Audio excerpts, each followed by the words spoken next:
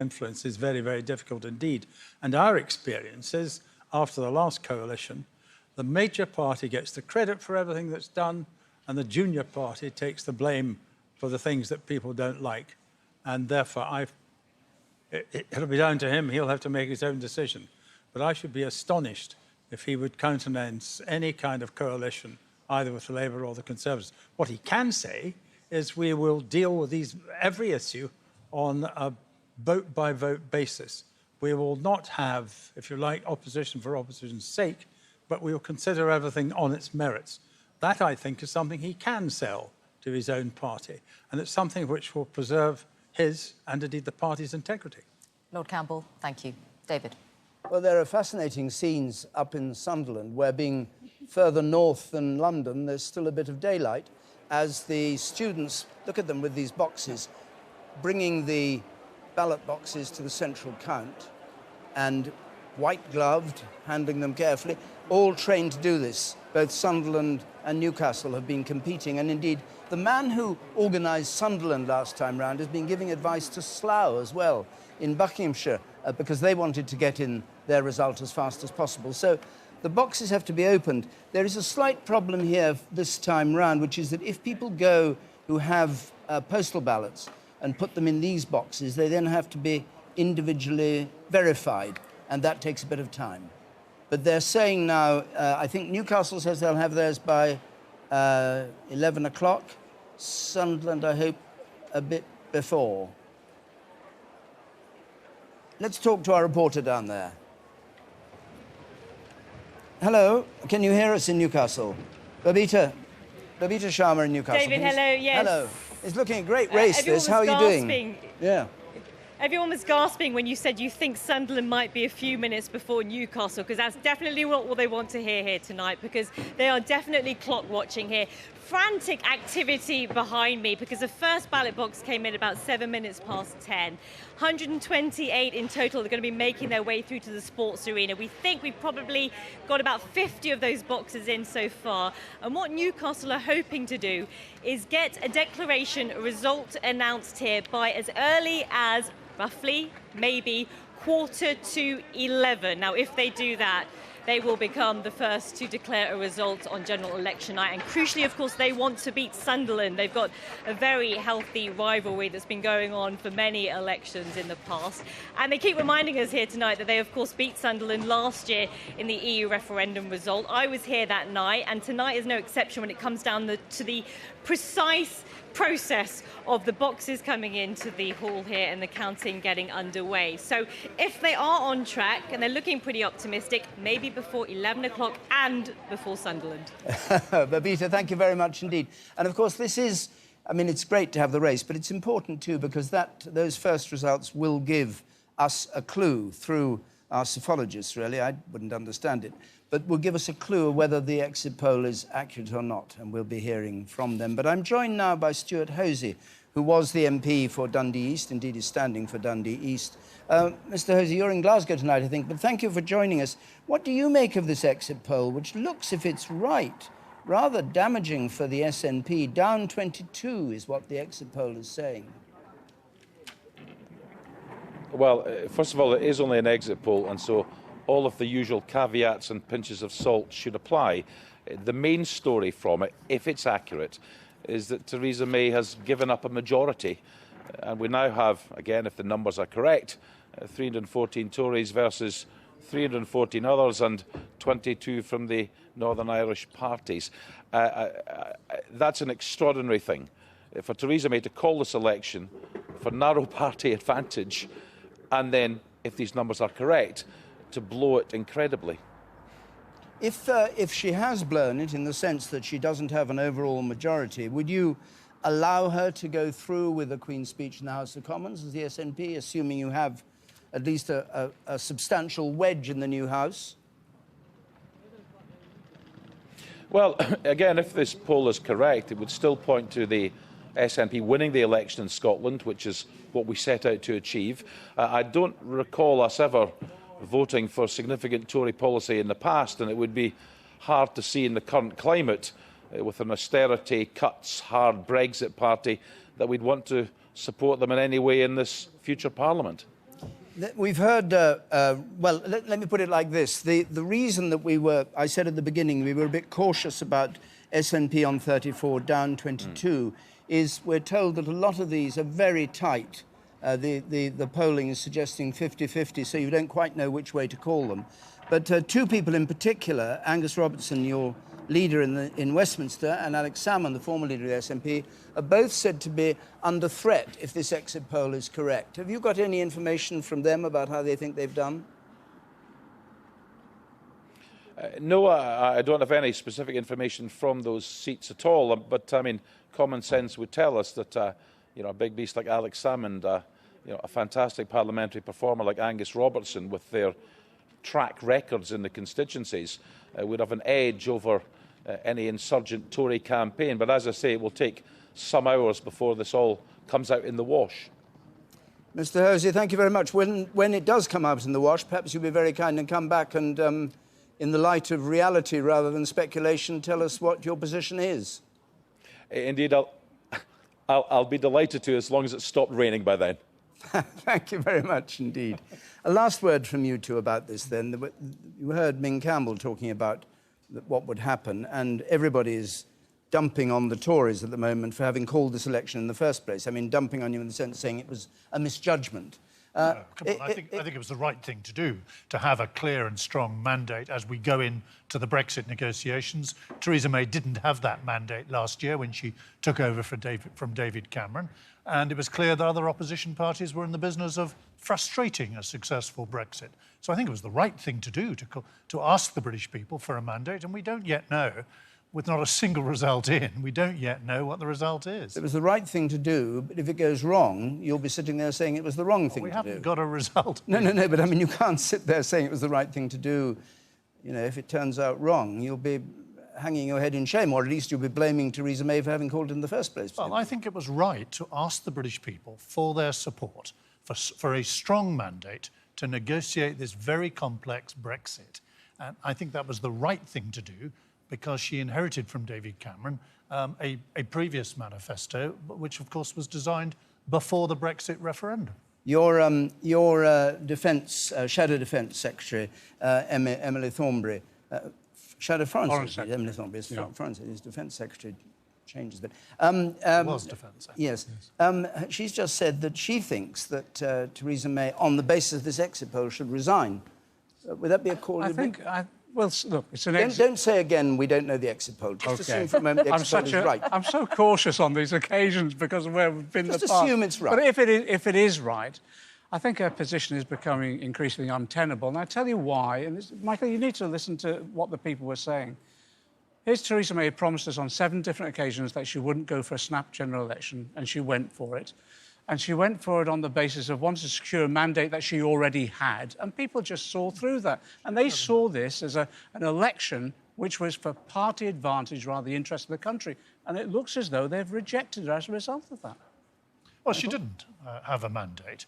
She came into Please, we voted for Article. Yes, she did not. We just voted for it. She did not have a mandate from people. Indeed, many people argued she should call an election much earlier. People saw this as pure opportunism, and it looks as though they've rejected it.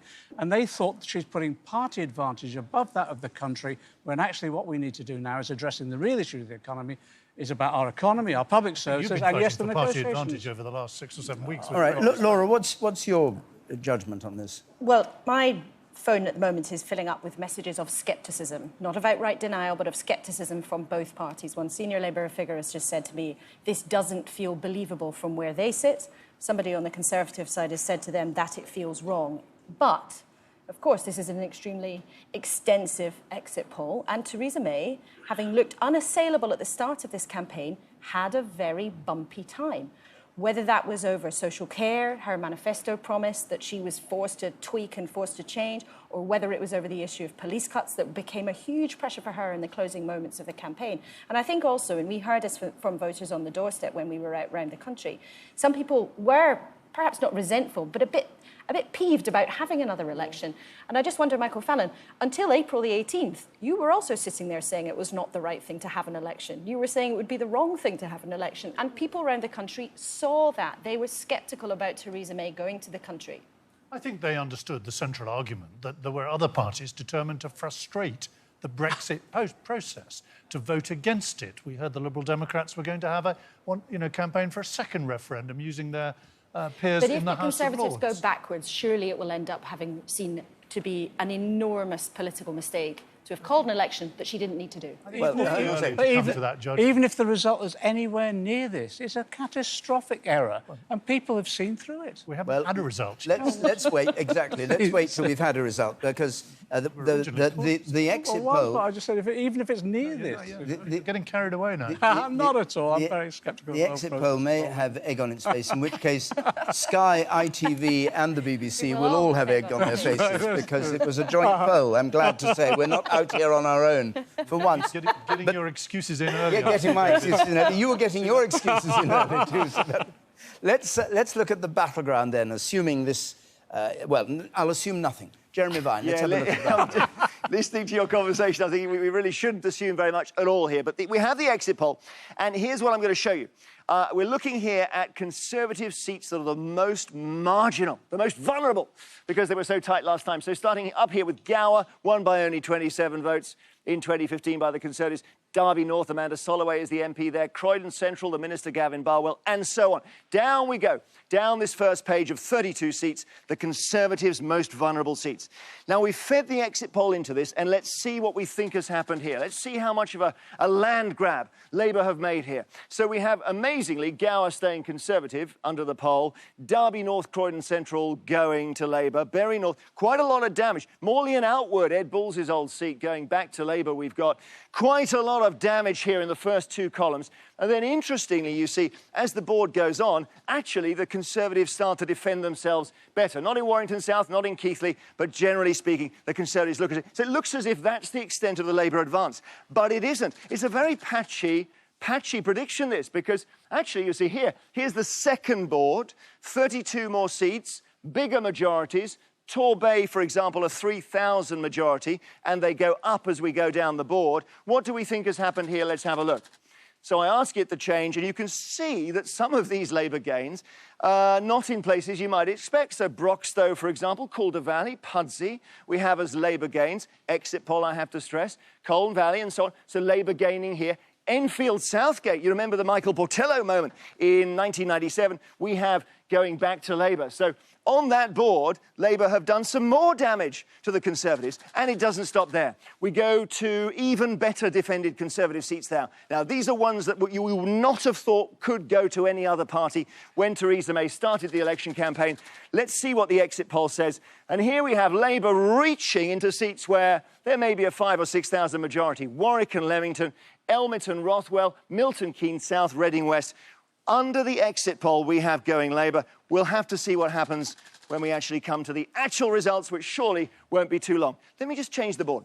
Let's turn it around now and let's look at targets. So when Mrs May called the election, she's thinking, OK, we're going to gain some Conservative seats, some Labour seats and from the other parties. Have they managed to make any gains in this extraordinary result where they seem to have reversed? Well, the seat that's most vulnerable to the Conservatives is Chester, because Labour won it with only a 93-vote margin. And then you go to Ealing Central and Acton, Rupert Hook in London, Berwickshire and Roxburgh's a very tight win for the SNP, and so on. So these are the seats that the Conservatives you would think, advance into first. Again, let's see what we think has happened. And you can see it's very, very poor performance. There's nothing, very little going on. They've taken, according to the exit poll, Berwickshire and Roxburgh, which was very marginal, Scottish seat, and we think as well Wrexham there. Ian Lucas was the MP there, so that seat would have gone Conservative.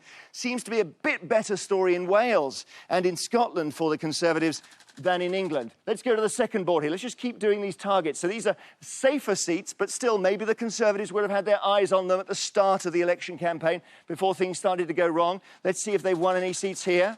Have the Conservatives won any seats? Yes, they have. But what have they got in common? Clwyd, South Wales, Dale in Wales, Allen and Deeside in Scotland, Clacton, obviously special case because it was UKIP, and Dumfries and Galloway, a Scottish seat, Aberdeenshire, West Scotland, and Newport East was Jessica Morden was the MP there. That was Labour. That was Wales. So in England, the gains for the Conservatives seem to be few and far between. One more board for you. Here we go. These are seats which would have been hard for the Conservatives to gain. Anything happening here? Let's see. very, very little. Perth and North Perthshire, Murray in Scotland, nothing in England.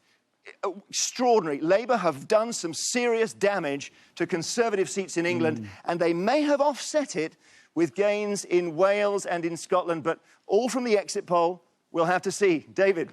Boy, oh boy, oh boy, are we going to be hung, drawn and quartered if this is all wrong? Which it still might well be, but we have to go on with what we've got from the exit poll, and indeed there's reaction already to this exit poll.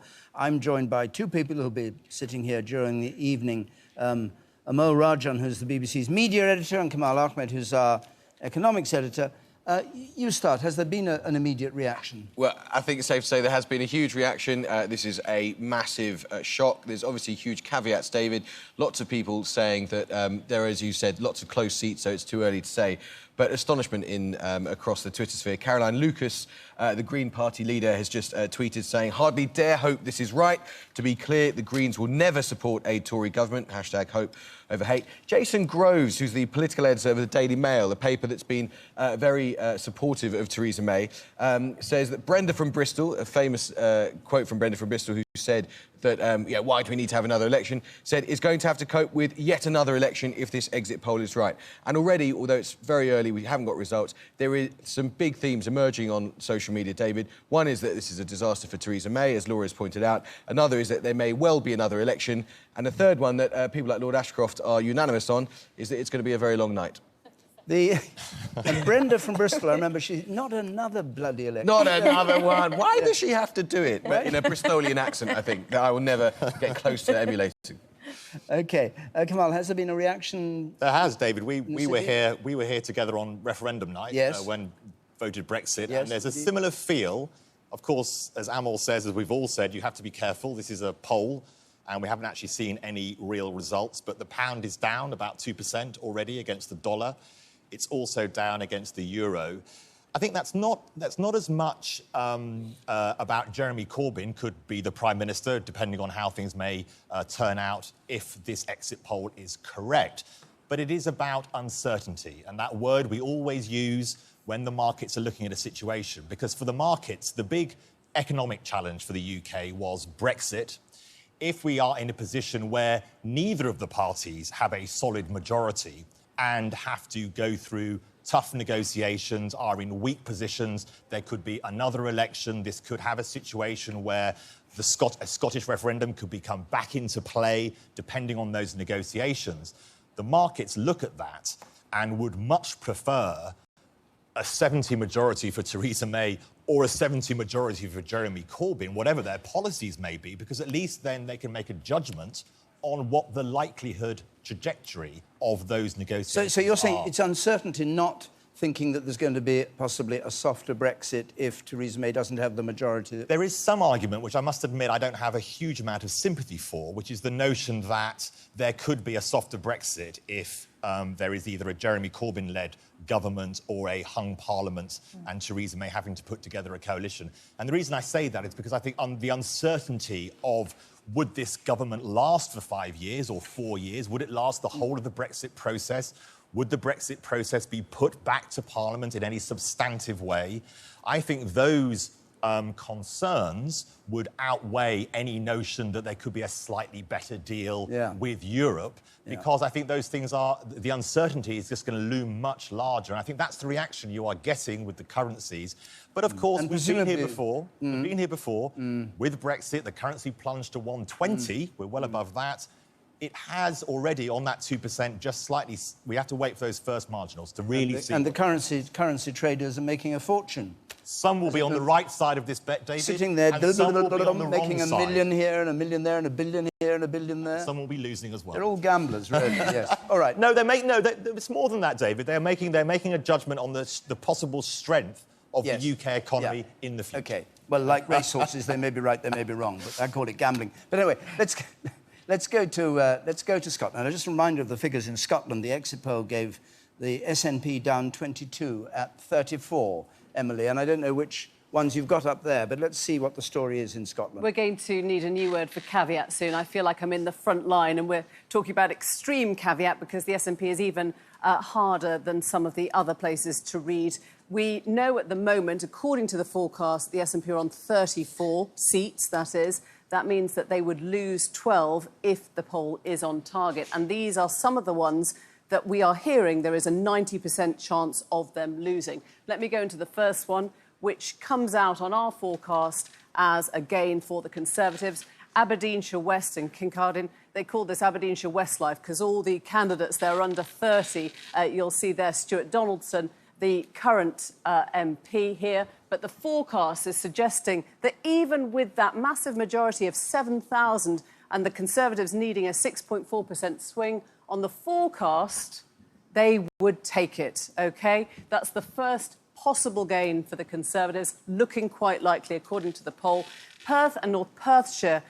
Now, this was the Conservative target 88, if you can get your head around that. It would seem as if the Conservative chances in Scotland may be much better than in England, but of course we haven't had a result in yet. This is what the forecast here is showing. It's what we call a Tory long shot. They'd need nearly 9% swing here, but that would put the Conservatives on 50% share of the vote if the poll is accurate. A couple of others that the SNP would lose, this time not to the Conservatives, but to the Lib Dems. This one much more tightly fought. John Nicholson, a former TV presenter, and under the forecast, the former TV presenter goes out, and in comes Jo Swinson, who you might remember from last time. She lost her seat, the Lib Dem business minister, in 2015, and she would take it back on a pretty decent share of the vote, 43%, a big gap there, much bigger than the swing she would need if we're on track. And one more, Edinburgh West, which was number 9 on the Lib Dem targets, and you can see how the 2015 share has those two top parties, SNP in first place and Lib Dems in second. On the forecast then, and this is often a four-way contest, you could see the Lib Dems taking 40% share of the vote. Now, these are all tentative, but why I'm showing you those is they are the most likely ones to actually change colour tonight. There are a lot more in Scotland that we would call 50-50. They're on the cusp. We wouldn't go further than that at this stage, but that's why the exit poll is in such a sort of caveated mode at present. And these parties that are eroding the SNP are all pro the union, don't want another referendum on the union. Well, there you go. That might have something to do with it, certainly, if we're seeing that step backwards from the SNP. But what's interesting is, for example, in Aberdeenshire West, I was looking at the Leave vote as well. Yeah. Aberdeenshire West, you can see 39%, which looks like quite a low Leave vote, although, to put it in context, it's quite a high Leave vote for Scotland. Maybe that has given the Conservatives a bit of a chance here. Some of them in Scotland, we know, are in the sort of 70-30 model. Thanks very much, Emily. Well, let's go up to Scotland, to Edinburgh, and join Sarah Smith, the Scotland editor. What do you make of this poll? And, of course, you'll be entering the same caveats everybody else has, but if it's true... Absolutely, and the SNP themselves look a little anxious about this, but I wouldn't say that they think they're on target to lose that many seats. They were braced for some losses, because remember, they had such an amazing result 2 years ago where they won 56 out of the 59 seats that are in Scotland. It seemed inevitable that they were going to lose some of them. This would be really, really remarkable if the exit poll is in any way correct about that. And as you were alluding to with Emily there, the dynamic of this campaign in Scotland has been completely different. You have the SNP as the incumbents, essentially, because they had so many of the seats, and the Tories as the insurgents, the ones who thought that they could take a few seats off the SNP. They were optimistic about something between 6 and 10, maybe even a dozen seats. They would be very happy with that in Scotland. And the campaign narrative here has been different because it's been all about independence, because it was just 3 months ago that Nicola Sturgeon said she wanted another referendum on Scottish independence. And the Tories have cast themselves as the one party who say they can stop another independence referendum, the most staunch defenders of the United Kingdom, although, of course, Labour and the Lib Dems also say they don't want another Scottish referendum. But the Tories have really taken on that mantle of the Union, and that's what they hope could propel them to take a good few seats off the SNP tonight. Well, thank you very much indeed. Let's go to Cardiff and join Sian Lloyd. The Plaid Cymru figure was that it remains at 3. What other things have been on in Wales? We expect any other changes? Well, I'm in Cardiff, where 3 of the 4 Cardiff constituencies are counting. We're not expecting any results from here for quite some time. Carwyn Jones, the First Minister of Wales, has just been alongside me here on the balcony. He's just arrived at this count and was just trying to get a sense of his reaction to this exit poll, because earlier polls were saying that perhaps the Conservatives could gain 9 seats here in Wales. Of course, Wales has traditionally been a Labour stronghold for the past 100 years. It was only back in 1983 that the Conservatives had their high watermark here when they gained 14 seats at the height of Margaret Thatcher's popularity. But Theresa May was hoping to make inroads here. She came to Wales 3 times during this campaign to 4 different constituencies. She went to Clwyd South, to Wrexham. She was hoping, Wales had voted to leave, that in some of these Welsh marginal constituencies that had voted to leave, that she would be gaining support here, and she was really targeting them. Of course, we've got to see what the results are now. Carwyn Jones, the First Minister of Wales, really led Labour's campaign here in Wales. Jeremy Corbyn did visit, but he wasn't particularly visible here, and Labour were campaigning under the brand of Welsh Labour, which they say has been successful for them in the past. What he's just been saying now is that he doesn't want to comment on it too much on this exit poll. Of course, it's very early days, but he did make the point that he didn't feel that Theresa May had engaged with people when she had come on these visits, and he made the point that she hadn't entered into the debates. Plaid Cymru, as you said, expected to remain on 3. They have been working very hard on Ynys Môn. That was a target seat for them, and their former leader, Ieuan Wyn-Jones, coming out of retirement to stand as an MP there. So they're going to be looking very closely at that. And also the Rhondda, where they've been working very hard. It's their leader, Leanne Wood's backyard, and they've been campaigning very hard there on the streets. And it's where Leanne Wood chose to launch the Plaid Cymru manifesto. Sian Lloyd there down in Cardiff. Clive Murray is in South London, Tooting. He's in Tooting, covering Battersea and Putney as well. What's the story there tonight? I should just say, Clive, before you start, we're keeping an eye, obviously, on our first result from Sunderland or wherever. Over to you, anyway. Yes, could be very interesting here in the Wandsworth area. 3 constituencies, as you say, David. Putney, Justin Greening, Conservative Cabinet Minister, big figure in the party. Pretty unassailable, it seems, according to the polls. 10,000 majority, so highly likely to retain that seat for the Conservatives. It's the Tooting and Battersea seats that could be very interesting indeed. Tooting, of course, Sadiq Khan's old seat, now the Mayor of London. In the by-election, once he stood down in 2016, it was held by the Labour Party, Rosina Alin Khan, but her majority was just over 6,000, and the Conservatives have coveted Tooting for the last 2 election cycles at least. They've poured money in here, they've poured campaigners in here, and they really felt, certainly up until the last 4 or 5 days of the campaign, that they were making inroads. But I've talked to some of the Labour activists here. They're pretty confident that they will hang on to Tooting. They've been putting out mail shots to all their activists in the area to come to Tooting to campaign, and their feeling is that they've done pretty well on the doorstep. The final seat here, Battersea, held by the Conservatives, Jane Ellison, a majority of 8,000, but that tonight is being described as on a knife edge. And if the overall exit poll that you've been talking about throughout the evening is anything to go by, then it could well be that the Labour Party have taken that seat. So very interesting times here at the Wandsworth count. We're waiting for Houghton and Sunderland South. Before we get it, and there they are counting, Emily, tell us what we should look out for in terms of verifying the exit poll, if you can do that. This is the first real test of the exit poll and whether it's on target. This is the 2015 share of the vote. It's solid Labour. We don't expect that to change. Labour then on 55% share of the vote at the moment. UKIP in second place on 22, and the Conservatives in third place on 18. Now, if our forecast is on track, then Labour's share of the vote will go up to 68%. Keep that figure in your mind, and when the real result comes in If it's on or around there, we know that the exit poll is correct in this seat, in this part of the world, at least. This is what our forecast is suggesting. There could be a big drop for UKIP there, down 15%. Some gains, even for the Conservatives here, and large gains of 13% for Labour. So those are the sorts of figures that we'll be putting side by side the exit poll to see if it all makes sense.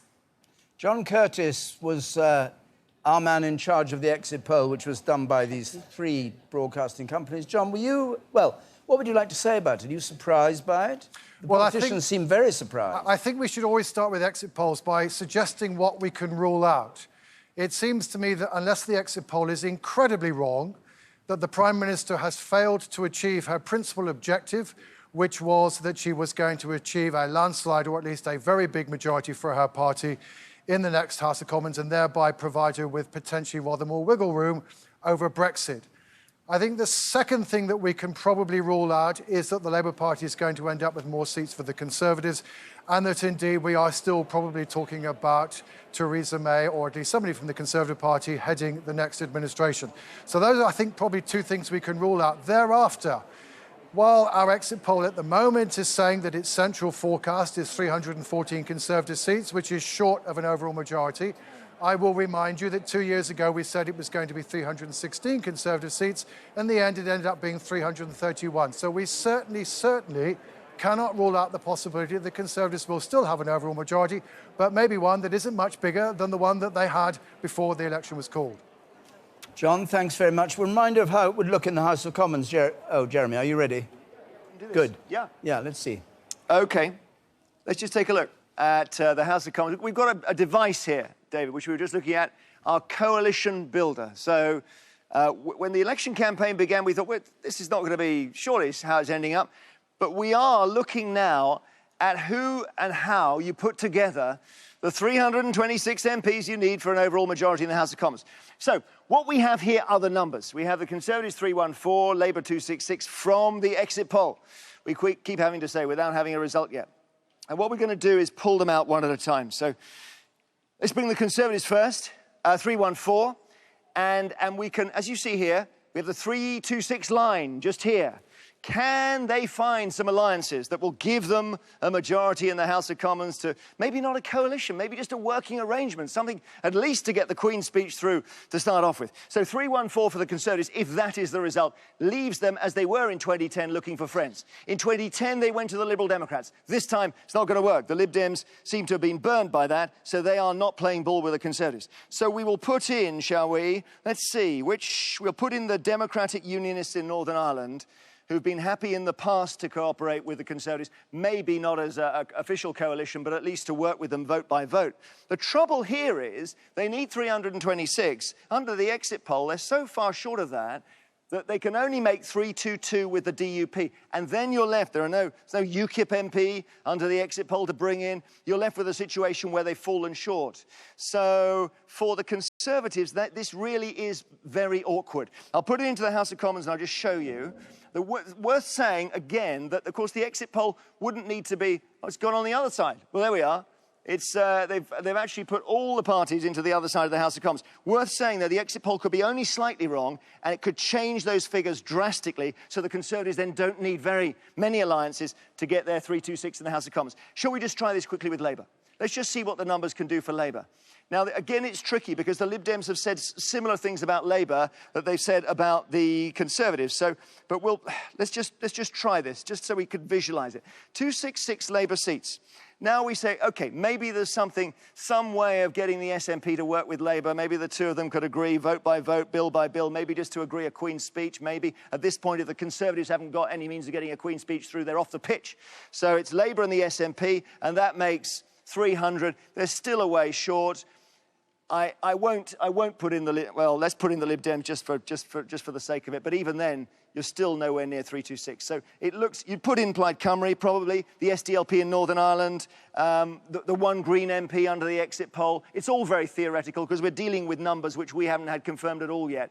But it's no easier for Labour to put a team together to get to 326 under these numbers. I mean, this exit poll is so extraordinary, David, because it leaves all the parties a bit stuck. It really does leave the Conservatives in difficulty getting to 326. Let's just look at one of the building blocks of that, Jeremy. Jeffrey Donaldson of the DUP, Democratic Unionist Party in Northern Ireland. Last time round, Mr Donaldson, you had 8 MPs. If that happened again, what's your view of what you do, and what do you make of this election that was called to give the Prime Minister an overall sweeping grand majority? Well, David, good evening from Lisburn in Northern Ireland. This is perfect territory for the DUP, obviously, because if the Conservatives are just short of an overall majority, it puts us in a very, very strong negotiating position. And certainly that is one that we will take up with relish. And what would your negotiating position be, just for viewers who don't know what it is? Well, I'm not going to spell that out in detail at this stage. Obviously, as in 2015, we had a lot of speculation. At the early stages of the evening, the Conservatives in the end managed an overall majority at that stage. So I'm not going to preempt the outcome. But what I will say is that we will be serious players. If there is a hung parliament, we will go in and we will talk to whoever it is. It looks like the Conservative Party will be the largest party. We will talk to them. We have a lot in common. We want to see Brexit work for the United Kingdom and, of course, for Northern Ireland. We want to see the union strengthened, and the Conservatives are committed to that. So I think there is a lot of common ground on which we can work. And obviously, we will want to get the best deal for Northern Ireland itself. So you're keeping something up your sleeve from our viewers tonight, Mr Donaldson, because we know you were in favour of Brexit, and presumably you'll put your, change the analogy, shoulder to the wheel on that. But what else is it you're thinking of? Just give us a clue.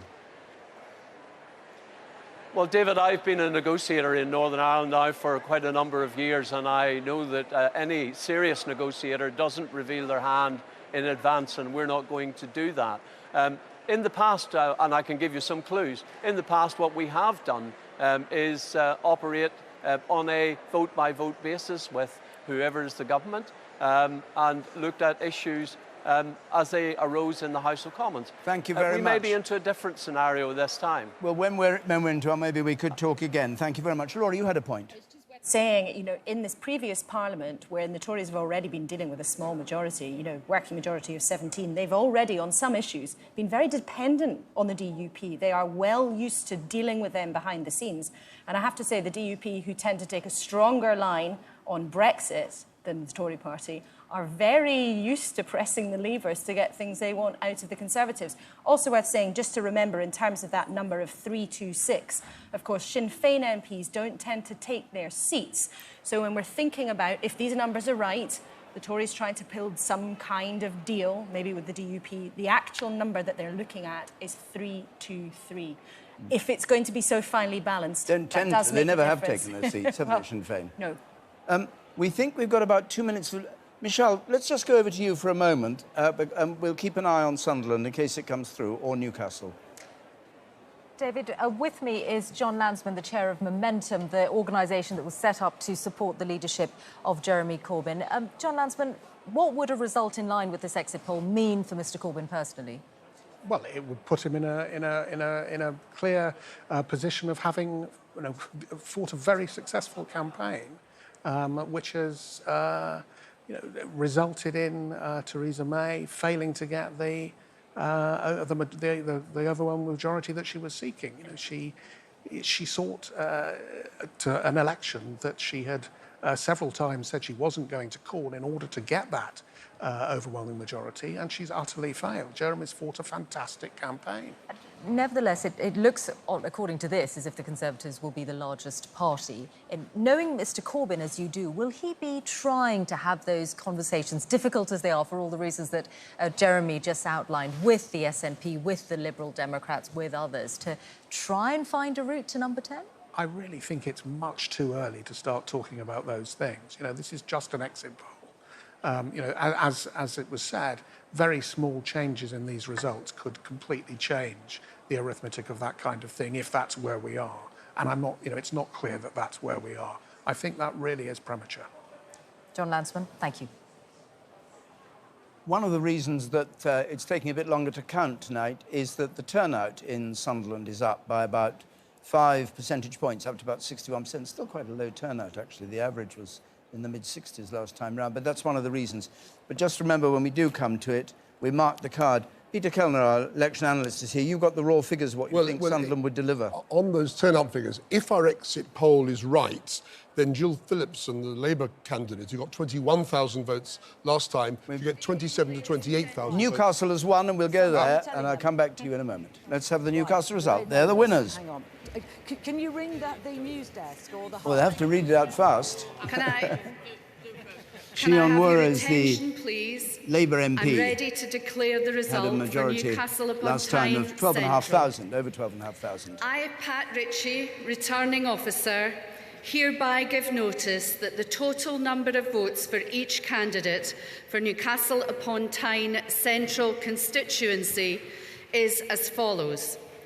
Nick Cott, Liberal Democrats, 1,812. Steve Kite, Conservative Party candidate, 9,134. David Mewat, UK Independence Party, UKIP, 1,482. Chi Onwurah, Labour Party, 24,071. Peter John Stewart Thompson, Green Party candidate, 595. And that Chi Onwurah has been duly elected to serve as member for the said constituency. So here for the first time is the way we'll be showing the results tonight. Newcastle, no surprise that Chi Onwurah has held the seat. Majority of 14,900 and so, up 2,200 from last time. The first victor of the night, let's just hear a word from her. The terrible murder of Joe Cox just a year ago, and following the atrocious attacks in Manchester and London. It is thanks to our police and our emergency services that the democratic process can come to such a successful conclusion. And I'd also like to thank the returning officer and all the staff here. It's a staff for an efficient and extremely quick count. And I'm also really glad to see that the National Youth Council... So the counters in Sunderland looking very pleased with themselves, at Newcastle rather, having beaten Sunderland, pipped them to the post. Now, the interesting thing about this is, let's just see the share, and this tells you the story. Labour on 65%, the Conservatives on 25%, Liberal Democrats on 5%, UKIP on 4%. The change since last time, Labour up 10 and the Conservatives up 10 percentage points, UKIP down 11. And the swing from Conservative to Labour, 2%. Now, Peter Kellner, in your view, that is better for the Conservatives and worse for Labour substantially than the exit poll was suggesting. The projection from the exit poll to this seat was suggesting a split Labour Conservatives 74% 14. We've got 65-25. So the exit poll was projecting a 7% swing to Labour. We've got a 2% swing to Labour. Now, you know, this is a safe seat. It's not a battleground seat. The exit polls are not going to be that reliable in these kinds of seats. Well, OK, but let me it's ask... first straw, it's better for the Tories. Let me ask John Curtis that. Peter Kellner says it's not as accurate in this seat. Is that right? Or do you accept the analysis? Absolutely right. And I can explain why we were forecasting a big swing to Labour in this seat. One of the things that the exit poll looks as though it found is that Labour would do better in the seats that it was defending where there was a substantial Remain vote in 2016, as opposed to those places where there's a substantial Leave vote. So, for example, we don't expect Labour to do as well in Sunderland as we thought they would do in Newcastle. But I think what we should note at this point is simply the direction of travel. It is a 2% swing to Labour. Yep, it is a safe seat, but it is the first sign of the night that maybe the country is going to drift from the Conservatives to the Labour Party. Drift from the Conservatives to Labour? Yes, we've got a 2% swing to Labour in this poll. In this seat. Drift, but not for Labour to overtake the Conservatives. Just saying No, move absolutely. towards I mean, if we were to... And Newcastle, of course, was 50-50 on Brexit pretty well, wasn't Sure, it? yeah, but it's a much more pro-Remain Labour seat than... Yes, I take that. Is the Sunderland I don't know what's happened to Sunderland, John. They were beavering away, but nothing seems to have happened. All those white gloves and that running around. But one of the things to say, David, that increase in the turnout in Newcastle is something that it is thought has occurred fairly broadly across the country. And given that one of the question marks about this election was, would people turn out? Would young people in particular turn out? I would guess that the Labour Party would regard the evidence that turnout is up as relatively encouraging from their point of view. And do you have any evidence about young people? Because we know that... No. I can't...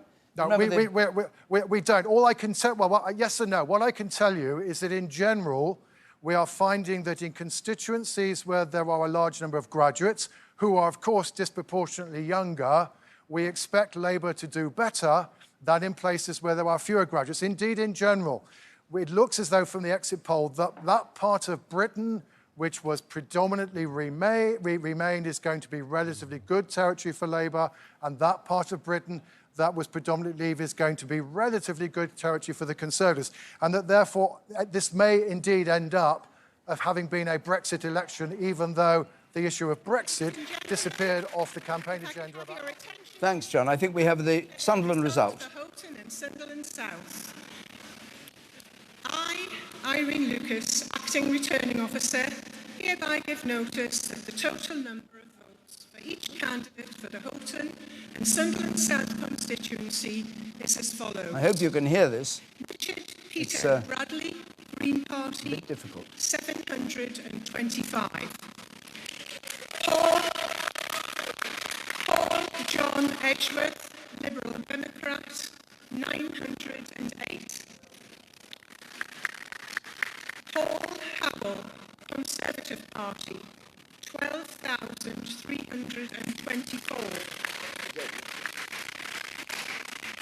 Michael Anthony Joyce, UK Independence Party, 2,379. Bridget Lave Phillipson, Labour Party, 24,000.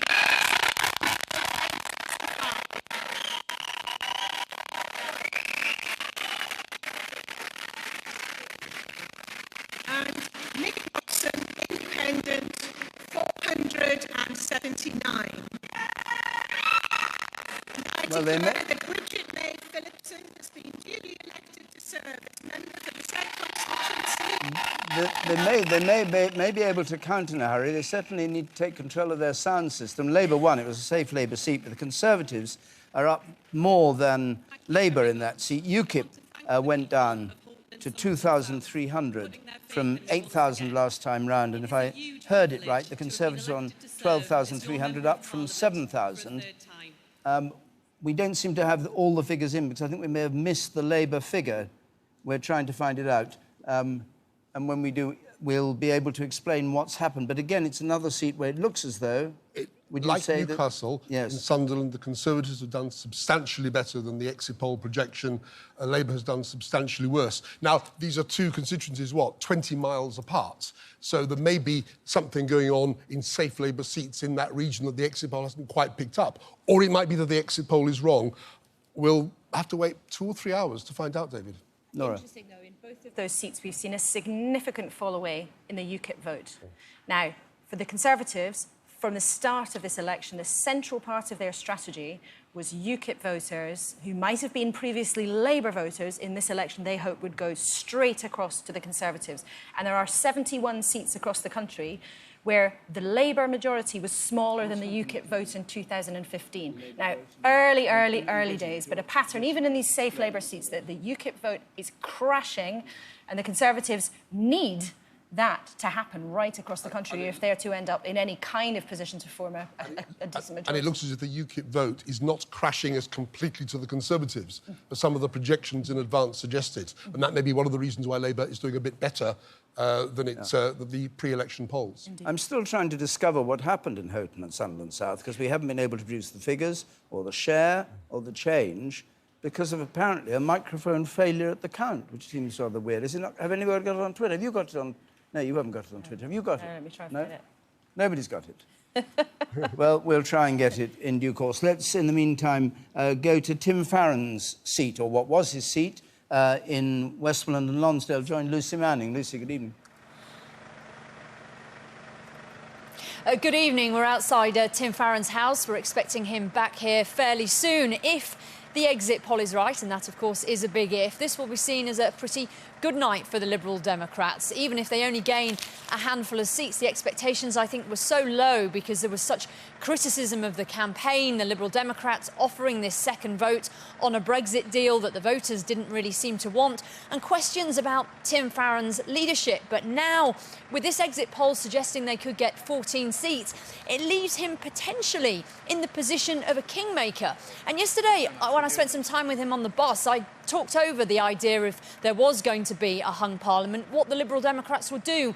He was absolutely clear that there would be no deals, no pact, no coalition, no confidence supply where they voted for the budget. Of course, you remember, everyone remembers the Liberal Democrats got burnt when they went into coalition. They lost all those seats at the last election, and he is mindful of that and doesn't want to repeat that. And Lib Dem sources tonight being very clear that that position stays the same. No deals, no coalitions, no pacts. So if there is a hung parliament situation, I think the Liberal Democrats will be in a situation where both sides might want them, but they will only offer support on a vote-by-vote basis. I should add that they are not sure this exit poll is right. They are being cautious. In previous years, the exit polls had them on more seats than they ended up getting. They say that some of their key battles are too close to call. They're seeing a hardening up of the vote for Labour in some of the university seats that they hope to get. But I think at the moment they are more optimistic than I think they thought they would be at this stage. Well, whether they have that traction, we'll discover as we get a few more results in. We now do have the Houghton and Sunderland South result, a safe Labour seat. There is the raw figures, 24,665 for Labour. UKIP in third place, Conservatives going up into second place. And the change since last time, let's just see that, or rather, yes, there's the change. Conservatives up 11 percentage points, UKIP down 16 percentage points. The swing here from Labour to Conservatives of 3.5%. So, Peter Kellner, what do you make of that one? Well, the exit poll expectation was almost the exact swing in the opposite direction, around a 3% swing to Labour. So these first two results unquestionably will be cheering the Conservatives up after a pretty grim hour following the exit poll. But whether that cheer will carry on through the seats that really matter, the battleground seats where the majorities last time were very much narrower, that we'll have to wait and see. What would you be looking for next as a test? Because these are both seats in the northeast, and where would you want to get your spread if you wanted to make it clearer? It may be an hour or two before we get, because these seats rush to declare, and there may not be many in the really interesting places. Slough, we were told Slough was going to be very quick. I don't know whether they are. Well, Slough would be interesting. Swindon North would be interesting. Battersea and Putney, two of the relatively early London declarations where the Conservatives might be vulnerable if Labour doing really well in London. Putney, of course, Justine Greening, the Education Secretary. Tooting, a Labour seat, Sadiq Khan won 2 years ago. These are the kind of seats, but I think a lot of these will be waiting until 1 to 2 o'clock in the morning to get. These very, very early declarations where they rush with all those kids to get the counts done within an hour, that's the exception. Right. More or less everywhere else, it'll take a lot longer. We're joined by a familiar figure from politics, one party or another, Neil Hamilton, who's now the leader of UKIP in the Welsh Assembly. Mr. Hamilton, good evening. Good evening. It does look like a bit of a wipeout for UKIP then. You've done your job, you've got your Brexit, and that's it. Game's up. Well, we've been squeezed. I mean, Theresa May intended this to be a sort of binary competition between Labour and the Tories, although it hasn't quite worked out as she expected after her disastrous campaign. But, UKIP has an endearing place in Welsh politics, certainly. We have our members in the Welsh Assembly for the next 4 years. And I believe that after this disastrous election for the Conservatives, we'll be able to carve out a permanent niche for ourselves in UK politics as well, because we put forward a lot of policies in this election campaign campaign, which none of the other parties can copy us on, like slashing the non-humanitarian aid budget significantly to put money into the health service, scrapping green taxes to cut people's electricity bills. None of that really came out in this campaign, which was focused, I think, for UKIP supporters purely on the Brexit issue, and a lot of them have clearly gone to the Tories, without which Theresa May's position would have been very, very bleak indeed. UKIP, it looks as though UKIP won't have any seats in Westminster. You presumably would go along with that. You don't expect to gain a seat. Yeah. No. So your strength will be in Wales, really, I mean. Well, it is, as a matter of fact. No, that yes. was meant to be a tease. I wasn't actually saying that you could rebound from Wales. Well, in Wales, of course, we have a proportional representation system, which means that we get fair representation, unlike in the first-past-the-post system at Westminster. Neil Hamilton, thank you very much. Let's just hear what reaction has been for these two results, if you've got any, that we've had in. Well, there's the initial shock, I think, David, in Conservative circles has subsided to some thoughts about the longer-term implications. Tim Montgomery, who's a very influential Conservative writer, just tweeted, Theresa May has been most disastrous Tory leader since, Eden, Anthony Eden. So there's some talk about how long she will last as Prime Minister. Tom Newton-Dunn, who's the political editor of The Sun, again, another paper that was very supportive of Theresa May, has been in touch with senior Tories who said that they've now crunched their own numbers, and this supports what Peter Kellner's been saying, are convinced the exit poll is wrong. The quote he's got off the record there is, it simply just doesn't add up. More broadly, there's obviously a lot of talk about what this means for Brexit. And Alistair Campbell, who's been one of the most vigorous opponents of Theresa May and the Conservatives' plans for what he describes as a hard Brexit, says, this election is a rejection of May and hard Brexit, a vote for one to go and the other to be revisited. That's obviously going to be a big part of the post-election discussion. And we've got some of the initial foreign reaction, because Carl Bildt, the former Swedish Prime Minister, has also put up a message saying this could be messy. This could be messy for the United Kingdom in the years ahead. One mess risks following another, price to be paid for the lack of true leadership. So there's obviously huge international implications, and opponents of Theresa May in Europe are looking at this with some glee, I think. Laura, let's just go back for a moment to this exit poll. What would Theresa May need to get to quell anxiety, fury, plotting against her in the Conservative Party? What do you think she's obviously heard the exit poll. What would she be thinking to herself? How much do I need to remain I think Prime Minister? If the exit poll turns to be anything like right, then it is very, very dicey for her indeed. Why do I say that? Don't worry. Because even after the campaign, one senior Conservative said to me today, after the mistakes that she's made in the campaign, she will not be allowed to fight the next general election campaign.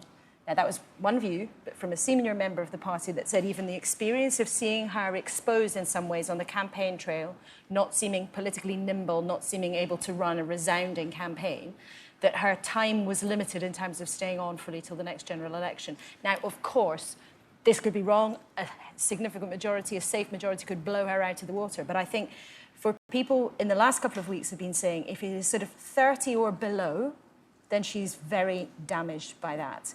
I think most Tories would have been happy with a majority of 50 or 60, but if the poll's anything like right, she's miles away from that. So if she ends up with no overall majority, she's very, very damaged. But I think if the result, even if she climbs up to a majority of sort of 15, 20, 25, 30, she's still very, very tarnished by this whole experience. Because, of course, she had a working majority of 17 Indeed, at dissolution. she did, which was uncomfortable. It was difficult. Yeah. She had to give up on some things. She had to change her mind. She had to drop policies that she was not going to be able to get through. She made her Chancellor ditch the central part of his budget because the party wouldn't wear it. But she did have a majority. She was actually still able to get things done. She didn't have to call this election. Do you think she'd be able to change her Chancellor, which everybody said before this election, Hammond was on the way out? It was widely expected that if she ended up with a majority, she was going to sack Philip Hammond. Now, you never know until the reshuffle actually comes, but that was a very wide expectation. But, I mean, she won't be in a very strong position to do things that offend other parts of the party. Indeed she's not. Close. But in terms of the current balance of the Conservative Party, I think cheerleaders for Mr Hammond would not necessarily be in great enough number to be able to force her to keep him. That said, if the political situation seems extremely rocky, extremely uncertain, certainly in terms of the economic reaction, changing a chancellor who's respected by the city is not something that would be seen as a wise move. Don't think that it's just us sitting here in the studio talking. All over the country, 650 places. Well, actually, since we've had 648 places. Are busy counting. Let's just see where they are. Islington, for instance, at the moment, where Jeremy Corbyn's seat is counted and Emily Thornberry's old seat is counted.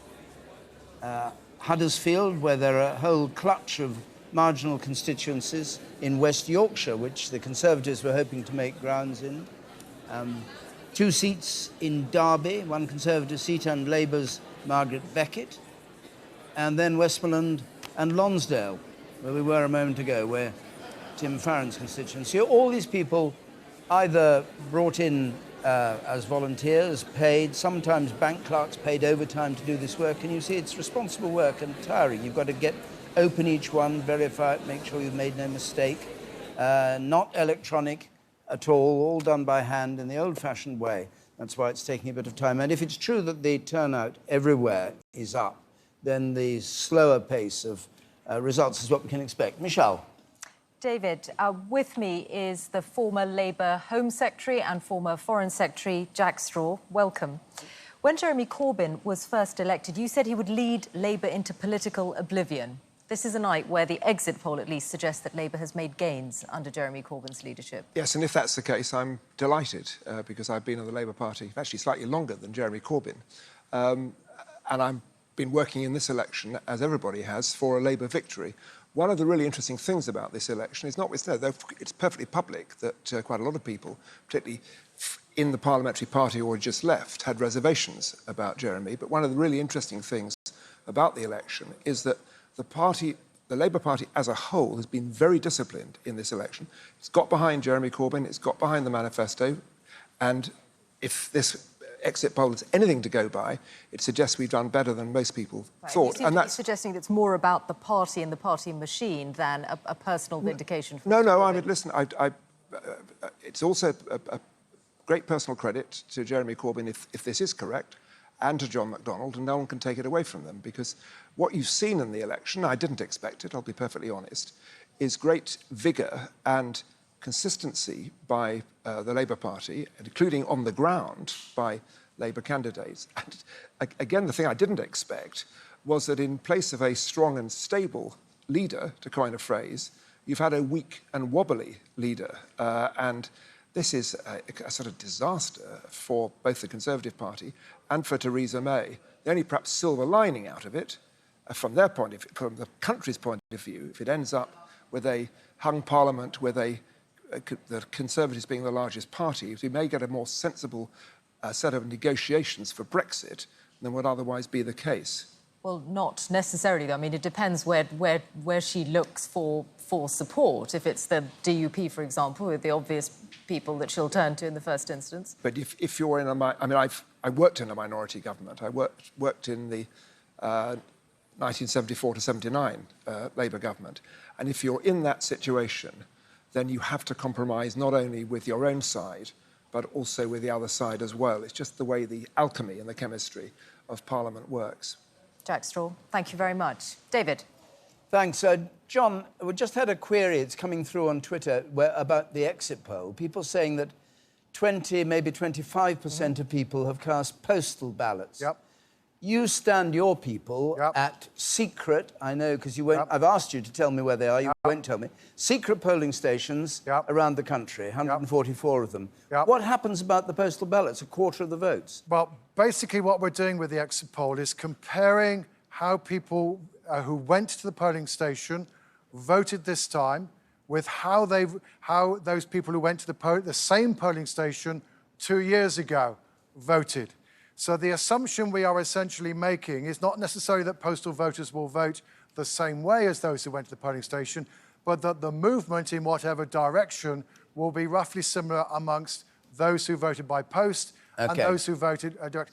That makes it clear. So it's a sample, really. That's obviously, it may be true they behave differently. The one thing I can tell you is that one of the things we looked at our data was our polling stations vary in the proportion of people who are registered to vote by post. But there isn't any relationship between the swing to the Conservatives or Labour or whatever and the proportion of people in a polling station that were registered to vote by post. And one other thing, is it possible under your exit poll that there could nevertheless, at the end of the night, be a substantial Conservative majority? Well, it depends on how you define substantial or big. But it was Peter Kellner's point. How would you define it, Peter? I would have said a majority. He's on toast now. Right. What I'm saying is if the exit poll is as wrong everywhere else as has been in these first two results, then you could have a 80-100 Conservative majority. OK, 80 or 100, he says. But even if you dial that down, you could still have a majority of 30 or 40. OK. John? Oh, a majority of 30 or 40, I think we still have to regard as potentially possible. No, he said 80 or 100.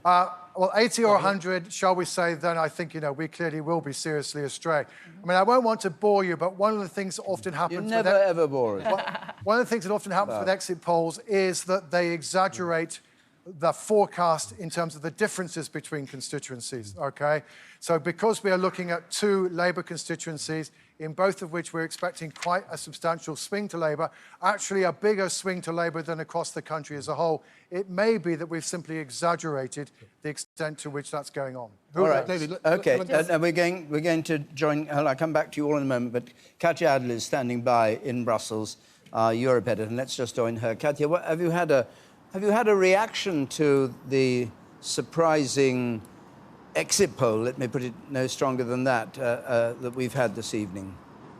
I mean, no official reaction so far because, of course, we are talking about exit polls, but I would love to see the thought bubbles here in Brussels in political and EU circles in Berlin and in Paris tonight, because it's in all of these places across Europe that people, politicians, leaders are glued to their television and radio sets tonight. It's not just in the United Kingdom, because, of course, this will have a huge impact on Brexit. Now, the EU didn't really care how these elections turned out, what flavour of government would come out of this in the UK. But nearly a year on after the EU referendum, they really want to get down to business. They were hoping to start those face-to-face negotiations with the UK for the first time in about 10 days' time. And now all of this, there's a big question mark hanging over it. They wanted, what they said was a strong Prime Minister, a secure Prime Minister, somebody who would be in place for the duration of the negotiations, somebody who knew their mind and were confident in it and wouldn't be beholden to smaller groups, whether within their party or outside their party, because what the EU doesn't want once negotiations start is someone who wavers and U-turns and doesn't really know their mind. And of course, this is most important of all for the UK, because that clock is ticking. Article 50 was triggered. The formal countdown to Brexit has started under EU rules. The UK only has until March 2019 to get that divorce deal signed, sealed and delivered by the EU, never mind a future trade deal. So any hesitation, that is costly for the UK. So in other words, they did want Theresa May to get a hefty majority, because you said at the beginning they didn't care, but from what you're saying subsequently, if they want clarity, if they want a leader who knows exactly what she's doing and doesn't have to look over her shoulder all the time, a big majority for Theresa May would have helped them. They didn't want Theresa May more than Jeremy Corbyn or anybody else. They said that they just wanted to have a Prime Minister who would be secure enough in their position to be able to know their mind and push it forward in the negotiations, to appoint a chief Brexit negotiator for the EU. That's the most important figure. That's the person who will be sitting opposite them at the table with the chief EU negotiator who comes from the European Commission, and they will be discussing or battling it out week by week, month by month, right up until the last minute, probably, by all Brussels deals, in the past. So what they need is a government that is stable, but not particularly for EU taste, Theresa May or Jeremy Corbyn or anybody else, but just somebody who will remain in that seat for the duration of the negotiations. It's interesting, this, because, as you know, there was some criticism of the campaign. We had John McDonnell here, John McDonnell, a moment, complaining that Brexit never surfaced, and he never talked about Brexit and how it would be conducted. The Conservatives never really talked about it. Is there a feeling that in Brussels that they have ideas, they know the way they want Brexit to go, but the British government doesn't know the way it wants it to go? That is so much the feeling here. I mean, from the Brussels perspective, or the EU perspective, if you like, the UK seemed to tear itself apart after the EU referendum with recriminations between Leavers and Remainers, and it then dived into preparations for a general election. And in the meantime, you know, almost 12 months have gone by, and during that time, the EU has been quietly getting its Brexit ducks in the row. It has its chief Brexit negotiator in place. He has his team in place, and they've been dotting the I's and crossing the T's. They have issued very, very detailed draft negotiating papers already on specific points, like the amount of money it wants the UK to pay before it leaves the EU, like EU citizens' rights, the rights of citizens who stay in the UK after Brexit, and the rights of UK citizens who stay in the rest of the EU. So this is very, very detailed. Now, Theresa May said that they also had a very clear Brexit plan, but they didn't want to divulge it. But as far as the public was concerned, there were a lot of platitudes that were spread around. Brexit means Brexit and so on, and no more details than that. And the EU, it's a big, big, big contrast. I mean, they can't keep anything a secret because there are so many players involved, 27 countries, plus the European Commission and the European Parliament. And so they are being transparent. They're publishing all of this, and there are a lot of details prepared already. Thank you very much indeed. Cambridge. Let's go to Cambridge now.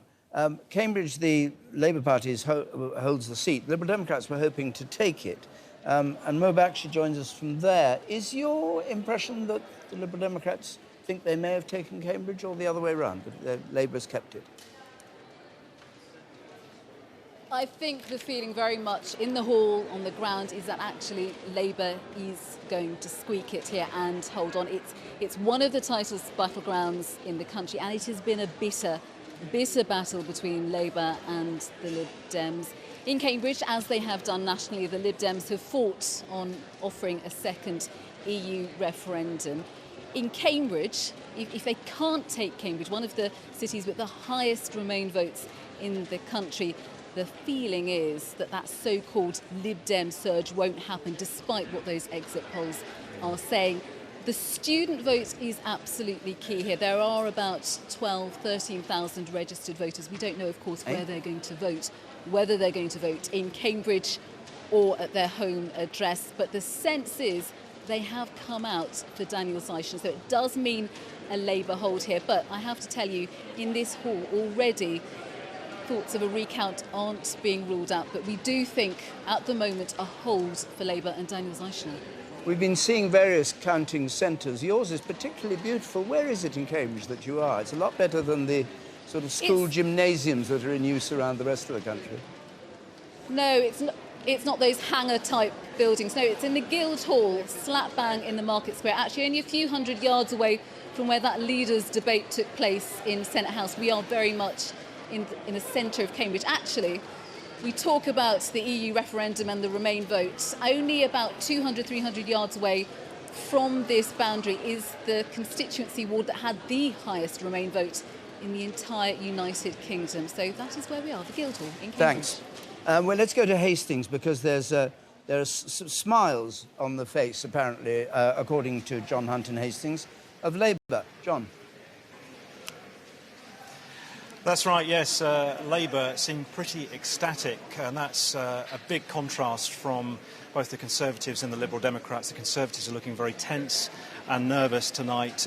Just talking to the Conservative Party chairman here, he says that they've had a positive campaign, but a strong vote in the county areas, but they weren't really very keen to talk very much beyond that. Of course, this is the seat held by the current Home Secretary, Amber Rudd. No sign of her yet here today, and we've been told that she will not give any media interviews at all today, but that remains to be seen. Labour say that they've had a fantastic campaign, despite this being a snap election that they weren't prepared for. They say they mobilised 2,000 volunteers and have canvassed more homes than they ever have done before. They say that's because of Jeremy Corbyn. The Liberal Democrats say their vote has been completely squeezed, and they're worried about losing their deposit here. John, thanks very much indeed. Sophie Rayworth is still up there in the northeast. Sophie, you've got 2 more declarations to come. What's the timetable?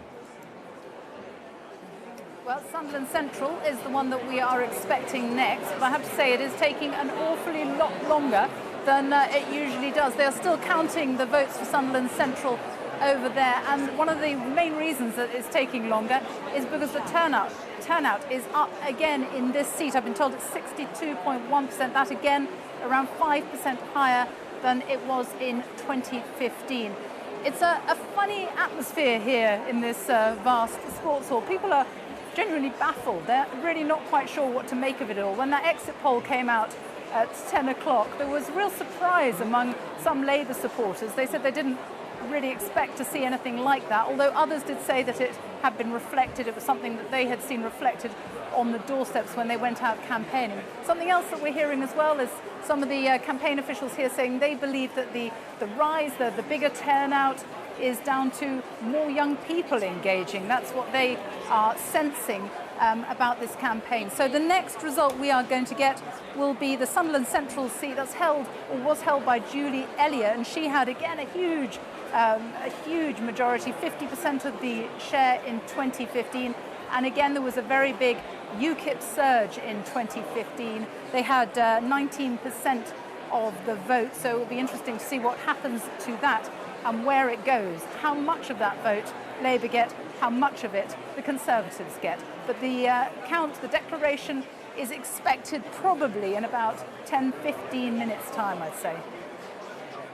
Wales, Emily. Let's just have a look at Wales, shall we? Yeah, it's not just Sunderland where they're baffled. I think we're all acknowledging things are quite up in the air at the moment, and we may be recalibrating some of our forecasts. But I started the night by pointing out the seats that Labour have a 90% chance of taking from the Conservatives, and I'm now going to pull up some seats that the Conservatives could take from Labour, and they're mostly around this part in North Wales here, just at the top. And I'm going to show you one as well that's on the Wales-England border, which we could get in quite early, Wrexham. Now, this has been Labour since 1935, not always safely. The Conservatives need about a 3% swing here. Labour majority of just short of 2,000. On our forecast, and that was the 2015 old vote, it suggests that the Conservatives could take up to 50% share of the vote. That's Wrexham, and we'll be able to compare that with the real result when we get that in.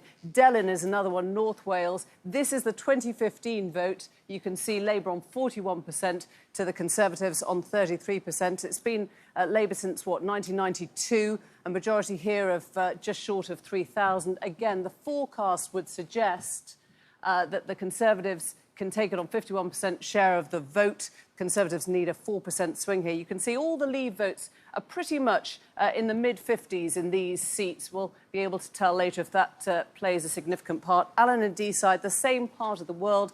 This is the 2015 share of the vote. Labour, obviously in the lead, they hold this seat. But on our current forecast, there could be a move to the Conservatives of more than 10%, putting the Conservatives into this seat. And the last one, Clwyd South.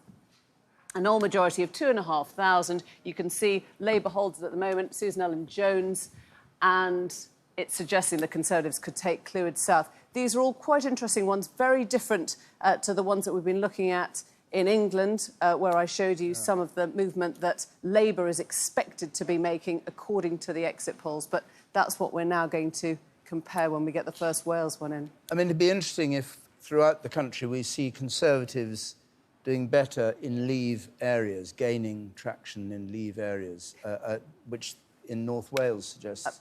I think that was sort of what we were expecting, but I would suggest at the beginning of the night we thought we would see Labour possibly doing better in Wales, in London, and the Conservatives doing better in other parts of the UK. I think, you know, as a lot of things are up in the air now, we're just waiting for any indication of what's actually going on the ground. Laura, what news have you got? Well, I think that's right, From the certainly. front. From the front. OK, so from around the front, just some tips coming to me as we sit here. For the Tories are looking very hopeful in Gordon in Scotland. Now, we know that the Tories are expecting probably around 8 or so seats in terms of taking from the SNP in Scotland. Gordon matters particularly because it is the constituency, of course, of none other than Alex Salmond, yes. the former SNP leader and sometimes called the Grand Poobah of Scottish nationalism. He's a major figure in Scottish politics. The Tories have been targeting that seat very aggressively. Soundings from there that they have taken suggest that they are doing very well. Labour are very hopeful in Edinburgh South of taking that seat from the SNP. But perhaps more importantly for the national picture, I've been told Labour's quietly confident in Croydon Central. Now, that is the kind of seat, it was around number 40 or so in their English targets, that it would give us a flavour of the kind of places where they think they could take. And Labour are quietly confident in Croydon Central. We heard through the day, given the response on the doorstep, that they were flooding it with activists to try to get the vote out. And that could be the kind of seat that tell us rather a lot about the general direction. We should explain the expression quietly confident, because it sounds like kind of code.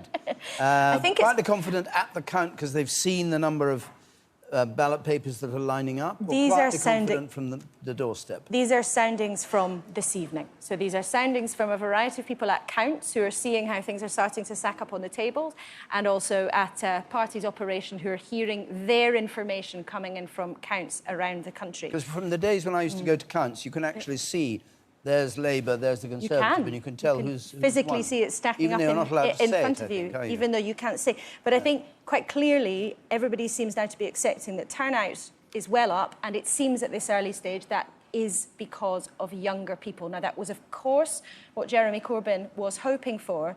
And one cabinet minister has just said to me, this is the election where young people started voting. And perhaps tomorrow it may seem for all the political parties that the demographics of who they have to try to please might be shifting. Michelle, yours. David, with me is the Cabinet Minister Priti Patel, the International Development Secretary. Welcome. I know you'll leave here and you'll get to your own count in Essex. But let's talk about the exit poll, because that is what we have at the moment, along with 2 results declared so far. If this exit poll is correct, then it was the wrong decision for Theresa May to call this election. Well, look, I mean, the exit poll, you know, is only an illustration. It's a projection. It's not the actual result. And there's a long way to go, as we're seeing already. But I think the point about calling the election, as the Prime Minister said when she announced it, you know, the country has a choice in leadership. Look at the big decisions that are up and coming around Brexit. Look at the big choices as well that we will be having to make as a country.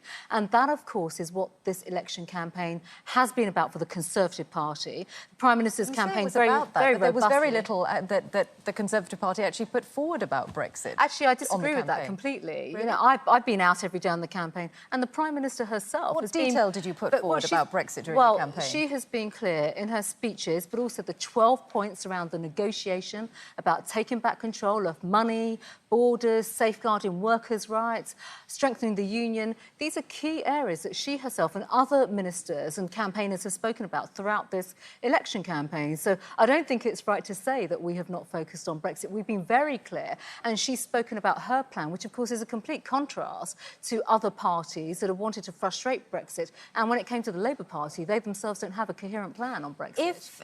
If your party ends up with either a reduced majority or, indeed, no overall majority in the House of Commons, what will that mean for her personally? Well, I mean, first of all, I don't accept, and I'm not going to go down the road of speculating what will happen. You know, what we will see, obviously, results coming together throughout the night. But I think, you know, we have a Prime Minister, and Theresa May in particular. She's been very strong in terms of the points, the challenges, tackling the real challenges, and being quite frank with the public about the future of the country, the direction of the country. We have very significant negotiations that we'll be going into in 11 days' time. That is the real focus. And obviously, we want to make sure, and she's been clear, that she goes out there, battles for Britain, gets the right deal for Britain, basically, as we go forward and negotiate Britain's future. But she could well, in the next few days, be in the position where Brexit negotiations are going to start next week, one way or another, and she is still in the position of looking around and trying to see where she can find the support from other parties to shore up her position. Well, I think, importantly, she has been clear, and actually the Conservative Party, the Conservative government have been clear, post the referendum, that Brexit means Brexit. We are going to deliver Brexit. We need to get on and do that and safeguard the right deal. The point I'm making too is she might be she's in a very if this is borne out, she's in a very different position to that, isn't she? Well, I don't think so, because nothing changes in terms of the fact that negotiations will be happening. And she is clear. She's a woman of great conviction, as we've heard throughout the campaign, in getting the best deal for Britain. She's going to put our national interests first, front and centre of this negotiation. And that is exactly where the preoccupation and all her energies will be. Did she herself want to call this election, or was she talked into it? No, I think, you know, it's her choice. She made that difficult decision, and Yes, but was it her call. initiative, or was she talked into it? No, you know, she was the Prime Minister. She's made that call, and she was very clear as to why she called that election, to look to the future, to strengthen her hand, to negotiate the best deal for Britain. And I have to say, I think she's fought the campaign very strongly, you know, travelling the country endlessly, day in, day out, as all colleagues have been as well, fighting to make that for the point Sunderland very Central constituency is as follows. Sean Christopher Coburn, Independent, 305 votes. Julie Elliott, Labour Party, 25,056 votes.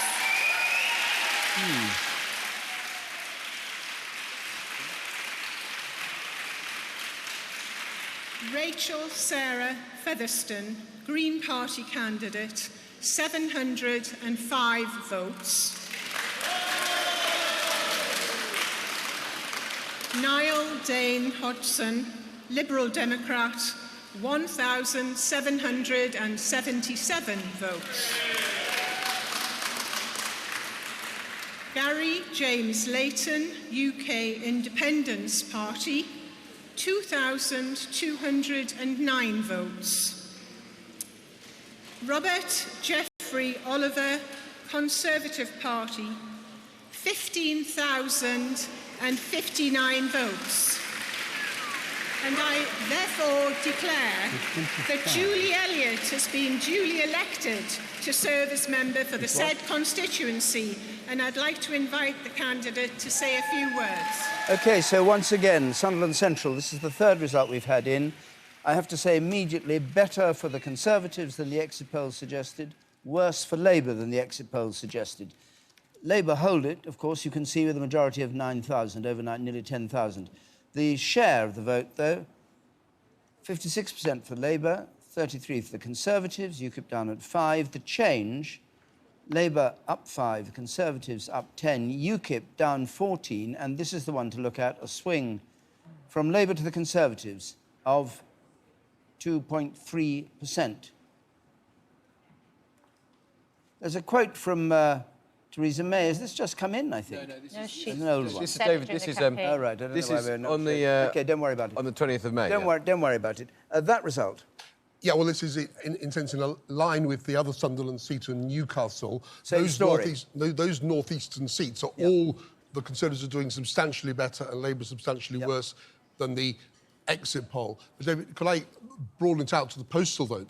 Yes, if you're quick, because I want to go over and have a look at the northeast ones with Emma. Because my sources inside the Labour Party say they're very worried that outside London there's a huge swing to the Conservatives amongst people who voted by post and therefore are not being picked up by the exit poll. If they're right, then that suggests the Conservatives will end the night rather better. On the other hand, if Amber Rudd is in trouble in Hastings, well, then Labour are doing better there than the exit poll suggests. We're getting really conflicting signals, and all I would say is, at this stage, I wouldn't put any money on any results between the Conservatives getting 310 and the Conservatives getting 350 or 360 seats. Telford, apparently, is also proving very close. Labour hoping to oust the Tories from there. Let's just see the North East result a moment, and then we'll go around. Well, let's just go round first, just to prove that things are still happening. Cardiff, Aberdeen, Leeds. Let's just see those three places where counts are going on.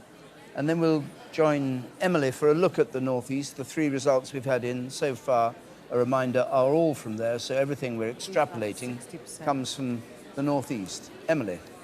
Yeah, what I've done is I've put up three swings now of the seats that we've had in declared already. And what you can see is a sort of pattern emerging. In Sunderland South and Sunderland Centre, we've got a swing to the Conservatives away from Labour. Here in Sunderland South of 3.5%, slightly smaller in Sunderland Central. And in Newcastle Central, it's a swing towards Labour, smaller one of 2.1. What difference would we say? Well, Leave vote was 48% in Newcastle Central, much higher in the Sunderlands, around the 60. So it does tend to suggest, on this scant evidence so far, that the Conservatives might be doing better in places, as we'd expect, where the Leave vote was higher, and Newcastle tends to be pushing towards Labour there on a higher Remain vote. We go down to Brighton on the south coast, where Julian Warwicker is, where the Conservatives hold Brighton Kemp Town, and Labour was hoping to challenge them there, and where, of course, there is the only Green MP in the last House of Commons. Julian, what's the story there?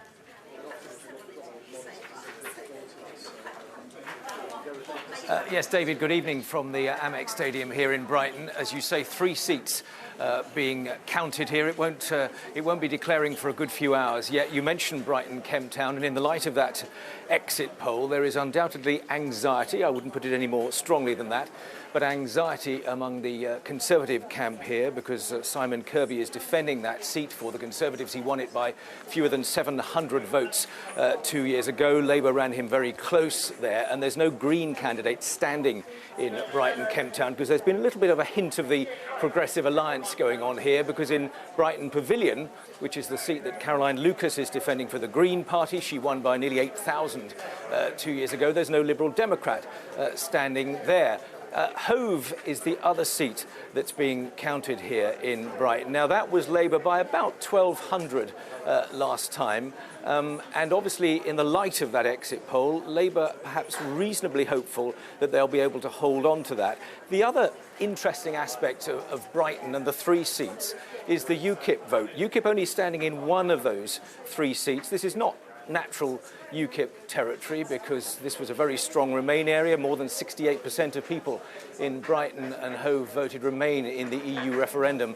But in the 2 seats where they're not standing this time, their vote still, 2 years ago, was sufficient to have a bearing on the outcome when those results were very close. So a lot to consider here. One thing you won't get as a speedy result, we're talking of a declaration maybe 5 a.m, maybe 6 a.m, so it's coffees all round here for the next few hours. Julian, thank you very much. Kirsty Walk joins us from Glasgow with news of the SNP reaction to the news of the exit poll, if I can put it like that, Kirsty.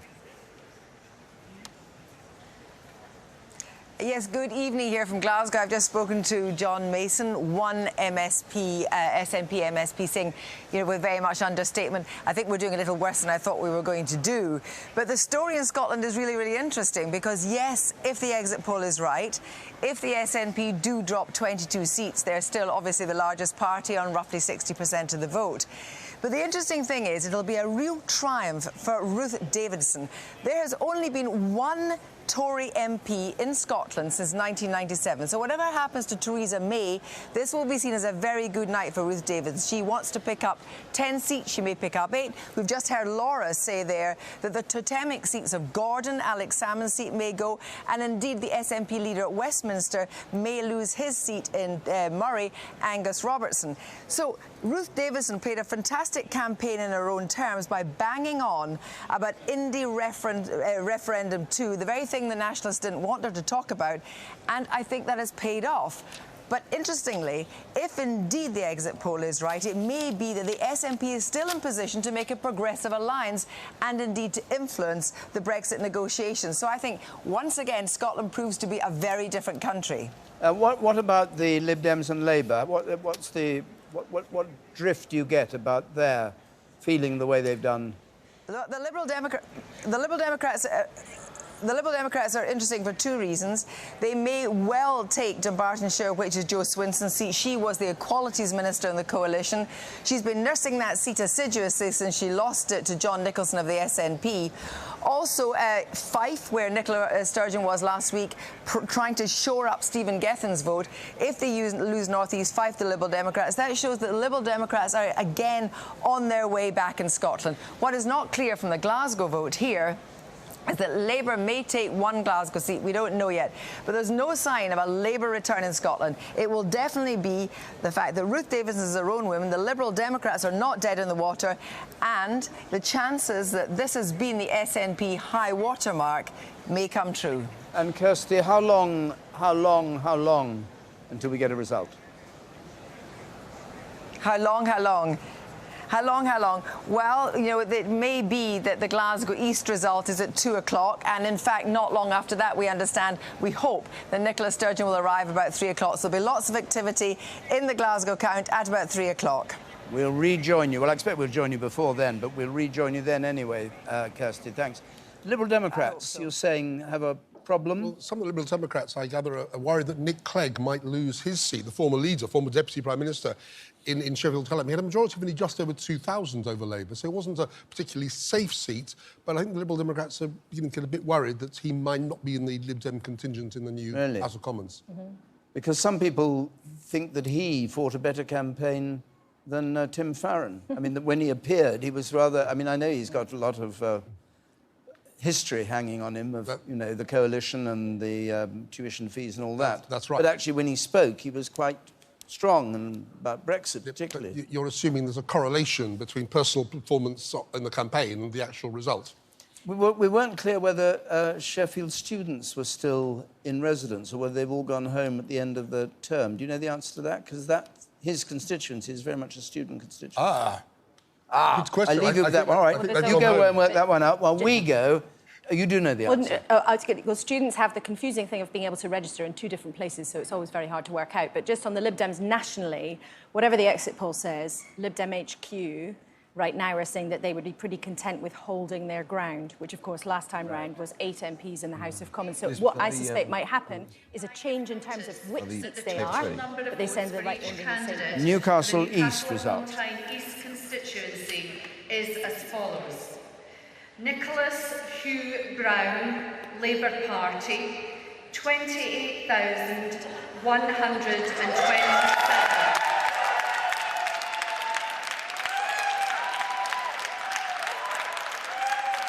Alistair Christian Ford, Green Party candidate, 755. Simon John Kitchen, the Conservative Party candidate, 8,866. Tony Sanderson, UK Independence Party, UKIP, 1,315. Wendy Barbara Taylor, Liberal Democrats, 2,574. And that Nicholas Hugh Brown has been duly elected to serve as member for the said constituency. Nick Brown, the victor there, the opposition chief whip, close to Gordon Brown, who share the same surname but no relation. He holds that seat, but once again better for the Conservatives than for Labour when compared with the exit poll. A good result for the Conservatives in Newcastle East. So let's go to Swindon, where we have a count, I hope, coming. Swindon. Is as follows. Andrew Headley John Bentley, Green Party, 858. Mark Edward Dempsey, Labour Party, 21,096. Stephen Frank Holden, UK Independent Party, 1,564. Justin Paul Tomlinson, the Conservative Party candidate, 29,400. And Elizabeth Margaret Webster, Liberal Democrat, 1,962. And there were 104 rejected ballot papers, and I do hereby declare that Justin Paul Tomlinson is duly elected as Member of Parliament for North Swindon.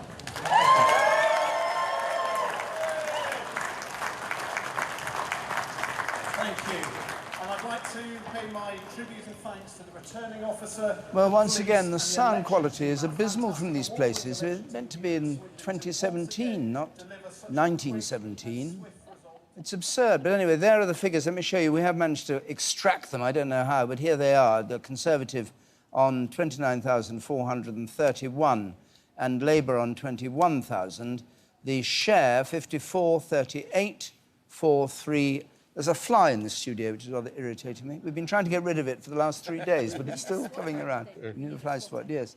And here is the change. Conservatives up 3, Labour up 11, UKIP down 12, a 3.7% swing from Conservative to Labour. John, how does this ally itself with your exit poll? I mustn't call it your exit poll, with the exit poll. The exit poll, this is actually a slightly better result for Labour than we expected from the exit poll. The Conservatives have won. We expected the Conservatives to hold the seat. But we've had a better than expected result here. Also, the last Newcastle result was also, in fact, better than we expected from the exit poll. So just bear in mind, in this early point of the night, you will indeed get lots of variation around the broad story. But so far, at least, I think we should all just be holding our nerve in terms of whether or not, indeed, the Conservatives are going to get simply a modestly bad night and disappointing night, or whether, indeed, it's going to be worse than that. So to use the old cliché, it's all to play for, which I refuse to say, but that's what it is, really, at the moment. Yeah, sure. I mean, the truth is we don't have enough in these results. We've had a couple of swings to the Conservatives. We've had a few, 2 or 3 swings to Labour. I mean, that said, the fact that we're beginning to get swings to Labour, including, for example, in the south of England, clearly does raise questions about the Conservatives' chances of getting the landslide the Prime Minister originally had in mind. If she's going to get a landslide, frankly, virtually every constituency in the country should be swinging to the Conservatives. It's midnight. I've never known an election with so few results in at midnight, but it is midnight. I'll come to you in a moment with other stuff. Amal's got results from the newspapers, who seem to be speculating just as we're speculating on the exit poll. But as it's midnight, let's have the news. Here's Rita Chakrabarti.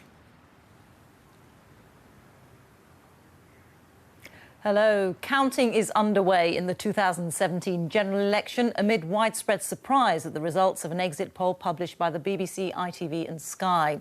It indicates that the Conservatives will be the largest party but will lose 17 seats, leaving them with 314. Labour, it suggests, will get 266 seats, a rise of 34. The early results have seen Labour retaining seats in North East England. Tom Bateman has the very latest. The exit poll is out. It's watched closely by all the politicians, but it's still just a prediction. It has the Conservatives as the largest party, but short of an overall majority. The poll suggests the Tories would have 314 seats, down 17 on 2 years ago. It puts Labour on 266 seats, up 34. The SNP would get 34 seats and the Lib Dems 14. This is a projection. I think you made that clear. It's not a result. These exit polls have been wrong in the past. I think in 2015 they underestimated our vote. I think in a couple of elections before that they overestimated our votes. Theresa May promised us on 7 different occasions that she wouldn't go for a snap general election, and she went for it. And she went for it on the basis of wanting to secure a mandate that she already had, and people just saw through that. It's the real votes that count, though, and there's the traditional race to see which constituency could declare first. I will stand up for Newcastle Central. Labour have held Newcastle Central, a safe seat for them, increasing their majority by more than 2,000. Good evening, Mr Corbyn. How are you feeling? Jeremy Corbyn arrived home in his North London constituency tonight. If the exit poll is correct, a big if, he will have confounded the expectations of even his own MPs, while Theresa May's gamble to win big in a snap election will have failed. But the night is young, and the truth inside those ballot boxes is yet to be revealed. Tom Bateman, BBC News. Well, with the news of the exit poll, the pound has been falling against other currencies, including the dollar and the euro. Let's get the latest reaction now from Sharanjit Lail, who's in Singapore for us. Sharanjit, tell us more about what's going on. Well, that's right. As you say, the most immediate reaction in the markets has been from the British pound, sterling falling nearly 2% against the US dollar after that exit poll suggested the Conservative Party could lose its parliamentary majority. But it's since scaled back some of those losses. It's down just about 1% now against most of the major currencies. And that's as the first results come in and show that the swings in the exit poll have not been reflected. That's given the Conservative Party some hope that the poll might not be as bad as suggested. And, of course, investors have also been closely watching other developments away from the UK elections. There's the testimony from the former FBI chief, James Comey, in the US, and there was also the European Central Bank. Sharonjeet, thank you. Now back to David.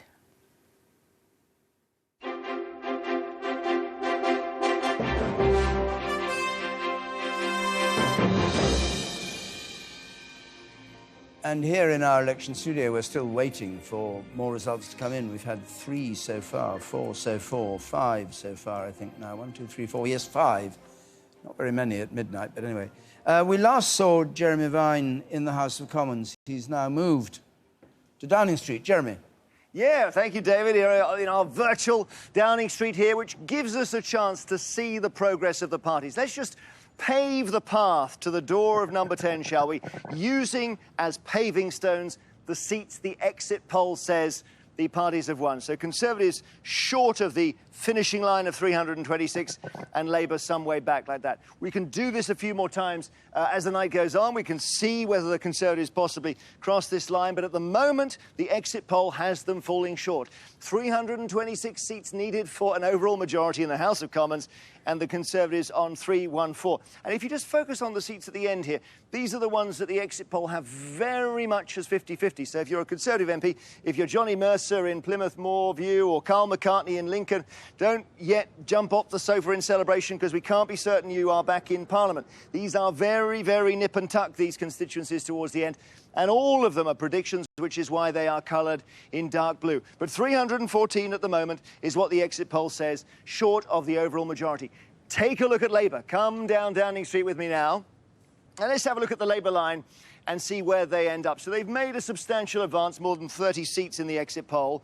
And again, these are, we don't have, at the end of the line, we don't have the ones, the actual results we've seen in, which will be in solid red. So we're still dealing very much with forecasting here. And you can see these are the ones for Labour that are very, very, very nip and tuck, very close in the exit poll, 50-50. So Thurrock would be a gain. Jackie Dole-Price was the MP there. Gain, that would be from the Conservatives. Newport West is now pretty marginal under the exit poll. That's been Labour's for a while. High Peak was a constituency that Labour held in the Blair years. Plymouth Sutton would be a gain. Morley and Outwood, of course, was Ed Balls' seat, so he lost it just 2 years ago. It may well be it's back in the red column. So it's very interesting, but of course it is still exit poll territory. And here's the fascinating thing. If you go back to 2010, when the Conservatives fell short of an overall majority, they had 306 seats. So the line, when we did Downing Street then, their line of seats ended up about here. If we go back to 2015, the last general election, despite the predictions that they were maybe going to undershoot, actually they crossed the line, and David Cameron in his second general election went across and had 331 seats. So this result here, if this is the result, puts them absolutely midway between 2010, when they needed to be in coalition, and 2015, when they had an overall majority. And of course, as has been said, it makes the calling of the election look like a very, very bad idea indeed. David.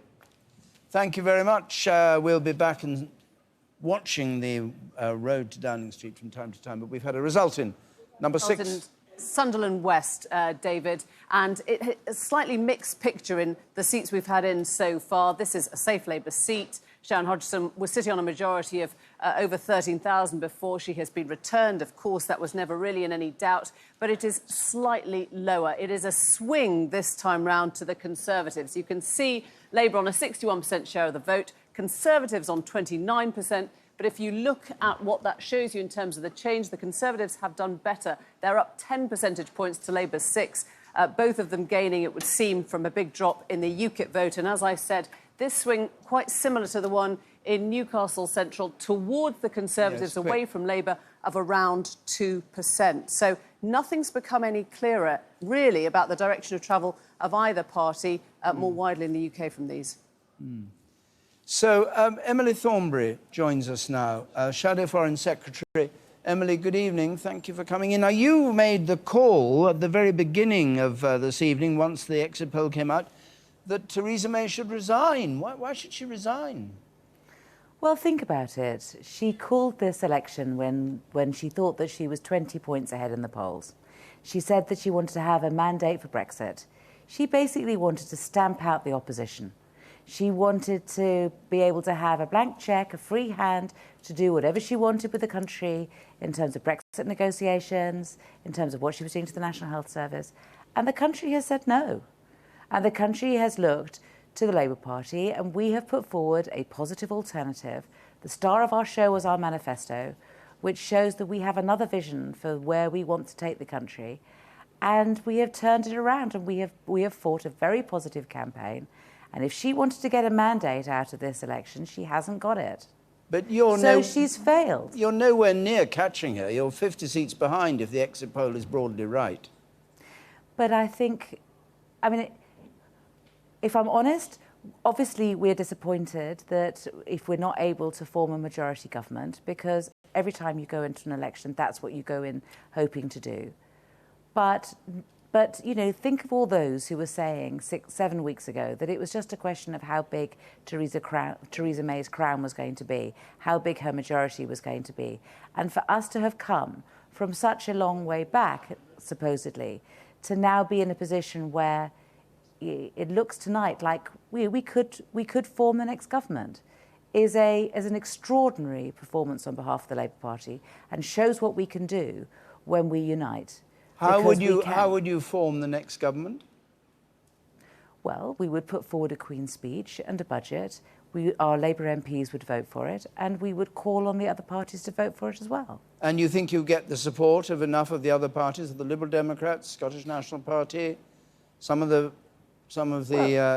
National Party in Wales, one or two MPs in Northern Ireland? Have you done the sums, or are you just speculating?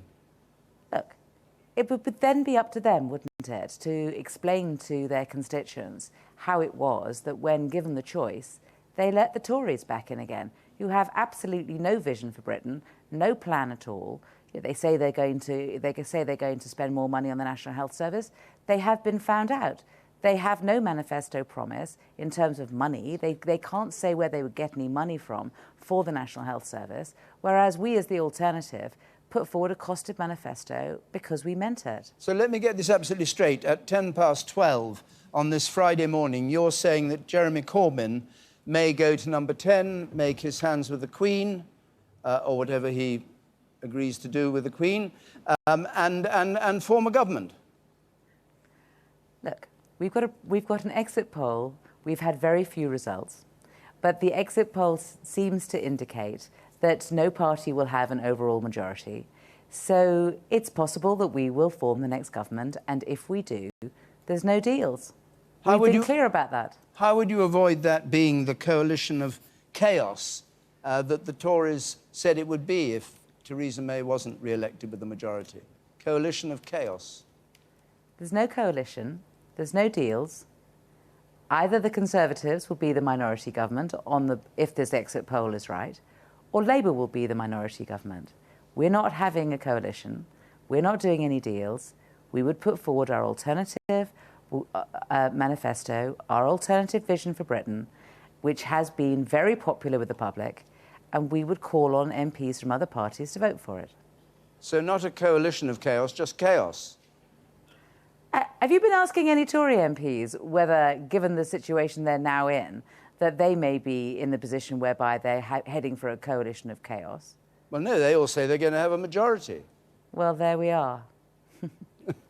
They've been saying that all the time, haven't they? I remember, what was their majority going to be? It was going to be 100, wasn't it? Or 120, 150 seats?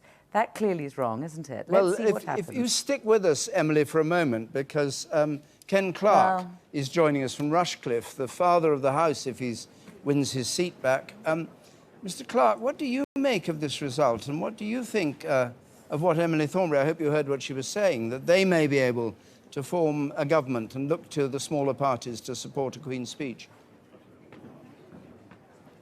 Well, David, I heard you say about an hour or two ago that you'd be hanged, drawn and quartered if your exit poll's wrong. And we'll be hanged, drawn and quartered if we start making silly guesses now, because it's quite entertaining to have these elections and referendums nowadays. We always reach this stage of total uncertainty. My guess, for what it's worth, is the Conservatives look as though, to me, we're going to have a small overall majority. Your opinion polls, very complicated methodology, it might be wrong. I've been told, I haven't been up there, that the Labour Party was still doing worse than national polls in the north and the northeast. The big Brexit votes in the Rust Belt areas weren't doing them much good. The Labour Party's doing better than the national polls, I was told, in London, but I have no first-hand experience of campaigning in either to see whether that theory proves to be right. But it might as the evening goes on. But we're obviously going to have a very interesting Parliament, and I don't think there's any point in my carrying on the election debate with Emily Thornberry, with great respect to Emily. I think we won't be able to judge really where we are till at least 4 o'clock this morning, perhaps sometime tomorrow. Your party leader went into this election on the grounds she didn't have but needed certainty and stability. You're a wise enough old bird to be able to say whether you think certainty and stability is going to be the outcome. Well, the worst possible outcome would be a hung parliament. I mean, from the national point of view, that is. I think the worst outcome for the United Kingdom would be a weak government and a hung parliament of any party. And we just have to see where we get. If we continue with another parliament with a small majority, then firstly we'll have to have some deeper debate than we had in the public debate during this general election on a lot of issues, most particularly Brexit.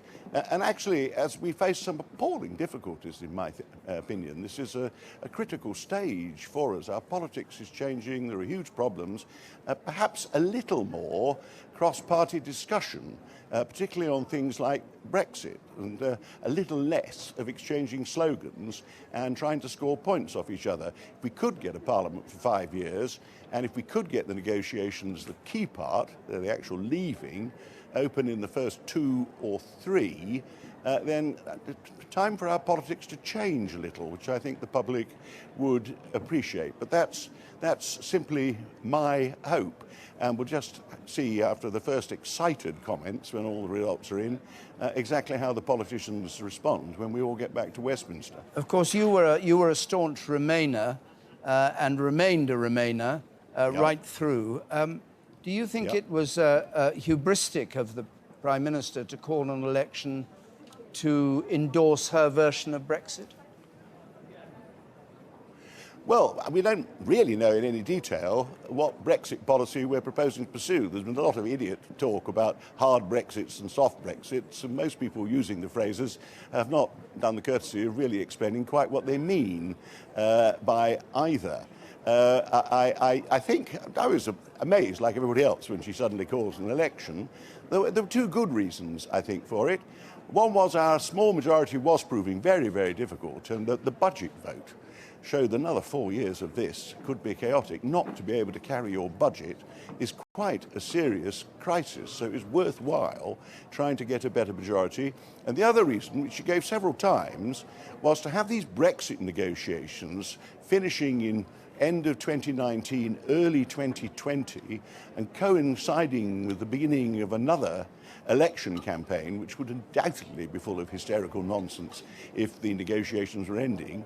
It could be very difficult. So getting the big negotiations over, and then having another couple of years before a general election, that's how I persuaded myself that they were 2 very good reasons for holding an election. And the second one she used quite a lot herself. I don't think it makes any difference the position of the government to the Brexit negotiations. I hope in the new Parliament we'll have some slightly fuller debate about what exactly the position is that the British government, whichever government it is going to adopt. Can Brexit be stopped? Well, I've come to the conclusion, no. I thought it was a parliamentary thing. I never liked the idea of having a referendum. I hope we never hold any more referendums on anything again. But when we got to Parliament, I stuck to my principles. I voted against invoking Article 50, and the government had a huge majority, despite the fact that the vast majority of ministers and the vast majority of MPs agreed with me. And they all agreed it wasn't in the national interest to leave, but they'd all promised themselves that they would be bound by the referendum, because they promised the public, because they thought they were going to win it. And now we are where we are. And I've come into this election on the basis that I don't think we are going to leave. I just don't think it's sensible for me to spend the next 5 years, if this Parliament lasts 5 years, continuing to argue that, we shouldn't be leaving. What matters enormously, and we all agree in broad terms, is we get the best deal for Britain, and that needs to be considered seriously. I hope on a slightly more cross-party basis, because both the parties are hopelessly divided on Europe. They have been for 20 years. Ken Clarke, thank you very much for joining us. We may hear from you later when you get your result, or we have a bit more in. We've just got one new result in, Emily. This is Newcastle upon Tyne North. Kath McKinnell holds on here on a very healthy majority of 10,300 or so. Not much change here. Labour, you can see, on a substantial 55% share of the vote. If I show you what's happened, it's all in that fall in the UKIP vote, down 13%, going to both the Conservatives and to Labour as well. The swing is very, very marginal indeed. 0.6% swing. It is from Labour to the Conservatives. But on those 7 results we've had in so far, overall there has been more of a swing to Labour, well, a swing in more of them.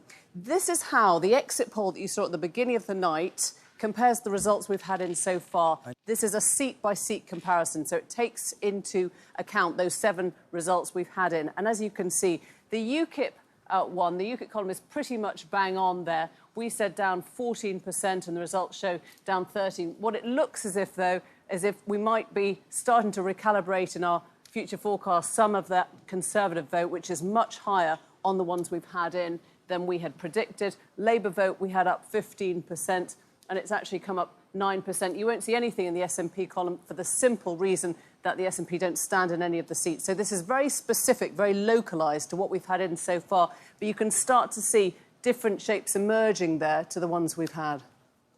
Thank you very much. Now, we've been joined by Andrew Marr. Well, no, don't speak. I just said we've been joined by Andrew Marr, but Andrew, just before, I know you're bursting to us. Amal's got the newspaper headlines. They've been speculating just like we have on the result. Let's just hear that, and then I'd like to hear your take on the whole thing. We have indeed. We've got the first editions. I mean, Andrew will know from his time editing a newspaper, and indeed when I was editor of a newspaper, these evenings can be a nightmare for newspapers because they have to produce multiple editions. And the first editions are in, they have dropped, and they're pretty brutal for the Prime Minister. This is the Daily Mirror, no friend of Theresa May necessarily. It says, hanging by a thread. The Guardian says, exit poll, shock for May. Pretty negative for May as well. And in fact, I'm sure all tomorrow's headlines will be... Daily Mirror's getting, Daily Mirror's getting a hell of a lot of promotion here. But rest assured, they're all pretty negative. The Sun says mayhem, and the Daily Telegraph says shock for May as exit polls point to a hung Parliament. We've also got some interesting reaction from Lord Ashdown. Lord Ashdown achieved a certain degree of notoriety for his response to the last exit poll in 2015. He says that basically this shows, if the exit polls are right, Britain is more polarised than ever in my lifetime. Really now time for the centre to get its act together. So I was saying, David, that one of the themes emerging in the online conversation about this result is that this is about a divided country, a country not just divided between Labour and the Tories, but between the young and the old, between Leave and Remain, which is a theme I know we'll be coming back to. And Nigel Farage has spoken, former UKIP leader. He has said, whatever the true result, the Conservative Party needs a leader that believes in Brexit. Of course, Paddy Ashdown said he'd eat his hat last election, didn't he? He did. He hasn't mentioned his hat this time, as far as we're aware. But he's already eaten it. He's probably already eaten it, yeah, exactly. Well, he ate it last time, so yeah, he did. He's got no hat left. All right, Andrew Marr, your go at this. Where do you think things stand? What do you read into what's... Well, above all, we just need a lot more data at this point. What appears to be happening is, I was talking to a minister who said, every mile further north I go, it gets better for the Tories. And you're beginning to see that reflected in the polls. The difference between the exit poll and those actual results we've had does suggest that those Tories who said, I don't believe this exit poll may be right, they may do a little bit better. But it's a very, very patchy picture. And I think for 2 reasons. One is the division over Brexit and what happens to UKIP, how that UKIP vote collapses. There are some places UKIP aren't standing, some places UKIP have done a deal with the sitting Tory candidate, and other places they are standing. And the other thing is a differential in turnout, because we've seen a most extraordinary, Amal will know about this, a most extraordinary campaign online particularly by the left and Momentum, very, very funny, very pointed memes and films and harangues to try and get young voters out, plus the huge offer to young voters by Jeremy Corbyn. Have they actually come out in numbers that we never dreamed possible? And at the other end of the scale, have the older voters, seeing the decline of the triple lock promise and the winter fuel payments issue and, of course, the so-called dementia tax, turned away from the Tories in ways they have never done before? That would suggest very, very spotty results, but it is looking terrible for Theresa May at the moment. The older turning away and not voting at all, we don't know. or switching their vote, we don't know. We don't know, but that would explain perhaps why the exit poll is so different from the polls ahead of the election. All right, let's just, for the moment, a little bit of history. If we assume, let's just for the sake of the argument, assume the exit poll is right, and the Conservatives are short of an overall majority, but they're the largest party, what happens? Fistful of salt in one hand as I say this, but it brings us back to 1974, the last time we had a genuine hung parliament, and that, of course, led, after the February election, to an October election in 1974. So all of those people watching this and thinking, I love elections, I want more elections, I want more David Dimbleby, again and again and again, this may be your year. A warning. But much more seriously, Ken Clarke was saying to you just... You can't get more serious than that, I can tell you. Well, you can, because Ken Clarke was saying a moment ago, he said, Brexit can't be stopped, the negotiations must go on. But remember, these are supposed to start properly in about 10 days' time. What happens if there is no Prime Minister who commands a majority of the House of Commons to have those negotiations with? There may be no choice but to delay that, and it may be a very long time before we again have a Prime Minister who has a Brexit plan and enough MPs to support him or her in that program. So everything is up for grabs. Well, in 3 or 4 hours' time, we'll know how close we are to that result. We Laura. will, and there's some more just tips reaching us here about potential results. Straws in the wind, but pretty good straws in the wind. Labour are now confident of taking Ipswich. Now, why does that matter? Not just because it would be a Labour gain from a Tory seat, but currently it's held by Ben Gummer, who is not just a Conservative minister, but was also the minister who was responsible for putting together the manifesto. Now, if these results all transpire, if that does happen, how much of a metaphor would that be for a bad night for the Conservatives? Also, Jane Ellison, and Minister at the Treasury, sounds like she's in deep trouble in Battersea in London. And the Tories are extremely worried about Hastings, Amber Rudd, the Home Secretary's seat. I understand there's a possibility of a recount there. Now, none of those results, of course, are anything like official yet, but potentially 3 Tory ministerial scalps, including the manifesto coordinator. Also, fascinatingly, Labour sources telling me they are very confident of taking seats in Scotland, at least 4, potentially as many as 6. Again, defying the expectations of what we all thought a few hours ago, not what the party themselves thought. And, you know, if these polls are anything like accurate, they're very serious questions for all of our main political parties about how they got it so wrong. Of course, for the pundit class, but, you know, all of the Labour MPs, the vast majority of Labour MPs, the vast majority of Tory MPs, most Lib Dem MPs, most SNP sources, we're all broadly in the same place of expecting that the Tories would gain, Labour would fall back. The question was of how much. The SNP might have a bit of the shine coming off, but nothing too dramatic. But it may be, again, as this transpires, that the public have defied the political establishment absolutely well and truly. We've got another result. What do we want? Kettering. Morley and Outwood you've got. Yeah, I'm going to bring you Kettering first of all. Yes, this is the result we've just had in. It's a Conservative hold, never really in doubt. A solid majority for Philip Hollobone of 10,562. You can see a very solid 58% share of the vote there. The change overnight shows Labour making gains of 11% to the Tories 6%. There is no UKIP candidate this time round. They had 16% share of the vote. So that might explain why both of these main parties are up. The swing this time round then has gone from the Conservatives to Labour of about 2.6%. So not in doubt, but showing a direction of travel, certainly, towards the Labour Party here. The Kettering one. Just hold it for a second, yes. Really interesting and unusual seat because Mr Hollobone, the Conservative candidate, had done a formal deal with UKIP. He's done almost everything he can, short of joining UKIP. He's going to meet them regularly every few weeks in return for their support. He's in favour of banning the burqa, and he agrees with a lot of UKIP policies. And UKIP not standing, and that shows you what happens around the country to the right of the political spectrum. When UKIP doesn't stand, the Tories do very well indeed. You've got another one for us, Emily, have you?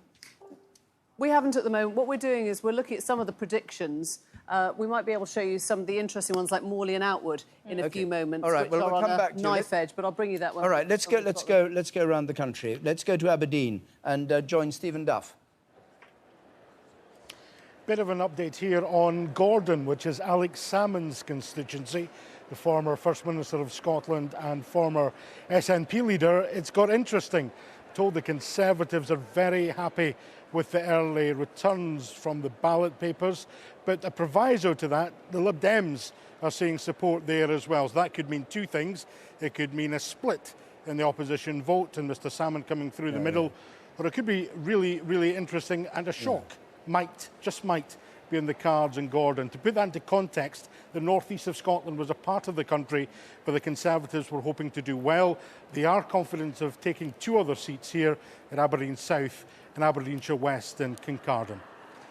So as far as you can tell, the Conservatives think these things are going their way.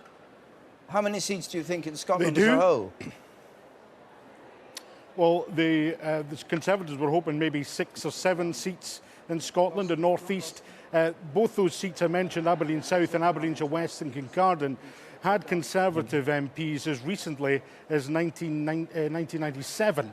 So it is fertile territory. There are Conservative voters there, but they've went to other parties in recent years. So the Conservative, as I say, quite confident about South, Aberdeen South, Aberdeenshire West and Kincardine, and now maybe Alex Salmond's seat of Gordon. In Darlington, Steph McGovern is watching things, and again, the Conservatives appear to think, is that right, that they're sneaking up on Labour?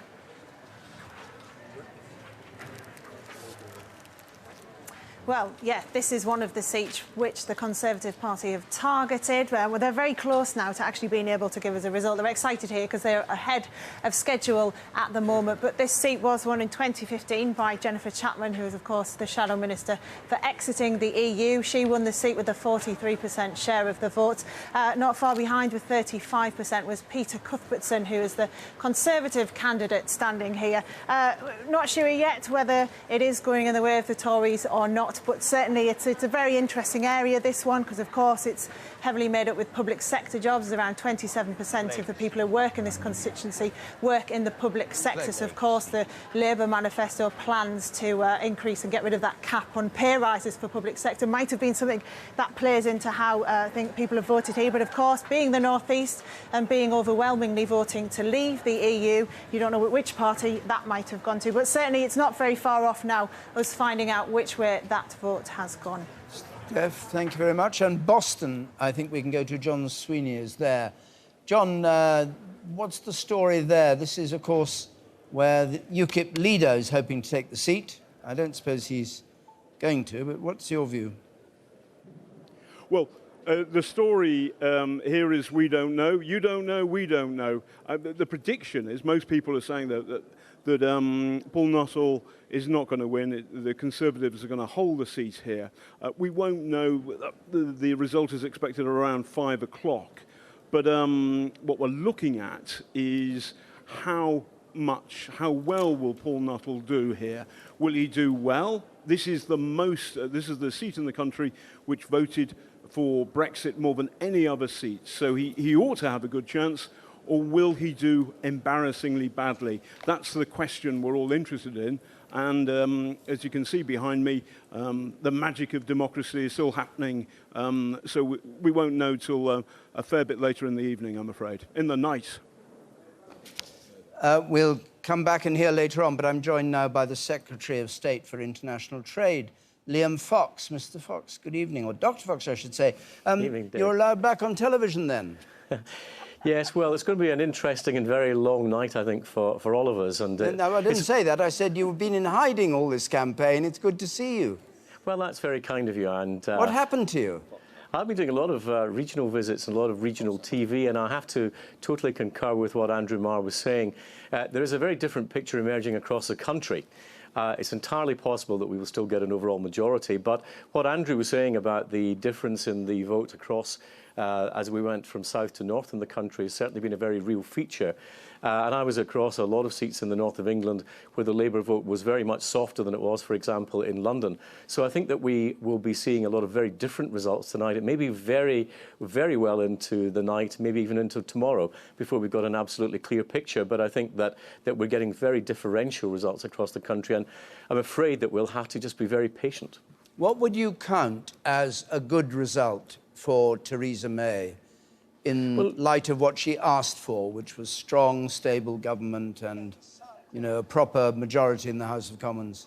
Well, if we win the general election, if we've got an overall majority, that clearly is a win. I think that we're seeing a number of different things happening tonight. I think we're seeing a return to two-party politics.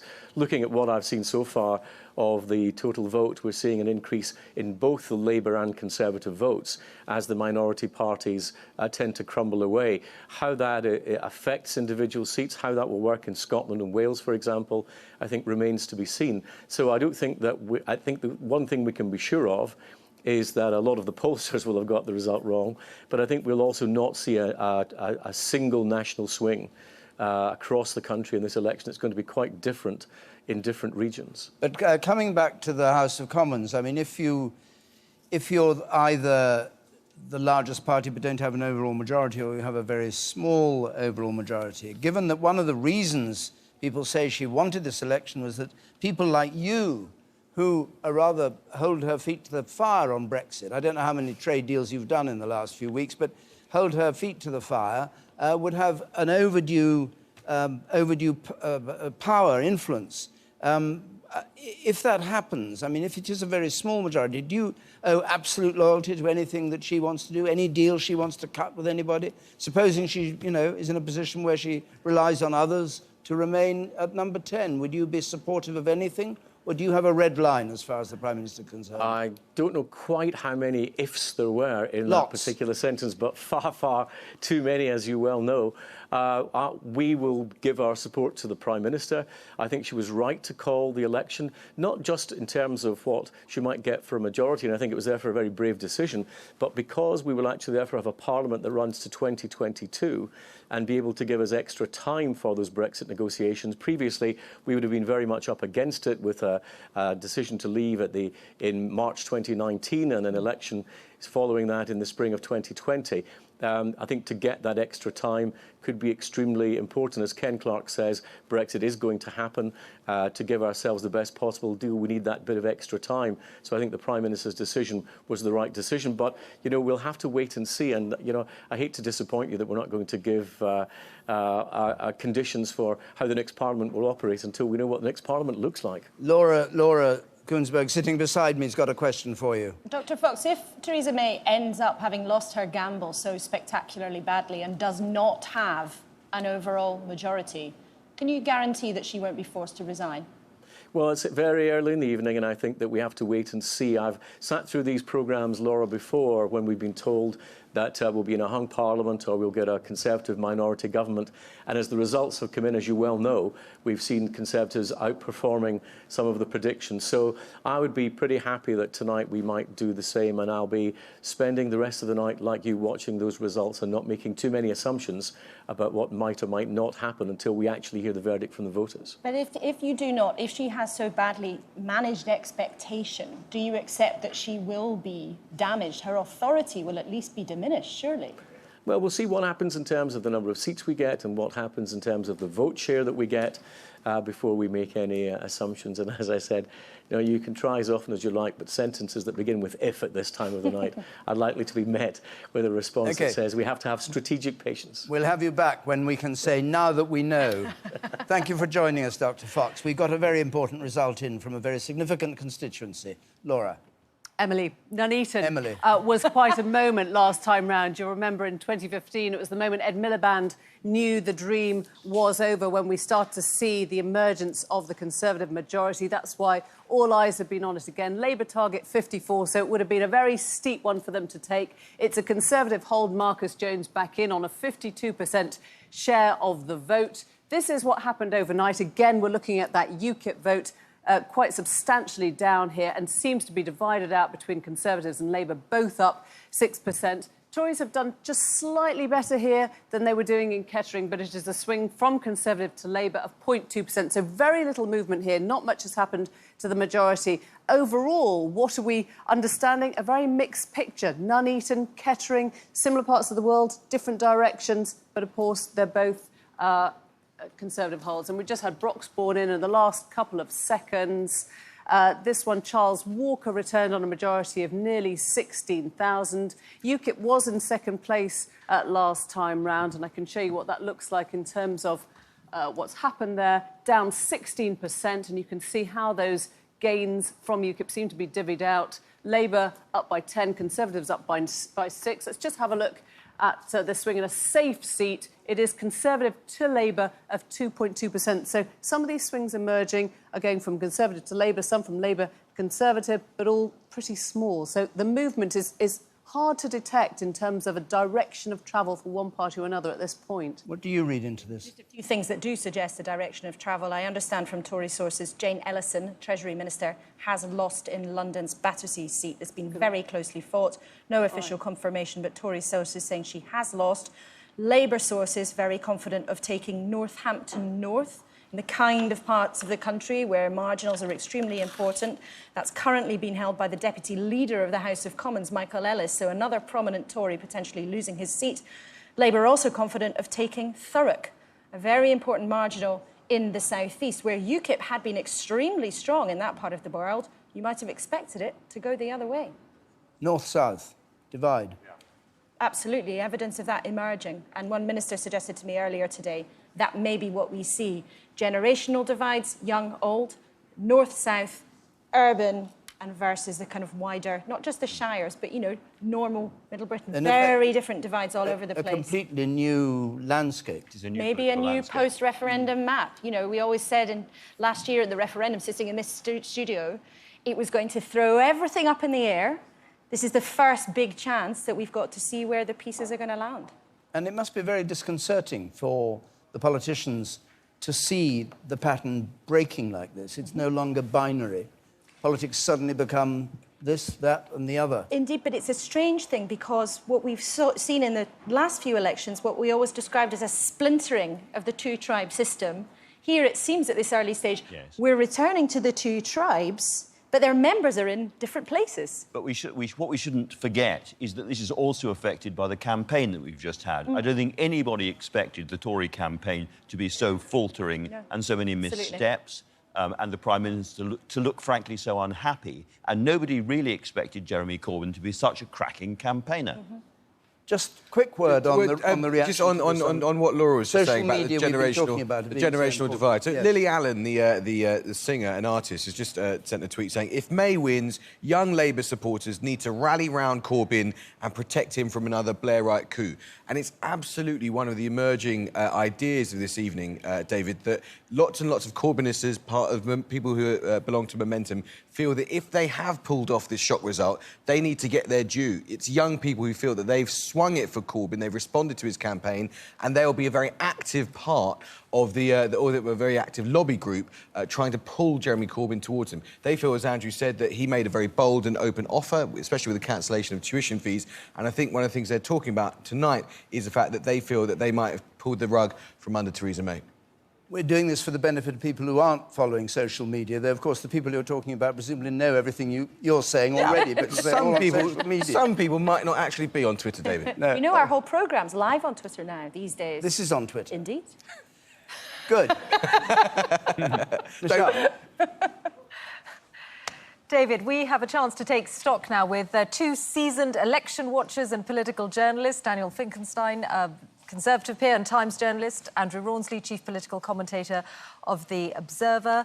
Patchy so far, but what does what we're seeing suggest to you at this point of the night, Andrew? Well, one odd thing is suggesting to me, as you say, based on only a few results so far, is that we might be seeing some revenge of the Remainers. I mean, during the campaign, a lot of people said that we thought Remain voters might be a factor in this, being cross with the Conservatives, cross with Theresa May for heading for a hard Brexit, but where are they? And the Lib Dems appear to be struggling. But funnily enough, I live next door to the Battersea seat, where the Treasury Minister, Jane Ellison, is defending, and we were hearing earlier from Laura, has probably lost that seat, and quite a large majority. And, of course, Battersea is within Wandsworth, where 3 out of 4 people voted to remain. So I wonder whether that's going on. And I think that might be part of a broader story which explains why the Tories have done so much worse than everybody expected, this north-south thing. The Tories were so fixed on going after Labour in its sort of working-class heartland areas in the Midlands and the north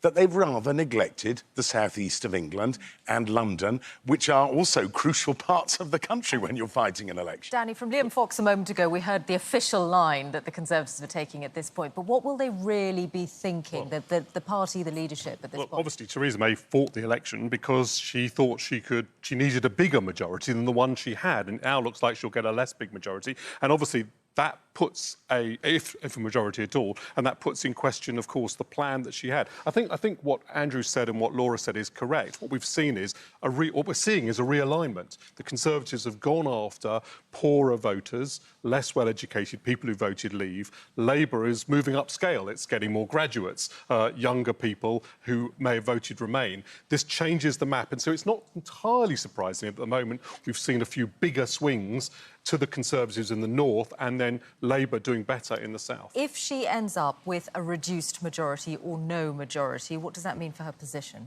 Well, I think that the position of the entire party and her will be weak. Actually, I think if you get no majority at all, the leader can't really be moved in those circumstances. You need to have... let's be honest. I mean, you're a Conservative peer, so I can say it more bluntly than you.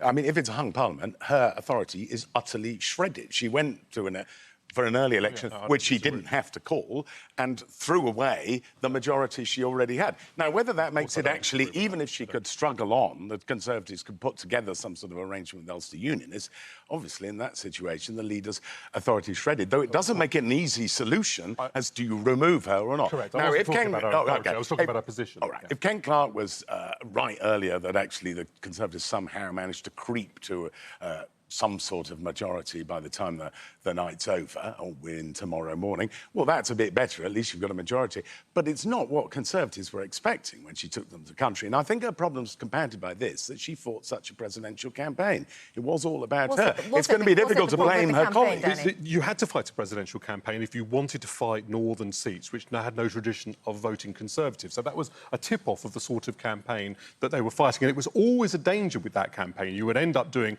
much better in those seats, but not actually winning them, and meanwhile losing some of your heartland seats. It's not just the tone of the campaign, wasn't it? It was the mistake. I mean, particularly having to, well, they say clarify, others say U-turn the social care cap. Yes, I mean, look, obviously that was a big moment in the campaign, and if you're fighting a campaign that's dependent on you being seen as strong and stable, and then you have to U-turn on something in the middle of the campaign, that is going to damage you. But actually, I think we've got to look at deeper things. One of the things Jeremy Corbyn said, they would excite young people with this move to the left.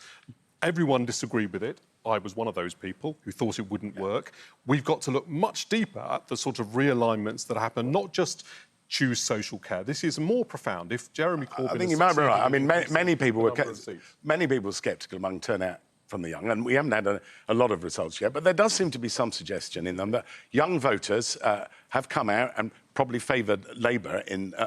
largely, and maybe that's the revenge of the young as well. I mean, they felt a bit cheated by the 2015 general election result, many of them, and they felt even more cheated in the referendum of 2016, and that may well have motivated a lot of young voters to say, this time we are going to vote, make our voices heard. But look at the bigger narrative. Don't just concentrate on one or two campaign points. Think about what Jeremy Corbyn may have achieved in increasing the seats and this realignment in the north and south. OK, we will be talking to you more through the night. Thank you both for now, Danny Finkelstein and Andrew Rawnsley.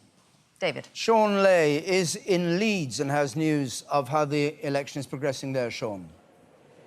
Yes, one of the biggest counts in the country taking place here. 8 constituencies, so after Birmingham this is the biggest council area in England. They go well out into the countryside, which is why this is a city which managed for 30 odd years to simultaneously elect both Dennis Healey from the Labour Party and Sir Keith Joseph, later Margaret Thatcher's guru, from the Conservatives. At the moment it's a 3-party city. I say at the moment because in Leeds North West, the university seat held by the Lib Dem Greg Mulholland, by the skin of his teeth really at the last election, when lots of other university seats fell and the Lib Dems obviously had their annus horribilis, that has seen a significant increase in the number of new registrations, 13,000 additional voters. Now, you remember the majority was only 2,500 last time. If those are new young voters inspired by Jeremy Corbyn, then that would be trouble for Greg Mulholland. The other seat of real interest, of course, here is Morley and Outwood. You were up for Ed Balls in what breakfast time when that vote finally came through just 2 years ago. He was ousted by the Conservative Andrew Jenkins by just 422 votes. Now, a Labour source here said to me tonight, if we have fallen short in Morley and Outwood, it's because of the UKIP vote. UKIP not standing, giving the Tories potentially a free run there and an extra potential 7,000 votes. Having said all of that, Andrea Jenkins' supporters arrived here in the last 45 minutes or so. We haven't seen the MP herself yet. They're not exactly looking bouncy and chipper. I think it really could be at this stage one of those really tight results that are going to make for a very interesting night. Thanks, Sean. Let's go to Katie Razzle in Huddersfield. Katie. Hello, David. Well, counting proper hasn't yet started here, but we've got 4 seats up for grabs, 3 Labour, 1 Conservative. And of those Labour seats, 2 of them in 2015, the UKIP vote was larger than the Labour majority. So the question is, where will those UKIP voters go? Now, I have to say, the most interesting thing, or one of the very interesting things, is there's no purple down there on the floor. UKIP didn't put up any candidates in these seats. So where will those votes go? I'm picking up a very mixed picture. If you take Dewsbury, for example, it's a Labour seat, number 14 on the Tory target list. I spoke to the Conservative agent just a little while ago. He said he absolutely does not recognise the exit poll. He said that's not what they've been finding on the doorstep, and they are very bullish that they can win Dewsbury. But then there's Colne Valley, which at the moment is a Tory seat. Now, I've just been speaking to senior Labour figures here. They believe they have won Colne Valley, which would be a big surprise. I spoke to the candidate herself, the Labour candidate, and she said she watched young people queuing at the polling stations today, queuing up to vote, and she said it will be the young round here who win it for her. Well, thanks very much. This issue of the young is fascinating because it was what all the way through one was picking up, I mean, from social media, from young people that I knew who were enthused, you know, from real talking life. about a kind of energy that nobody had noticed. Absolutely, from real life, seeing Jeremy Corbyn at rallies. He was going around the country, attracting huge numbers of young people to his events. One of the curiosities about it is that time after time he was holding those events in safe Labour seats. Now that led to a lot of head scratching. He wasn't doing the sort of micro-targeting marginals. You were thinking, well, why is he going here? Why is he wasting his time? Because leaders should only turn up to places where votes should be on a knife edge. But what it did do, and I think what those images did do in real life and online and on TV, is give a sense of excitement. For every party, though, there was a giant, big, fat question mark over whether or not young people were actually going to turn up at the ballot box. Because history tells us that there can be this kind of excitement generated. If we think about Nick Clegg in 2010 or in the Scottish independence referendum, for example, huge enthusiasm for particular politics. But it maybe this time has transpired. We've got a result from Darlington coming in. Held on the 8th of May 2017 to elect an MP for the Darlington parliamentary constituency, do hereby declare and give notice that the total number of votes given to each candidate was as follows. Brack, Kevin John, UK Independence Party, 1,180. Chapman, Jennifer, commonly known as Jenny Chapman, Labour Party, 22,681.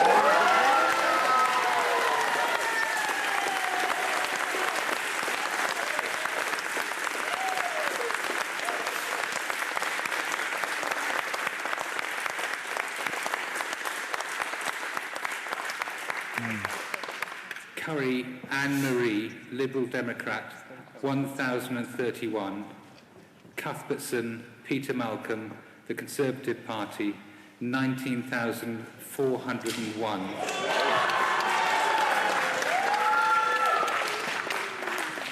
Snedker Matthew Charles, Green Party candidate, 524. Therefore, I hereby give public notice that Jenny Chapman is duly elected as Member of Parliament for the Darlington constituency. Bad for the Conservatives, that one. Labour hold the seat. Well, and Darlington was a crucial seat for the Tories, trying to make inroads into the northeast. If they had a hope of a chunky majority, Darlington was going to be the first sign of the night that they were on course to get there. Jenny Chapman holding on is crucial, therefore, and that will be a disappointment in the Conservative Central Office. Two other snippets reaching me. Labour think that they have gained Aberconwy in Wales and also Gower in Wales. Let's see the result in Darlington, the share of the vote and the change since last time. And we'll just have a word with John Curtis about what this says for the outcome of the election. There we are, up 8% for Labour, up 8% for the Conservatives, down 10% for UKIP, and a swing from Labour to Conservatives, just 0.2%. John? Well, just to re-emphasise what Laura's just said, Darlington was meant to be the seat that told us that Theresa May was heading for a landslide, and instead Labour have held it. We, in the exit poll, were expecting a very small swing to Labour of no more than around 1 percentage point. In the end, it's kind of very slightly to the Conservatives. But there is clearly one broader pattern. It does look as though the exit poll has underestimated the Conservative performance in many, though not all, seats in the north of east of England, and that probably is one area where, in the end, the Conservatives are going to do better than expected. But I think everything we've heard so far, both in terms of results and also in terms of the information that's coming out of counts, doesn't give any reason to believe that the exit poll is necessarily going to be wrong across England as a whole. What evidence do you have about UKIP voters? Because UKIP voters have had the chance to vote UKIP in some constituencies. In others, there isn't a UKIP candidate now, so anybody who voted UKIP 2 years ago has to go somewhere else. What's your view of what they're doing? It's early to talk very clearly about that, but one thing to say, even on the early results, it looks as though the Conservative vote has advanced most in places that voted Leave, which of course tend to be places with a high UKIP vote, and Labour are advancing most in places that voted Remain, which of course tend to be places with a low UKIP vote. So I think we will discover at the end of the night, as we saw in the local elections, UKIP/Leave places are the places where the Conservatives make most progress, where that is counterbalanced by Labour doing relatively well in the more Remain parts of the country. And as I said earlier, this is probably going to be an election where Brexit has played a crucial role in shaping the character of the vote. We should go, thanks very much, we should go north of the border again to Scotland to see what is happening in Scotland.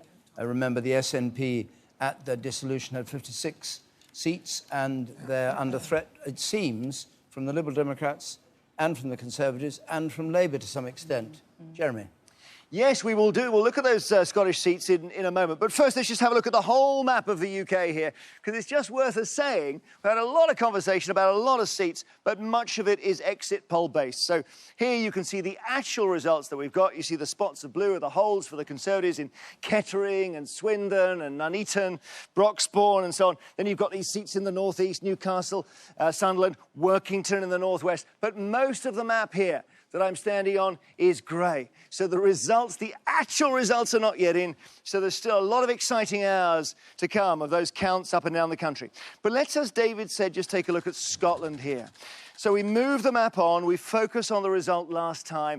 An extraordinary result when you think in lots of elections the Scottish National Party were getting maybe 6 seats, 7 seats. Suddenly they get 56 out of 59. So they get all but 3 of the seats in Scotland, and the other main parties get 1 each. So it's extraordinary. And this is their battleground. It's ordered like this because the most marginal one is right on the top right. Callum Kerr, Berwickshire and Roxburgh, very, very tight for the SNP 2 years ago in 2015. Dumbartonshire East, which was Joe Swinson for the Liberal Democrats, again, very tight there.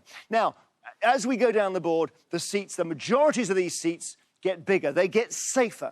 So I'm going to ask the board to now input the exit poll and see what we're expecting to happen in Scotland. And what you see, first of all, is that the first two columns, 16 seats here, have been cut a swathe through by the Liberal Democrats and Labour and the Conservatives, all working against the SNP. So the first seat, the most marginal, we have under the exit poll going Conservative. We then have, and if the colours are difficult here, just look at the party icons along the left. If they're white, by the way, it means it is just a forecast. Dunbartonshire East Liberal Democrat, as does Edinburgh West. And then Labour taking Renfrewshire East, and so on down the line we go. Some very good results here for the Liberal Democrats in Scotland. They're getting MPs back in the House of Commons through Scotland, through the SNP's retreat here. We go all the way down the second column, and we get to Argyll and Bute, and that is the first SNP hold in our exit poll. So up until that point, they've lost, for example, to the Liberal Democrats, Gordon, the seat of Alex Salmond, their former leader. They've also then, it doesn't stop there, because as you go on, you see them losing Murray, which is Angus Robertson, the leader of the House of Commons for the SNP. He would be out under the exit poll. Perth and North Perthshire going Conservative. And then Glasgow Central, quite a big majority there, going Labour. Stirling going Conservative. And if we just have a look, if you have a look down to the end of the graphic here, you'll see that completes the set of 56 SNP seats from last time.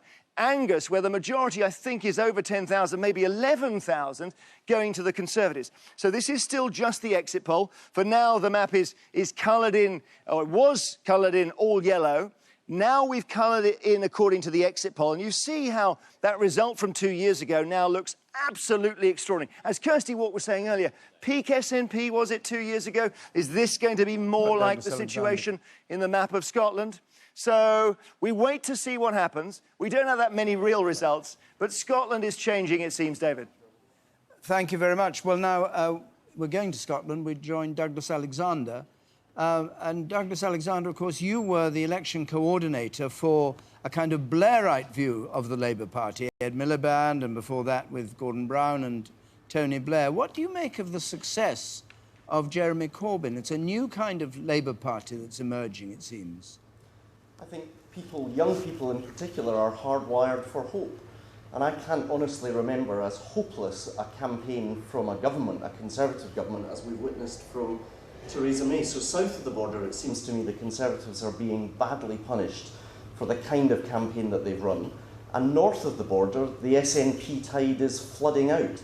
How far that tide falls, we'll see in the course of the coming hours. But there's absolutely no doubt that both the parties of government, the Conservatives in England and the Scottish National Party here in Scotland, appear to have been decisively rejected when they were anticipating much, much stronger results. Do you think Ed Miliband was too cautious in the sort of Labour policy that he presented 2 years ago?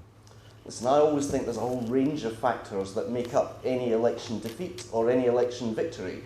Some people say that this manifesto is very similar to Ed Miliband's, others say it's very different. Some people say Jeremy's very similar to Ed Miliband, some people say he's very different. The truth is, I'm more interested in what lies ahead for the Labour Party, and it looks like we are making gains, not just here in Scotland, against many people's expectations, but also right across England. Are you going to see your old seat, which Mhairi Black took from you for the SNP? Is that going to go back to Labour tonight? My sense is it's too close to call, but it's just one of a number of seats across West Central Scotland where people were writing us off, but the indications are that Labour is very much back in the game, and in every part of Scotland we're seeing that very high tide that we saw for the SNP just 2 years ago falling backwards, and it looks like a very difficult night for a party that couldn't really decide, was this an election about Brexit or an election about a second independence referendum. It's certainly done huge damage to those people arguing for a second independence referendum, because politics, as you know, is about momentum, and here the SNP are falling backwards as surely as the Conservatives have not moved forward south of the border. Are you surprised at the Corbyn effect? Are you surprised at the crowds? You talk about idealism among the young. When you saw, I mean, yesterday evening, I think it was, in London, he had crowds, not of 1,000, but of thousands, we're told. Well, there's a couple of points. I'd probably be the last person you need to convince not to believe opinion polls during election campaigns, given what I experienced and lived through a couple of years ago. So in that sense, I think I was willing to wait and see, in all sincerity, what would happen. And there is no doubt that Jeremy Corbyn has campaigned with spirit and with a sense of authenticity that was wholly lacking from the Conservative campaign. If you like, the contrast suited Labour, Jeremy arguing for a politics that he clearly believes in, and on the other hand, Theresa May apparently unable to answer the most basic and straightforward questions when she was asked. So I think in that sense, this particular context has emphasised not just a fundamentally different vision of the country, but also a different way of doing politics. And of course, like in every election, there are going to be lessons to be learned. Douglas Alexander, thank you very much for joining us. Quick comment. And what that shows us is, even at this point in the evening, we've had so few results, one thing we can say for sure is that Jeremy Corbyn is safe as leader of the Labour Party so long as he wants to be. He's had a great campaign, and when people like Douglas Alexander are giving the benefit of the doubt, he's safe. We've had 15 results in. It's just after 1 o'clock, so time for us to have a bulletin of the news. Let's just see the new broadcasting house, the old broadcasting house on the left, the new one curling round there on the right, and it's still just showing our exit poll as it was. We haven't adjusted that yet, but we will start to show when we get more than 15 results in what's happening. So let's now have the latest news. Here's Rita Chakrabarti. Hello. The first results have been declared in the general election. Labour has held the party's safe seats of Newcastle Central, Houghton and Sunderland South and Sunderland Central. But the Conservatives took more votes in all three constituencies than at the 2015 election. An exit poll for the BBC, ITV and Sky has predicted the Tories will be the biggest party, but that they won't win a Commons majority. It says they'll have lost 17 seats, while Labour will have made gains. The poll also predicts losses for the Scottish National Party. Tom Bateman has the very latest.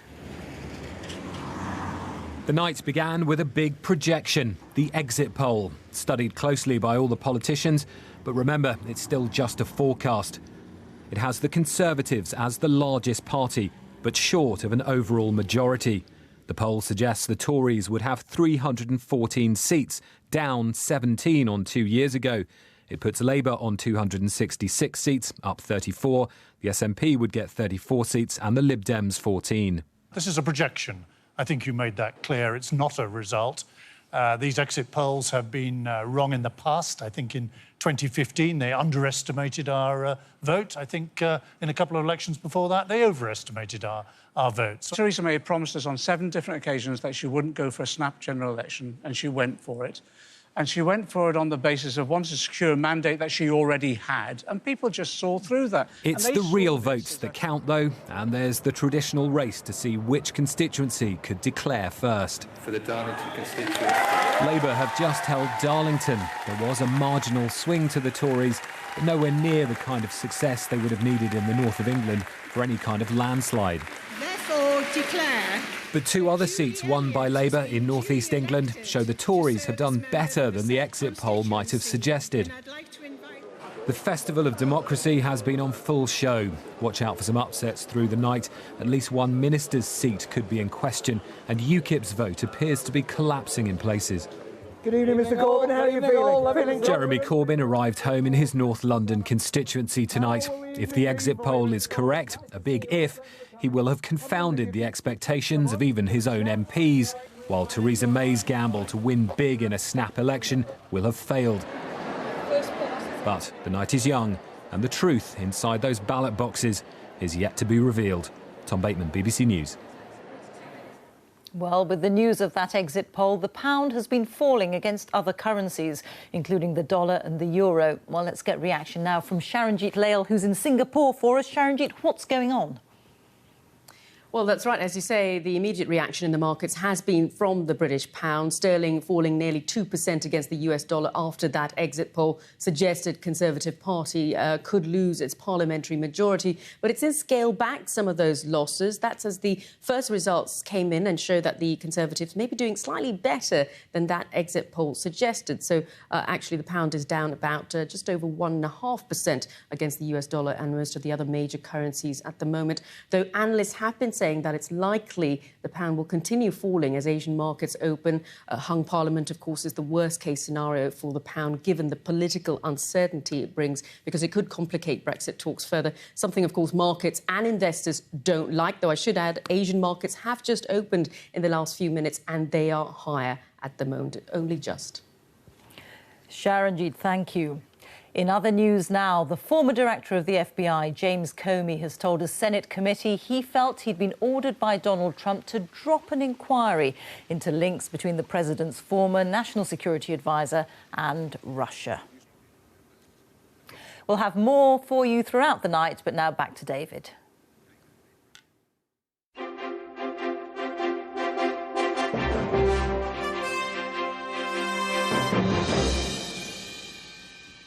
It's interesting how this election is proving very exciting. We've had, though, 15 declarations and no change of control of any of the 15 seats. But nevertheless, what's happening under that is proving quite riveting in terms of Labour's advance, the Conservatives' retreat in some places, advances in the others. Anyway, we're about to get to Swindon South. Let's go over to Swindon South. Laura, I was going to come to you, but let's just see Swindon South. The result of the poll for the election of a Member of Parliament for South Swindon. I, Stephen Peter Taylor, being the acting returning officer at this election, do hereby give notice that the number of votes recorded for each candidate at this election is as follows. Robert James Buckland, the Conservative Party candidate, 24,809. Sarah Church, Labour and Cooperative Party, 22,345.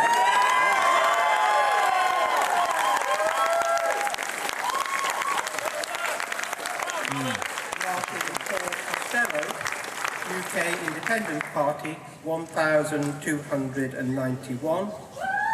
Talis Kimberley Fairburn, the Green Party, 747.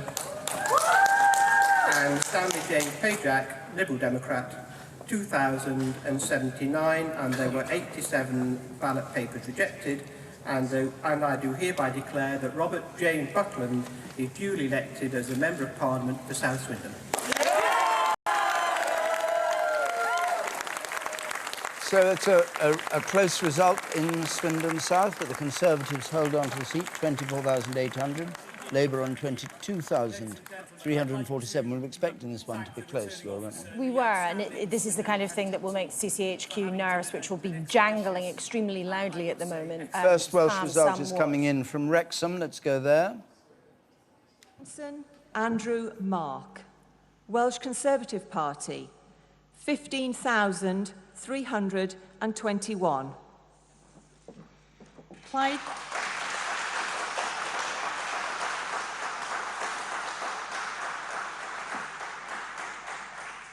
Plaid Geidwadol Cymru, 15,321.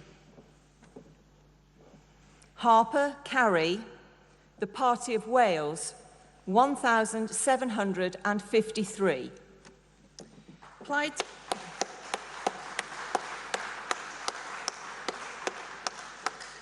Cymru, 1,753.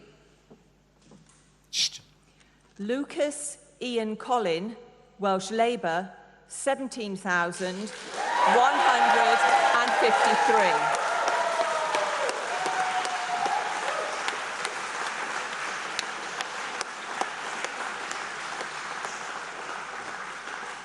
Llafur Cymru, 17,153. O'Toole Carol Georgina Tetley, Welsh Liberal Democrats, 865.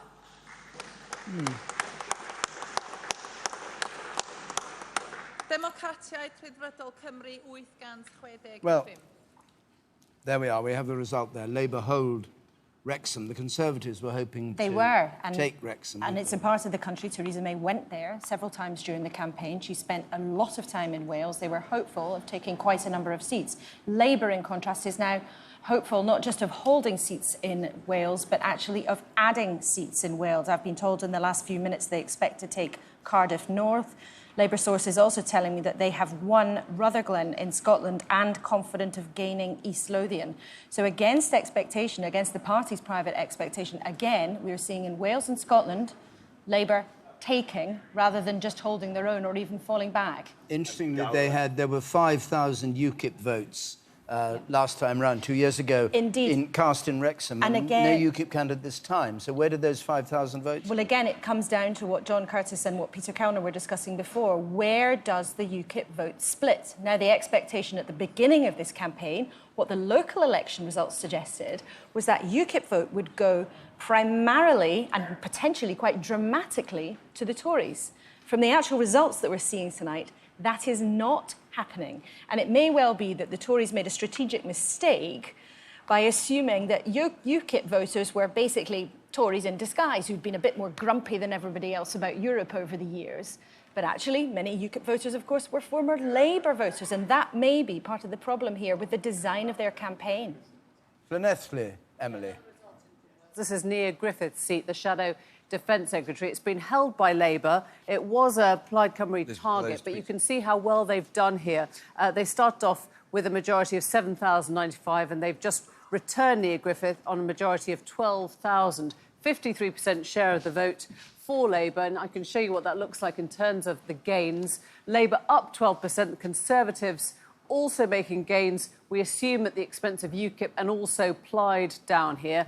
And that swing then, if I can just show you, very much towards Labour, 1.4%. It's not huge. Conservatives would have needed a swing of, 9% to take this seat, but it establishes Labour quite firmly again in this seat in Wales.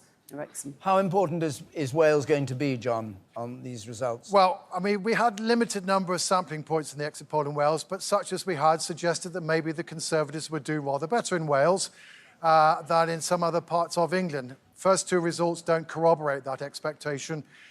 We've got virtually no swing in Wrexham. We've actually got a small swing to Labour in Llanelli. So it looks as though the Conservatives aren't going to get particular solace in the Principality in the way that perhaps we might have anticipated at the beginning of the night. Oh, we've got another one come in, a An change. extraordinary one. Yes. Laura was saying a little earlier on. Sorry, John. Heard that the Labour Party had taken seats from the SNP in Scotland. I don't know whether this is a shoring up of that unionist vote that we were talking about earlier, but Ged Killen takes it for Labour then from the SNP. You can see how incredibly tight that is, 38% to 37%. That's why it wasn't coming up in a list of things we could easily predict because it was on a knife edge. But if I show you the change, and you can see now the drop very clearly of 16% for the SNP. Conservatives making gains here at the expense of the SNP, but that puts Labour, who is in second place in pole position, there to take it. They've also had a slight rise, and that swing then towards Labour of 8.9%. That's huge. Now, not huge when we compare it to some of those extraordinary swings we saw in Scotland towards the SNP 2 years ago, but those were unprecedented. This is something that Labour will be getting the bunting out for, I would have thought. This is an extraordinary result for them in Scotland. Quick comment on that one. Well, here, of course, is the first evidence that suggests that actually the exit polls expectation that the SNP are going to suffer quite substantial losses north of the border looks as though it's be right. You remember right at the beginning of the night, this was something about which we were least certain. Well, here's a piece of hard evidence that the SNP are losing ground quite substantially north of the border. Let's join Michelle, who's got two guests who can comment on both these things. Michelle. Indeed.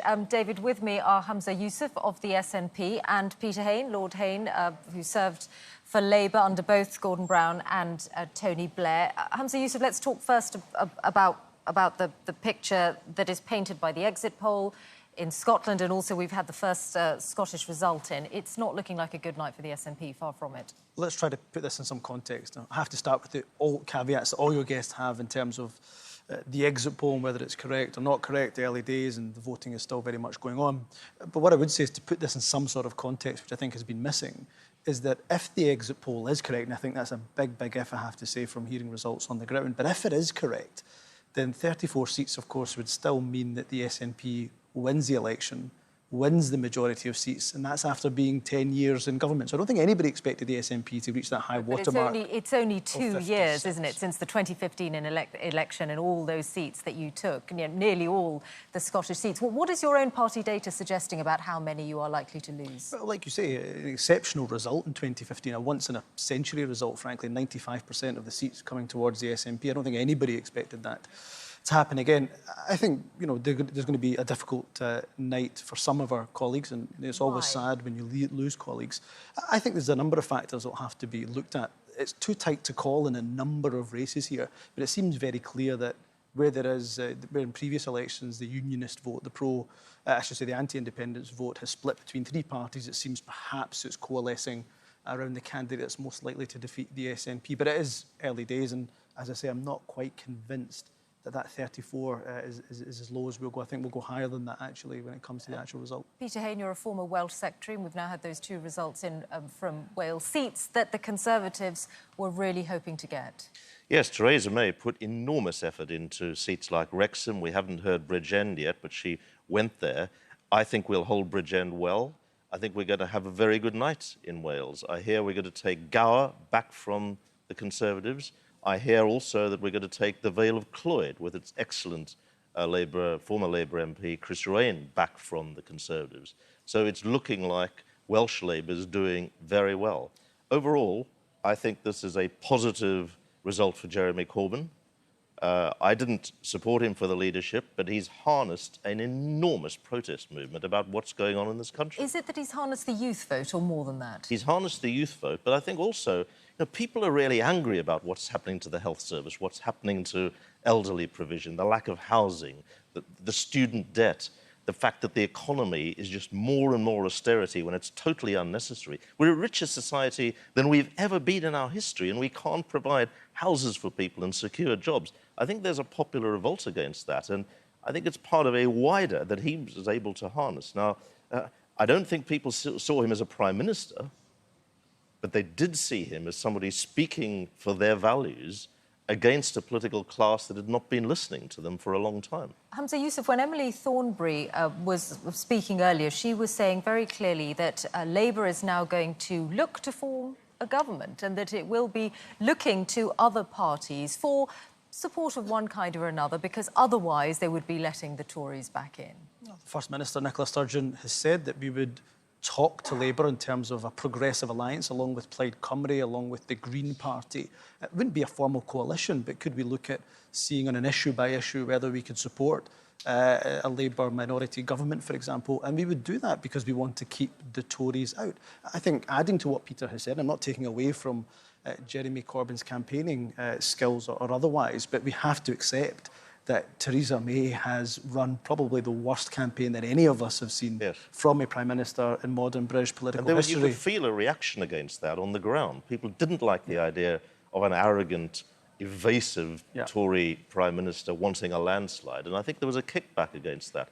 But the issue for Labour now going forward is, are we yet seen as a party of power? Do we have a leader who could be seen stepping into number 10? And do we have a party that is trusted by people in the centre ground? And you don't sound like you're sure. Well, I'm just listening to the votes. Point onto that, in Nuneaton, for example, that's the sort of seat we need to take to be in government. Having said that, Jeremy Corbyn deserves an enormous amount of credit for harnessing this great surge of young people, and not just of young people, but a lot of people who haven't voted Labour out of much enthusiasm, but have been voting against the Tories. Now people are saying, actually, we like his policies. We may not see him as a Prime Minister, but we really like a lot of these policies. Just to add to that, because I wouldn't take away from it, that many of the policies that were in Labour's manifesto, for example, are being implemented north of the border, such as abolition of tuition fees. And I think here there's a question for many people in England and the political class. There was the idea that you had to be centre or centre-right to win an election.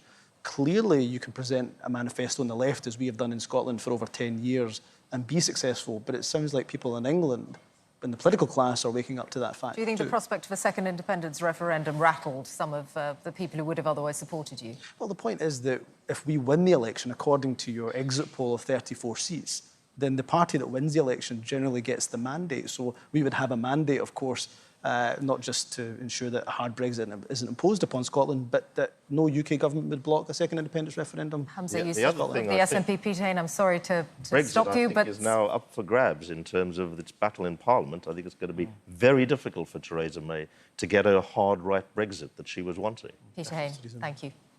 David. Thanks very much. Now, we said earlier on that Amber Rudd, the Home Secretary, was in some difficulty or seemed to be in Hastings. This is what she said, it's just her words, when she arrived at her count a moment ago. How do you think it's going? John, I'm not going to engage much until we're a little clearer where it is at the moment. So I'm just quietly waiting and we keep an eye on everybody and everything in the normal way. How confident are you?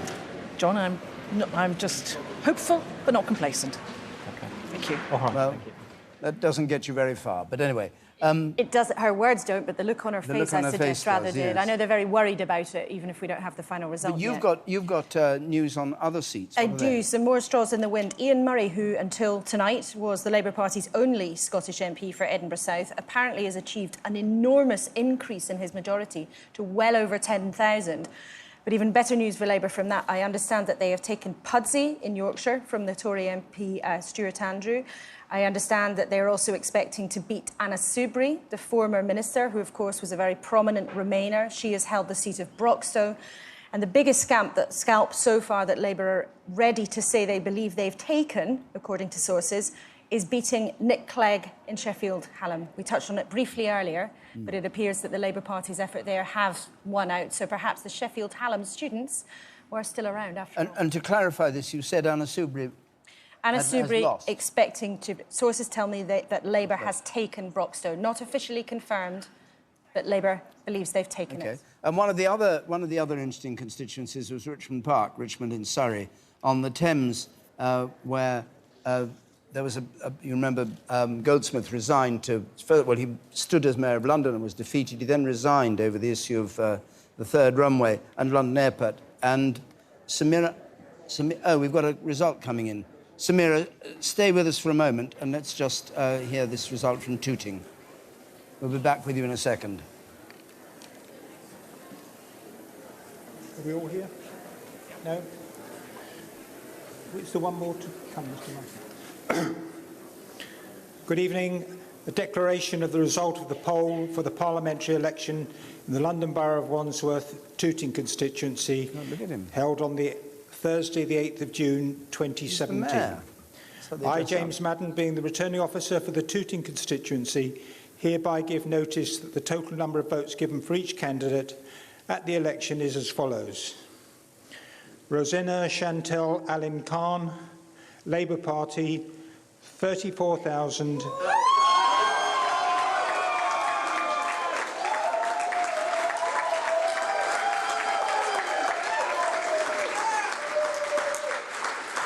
$34,694. Ryan Coshall, UK Independence Party, 339. Alexander James Glassbrook, Liberal Democrats, 3,057.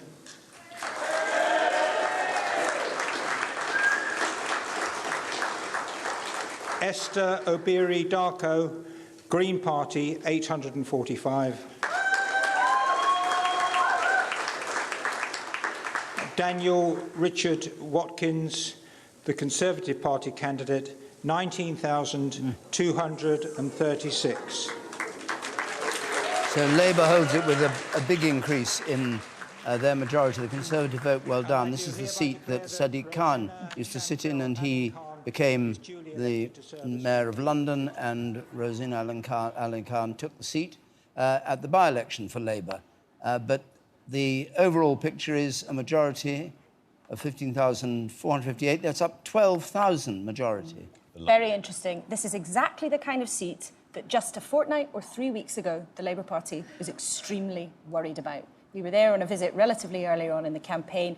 It's an area that's been changing demographically. On paper, it looked like it should be tending to more towards the Conservatives. The old gentrification. Indeed, but she's a very talented campaigner, somebody very well regarded as the younger generation of Labour MPs coming up, and a thumping win for her there.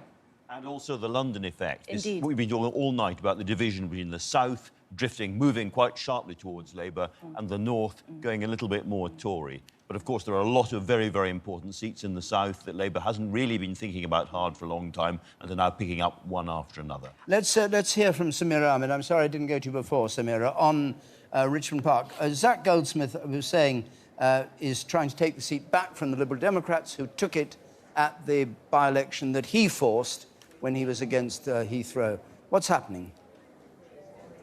Well, it's really interesting what's happening here. Turnout is a big, big factor. So Richmond Park, which, as you say, in the by-election was an amazing win for the Lib Dems, who took it in the kind of post-EU referendum rebellion of the 48%.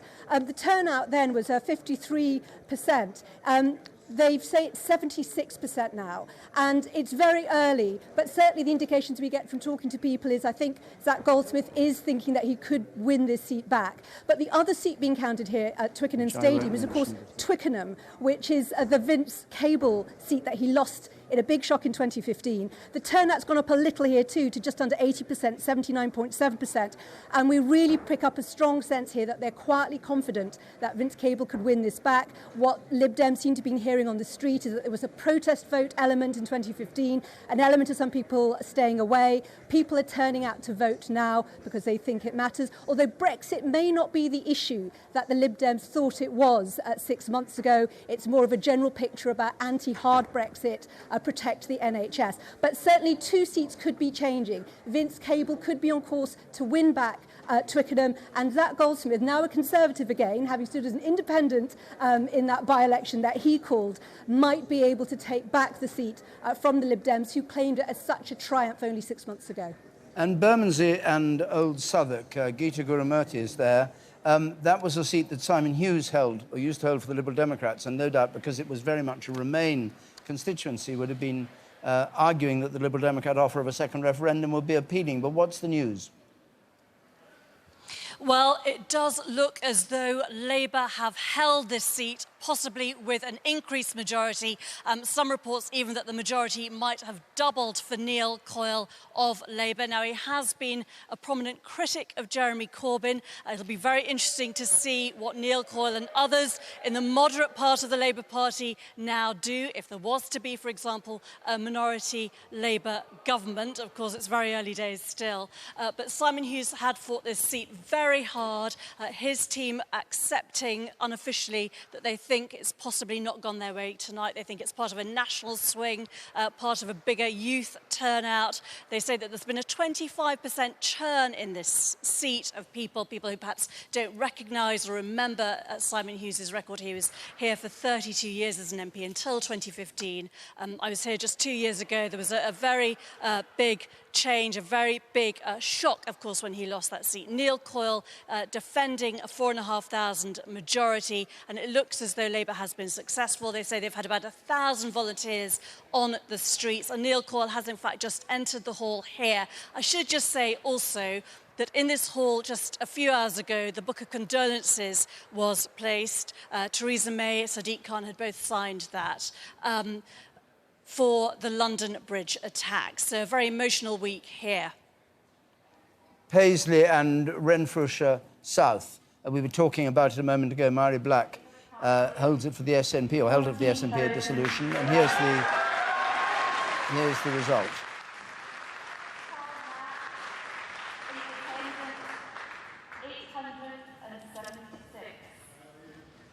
Aidan McCartan, Scottish Liberal Democrats, 1,327. And Amy Louise Thompson, Scottish Conservative and Unionist, 8,122. The total number of ballot papers rejected was 59, and the total number of votes was 41,771. Therefore, I declare that Mhairi Black is duly elected as the Member of Parliament for the Paisley and Renfrewshire South constituency. Thank you. When elected, she was the youngest MP, it was said, since the Great Reform Act. And she was kept by the Labour Party rather under wraps. She wasn't allowed to go out and take part, SNP rather, wasn't allowed to go out and speak very much on television and radio, because I think they thought she was too inexperienced. But she's done well there. Her previous majority of 5,684. And Tom Watson's 4 or 5%. constituency, And I do hereby declare the that deputy the said leader Tom Watson of the is Labour duly Party. elected for the West Bromwich East constituency. He's held on it, and let's hear what he has to say about Labour's results so far. We've got 34 results in, just to remind you. I'm very proud to have been re-elected as the MP for West Bromwich East, and I'm deeply grateful to those people who have voted for me. I promise that I will do my best to repay the trust you've placed in me, and I'll continue to work for all people in our community. And my congratulations and my respect to all of my opponents in this election. You've all fought a very good campaign, a fair campaign, and in the right spirit. Thank you for putting yourselves forward, and my very best wishes to you all for the future. We still don't know the final result of this election. It is too early to say, but it looks like... The lights of...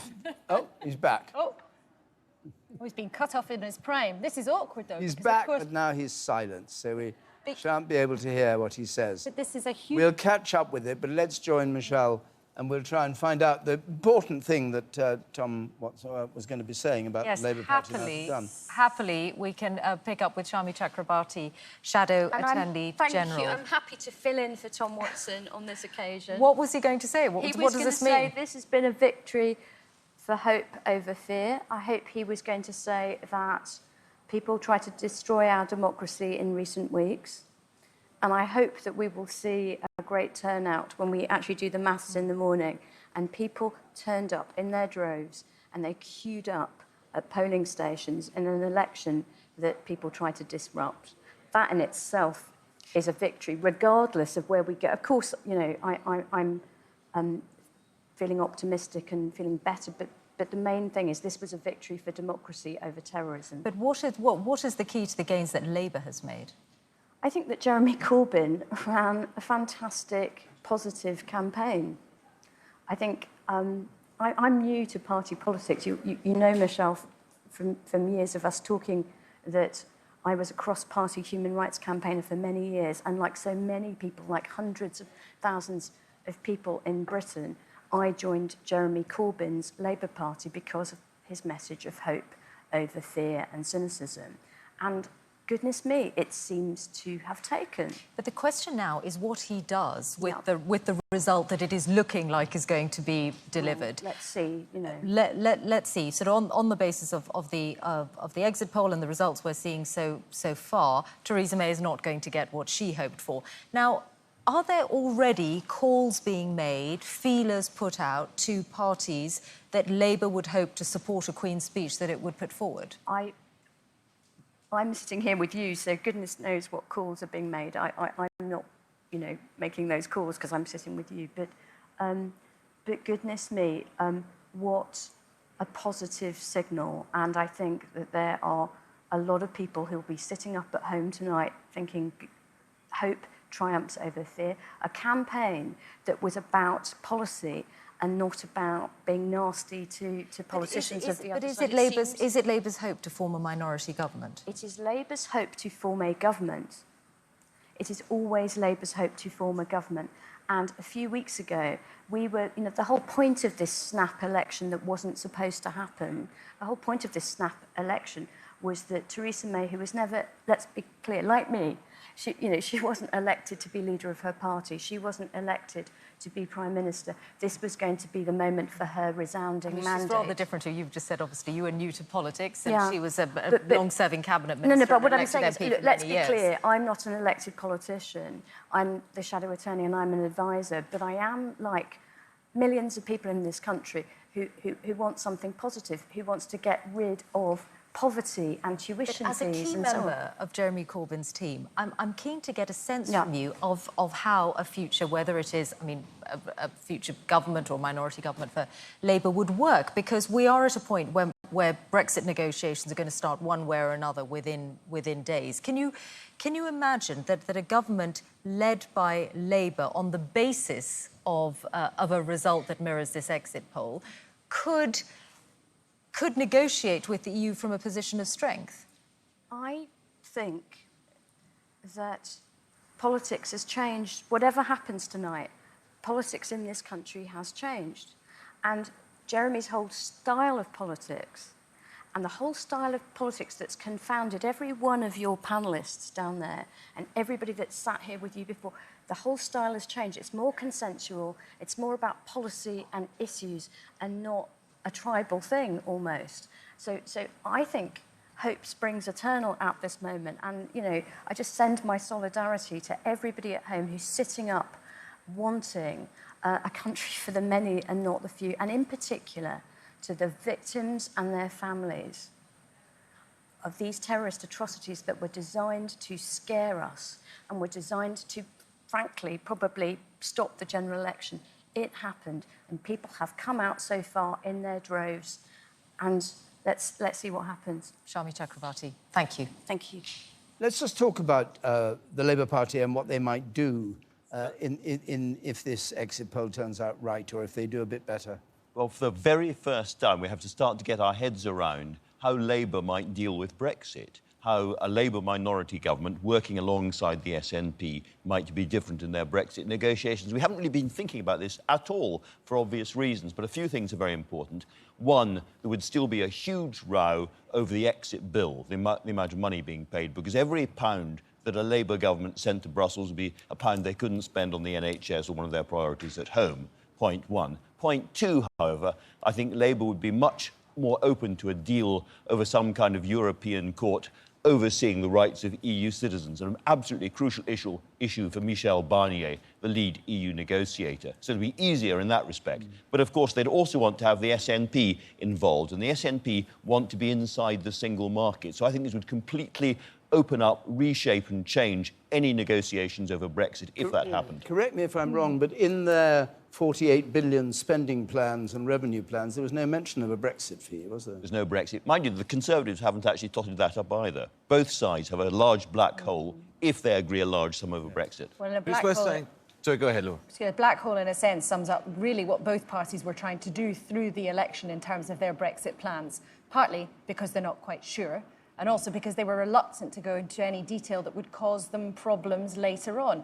Because let's not forget, it's not just about convoluted complexities of Brussels. It's also about huge decisions that will affect the quality of people's lives here in this country. What do we do about immigration? Is absolutely tied to Brexit. What happens to the economy is, of course, absolutely tied to Brexit. Now, where Labour have put forward a different approach to Brexit, they say they would much more concentrate on workers' rights and things like that. We've got a declaration coming, sorry to interrupt you, from Vale of Clwyd, then I'll come back round the table. Let's just hear this. Yn hysbysu drwy hyn fod nifer y pleidleisiau a fwriwyd dros bob un ymgeisydd yn yr etholiad fel y ganlyn.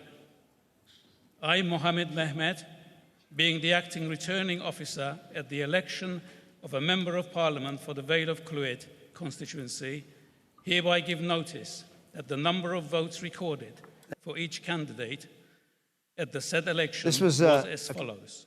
Held seat with a majority Davis, of only 237, Michael, and Labour Welsh chasing them Conservative hard here. Party candidate, Ymgeisydd Plaid Geidwadol Cymru, 17,000 a 44, 17,044.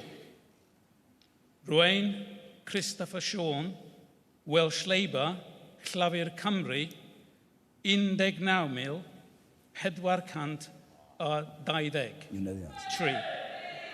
19,423.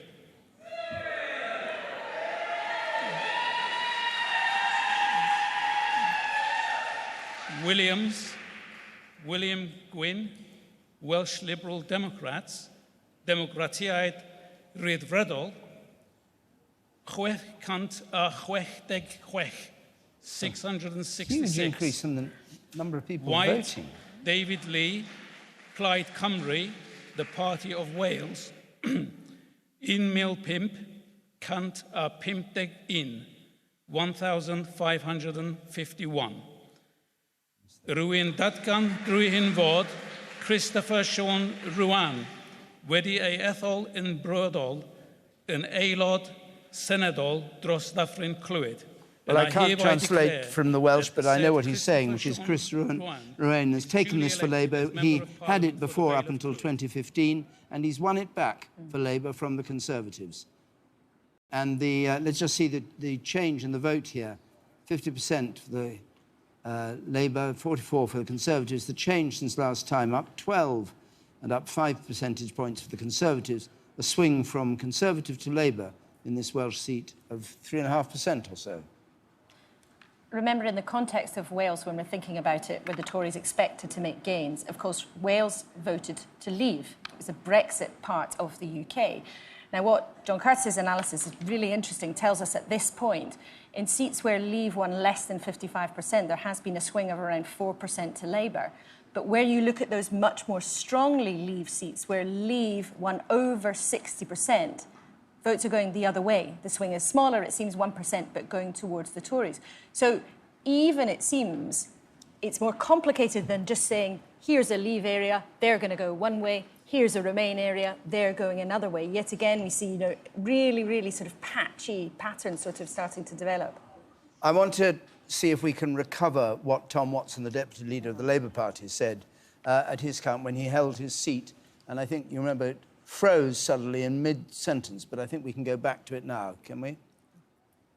I hope we'll see more Labour victories tonight and more Labour supporters celebrating in the hours to come. The next few hours, maybe the next few days, look very uncertain, but one thing can be sure. Theresa May's authority has been undermined by this election. She is a damaged Prime Minister whose reputation may never recover. People in this country were crying out for something more than what the Tories have given us for the last 7 years. They want something to hope for. They've responded to a positive campaign. We don't yet know how this election will turn out, but we know that people vote for hope. Thank you. So there was Tom Watson saying that what we do know from this is Theresa May's authority is undermined. She's a damaged Prime Minister, and she'll never recover. But it's absolutely extraordinary, isn't it, what this does to the internal dynamics of the Labour Party? Because the Labour Party has always been a coalition of people that felt had very different beliefs. But for much of the past 2 decades, the Blairites or the moderates have been sort of in the ascendancy. Jeremy Corbyn comes along, and I think there are lots and lots of people who feel that tonight might be a really bad moment for the moderates. Jim Wharton of BuzzFeed UK, the political editor of BuzzFeed UK, has just tweeted, one of the stranger ironies tonight is how many vocal anti-Corbyn Labour MPs in marginals could find their seats saved by Corbyn. It's an amazing thing to think that over 180-odd MPs said they had no confidence in Corbyn. A lot of them are now dependent on Corbyn for their career prospects. And someone that I think has been part of the shift in power within the Labour movement is Owen Jones, the young writer, political writer, socialist writer. He tweeted earlier tonight, here's to Britain's young. You were ridiculed, patronised, demonised even, and you may have changed history whatever happens. And there is a strong sense tonight coming through online, coming through on my phone and all our phones, that young people feel that they have swung the balance of power forever within the Labour Party. We can't, of course, forget what this means for the Tories. Ben de Pere, who's the editor of the Channel 4 News, has tweeted earlier, wonder whether or not choosing the Evening Standard and other jobs over the UK Parliament feels the best choice right now for George Osborne, which is a mischievous thing for him to say. I should also tell you, David, that the odds on Boris Johnson being the next Tory leader have fallen dramatically over the course of the evening. One set of bookies has his odds falling from 66-1 to 5-1. So lots of speculation about where the Tory party is going to. Emily. An extraordinary result. Justine Greening in Putney, southwest London. It doesn't look it. She's held on to her seat. She's the Education Secretary, of course. But this is what I want to draw your eye towards. The very close share of the vote between Conservatives and Labour. She sat on a 10,000 majority in this seat. She's now sitting on 1,500. And if I show you what that looks like in terms of a swing, it's a 10% swing from the Conservatives towards Labour. Now, in a safe seat like Putney, a government minister, maybe it was always going to be a tough call for Labour to take this, but they'll start to look at other seats in London, the closer ones, and think maybe they have got a chance if this is a London-wide phenomenon that they're seeing. One other one I just want to bring you, which is Clwyd South. You had Vale of Clwyd a second ago. Now, Clwyd South originally showed up in some of our forecasts as being take for the Conservatives. Labour has held on to it. It's right next door to Vale of Clwyd, of course. Labour on 51% share of the vote, the Conservatives 39%, and a swing this time also from the Conservatives to Labour, 2.4% swing. So it does seem as if Labour is establishing a bit more of a ground base in Wales and starting to make these quite impressive inroads in London, even if they're not actually changing the colour of those seats yet. Tim Farron was caught a moment ago leaving his house to go to his count at Westmoreland and Lonsdale, and was questioned as he came out of the house. It's here.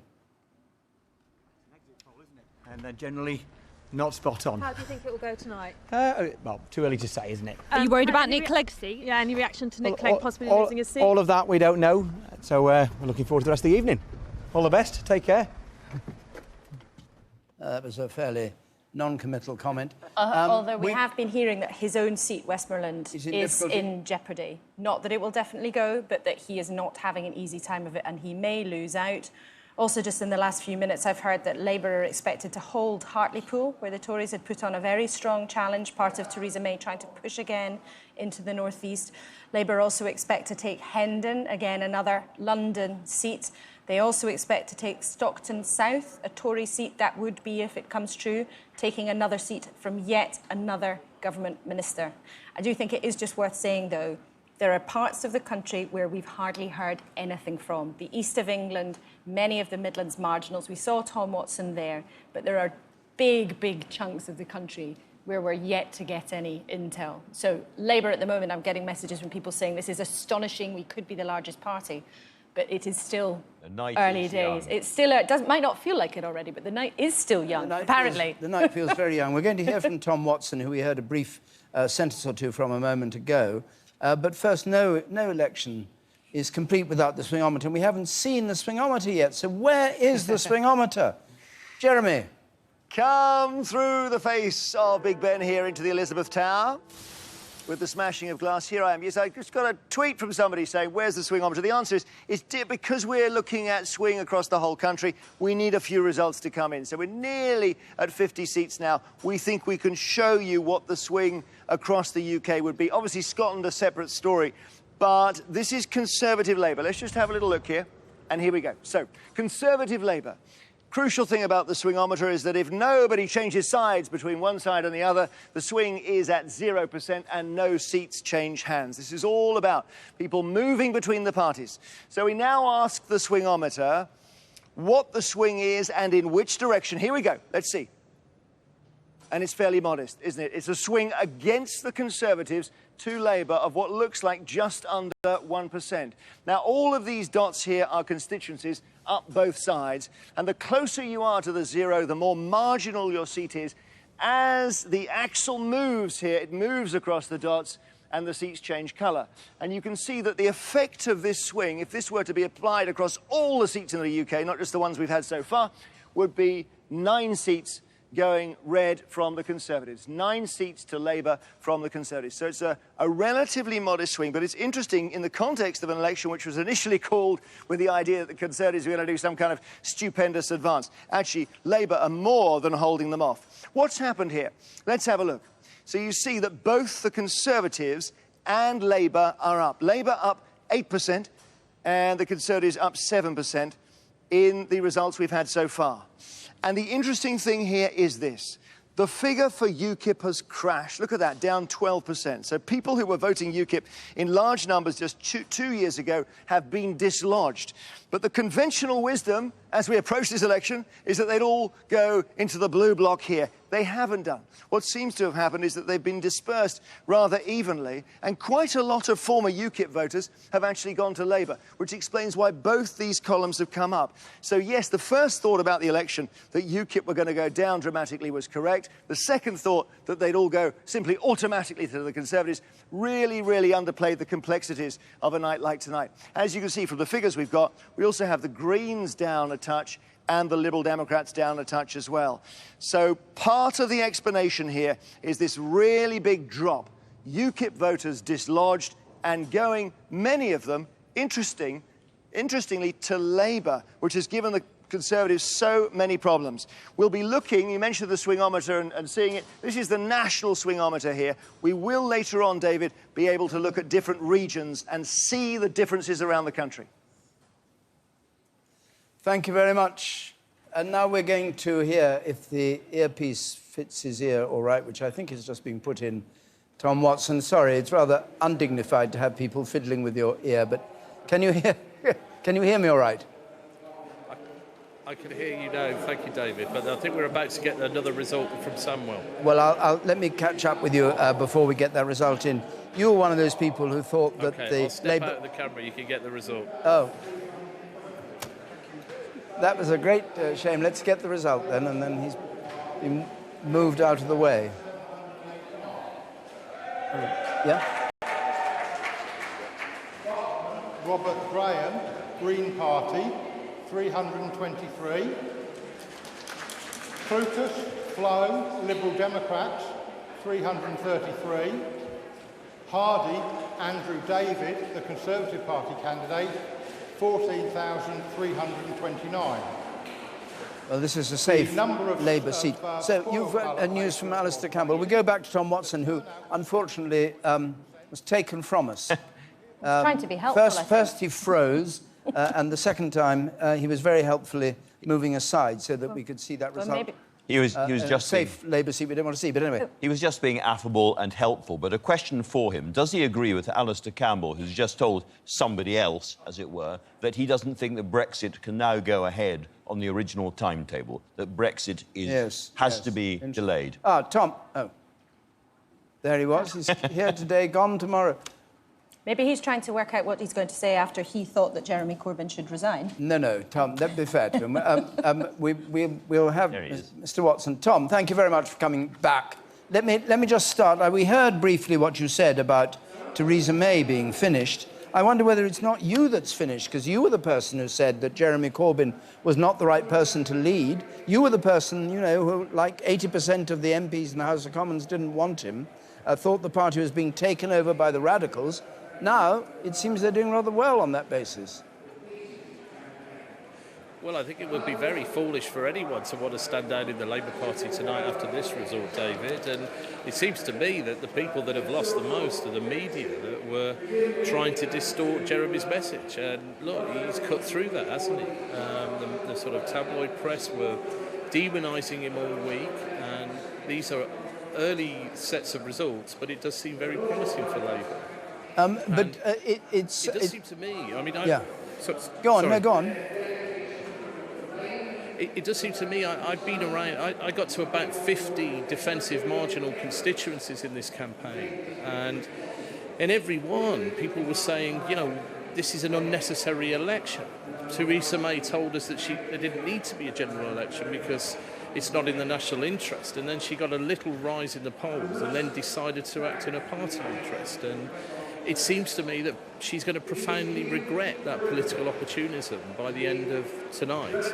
But what do you I don't know make? where it's going to land, What do you make of if we don't know the final result, of course, but clearly Labour has done better than, as you were saying, people thought it would, and the opinion polls thought it would. What do you make of Labour's success under Jeremy Corbyn's leadership, which you have been critical of?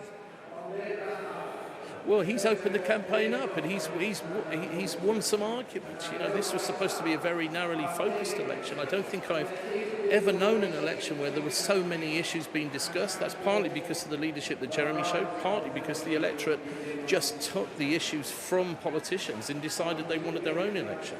The health service, defence, security, terror, transport infrastructure, quality of life, housing, the future for young people, security for pensioners. These are all issues in this campaign in a way that we were told this was going to be a referendum on leadership and on Brexit alone. And it seems to me that be careful what you wish for when you have unnecessary and uncalled for general elections. Is Jeremy Corbyn now safe as leader of the Labour Party, and will he have the support of those MPs who wanted to get rid of him? Well, I think he was safe, whatever the result would have been. He's stood for 2 elections, and you know this was an election that was brought upon us early. So I think you know there were plenty of journalists who were talking about a potential leadership challenge to Jeremy Corbyn in the next 7 days. I've not heard any MPs saying that. But it seems to me that the shoe is on the other foot now. You know, I could see Boris Johnson sharpening the knives for Theresa May after this result. But let's see what the final results are by the end of the night. And you're putting your, or I won't use the word knife, but your original objection, and the 80% of Labour MPs who objected, they're all going to go silent and come behind Corbyn and John McDonnell's plan for the economy and all those things, are they? I think if we come out of this election with an increased vote, then you know it shows that you can argue that natural resources can be socially owned and the sky doesn't fall in. I think you can argue that there could be a greater role for the state in providing public services. You can argue that you need to give young people the best start in life, and that you can be bold in government, and that's what our manifesto said. I was very proud of our manifesto. Tom, thank you very much indeed for joining us. Just very briefly, David, I'm hearing from Labour sources that they expect to take Leeds North West, they expect to take Finchley and Golders Green. They also expect to take Shipley, and I think they may already have done from the Conservatives, the MP Philip Davies. Just briefly, off the back of Tom Watson there, let's be completely clear. Privately, there were plenty of Labour candidates who were discussing not how they would get rid of Jeremy Corbyn in the next week or so, but how they would hope to try to move to do that in the next couple of months or so. That was something that was being discussed. Of course, these results transform that situation. It's completely plain that was something that was on their agenda. You've got more results, Emily. This is an absolutely staggering result in Angus, in Scotland, which really wasn't on anyone's watch list. It was on the Tory target at 126, but the Conservatives have taken it from the SNP. Kirstine Hare becomes the new MP here on 46% share of the vote. And you can see what's happened here. Big fall, a dramatic fall for the SNP, down 16. Might be time to start asking questions about tactical voting amongst the unionist parties in places where they thought they could overturn the SNP. This was a seat, one of 6 seats that the SNP actually held before 2015, so it wasn't even a recent gain. That swing will be one of the most dramatic, I predict, of the night. 16% from the SNP to the Conservatives. The drama each time seems to have been in Scotland, so we're going to keep a tight watch on that. Another result to bring you in the northeast of England, Hartlepool, which is a Labour hold on 53% share of the vote, despite a good fight from Carl Jackson for the Conservatives on 34%. But it is that UKIP vote that you really want to look out for here. Massively down, 17%. Philip Broughton stood for the leadership alongside Paul Nuttall, didn't win it, of course, and now sees his share of that vote massively falling here. So the swing is actually, as you can see, towards Labour, quite a modest one, 1.8. But questions now surfacing from all these northeastern seats about maybe the point of the UKIP vote at all going forwards. One more to show you, Warwickshire North. This is a Conservative hold, and this is somewhere that was on the Labour target list, number 24. And this is showing not only a Conservative hold, but a swing towards the Conservatives. So they have strengthened their hold on this one, a majority of 8,500. This incredibly mixed picture emerging now that they seem to be doing quite well in parts of England, extraordinarily well in those 2 results we've had in Scotland, and yet not so well in Wales. We're joined by Nigel Farage, who, after all, led one of the leaders of the Brexit campaign. Mr Farage, thank you for joining us. You're not standing as a MP, of course. What did you make of Paul Nuttall's leadership of UKIP? UKIP doesn't seem to have been doing very well. No, I thought he was strong.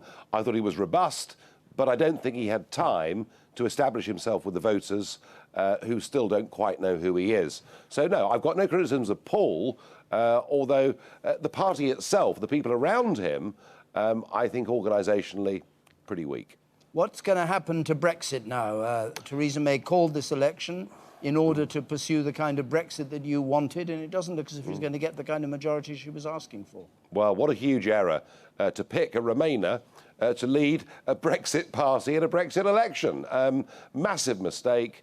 I think that if we do get a Corbyn coalition, then Brexit is in some trouble. And if Brexit is in some trouble, will you come back into active politics and fight for what was voted for only last summer? I would have absolutely no choice but to do exactly that. Well, that's interesting. We've got to go. I'm sorry, we may be able to come back to you. We've got to go to Battersea. James We've got a Madden, result. Returning officer for the Battersea From constituency. Battersea. Hereby give notice that the total number of votes given for each candidate at the election is as follows. Christopher Austin Francis Coughlin, commonly known as Chris Coughlin, Independent, 1,234.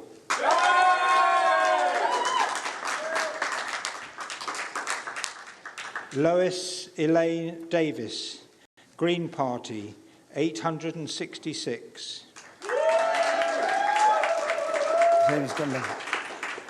Richard Adam Davis, Liberal Democrats, 4,401.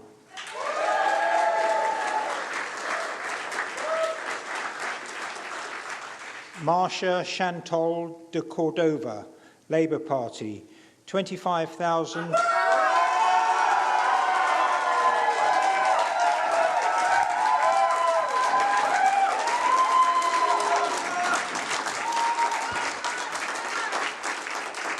$25,292. Jane Elizabeth Ellison, the Conservative Party candidate, 22,876. Daniel Peter Lambert, the Socialist Party of Great Britain, 32. And Eugene Power, UK Independence Party, 357. And I do hereby declare that Marcia Chantol de Cordova. So, Jane Ellison, Financial Secretary to the Treasury, former Public Health Minister, is defeated in Battersea. Labour takes Battersea. And the swing in Battersea, let's just see what that is, 46%, and a swing of 10% from Conservative to Labour in an area that's almost 80% in favour of Remain, just under 80% in favour of Remain, whether that's significant or not. I want to go back to Nigel Farage, who we interrupted for that result. Mr Farage, thank you for waiting. The last thing you said was very tantalising. You said you'd have to come back into active politics. That's what you plan, is it? Well, it's not what I plan. It's not what I want. I was, thrilled to lead UKIP, to pressure Cameron into offering a referendum, into working in that referendum campaign, into winning. We've triggered Article 50. I thought it was all done. Mrs May went for the big majority. She was found out, I think, in this campaign. And what's remarkable about Corbyn's achievement is he's getting Remainers in London voting for him, but he's getting UKIP voters around the rest of the country voting for him too. Now, of course, he's not going to be able to form a government on his own if it works out that way. But if we get a coalition with him and the SNP and whoever else, then we may well be looking down the barrel of a second referendum. Is the whole Brexit campaign, the Brexit decision, is it all in jeopardy now? Is the timetable, does it mean anything anymore? Well, I mean, let's see. There's a long way to go. But I do think this. I think, let's say the other result happens. Let's say May scrapes through with a small majority or forms a minority government, I don't know. I'm not sure that her credibility is going to be very strong in Brussels. So I think, yes, the timetable, whatever happens here, is likely to get pushed back. But how confident are you that there'll still be what's called the hard Brexit that you wanted and that you think you won a year ago? Well, I was always a bit suspicious with Mrs May as to whether we'd get it. I mean, she was asked in the campaign repeatedly, having backed Remain, did she now believe in Brexit? And not once did she say yes. She just said she was carrying out the will of the people.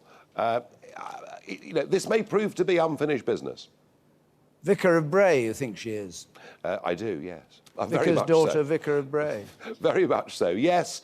And in the end, I think, when Corbyn said that they would end free movement, when Corbyn said that under Labour we would leave, I think he kind of boxed off Brexit as an issue for UKIP voters, many of whom did not see the party as being relevant in this campaign.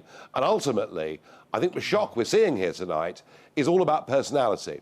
And, you know, UKIP voters want somebody they think is speaking for them. They want somebody who is for change. And what Theresa May tried to do was to be the establishment figure. Corbyn, I thought, through the campaign, looked comfortable in his own skin.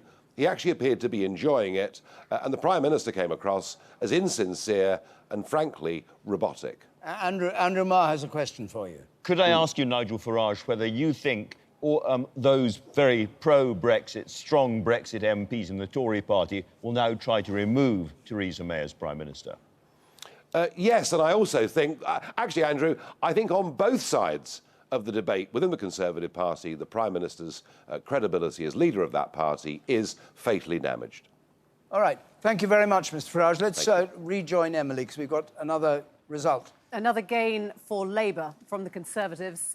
This is their fourth gain of the night. Labour have yet to lose a seat, but it's early days. You can see Stockton South puts Paul Williams in as the new MP for Labour here on 48% share of the vote to the Conservatives on 47%. And you can see what has helped that along. As Mr Farage was saying, UKIP down 8%. It seems as if Jeremy Corbyn, or at least Labour, has picked up a lot of that vote because the Conservative share hasn't moved at all. The swing here, you can see, is pretty solid from Conservative to Labour. This was number 47 on the Labour target list. They were hoping it would be competitive here, but an outside chance, and they've picked it up. Now, what I want to show you, because I've been referring to this at intervals throughout the night so far, is how our exit poll compares to the results in so far.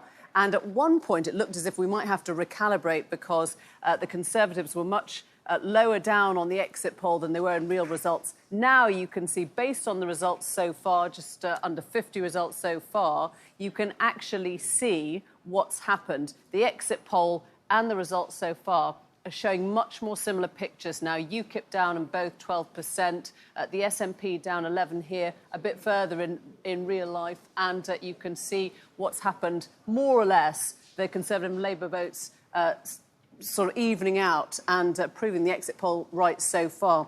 This is a result we've just had in the last few moments. Ealing Central and Acton has been held for Labour by Rupa Huq. An important seat this. The Greens stood aside to help Labour.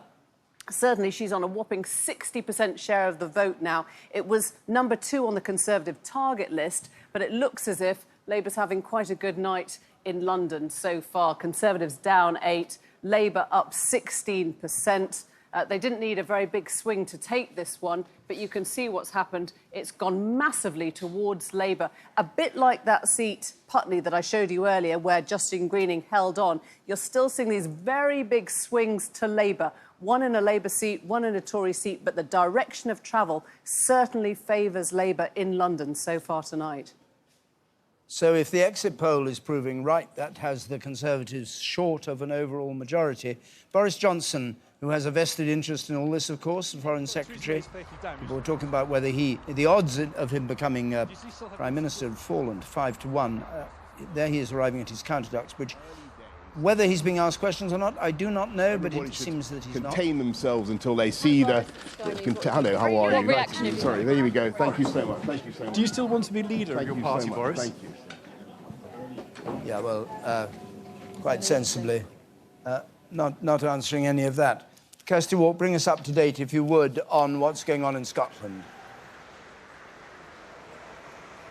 Well, we are about to get our first Glasgow seat. It looks like Glasgow East will declare soon, and it looks like the SNP have held on by their fingernails, possibly with a majority of less than 100. Glasgow Central, which was a swing 2 years ago to the SNP of 35%, that too may be in jeopardy.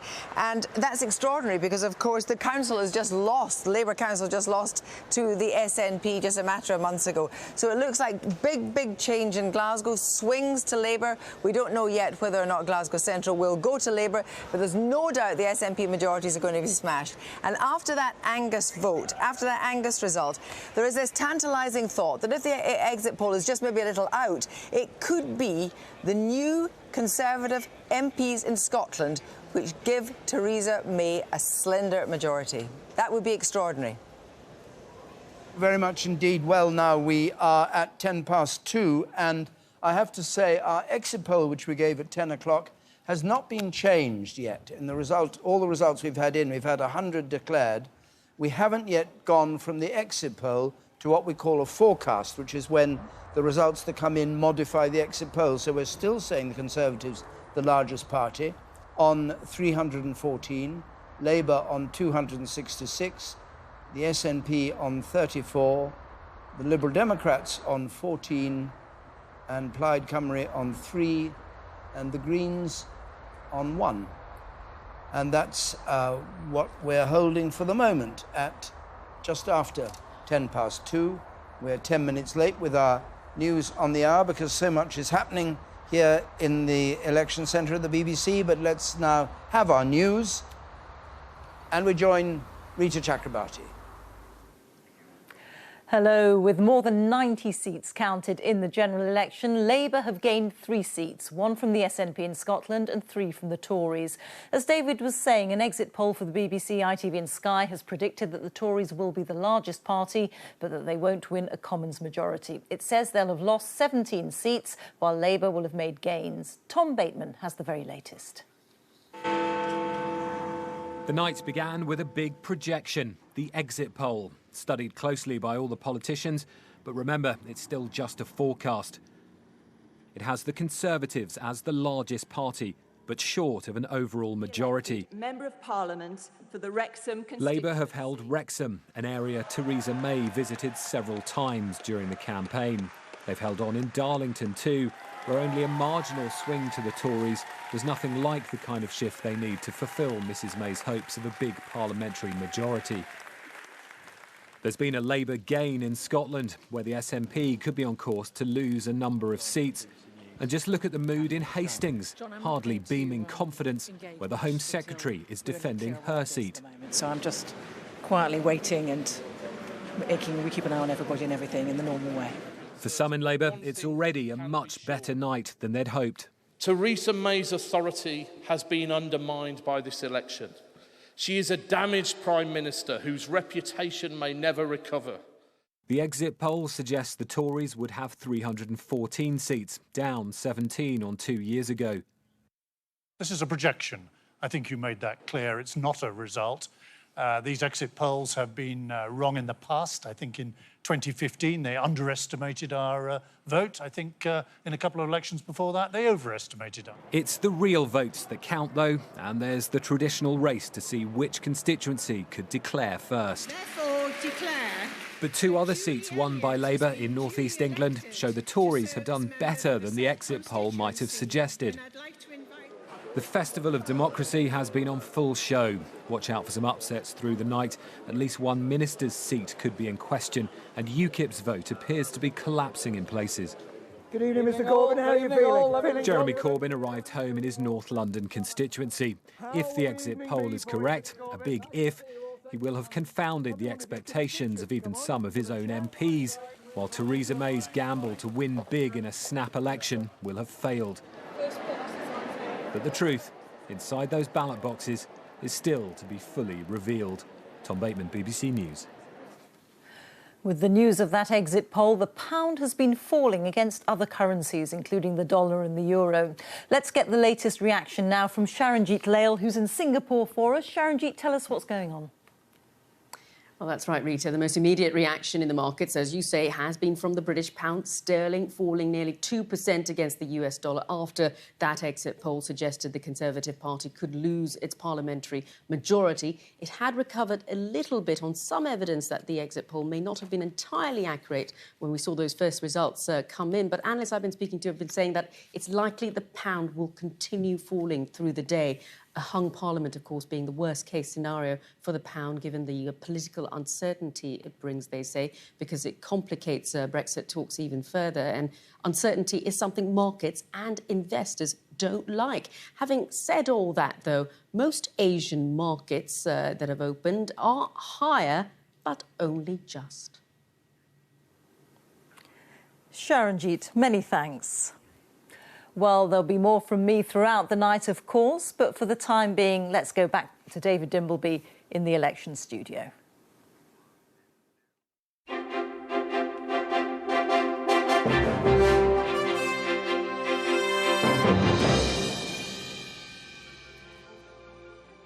Welcome back to our election centre. We're not yet doing it, but we are about, I think, to slightly increase, but not by very much, the forecast for the Conservative seats. It's still going to be short of an overall majority from what I hear, but we will get those figures in just a moment. Laura, what have you got for us? Well, this seems to be being borne out now in Tory headquarters, so I understand ministers now do not expect to outperform the exit poll. Now, that means privately, as we speak, there is acceptance and discussion of the fact that senior Tories do not now expect to have an overall majority, which means, if of course by the morning that remains the same, Theresa May's roll of the dice looks set to be one of the biggest political mistakes that we have seen for quite some time. We've seen Jeremy Corbyn arriving at his count in Islington, smiling like a Cheshire cat. I mean, let's not forget, he was elected by Labour members to the astonishment of the Labour political establishment once.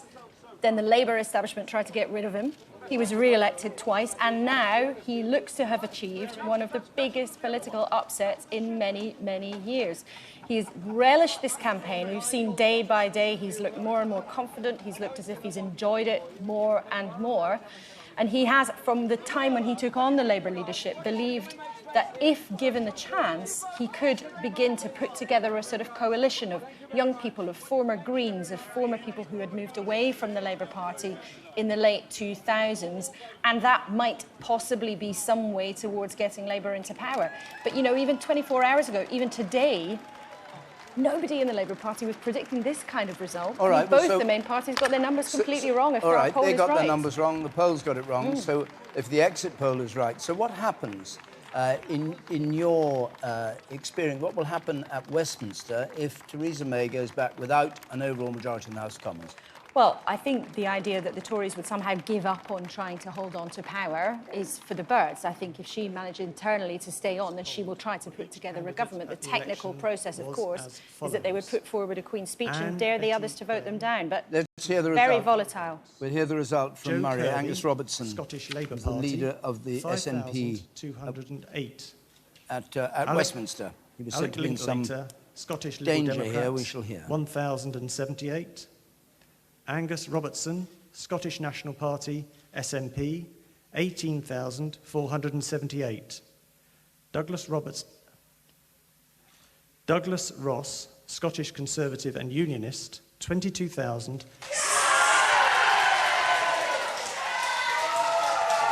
So the Conservatives take Murray. Angus Robertson, the familiar figure in the House of Commons, asking his two questions on behalf of the SNP, is out of the House. And Douglas Ross is there for the Conservatives. And this is a very significant moment nationally because, of course, the SNP have been the third biggest party in Westminster. So this is the equivalent of the Westminster leader of the Lib Dems losing some at a different kind of election. The Tories poured huge resources into this, and it seems to have paid off. So there's the result, a majority for the Conservatives of just over 4,000. Taken from the SNP, the share of the vote, 48% for the Conservatives, 39% for the SNP, 11% for Labour. We can see those figures. Well, apparently we can't. Anyway, I was going to show you the share. Here we are. 48% Conservative, 39% SNP, 11% Labour, 2% Liberal Democrats. The change, Conservative goes up 16%, SNP down 11%. It's a swing from the SNP to the Conservatives of 14%. And Angus Robertson, leader of the SNP in Westminster, out. And the Conservatives take the seat. We've now had 122 declarations in. And so far, Labour up 5. Conservatives are down 2. The SNP are down 3. That's how we stand at the moment. But we were talking about what's going to happen, and perhaps we should just talk about that. We've just been rejoined by Peter Kellner, described as our election expert. I mean, everybody around this table ought to be an election expert by now, but what do you have to say? Just briefly, on the back of that Murray result, the SNP are down almost everywhere that we've had a result in Scotland. Yes. By about 15 or 16 percentage points. They will end up on the current form with about 35% of the vote. They'll be the largest party in votes. They may have the majority of seats. But if you add together the votes for the unionist parties in Scotland, Conservative, Labour, Liberal, Democrat, they will outnumber votes for the SNP by almost 2 to 1. And what do you deduce from that? I think this kills Scottish independence. What do you mean? You think voters were voting on the independence referendum too? I think the SNP mandate to have a referendum, they still have a majority in the Scottish, or a near majority in the Scottish Parliament. They'll be the biggest party at Westminster from Scotland. But the votes tell us a story that I think independence is dead. They do, and I'm just hearing that Labour are also expecting to take Glasgow North East. And without question, the metaphorical question on the ballot paper in Scotland was about whether or not people wanted a second referendum. It was a different question being asked to in other parts of the country. Let's have the result. Oh, we've got a declaration coming from Great Grimsby. Hold on a second, Emily. I'll come to you in a moment, but let's just hear this. The number of votes cast for each candidate is as follows. Besant, Steve, Liberal Democrat, 954. Gideon, Joe, the Conservative Party candidate, 14,980.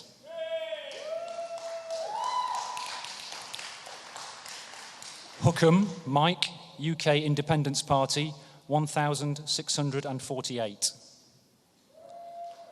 McGilligan Fell, Christina Ann, Independent, 394. On, Melanie, Labour Party, 17,545.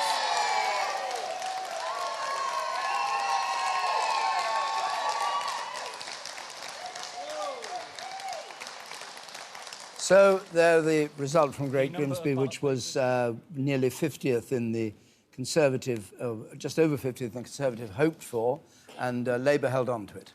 Majority of 2,565. And let's see what the change and swing was there. 49% for Labour. It was up 1%. Conservative vote up 16%. UKIP vote down 20%. And the swing, Labour to Conservative, just over 3%. And this is another kind of the seats where the Tories' strategy was, they hoped to replicate everywhere, that the UKIP vote they expected was swinging across to them. That hasn't happened here.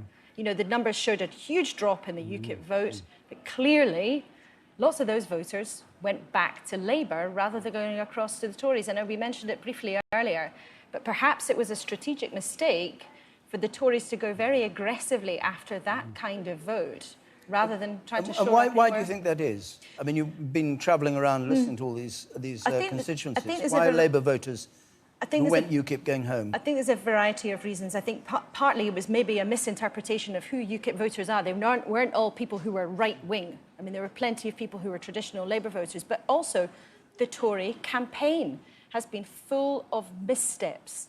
Theresa May U-turning over her social care policy that went straight to cause anxiety among many older voters. We'll have seen in these kinds of seats people who are traditionally, small C Conservative. Older voters were very worried about this. I think in the last week we also saw the Labour Party really having cut through over police cuts. Of course, the awful terror attacks sort of froze the campaign at two different moments. But the Labour Party allowed to put together two issues, if you like. They were campaigning already very hard on austerity. They put that together with the issue of security. And we heard that on the doorstep, that coming back, people concerned about police cuts. And I think that's probably one of the issues we've seen here that will have cut through, that took the shine off the Tories' early stages and that early confidence that people had in Theresa May. I said that we were going to turn our exit poll into a forecast on the basis of the results we've had in 137 now. We've still got 500 or so to go. So let's just see here on the facade of the House of Commons what we're now saying. Conservatives on 322, 326 would give them an overall majority. Labour on 261. The Conservatives still the largest party, but there's the 4 short of the 326 that they would need. Numbers in 2010. We have a result. I'll come to you in a moment, But Emily, let's have your result. We've had another Conservative gain in Scotland. Auckland, South Perthshire. Luke Graham takes it for the Conservatives on 41% share of the vote. And now a fairly handsome majority of 3,359. This was 128 on the target list. It wasn't within any of our sites, so they've done extraordinarily well. And interesting to see not just the SNP falling here, but also Labour as well. Maybe there has been a tactical vote, a unionist vote towards the Conservatives. They're up 21%. I said earlier, holding myself hostage to fortune, we probably wouldn't see a bigger swing than the one we had in Angus. This one is another 16% swing from the SNP to the Conservatives, which land this one in safe Conservative territory. Tasmin Ahmed Sheikh, who took it from Labour last time round, now in second place. And we're going to bring you one more. Bury North, the northwest of England. This is Labour's fifth gain of the night, sitting on 54% share of the vote. David Nuttall is pushed out. That rebellious Conservative MP is now out, and James Frith takes his place. You can see what the change looks like here. Labour only needed a 0.4% swing, but they've done that and more. 13% increase in the share of the vote, and you can see how handsome that is from the Conservative to Labour. One more that's just come in.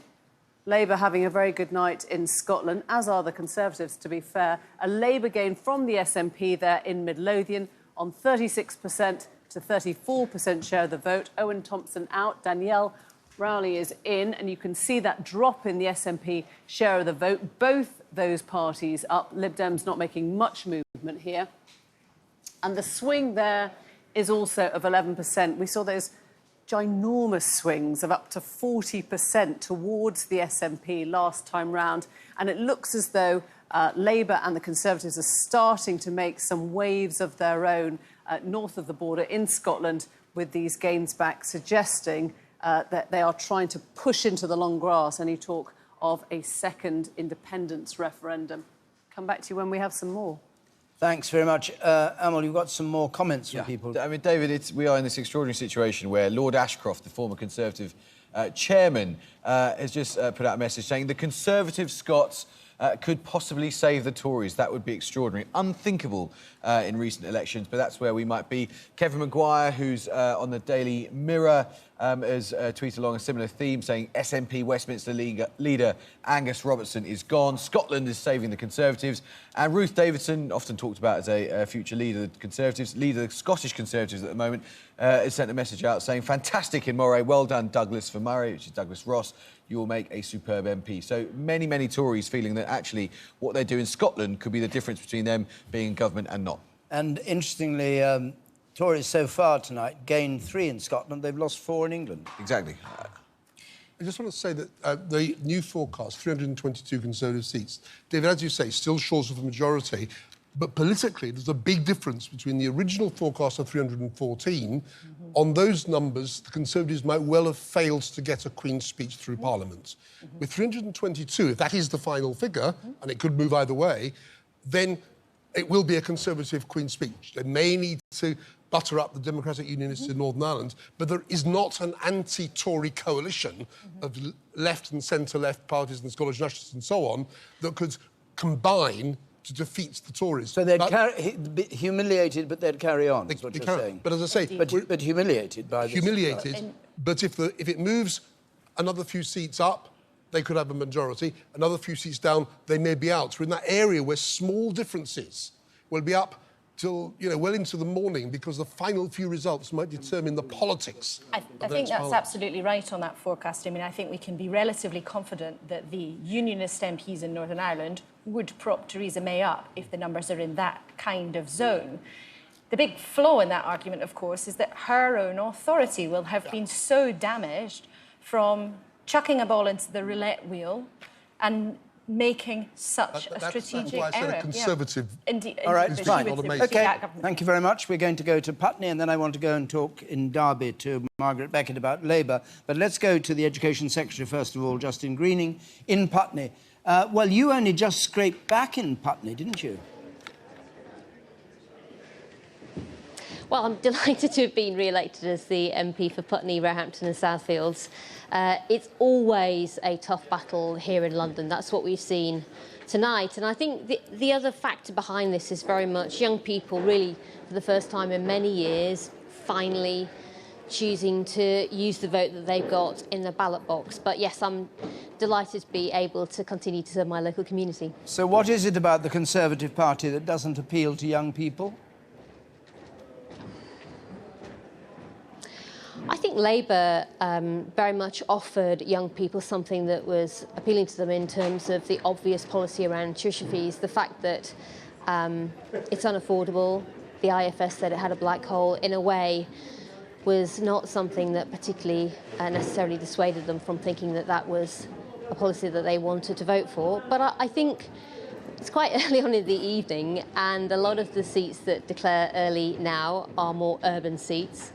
I think it's worth pointing out that both Battersea and Putney are the two seats in our country with the very youngest demographic, so we've particularly seen that perhaps coming through in the votes here, and there's a very long way to go in this election through the course of the night. If we know we've now made a forecast of 322, that's short of a majority for the Tories in the House of Commons. What's the future of the Tory party under Theresa May and with the Brexit negotiations, if that is the final result?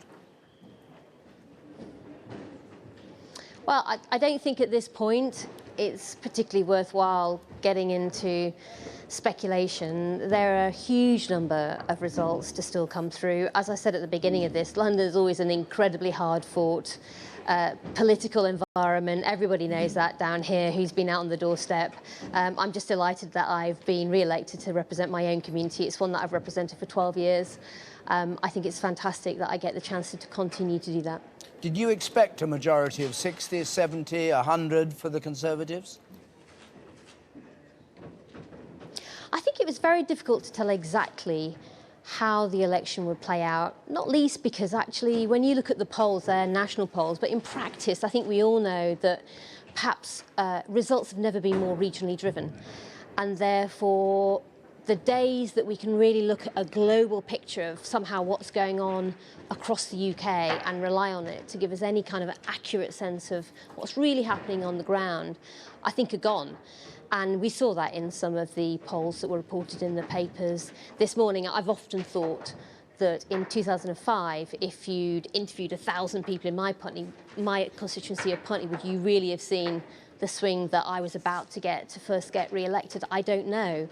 But I think what it shows is it's exceptionally hard in these political climates to really see what's going on the ground, and that's what we're seeing tonight. So does it make sense in those circumstances to say I've concluded the only way to guarantee certainty and stability for the years ahead is to hold this election, which I've said over and over again I won't hold? Words of the Prime Minister. I think the Prime Minister was right to recognise that Britain was in a very different place now than we were in 2015, and it was right to go to the country and to ask them the question about what their views were, what people's views were about the direction that they wanted for the future. It may be that what we're seeing in this vote is that people are still in a debate about what that future direction should be. But it is very, very early days. So I think it's easy to pick on some results in some parts of the country and to say that they are going to be massively representative. I suspect you'll continue to see some very locally driven results that will, on occasion, contrast, as we've seen the Conservatives doing very well in Scotland, less well in London, and I think we'll have to see how this plays out across the rest of the night. Justin Green, thank you very much. And as I said, we're joined from Derby now by Margaret Beckett. Good evening, Margaret Beckett. If I'm not mistaken, you were one of the people who gave Jeremy Corbyn your support in the leadership for the Labour Party on the grounds there should be a fair contest, and afterwards said you were a complete moron for having done it. Are you still a moron? As somebody else said that, but I didn't think it was right to dissent. But yes, I agreed that it was a good thing to widen the debate. And then I realised that it might be thought that I was suggesting that people should vote for someone who, as Jeremy was, had no experience at all of the front bench. And so I made haste to say, I think he should be part of the debate. I don't think he should necessarily be the leader. there you go. So what do you make of what's happening? Well, there's no question that I think the two things that I don't think you can dispute about this election campaign is that Jeremy has performed infinitely better than anybody, probably including Jeremy, ever expected he could, and that Theresa May has performed infinitely worse than anybody expected that she could. And, you know, it's the conventional wisdom, but why is it conventional? Because sometimes it's also wise. The British people don't tend to like having an election they didn't have to have. So what is the consequence going to be if we're seeing a much weakened Prime Minister, a much damaged Conservative Party? At this stage, are you thinking there might be a Jeremy Corbyn premiership?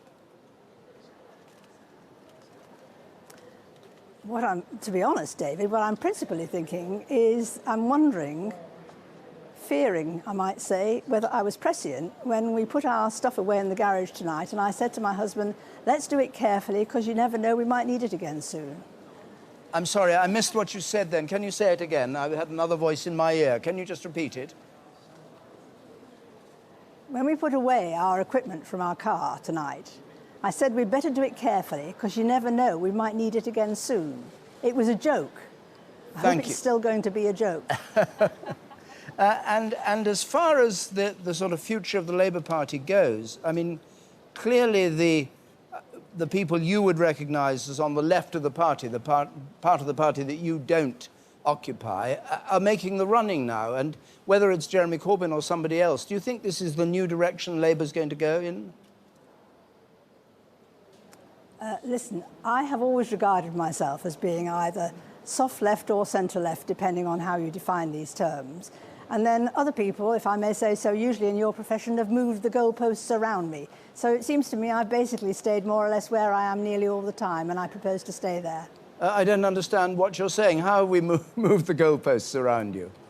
Well, you're saying, of course, you're not on the left. Well, yes, actually, I've always thought I was on the left, and I still think I am. Margaret Beckett, thank you very much for joining us. We've got two more results in, Emily, have we? Yeah, I just want to show you this one. There's so much churn overnight, it seems, that the Conservatives are taking seats in Scotland from the SNP, and it seems now from the Lib Dems in England. This one is Southport, where John Pugh stood down, and maybe that helped the Conservatives, we don't know, but Damien Moore has now taken this. Not only have they taken it, but they have pushed the Lib Dems into third place here. So they had this seat before. The Lib Dems are now in third place. Conservatives on 39% share of the vote, and I can show you what that change looks like.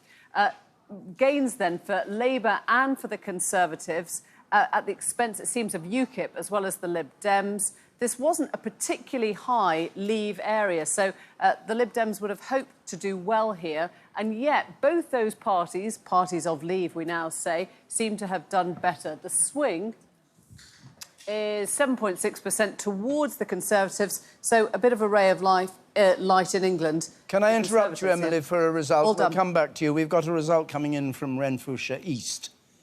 SNP held by Francis Oswald.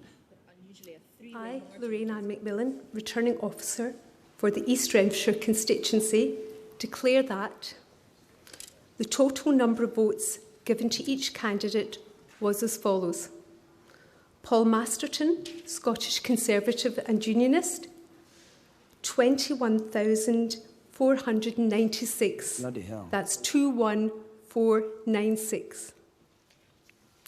Blair George McDougall, Scottish Labour Party, 14,346. Parliament for That's the East Renfrewshire constituency.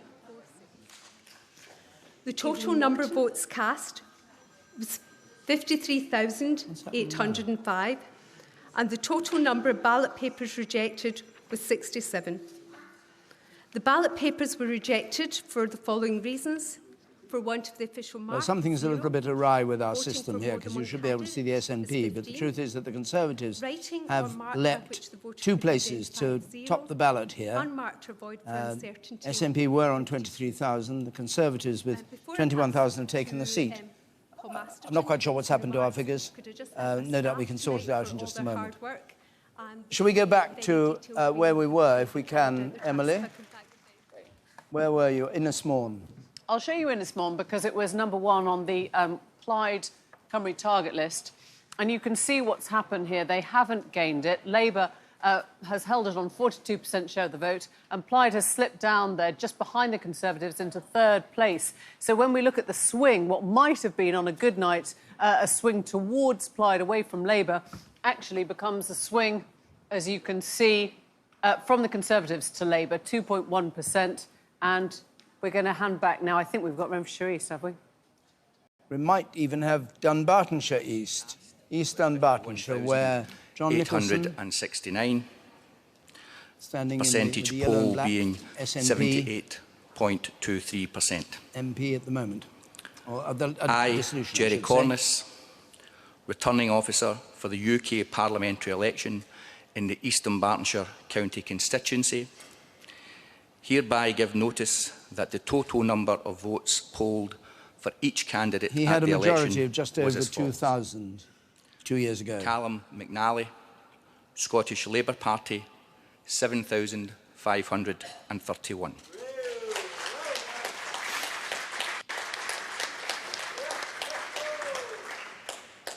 Sheila Meakin, Conservative and Unionist, 7,563.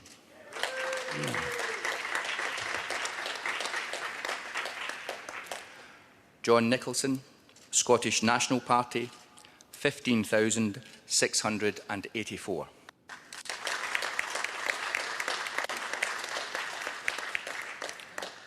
Joe Swinson, Scottish Liberal Democrats, 21,000.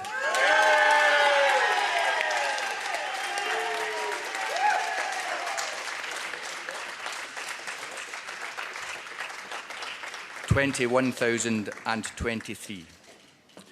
There were 68 rejected Joe Swinson, former minister in the coalition for the Liberal Democrats, recovers Dunbartonshire East from John Nicholson, there on the right. And Joe Swinson in red will now perhaps just come up and make a speech. We don't know. We'll see. Yes. David, I mean, the Lib Dems will be absolutely thrilled by that result because she was, when part of the coalition, seen very much as one of the more talented of their next generation. And for the SNP, John Nicholson, another big name for them, Gom, a prominent member of the SNP front bench in Westminster, somebody who was very often put forward by the party. He, of course, loses his Theresa seat. May arriving at her count at Maidenhead, just with her husband Philip there. She'll have heard all this news. She's safe in her seat in Maidenhead, and anybody will try and question her as she comes to the count. I'm sure they'll try. Whether or not she'll answer anything is a different question. She's looking pretty grim-faced as she arrives. Philip May, who made an appearance on the campaign trail at the last moment yesterday, smiling for the cameras.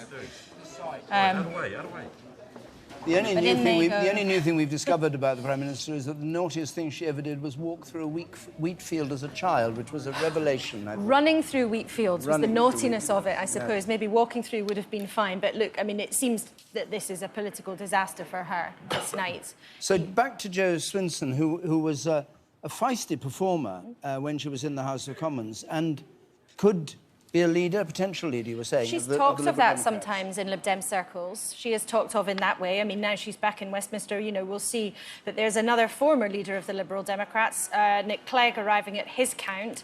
As I was saying, Labour sources have told me they expect to take Hallam from Nick Clegg, which He's is looking quite uneasy, you have to scout. say, doesn't he? He is looking very uneasy. He had a good campaign, Nick Clegg. A lot of people thought, you know, he spoke well on Brexit and all the rest of it, wanting this second referendum. Well, he I wonder whether refound he'd a be role. relieved, though, perhaps not to remain in the House of Commons, having been leader of a small Liberal Democrat party. Well, since 2015, there was speculation about whether or not he would actually stand again. Yeah. I wonder, had this Parliament run to 2020, whether he would have stood again. But the early election that was called meant that he did stand again.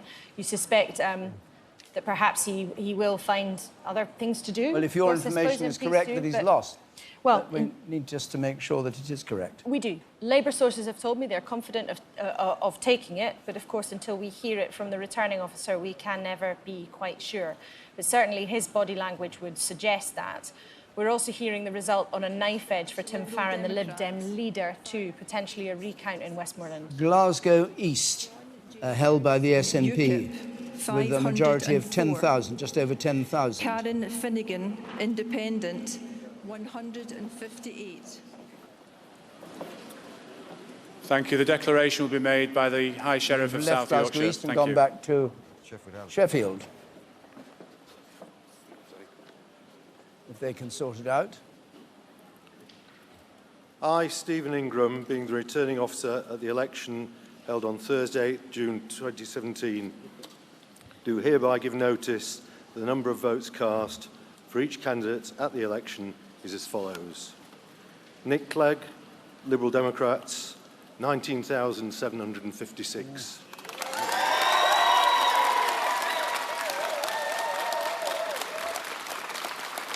Jared O'Mara, Labour Party, 21,881.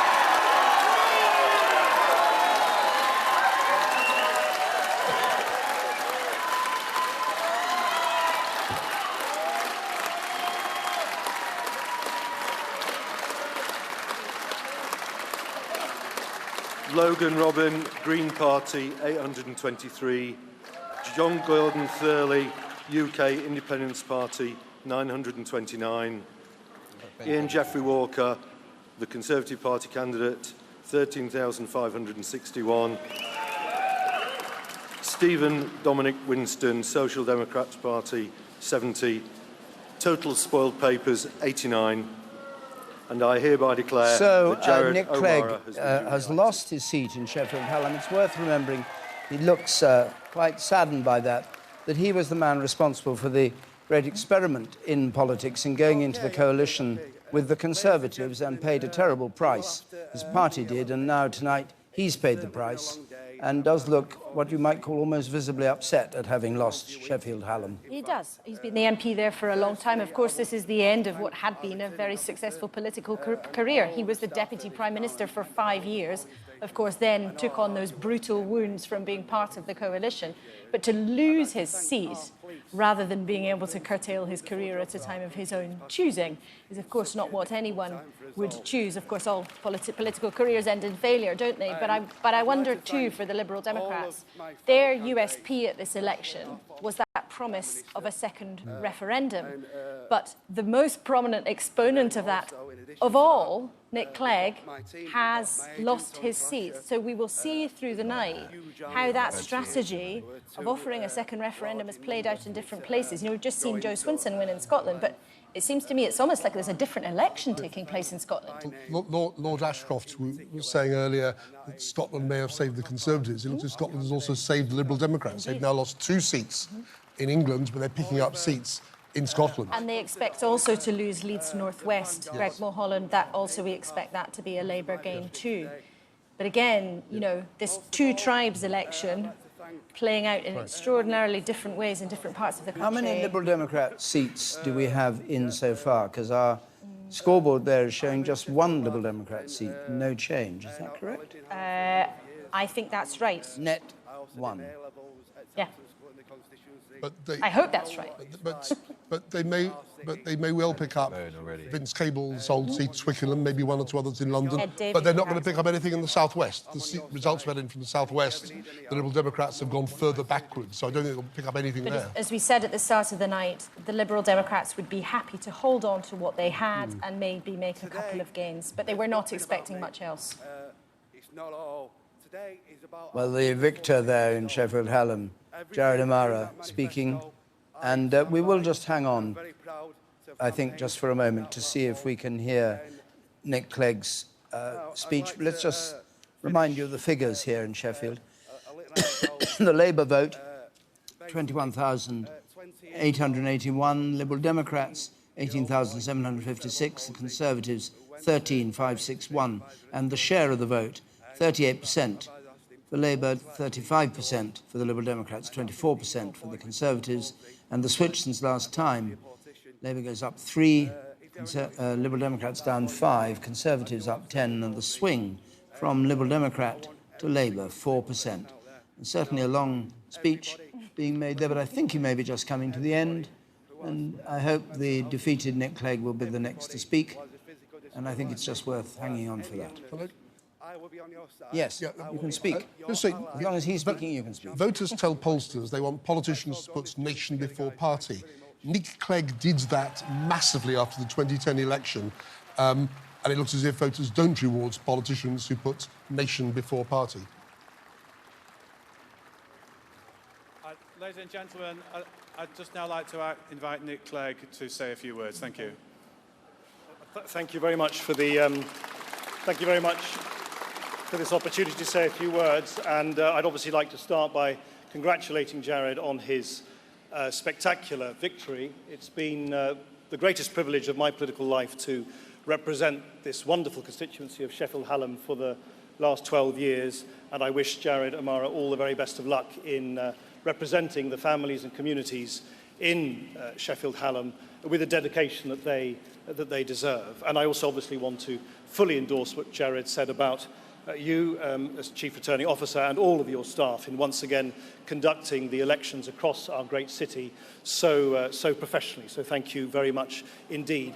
A huge special thanks from me to Penny Baker, to my agent Andy Sanger, and to my whole team here, who not only supported me as ever so unflaggingly in this snap general election, but also in the 12 years in which I have served as an MP in Sheffield Hallam, and prior to that, my Liberal Democrat predecessor, Richard Allen, as well. Thank you from the bottom of my heart for everything that you have done.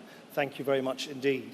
In my time in Parliament, I've never shirked from political battles. I've never retreated from the political battlefield. I've always sought to stand by the liberal values I believe in, but I, of course, have encountered this evening something that many people have encountered before tonight, and I suspect many people will encounter after tonight, which is in politics.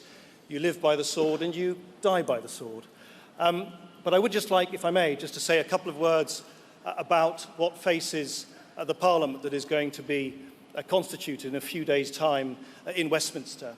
It is a Parliament which, in my judgment, will not only face the excruciating task of trying to assemble a sensible government for this country, will not only need to deal with the agonising decisions which we face as a country as we navigate our way towards Brexit, but is a Parliament that is presiding over a deeply, deeply divided and polarised nation.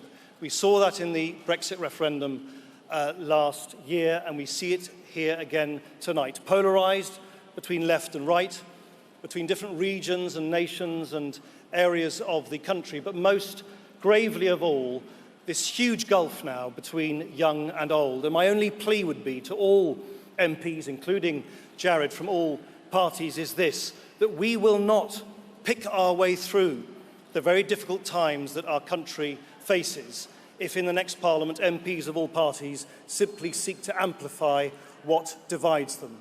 We must try and reach out to each other to try and find common ground if we are to heal those profound divisions. Because if we do not, it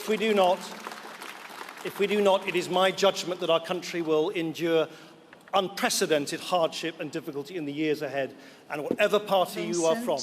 Commonly known as Vince Cable, Liberal Democrats, 34,000... The Twickenham result.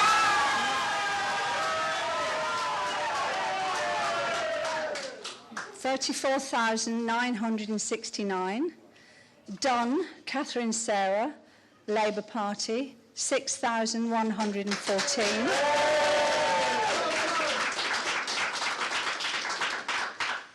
Mathias, Dr. Tanya Wynne, commonly known as Dr. Tanya Mathias, Conservative Party, 25,207. Nice statement.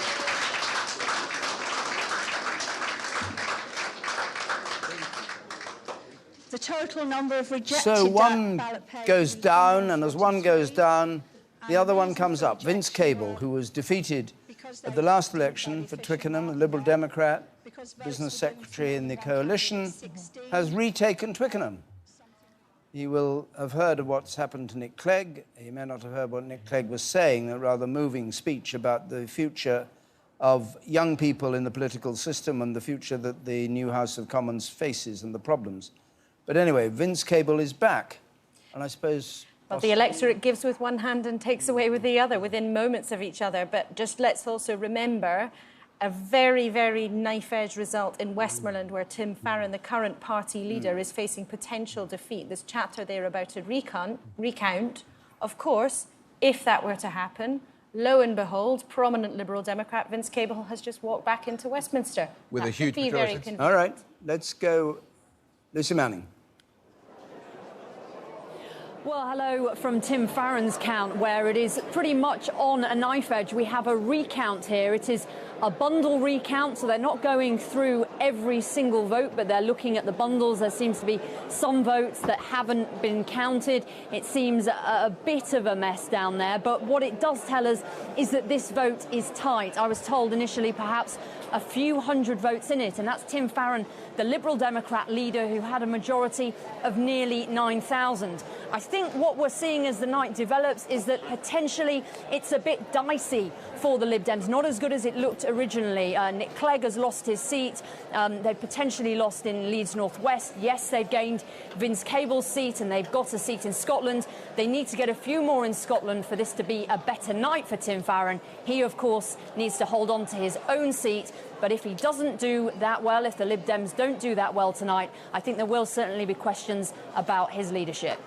Thank you very much. We'll come back there when we can. I just, watching Theresa May's face as she went into her count, I wonder if on the basis of these results, she might actually voluntarily stand down as leader of the Conservative Party. I think at this stage that's quite a leap. And I mean, look, she didn't make it public ever, but it was plain she had ambition to take office, to be Prime Minister for quite some time.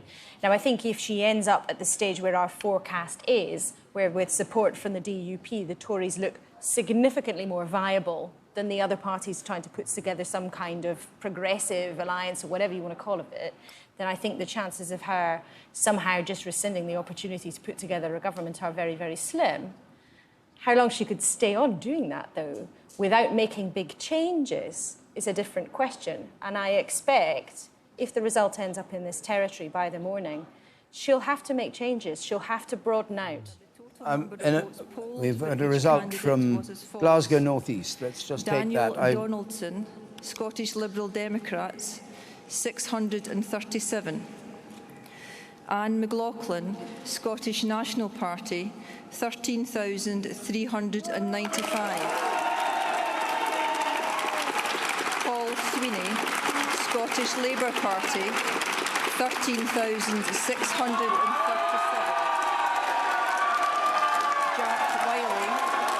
Conservative and Unionist Party, 4,106. And I declare that Paul Sweeney is elected to serve in the United Kingdom Parliament as a member for the Glasgow North East constituency. Labour takes Glasgow North East from the SNP. Yeah.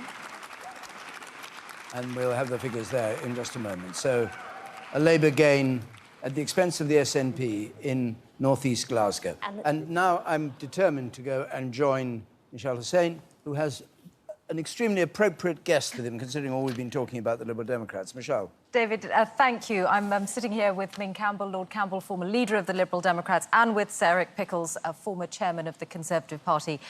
Ming Campbell, let's talk first of all about your thoughts on seeing Nick Clegg lose his seat in that way. With great dignity. And pointing up in a very sharp way the fact that these elections are producing not the kind of unity which the Prime Minister hoped for, but division, north and south, young and old. Nick Clegg has served his country and his party with great distinction. He took a bold step in 2010 in the public interest. In fact, I heard it being referred to a moment or two ago and got very little credit for that. And even after the quite tumultuous events of 2015, he buckled down and indeed, as was pointed out, spearheading the campaign in relation to the European Union. Your party's in the position today of having... He's lost his seat. The seat of your current leader, Tim Farron, is looking doubtful, but you have had Vince Cable re-elected, Jo Swinson also re-elected. What do you think the future holds? If the party's in the position of looking for a new leader, who will it turn to? Well, I'm not going to get into that speculation, but one can point to the fact that after I resigned and before Nick Clegg was elected, Vince Cable was the interim leader. So he has some understanding of leadership and what the responsibilities are. But it's very good for the party to have a genuinely heavy hitter back in the parliamentary party. And let's not forget Jo Swinson, one of the most talented of the younger generation of MPs of any party. Back in the House of Commons. And the fact that she's back in the House of Commons is a great advantage too. I worked a lot with Nick Clegg when we were in government. I always found him to be a deeply decent man, and I can remember talking to him a couple of years out before the election, and I mean, he kind of recognised that the Liberal Democrats would pay a price for being in coalition. But I think it's to his credit and to the nation's credit that he worked hard with us. And on your party's fortunes, we know now that ministers are no longer expecting to have an overall majority, and the latest forecast we have sees the Conservatives ending the night on 322 seats, short of a majority, which means a deal will need to be done. You said of Theresa May that she's the worst person in the world to do a deal with. But finish the quote, and the quote is, if you make a reasonable request, then she will generally back it. Now, what that really means, both in terms of Brexit and putting together a government, if people come with outlandish ideas, she won't play. She'll always go for the national interest. But if it's a reasonable process, then I think we're in for a very interesting few days. What went wrong? What went wrong for you? Didn't get enough votes. And we lost seats. That's what went wrong. Why? I think that we've seen a big increase in the youth vote. I think that Mr. Corbyn managed to get the excitement of that. I think it was on the back not of idealism, but straightforward pork-barrel politics. You know, we'll pay for your fees and we will write off your debt. That's going to prove to be extraordinarily expensive. We'll attempt to do so. And I suspect that maybe we might have another general election. Well, I want to say a word about Scotland, if I may, because it is quite remarkable. The SNP are losing to Labour, losing to the Lib Dems, and of course, losing to the Conservatives. Yeah, in fact, both of your parties are being saved to some extent by Scotland. And when you think the dominance which they occupied after 2015, it is quite extraordinary. But there is a reason for it, and of course, that is the fact that people simply do not want a rerun of the independence referendum. Ming Campbell and Sir Eric Pickles, thank you both. Thank you. And we're keeping an eye on Jeremy Corbyn there at his count at Islington, but we have another important result and a loss. This is a shock result. It is a gain for Labour from the Conservatives. In Ipswich, in Suffolk, there is no other red territory around for miles. This is true blue Tory country, but more than that, it's the seat of Ben Gummer, who just 5 days ago was rumoured to be geared up to be the new Brexit secretary if there were a reshuffle. Ben Gummer, of course, who's not only a Cabinet Office minister, but who has been instrumental in writing some of that Conservative manifesto, in planning some of this election campaign. He is now out. Curiously, I was on the campaign trail with Ben Gummer 2 years ago when he almost expected to lose then. He held on in 2015, but he has now lost to Sandy Martin for Labour. Islington North declaration. It's a very, very safe seat for Jeremy Corbyn. He's been the MP there since 1983. But we'll listen to it and then hope that we'll actually hear from Mr. Corbyn. Just very briefly, as we wait, at the election of a Member of Parliament for Islington North on Thursday, the 8th of June 2017. I, Leslie Seary, being the Acting Returning Officer at the election of a Member of Parliament for the Islington North constituency, held on Thursday, the 8th of June 2017, do hereby give notice that the number of votes recorded for each candidate at the said election is as follows. Keith Angus, Liberal Democrats, 4946.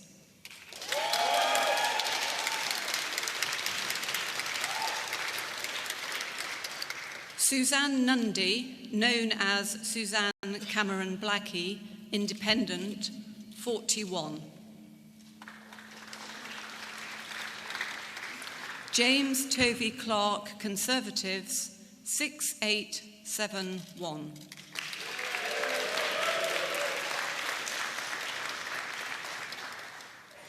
Jeremy Bernard Corbyn, Labour Party, 40086.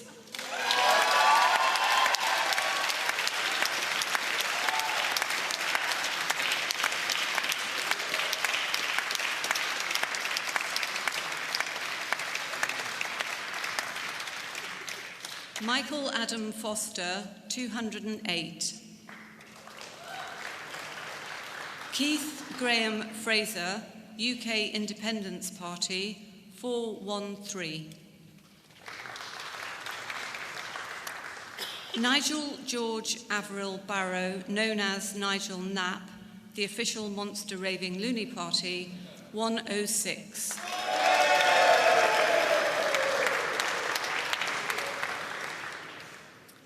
James William Martin, known as Bill Martin, the Socialist Party GB, 21. Andres Mendoza, the Communist League, 7. Caroline Russell, Green Party, 2229.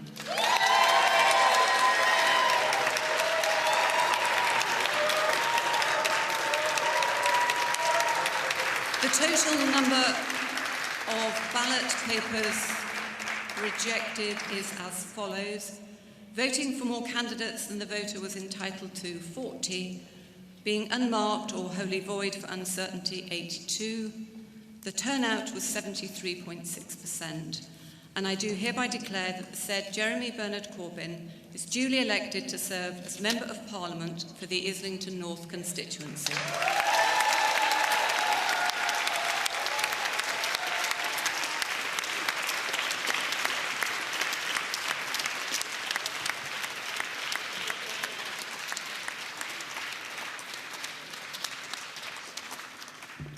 Thank you very much.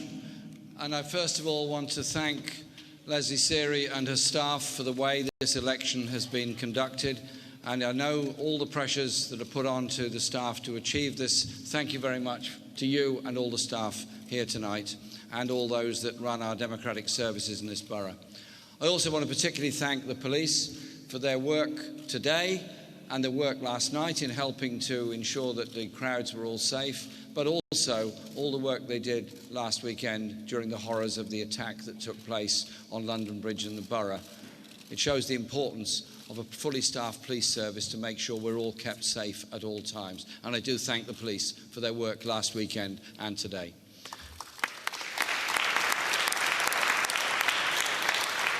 It's an enormous honour to be elected to represent Islington North for the 9th time in Parliament, and I'm very, very honoured and humbled by the size of the vote that has been cast for me tonight as the Labour candidate, and I pledge to represent the people of Islington North in the best way that I possibly can, and to continue to learn from them as well as represent them at the same time, because I believe representation is as much about listening as about telling other people. And so I do thank the people for their support.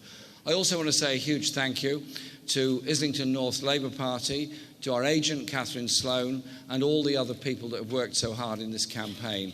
And unfortunately, or maybe from their point of view, fortunately, I've been out on the road for most of the last 6 weeks, and so they've been holding the fort and working incredibly hard. And I'm very, very grateful to them for all that they've done. I'm also very grateful to all of my family, and to my wife Laura, and to all the people that have worked so hard in our team at Labour Party head office, as well as in the constituency office here, for achieving this incredible result tonight in Islington and the results that are coming in from all over the country. In terms of Islington, this is the highest turnout at any election in Islington since 1951. It's the largest ever vote received for a winning candidate ever in the history of this borough, and I'm very proud of it and very humble and very grateful to the people of Islington for this result.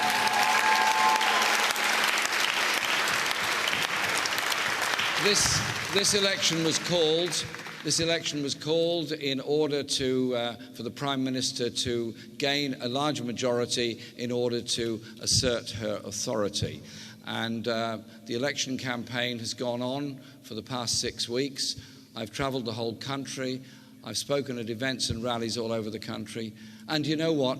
Politics has changed. And politics isn't going back into the box where it was before. Because what's happened is people have said they've had quite enough of austerity politics. They've had quite enough of cuts in public expenditure, underfunding our health service, underfunding our schools and our education service, and not giving our young people the chance they deserve in our society. And I'm very, very proud of the campaign that my party has run, our manifesto for the many, not the few, and I'm very proud of the results that are coming in all over the country tonight of people voting for hope for the future and turning their backs on austerity.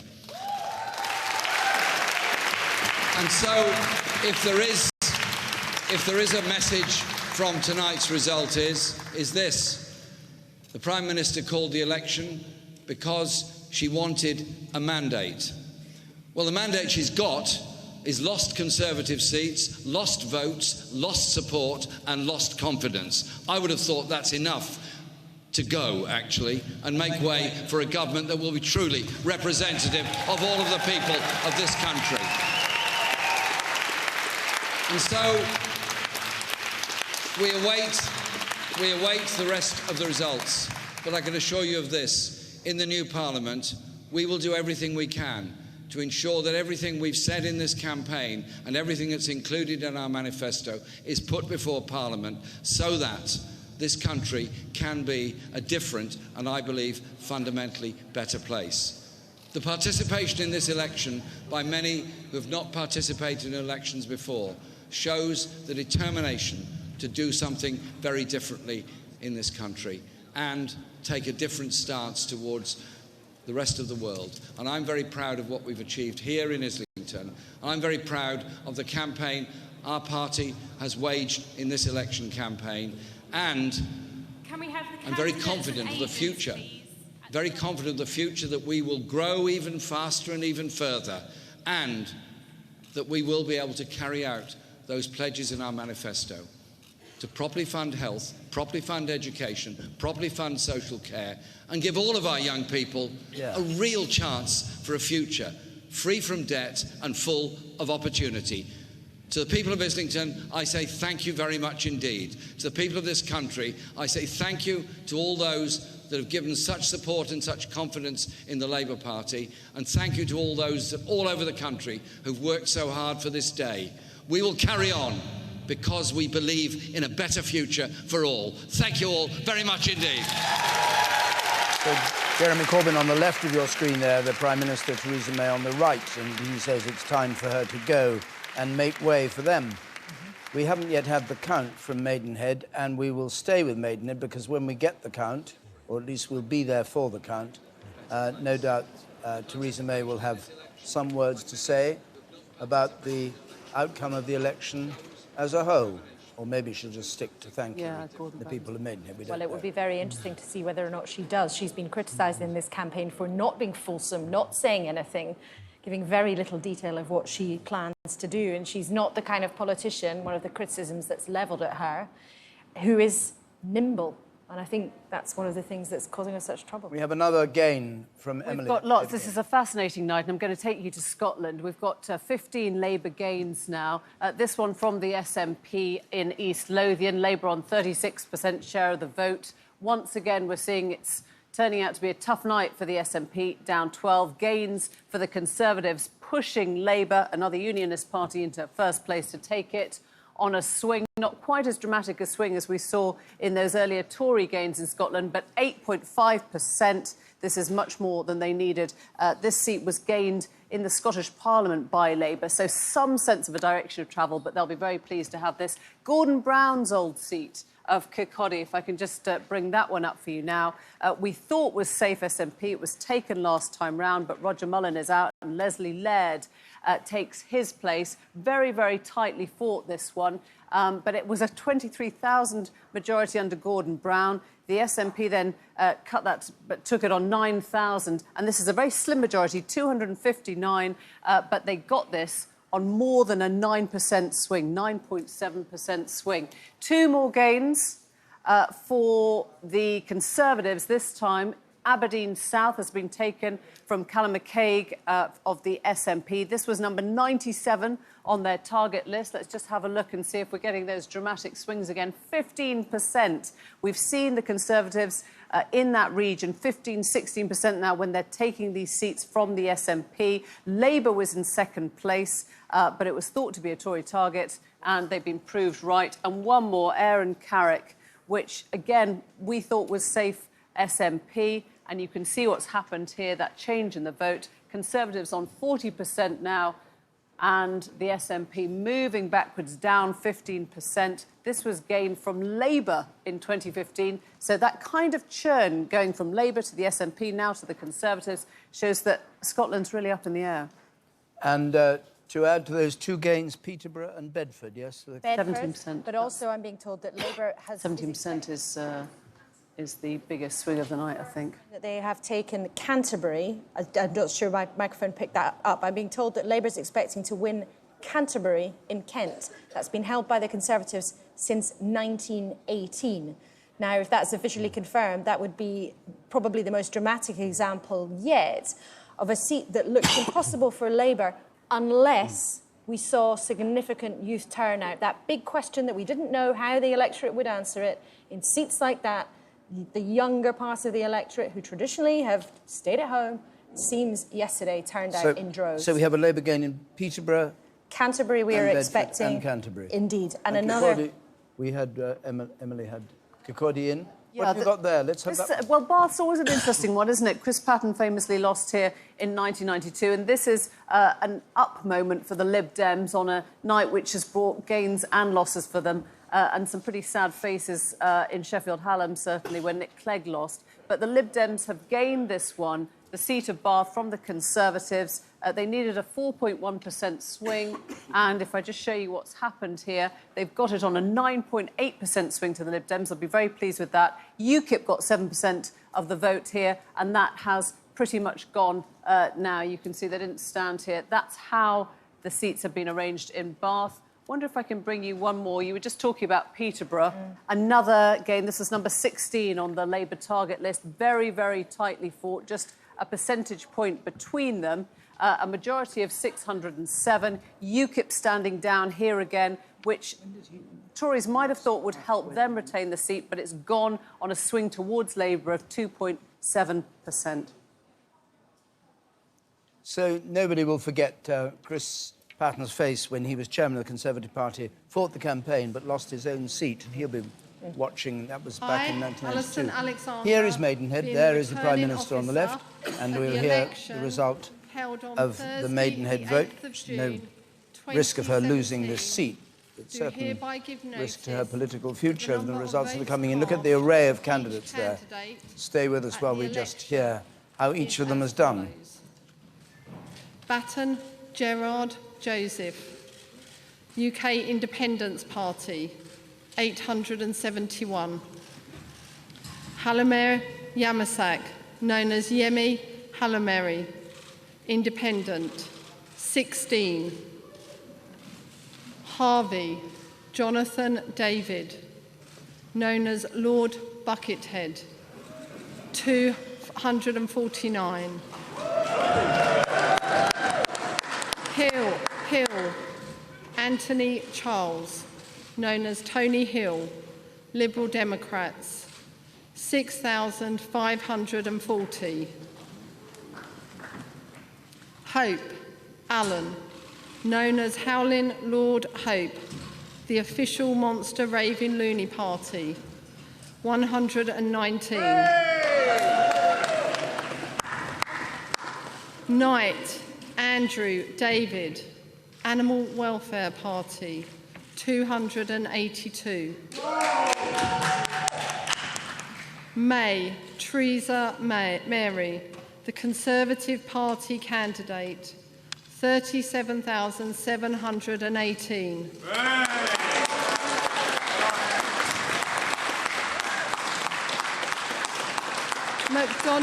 MacDonald Patrick Scarfield, known as Pat MacDonald, Labour Party, 11,261.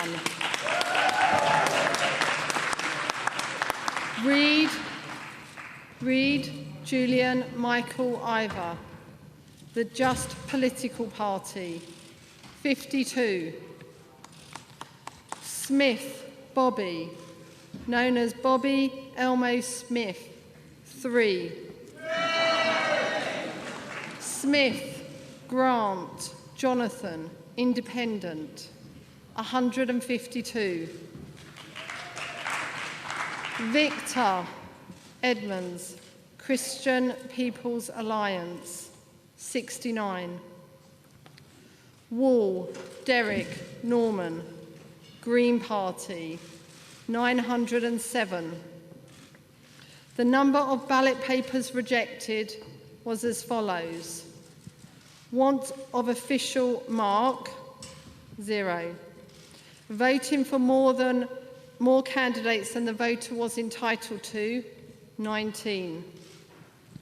Writing or mark by which the voter could be identified, 3. Being unmarked or wholly void for uncertainty, 86. Rejected in part, 0. Total rejected votes, 108. I hereby declare that Theresa Mary, the Conservative Party candidate, has been duly elected. Well, that is a good example of what English democracy throws up in the seats where the Prime Minister is. You get every Tom, Dick and Harry coming and standing. I reckon they made £5,000 in lost deposits, but here is Theresa May to speak. Thank you. Thank you very much. And first of all, may I, on behalf of myself and all of the candidates, thank the returning officer and all her staff for the hard work that they have put in today in running this election here in the Maidenhead constituency. Can I also thank the police who have had an extra job here tonight in ensuring the security of this event. And thank you to all those who have once again supported me as the Member of Parliament for Maidenhead. It is a huge honour and a privilege to be elected as the Member of Parliament for this constituency, and I pledge that I will continue to work for all my constituents, as I have done over the period of time that I have been your Member of Parliament. As I say, it's a huge honour. This is a wonderful constituency, and I look forward to continuing to work with you to see improvements, further improvements, for the life of those who are living here in the Maidenhead constituency. As we look more widely across the country, of course, returns are still coming in. We have yet to see the full picture emerging. Votes are still being counted. But at this time, more than anything else, this country needs a period of stability. And if, as the indications have shown, if this is correct, that the Conservative Party has won the most seats and probably the most votes, then it will be incumbent on us to ensure that we have that period of stability, and that is exactly what we will do. I would like to thank all those across the country who have voted for the Conservative Party today. As we ran this campaign, we set out to consider the issues that are the key priorities for the British people. Getting the Brexit deal right, ensuring that we both identify and show how we can address the big challenges facing our country, doing what is in the national interest. That is always what I have tried to do in my time as a Member of Parliament. And my resolve to do that is the same this morning as it always has been. As we look ahead and we wait to see what the final results will be, I know that, as I say, the country needs a period of stability, and whatever the results are, the Conservative Party will ensure that we fulfil our duty in ensuring that stability so that we can all, as one country, go forward together. Thank you.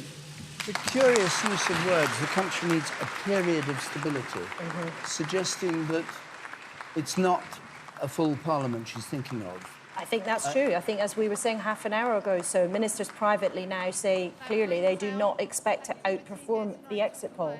I think we saw there a very shaky Theresa May, who does not expect to be walking back into Downing Street with a majority. Now, of course, it will only be in the hours to come that we can confirm whether that is not the case.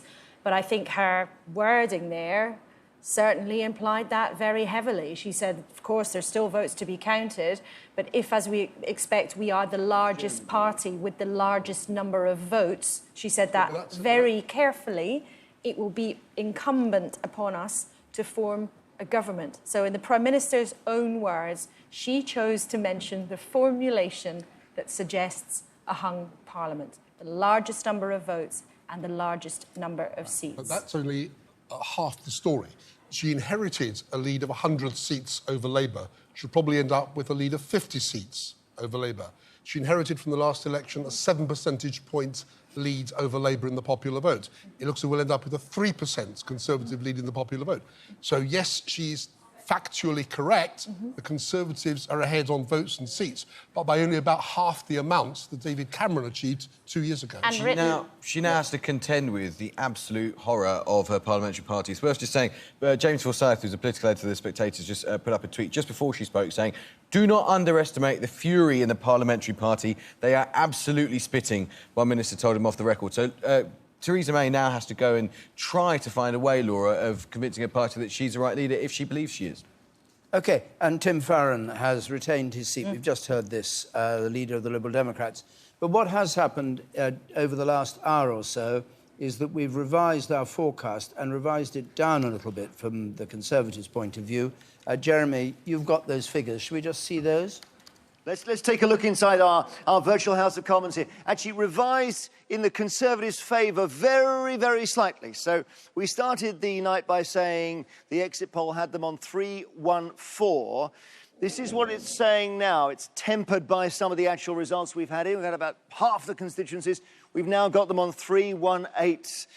It's down 13 seats from the last general election 2 years ago, but it's up a little bit from the way we started. Of course, crucially, it's not across the line here of 326, which is just above half the number of MPs in the House of Commons. So it does look as if the night ends in the way we're expecting, the Conservatives won't have their majority in the House of Commons. Let's look at the other parties as well. Very slight adjustment to the Labour figure, up 1. So we now have them on 267.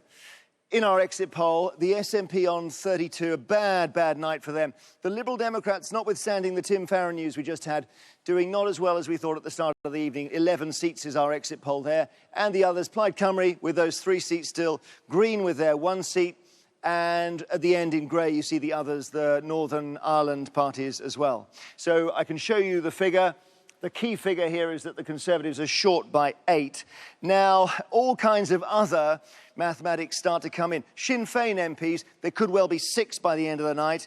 You've got to take 650 MPs, take those 6 away because they don't attend the House of Commons. So you end up with 644, you divide that by 2, 322. The Conservatives still not quite there, but it makes it just a tiny bit closer. And the other thing is the DUP, we think, may have 9 MPs by the end of the night. Now, they're the natural allies for the Conservatives in this situation. So if you add the 9 to the Conservatives' 318, you get 327, and then they cross this crucial line here. But just take a whirl around the House of Commons with me now and have a look. Yes, there's a lot of blue. As Theresa May says, they end with more seats than anyone. But a strengthened Labour Party, a diminished SNP, a few more Lib Dems. It's really going to be very, very complicated politics in here, and many more hours of conversation to come. David. Thank you, Jeremy. I should say it did just go up to 322 at one point, so this Tory figure, the Conservative figure, is moving around. That's right. Anyway, it's above where the outpost. Eastbourne has been taken by the Liberal Democrats. Nick Robinson has been taken by Islington, so let's go and join him before he has to go off and do the Today Show. Nick, good morning. Good morning to you, David. They're just clearing away here. It is extraordinary being here at my local leisure centre, Jeremy Corbyn's local leisure centre, a place where he has come election after election.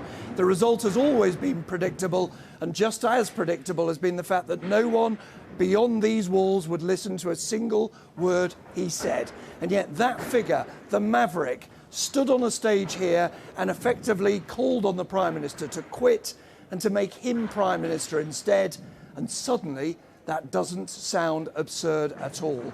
Contrast that with the face of Theresa May, the look of a woman defeated, heavily made up, as if she'd been in tears earlier, her voice cracking at times, I thought, declaring that she would provide the stability the country needed, but nothing like what she said she wanted to do, which is to have that big majority which would deliver the country a strong mandate, a strong negotiating mandate for delivering Brexit. I'm going to interrupt you, Nick, because we've gone to Boston and Skegness for the result from there. Paul Nuttall, leader of UKIP, fighting that seat.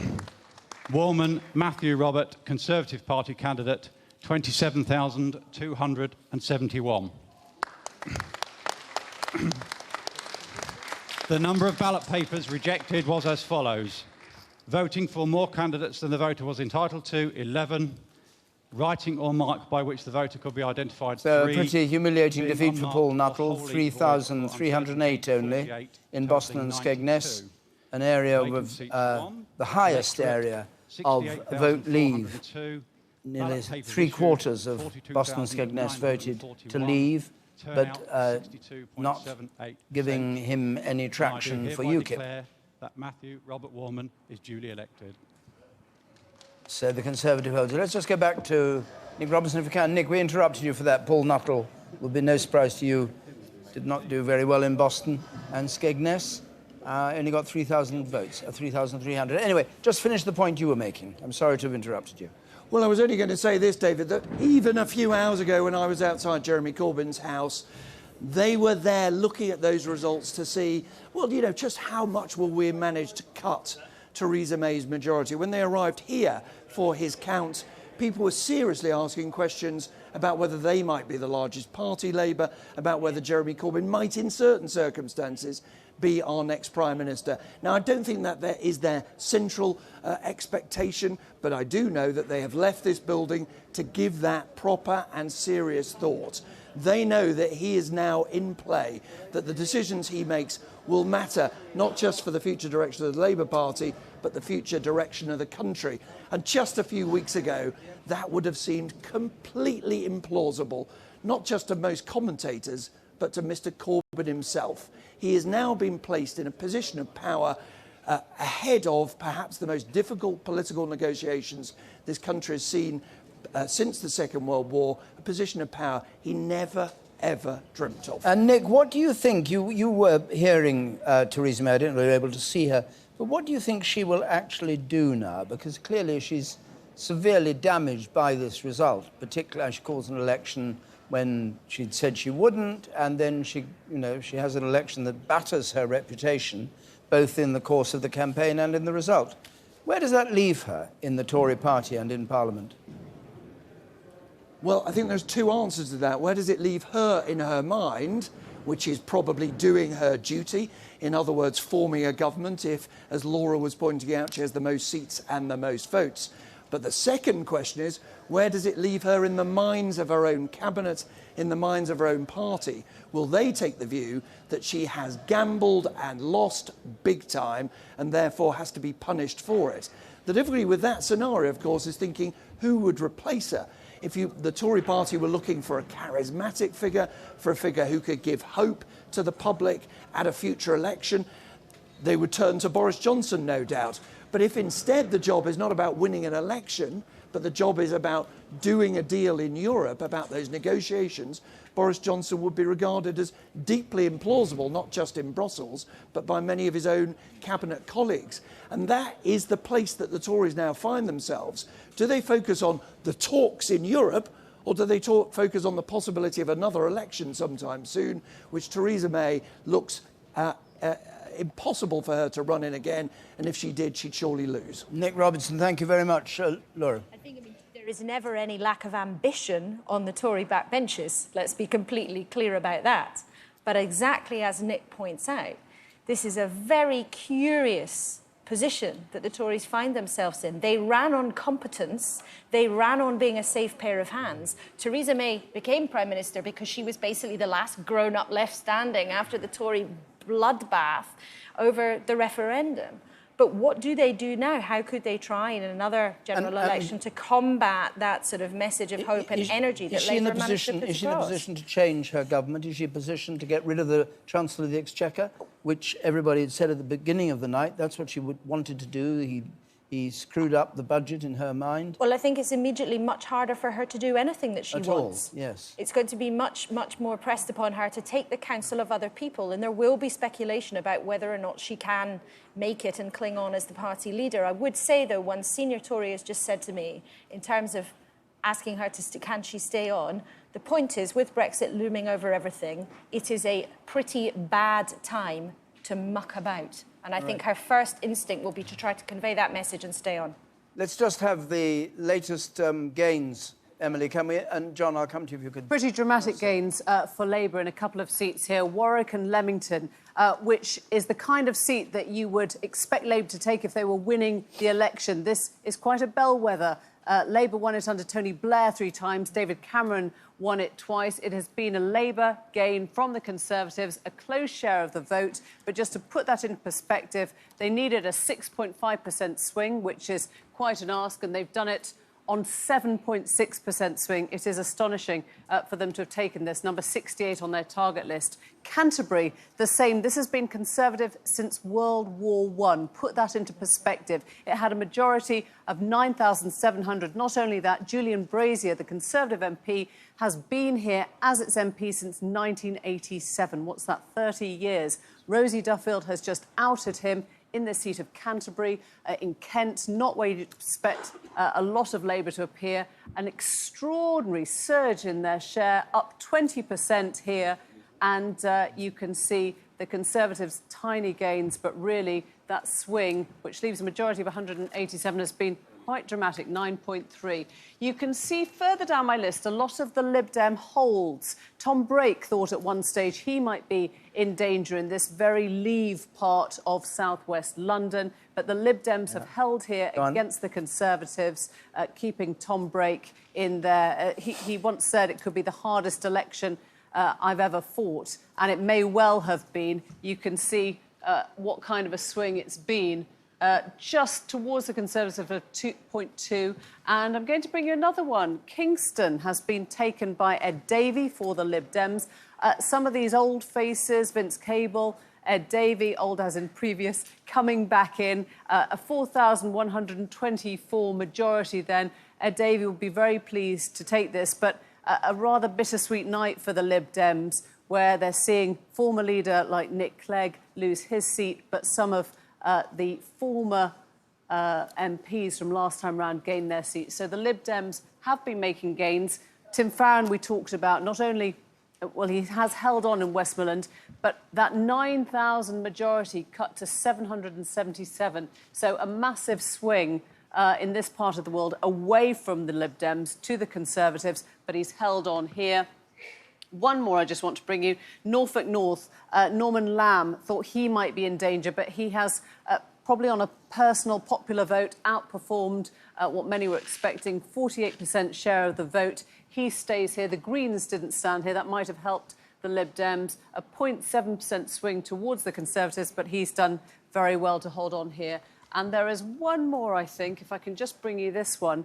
Caithness Sutherland and Easter Ross. John Thurso, as was, he lost that seat for the Lib Dems in 2015.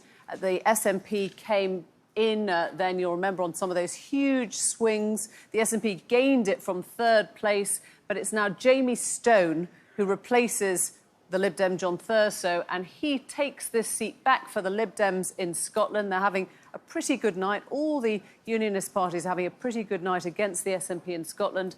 36% share of the vote. Let's just have a look at that swing and see what's happened there. Again, pretty sturdy swing towards the Lib Dems from the SNP in Scotland here. So you get this picture. If I just step back, you can see all the Lib Dem gains here. Some of them are holds and some of them have been taken. And those two extraordinary results for Labour in parts of England that you really didn't expect to see turn red tonight. We're joined by Alex Salmond from his constituency, or was his constituency in Gordon. Mr. Salmond, first of all, your own result. Do you think you've held on in Gordon? Well, we'll just have to wait and see, David. I feel we're some time away from a result yet. It's a very large rural constituency as well as a varied and urban one. So there's ballot boxes have to travel a long way in these parts, David. What do you make of the net loss of 14 seats so far for the SNP? Well, yeah, but that's off the tsunami of 2015, David. I don't think anybody expected that to be repeated. I mean, you know, I'm an old-fashioned type of politician. You're an old-fashioned type of interviewer. I reckon you win elections by winning more seats and more votes than any of the other parties, and it looks like the SNP will have more seats in Scotland than the Unionist parties combined. On that measure, the SNP will win the election. But on that measure, you call them the Unionist parties, and they've made huge inroads into SNP's position. I mean, what were you, 56 at the last House of Commons? Yeah, I think there's two things. One, I think what the opinion polls didn't see and political commentators was a late recovery in the Labour Party's fortunes. Ironically, that was based largely on people impressed by Jeremy Corbyn, many Yes supporters, incidentally, and ironically, again, that has cost the SNP some seats in our SNP Tory fights. But, you know, winning most seats, more than any other party, is right important in politics. I mean, Theresa May would love to be in a position just now that she could say she's going to win a majority of seats across the UK. So given that the SNP looks like we might well have done it again in Scotland, I think you have to accord the SNP some credit, despite losing many fine parliamentary colleagues. And does it make a second independence referendum more or less likely? What's happened in Scotland tonight? Well, I think there will be a second independence referendum. It's a question of timing, because another irony, a third irony in politics is this SNP group, although smaller, will be going into a parliament where it looks like at this stage it's going to be very influential indeed. And that influence will be used on behalf of Scotland and on behalf of Scottish democracy and to defend the Scottish Parliament. And that's right and proper. I mean, people in Scotland have the right to expect if they elect SNP MPs in large number, then they'll turn out to be influential in the next Parliament. That looks like it's what's going to happen, David. But you don't yet know, of course, what's going to... I hope you can hear me all right. You don't yet know what's going to happen over Brexit. I mean, we know that, you know, you wanted to remain in the EU. That may still be possible, I suppose, if Parliament is in total confusion. Do you think there's a chance of the SNP getting a better hearing? Is that what you're saying? Yeah, well, I mean, in a balanced Parliament, we'd be in a position of great influence, and obviously we'd seek to see if there's a progressive alternative to Tory rule. But, I mean, let's talk plainly. If there is no Conservative majority, Theresa May will not be Prime Minister within the next, 48 hours. You couldn't possibly survive having called an election unnecessarily to win a big majority, fail to do it, and then continue as Prime Minister. I mean, Boris Johnson's already on manoeuvres. Doesn't surprise me, not from what I know about Boris Johnson, and certainly doesn't surprise me given the glaring deficiencies of Theresa May, which have been exposed in the general election campaign. So the SNP will use a position of substantial influence to get the best deal we can for Scotland and to make sure we don't fall off that Brexit cliff edge which Theresa May was careering the country towards. What do you make of what she said at Maidenhead? I don't know whether you caught it, but she said if we have the largest number of seats and the largest popular vote, our responsibility, our duty is to ensure stability. That didn't suggest she was thinking of quitting any time soon. Sounded like bravado to me, but then, of course, consistency of position over any length of time, even over a matter of hours, has not been one of the hallmarks of Mrs May over recent weeks. I mean, manifesto positions get reversed in an instant. So this declaration, I shall continue regardless of the verdict of the people, is total nonsense. I mean, it isn't clear, David, across the UK who has won this election. That's certainly true. But it's very, very clear already who has lost the election, and that is the Prime Minister, and she should face the consequences. Alex Salmond, thank you very much. And as we're talking, you can see Nicola Sturgeon there, the leader of the SNP in Scotland, pleasure, David. at her count. And we're going to go to Twickenham now and join Vince Cable, who took this seat. Vince Cable, good evening. Congratulations on your victory. You were saying it was going to be a tough fight, and you seem to have pulled it off. What do you make of the position of the Liberal Democrats now and their role in the new Parliament? Well, within the last few minutes, we've heard that we've held Carshalton, won Kingston. I believe Richmond is hanging by a thread. We're down to, I think, 3 figures. So we're doing well in London. We're doing extremely well in Scotland. Norman Lamb's held on in very difficult circumstances. Tim Farron. So we're going to get back at a significant increase in our parliamentary party, though we're still mid-teens. I mean, we've made very clear in terms of the big picture that we're not going into coalition or pacts with other parties, but obviously we want to be constructive, be an opposition party that gives constructive criticism. I mean, clearly the whole Brexit approach is going to have to be rethought, and we'll obviously contribute to that while respecting the basic decision. And, you know, indeed other things, you know, personal care, which became a big issue. I think what is now becoming very clear is that parties are going to have to work together rather than shout at each other in this very different kind of political landscape. How would you think Brexit can be rethought? I mean, the mantra has been Brexit means Brexit, and that means you can't be in the single market, you can't be in the customs union, you've got to have control over immigration. You're saying all that can be turned on its head? Well, the phrase Brexit means Brexit was always a nonsense. It's perfectly possible to pursue a form of Brexit that keeps the single market, or certainly the overwhelming elements of it, which certainly keeps the customs union, keeps a lot of the collaborative arrangements that have been very good for the UK. You know, that's the kind of approach we're going to have to rethink, that the hard UKIP-style Brexit that Theresa May had adopted is simply no longer a viable option. But are you saying it's not going to be politically possible for her to pursue that if she doesn't have a majority in the House of Commons? Well, I mean, we don't know the arithmetic, we don't know the detail, but to take an obvious point, the government were proposing to introduce a great repeal bill that would have got rid of a whole lot of regulatory aspects of the European Union around the single market. I doubt very much in the current House of Commons that's been elected tonight that that's going to be feasible. They're going to have to compromise. They're going to have to find a way of accommodating many of the concerns of the 48% who voted to remain.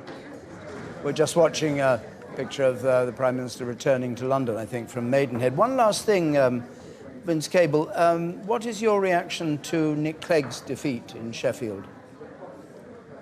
Well, I'm very sad for him, and I went through a defeat 2 years ago. It's painful, but he will be looked upon by historians as a really major figure.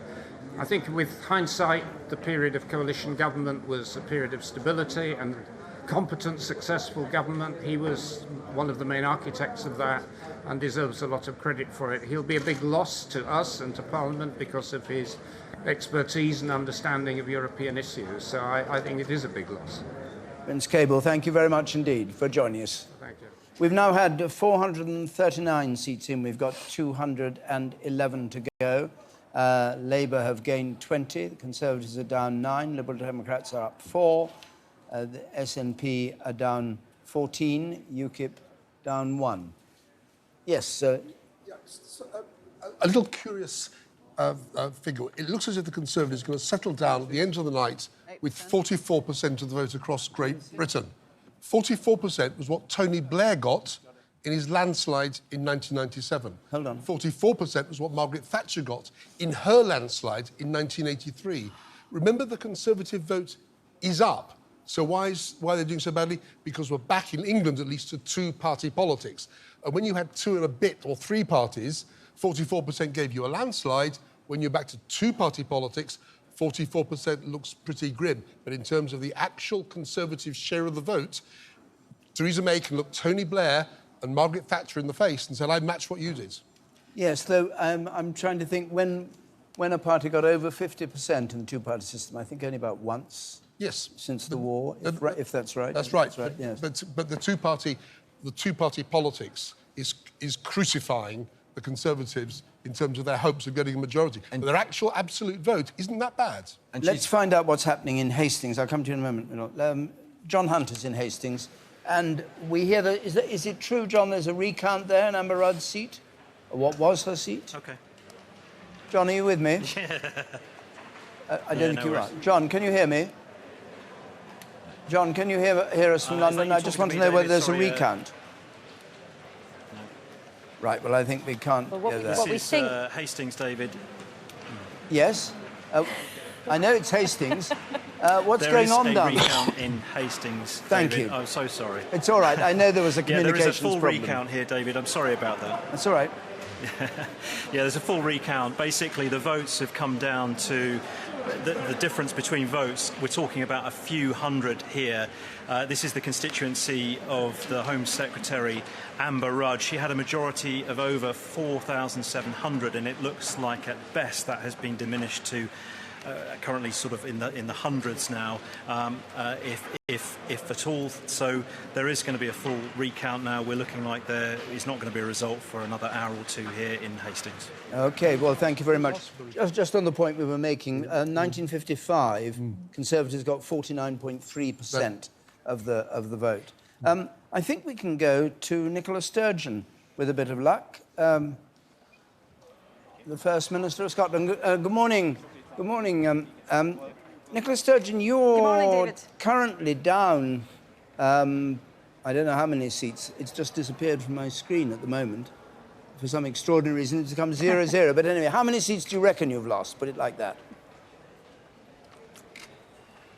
Well, we're still waiting for the final tally, but what I think we're pretty clear about is that we will have one more seats than all of the other parties combined. So I think the first point I need to make is the SNP has won this election in Scotland. It will be our second best ever result in a Westminster election. That said, yes, we are certainly disappointed. I am disappointed to have a number of losses, not least the loss of Angus Robertson, who's been such an outstanding MP for Moray, but also an exceptional leader of the SNP group in the House of Commons. So we've won this election, but clearly we've got some reflection to do on the reasons why we've also suffered some losses this evening. Is it right to say you've won the election? Because it's a UK election we're talking about here. I mean, you've got more seats in Scotland. I don't know how the popular vote turned out, but it's pretty damaging for you to have lost seats both to the Conservatives and to the Liberal Democrats and to Labour, who were thought to have been wiped out in Scotland before this election. Yeah. Well, I'm not trying to downplay the losses, but in answer to your question, yes, I do think it's legitimate to say that the SNP has won the election in Scotland. We will have, I think, more seats in Scotland than all of the other parties combined, and we'll have more votes than any other party. So, you know, by any definition, that is a winning of the election in Scotland. You know, there's been a number of factors at play in this election. I don't think there's any doubt about that. There's been a late surge to Jeremy Corbyn across the UK, including in Scotland, which wasn't necessarily detected in the polls in Scotland in the same way that it was elsewhere in the UK. Clearly, there is a post-Brexit uncertainty, and independence is clearly a factor in that. And, you know, I will reflect on all of that in the days to come. But, you know, I think the other thing that has to be said is that tonight is a disaster for Theresa May. She called this election voluntarily. She didn't need to. She thought she could steamroller the opposition and cruise to a landslide victory. And, you know, she's left tonight facing a disastrous election result. Now, we'll need to wait and see how the final results look in terms of what that means for the government of the UK. I certainly hope the SNP can play a part in a progressive alternative to a Tory government, but we'll have to wait and see how the final results tally. But what would you like to see happen? I mean, you want both independence and you want to remain in the EU. Both those aims, have they been improved by this result? And if so, how? Well, Look, I'm going to take time to reflect on this. It's, 4 o'clock in the morning, and like all other politicians, I've not had any sleep in quite some time. So I'm not going to rush to hasty judgments or decisions. But clearly there's thinking for me to do about the SNP result. I'm not going to let us lose sight of the fact the SNP has won this election in Scotland, but clearly, equally, I'm not going to try and gloss over the fact that we have suffered some losses this evening.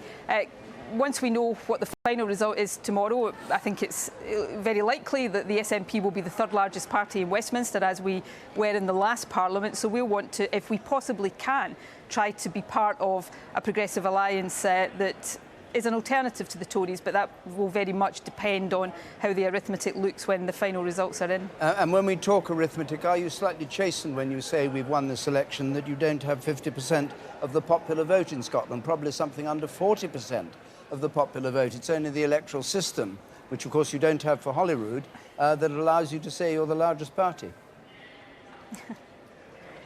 Look, I think anybody listening to me right now, David, is not going to hear me trying to overplay the SNP results, but equally, I think it's reasonable for me as the SNP leader, when we've emerged with more votes than any other party and more seats than all of the other parties combined, to point to the fact that the SNP has won the election here. Before 2015, as you will be well aware, the largest number of Westminster seats the SNP had ever had was 11.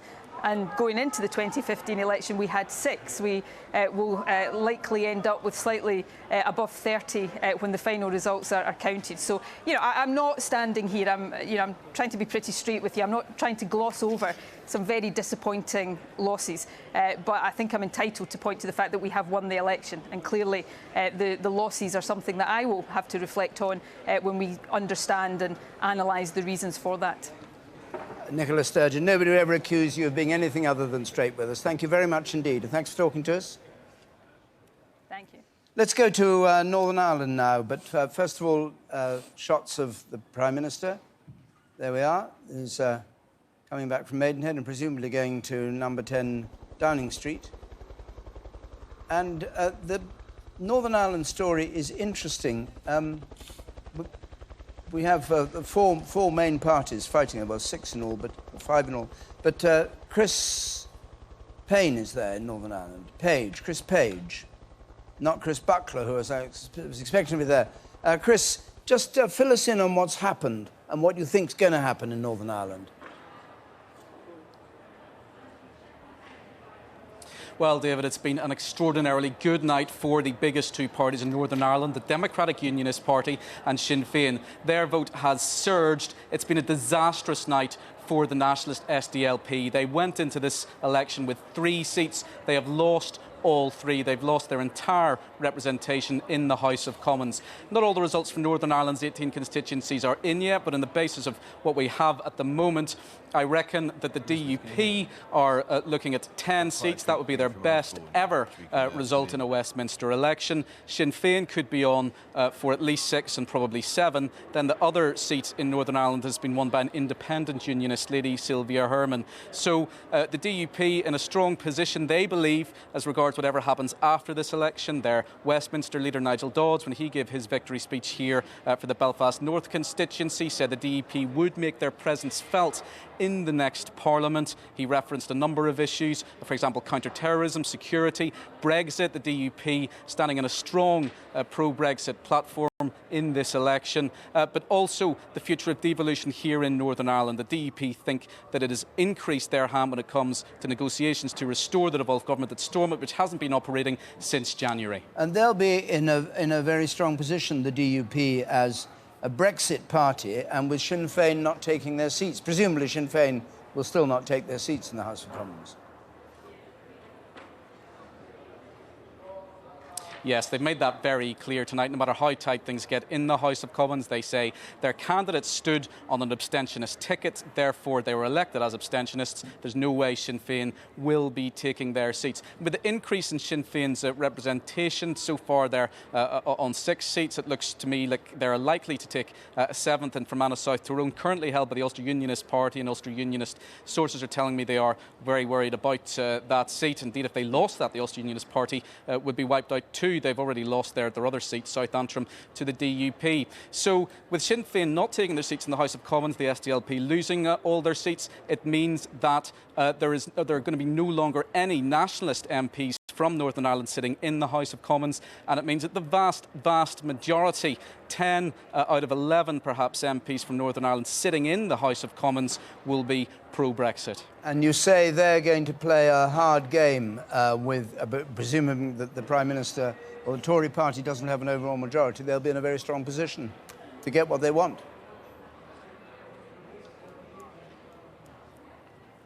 Yes, that's right. Speaking to senior members of the DUP here today, they are emphasising again and again they realise they might be in an important position as regards to the stability of the government, the stability of the country, particularly going into Brexit negotiations, and they will go into any talks, any discussions in that spirit. However, the DUP are well used to negotiations. Politics here in Northern Ireland operates on negotiations a lot of the time. In the last election in 2015, a big part of their platform as they went into that poll was that they expected there to be a hung parliament and that they'd be best placed if they maximised their representation to get the best deal for Northern Ireland out of that. This time around, they didn't seem to be expecting a hung parliament at all. Didn't make that a big part of their campaign. However, tonight they have realised that, yes, they are in a very strong position. Thank you very much. They will be looking to maximise whatever gains they can get, especially as regards getting the Brexit. Thank you very much, Chris. Thank you very much indeed. A quick word, Emma. One person who's enjoying this evening, slightly more than many of his Conservative comrades, David, is George Osborne, who, as we know, quit Parliament not long ago. He's now editor of the Evening Standard. He said earlier today that the worst thing that she's done, i.e. Theresa May, is in her life, is no longer running through a wheat field. And just in terms of some of the overseas reaction, we've got a Dutch MEP who said Cameron gambled and lost, May gambled and lost. The Tory party is beginning to look like a casino. This is one of the running themes through the night. And in fact, I don't know if we can bring it up, but we've got the front page of the Times, this 3:30 edition, which is pretty brutal. May's big gamble fails, and I think that's going to be the theme of all the headlines tomorrow evening, is basically she took a massive gamble and it's backfired. Emily's got some more results, which I'll come to in a moment, but let's just go to Wales and catch up with Sian Lloyd on what's going on from Cardiff. Sian. Well, all the Cardiff counts have now finished and the results are in, and they're all now Labour MPs. Cardiff North has been regained by Labour. It's a huge scalp, and really coming into this election it was seen more as a safe Tory seat. What we've seen here in Wales is that Labour have held on to their seats and they've increased their majority, and they have taken seats from the Conservatives. They've taken the Vale of Clwyd, they've taken Gower, and they've taken Cardiff North. They have exceeded expectations of that exit poll, and polls that we were coming into a few weeks ago saying that the Conservatives were going to do very well here, and there was still a suggestion of that in the exit poll this evening, have not borne out. Labour have defended very well, but they haven't just defended, they have made these gains. And we've been hearing from people, senior people in Labour here, who've been saying it's been down to two things: the Welsh Labour brand that they've campaigned so strongly on, but also Jeremy Corbyn as well. So they seem to be coming together with what they're saying in that. And the Conservatives in Wales already saying that they perhaps should have been fighting more on a Welsh Conservative brand. So those are the things that we're hearing at the moment. Now, Plaid Cymru, we're not exactly sure what sort of night it's going to be for them. They've actually been relegated into third place on Ynys Môn. It was a top target seat for them. Labour increased their majority from 229 on Ynys Môn to almost 5,000. So, you know, whopping lead for them there. But there is a recount in Ceredigion, and we're hearing it's very close between the Liberal Democrats and Plaid Cymru, who may mean that there may not be any more Liberal Democrats in Wales. Of course, it's a recount. Sian, thank you very much indeed for that. We now have a look at how things stand. Go over to New Broadcasting House, BBC's headquarters, and there we have the figures we're showing now. The Conservatives, this is a forecast on 318, Labour on 267, the SNP on 32, Liberal Democrats on 11. Conservatives still largest party, but well short of an overall majority. That is with, I'm not quite sure exactly how many seats in, but a lot of seats in. We haven't got them all up here at the moment. 484, I think, 484 seats in. Anyway, so let's now, just after 4 o'clock in the morning, have the news. Here is Rita Chakrabarti. Hello. With almost 500 seats declared in the general election, Labour has done far better than many had expected, but the outcome remains uncertain. The Conservatives are on course to be the biggest party, but without an overall majority. Jeremy Corbyn called on Theresa May to resign as Prime Minister, but Mrs May, re-elected in Maidenhead, said the country needed a period of stability and that the Conservative Party would ensure that. Tom Bateman has the latest. She called this election early, a political gamble, the hope that she would transform the Tories' fragile advantage in Parliament with a huge win.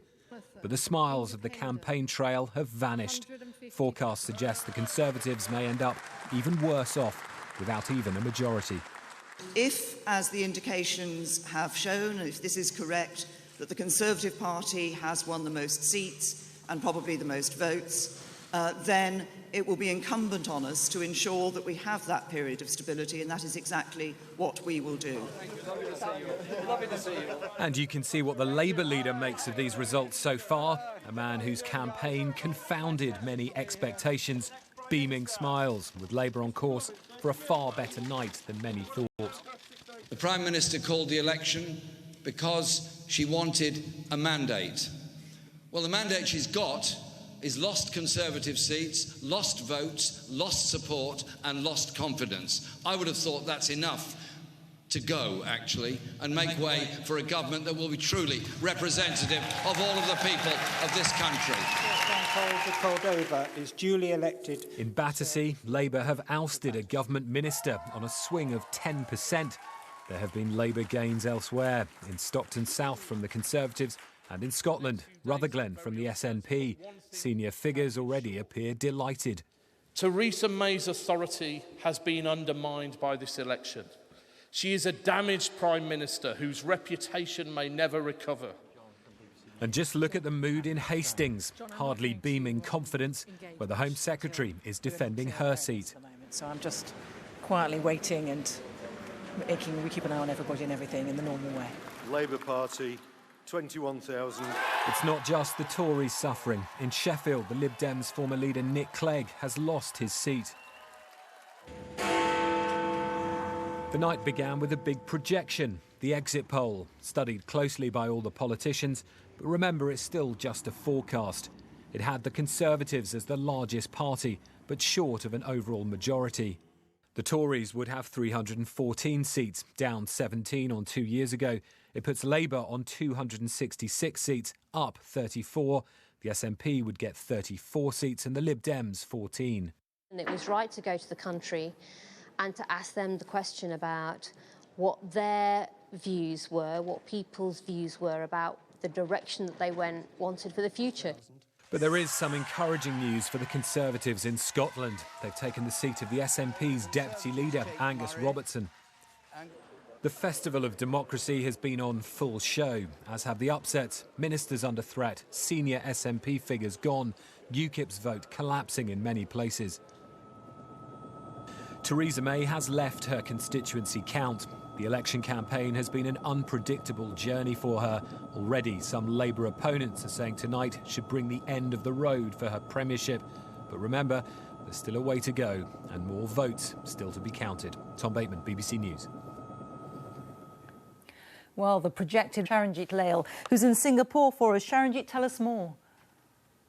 Well, that's right. As you said, the most immediate reaction on the markets has been from the British pound, sterling falling nearly 2% against the US dollar after that exit poll suggested the Conservative Party could lose its parliamentary majority. Though the good news, though, is that it continues to hold around the $1.27 mark against the US dollar. It hasn't fallen any further thus far. And analysts I've been speaking to have been saying that it's likely the pound will continue weak through the day because these early results suggest no clear winner. And given the political uncertainty that brings, the Brexit process, of course, could be complicated further. And that is an uncertainty that markets and investors don't like. But having said that, though, most Asian markets at the moment are trading higher. We're seeing Japan's Nikkei up almost 1%. The Chinese markets are higher, Australian and Hong Kong markets fairly flat. So there's no clear direction here on how Asia is reacting to those election results.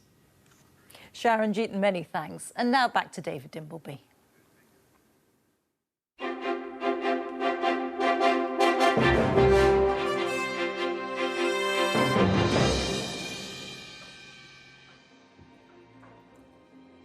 Welcome back to the Election Centre. Indeed, welcome back to the House of Commons, where we're now forecasting 318 for the Conservatives, short of the overall majority of 326.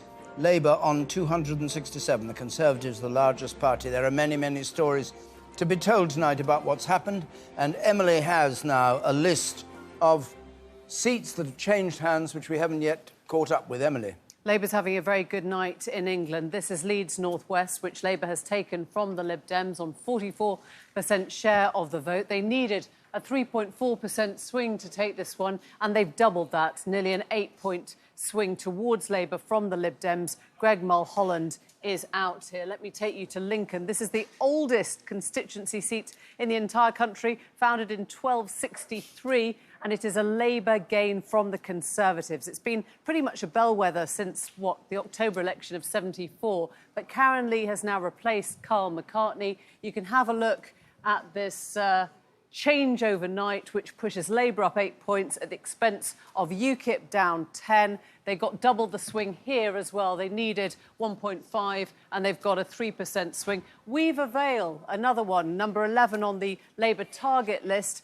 and it was a tiny majority of 806, but the Labour Party's on 52 now, and if you want to see what that looks like as a swing, nearly 5%. Tony Blair won here for Labour 3 times, but Graham Evans is out now, Mike Amesbury is out. Some good news, however, from the Conservatives in Scotland. And I'm going to show you 3 seats that they've taken from the SNP: Aberdeenshire West, Stirling and Berwickshire, which borders the one that they already had before this election. And you can see these tremendous swings now away from the SNP towards the Conservatives of 14%, 11% and 11%.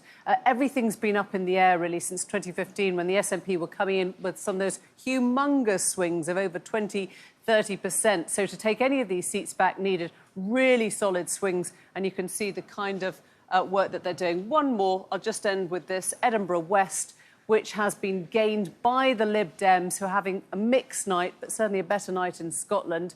Lib Dems taking this from the SNP in Edinburgh West then on 34%, a swing there of 5.8%.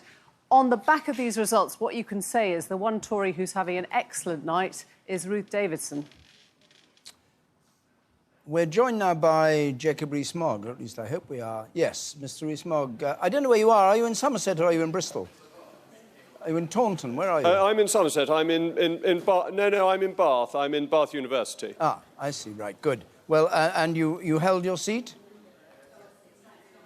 I have, yes. Good. And tell us about your view of what's happened. Was the Prime Minister guilty of hubris by running for this election when she said she wasn't going to? And is the result a disaster for the Conservative Party? No, I think neither of those things is true. I think an election was going to be inevitable, both as a result of the Brexit vote a year ago and of having a new Prime Minister, that a new Prime Minister required a mandate ultimately, and it was merely a question of time. As for the Conservative Party, we seem to be starting out today where we finished before the last Parliament was dissolved. So there isn't much change, but there's some rotation. And I think that will probably mean that we continue to form the government. So it's not a disaster, but it's not as good as it could have been. It's quite strange to say you're back where you were before this election, when you did have a majority of 17 before the election. You now don't have a majority, it seems. Well, we haven't had all the seats in yet, but it's not an enormous change. It's within the margin of error at the moment. She said she wanted to guarantee certainty and stability for the years ahead. Does this guarantee certainty and stability for more than a couple of months, perhaps? Well, the British people have decided on the Parliament that they want, and that's their right to do so and to be governed according to their democratic will. And the certainty and security of the British Constitution is, I think, very great over many hundreds of years. And indeed, the certainty and security of the BBC reporting of it. I congratulate you on your 10th successive edition of Election Night. You may have an 11th in October to come, but time will tell. What do you think, leaving that aside for a moment, what do you think the Prime Minister should do about the Brexit negotiations which are due to start, as we know, in 11 days' time? Can it be pursued as though nothing had happened? Well, the Prime Minister is the Prime Minister and is the person who will pursue these negotiations. The very straightforward fact is that we leave the European Union at the end of March 2019, and that the negotiations are a prelude to that. But they're not necessary for that. We leave at the end of March 2019 whether we've had any negotiations or not. That is now part of both our law and of the European treaties. Do you think there'll be opposition in the parliamentary party now? Some people, obviously, I mean, maybe not you, because you're a loyal supporter of the Prime Minister, but there will be people in the Conservative Party who feel this was a terrible error to have this election and that it's done the party terrible damage and that she really should take the blame for it because it was her decision, as we know, walking on the hills of Wales that led you to where you are tonight. But I think the thing to remember is that George Osborne is no longer a member of the Parliamentary Party. He stood down from his seat in Tatton, and though he may throw rocks from the Evening Standard, he's not in the House of Commons to cause trouble there. Why do you mention George Osborne in particular? I mean, there are many others in the Tory party. Well, you're smiling slightly. I think you know what I'm talking about. I'm smiling because you've already reported his comments earlier this evening, and he seemed to want to stir it up a bit. I think Mrs May will have a good deal of support. She's only been the leader for under a year. She got it without any opposition, an uncontested election with support up and down the country. I don't think the Conservative Party is so fickle or such a fair-weather friend as it would not continue to back the Prime Minister. There appears to be somebody dismantling the set behind you, Mr Rees-Mogg. And I don't want you to suffer the humiliation of being alone in the open air in some godforsaken part of Bath. I think that the day thou gavest, Lord, is ended, is pretty much the case here. Thank you very much indeed for joining us. Thank you. Good night. Good night. I think one interesting thing, David, just briefly, despite Jacob Rees-Mogg's avowed loyalty to the Prime Minister, there is a conversation going on among Conservatives right now over what they should be doing tomorrow. What are they saying? Well, tomorrow? One former minister has said to me they find it hard to see how she can stay after this result. What, even for a week, you mean? Well, I think tomorrow will potentially be a very eventful day. I think it will depend on the final numbers. Does it look like with Northern Irish votes, she can quite comfortably be in government? I mean, we're still in this situation, aren't we? Where it feels very, very sort of, you know, it's still very fragile in terms of these precise There used to be an old rule. There used to be an old rule in the Conservative Party, not in the Labour Party, that senior members would come along and say to you in Number 10, "I'm sorry, your time's up." Indeed, as they did to Margaret Thatcher. Remember that was under voting system. As a very ruthless bunch. I mean, do you think they might say that to her tomorrow? I think it's too early to say that, but the conversations at 4 a.m. There are conversations among the Tory party going on about what to do tomorrow. It is not a question of everybody will automatically file up behind Theresa May and say, well, bad luck, you made a gamble, it didn't quite go as you expected, but we will all absolutely stand behind you. It is going to be more complicated for her than that. Now, I think at a minimum what we'll see are demands about saying that she must widen her circle, she must move away from this very sort of iron grip that she's held, a tiny circle of trust. There may be people calling for her to go. Now, one minister has said to me he's urging everybody to have a good night's sleep and that a solution will be found that will not involve having another election. You know, at the end of the day, the Tories are pragmatists. It is not a good moment to change a leader with the Brexit negotiations about to start. But my point is this. We saw a very shaky Theresa May imply very heavily that she will try to put a government together. But there are going to be real strains inside the Tory party that are already emerging in conversations tonight about whether or not they should take a different course of action. I'm not saying she's going to be out in the morning, not going anywhere near like that, but it is not going to be as straightforward as Jacob Rees-Mogg cheerily saying, yes, of course we will all line up behind the Prime Minister. We've got pictures of Jeremy Corbyn arriving back home. We might just have a look at, because he's the beneficiary of all this in the Labour Party. But just a point about the tight, close... we have a declaration coming from Gordon, Alex Salmond. I was just going to ask you about Nick Timothy and the people around her. But I can't, because we're going to... there goes Mr Corbyn into the House, not having trimmed the hedges. No time to do that. And here's the result from Gordon.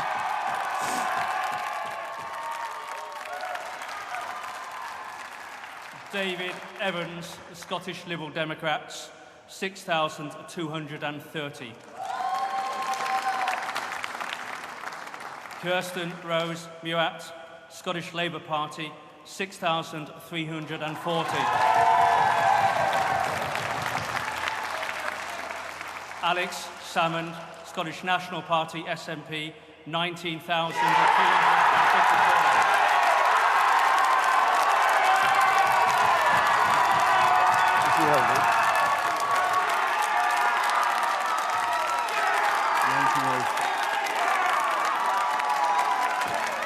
With 55 ballot papers rejected, total votes of 53,740, I declare that Colin James Clark is duly elected to serve in the UK Parliament as a member for the Gordon constituency. So the Conservatives take Gordon, and Alex Salmond, former leader of the SNP, loses his seat in the House of Commons.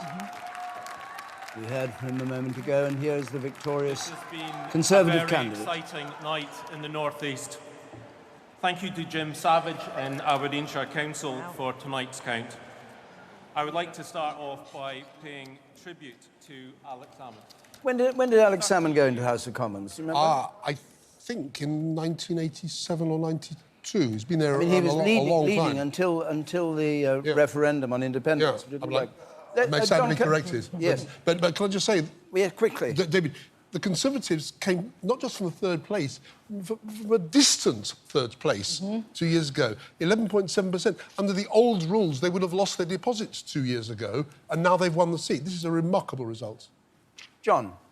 Well, the truth is, those of us who watch Scottish politics perhaps too closely and is good for us have known from the local election results in May that indeed the SNP's vote was pivoting in Scotland away from the North East, an area of traditional strength for the SNP, towards West Central Scotland, towards Glasgow, towards the places where the independence vote was highest. And conversely, that the advance in Conservative support, which has been evident in Scotland for at least the last 12 months, was also particularly strong in the North East.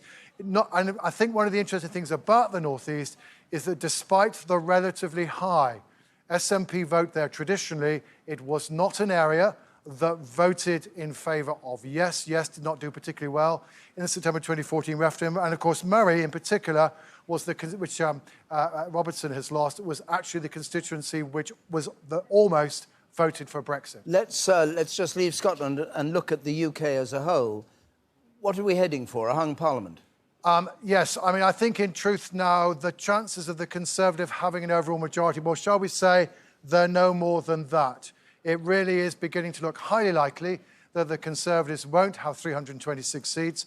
That said, however, given that the DUP are probably going to have around 10 seats in Northern Ireland, I think some of the talk that we've heard about possibly putting together a progressive alternative, that isn't going to work. It won't have the numbers. And this is going to be an extraordinary election in which nobody is going to be happy with the result. And we have a declaration coming from Holborn and St Pancras. We have a declaration coming from Plymouth. Let's have Plymouth. Keir Starmer was re-elected, by the way. Bewley, Liberal Democrat, Here's the Plymouth 1,106. Oliver Newton-Colville, the Conservative Party candidate, 17,806. Richard Michael Ellison, UK Independence Party, UKIP, 1,148. Luke Pollard, Labour and Cooperative Party, 23,808.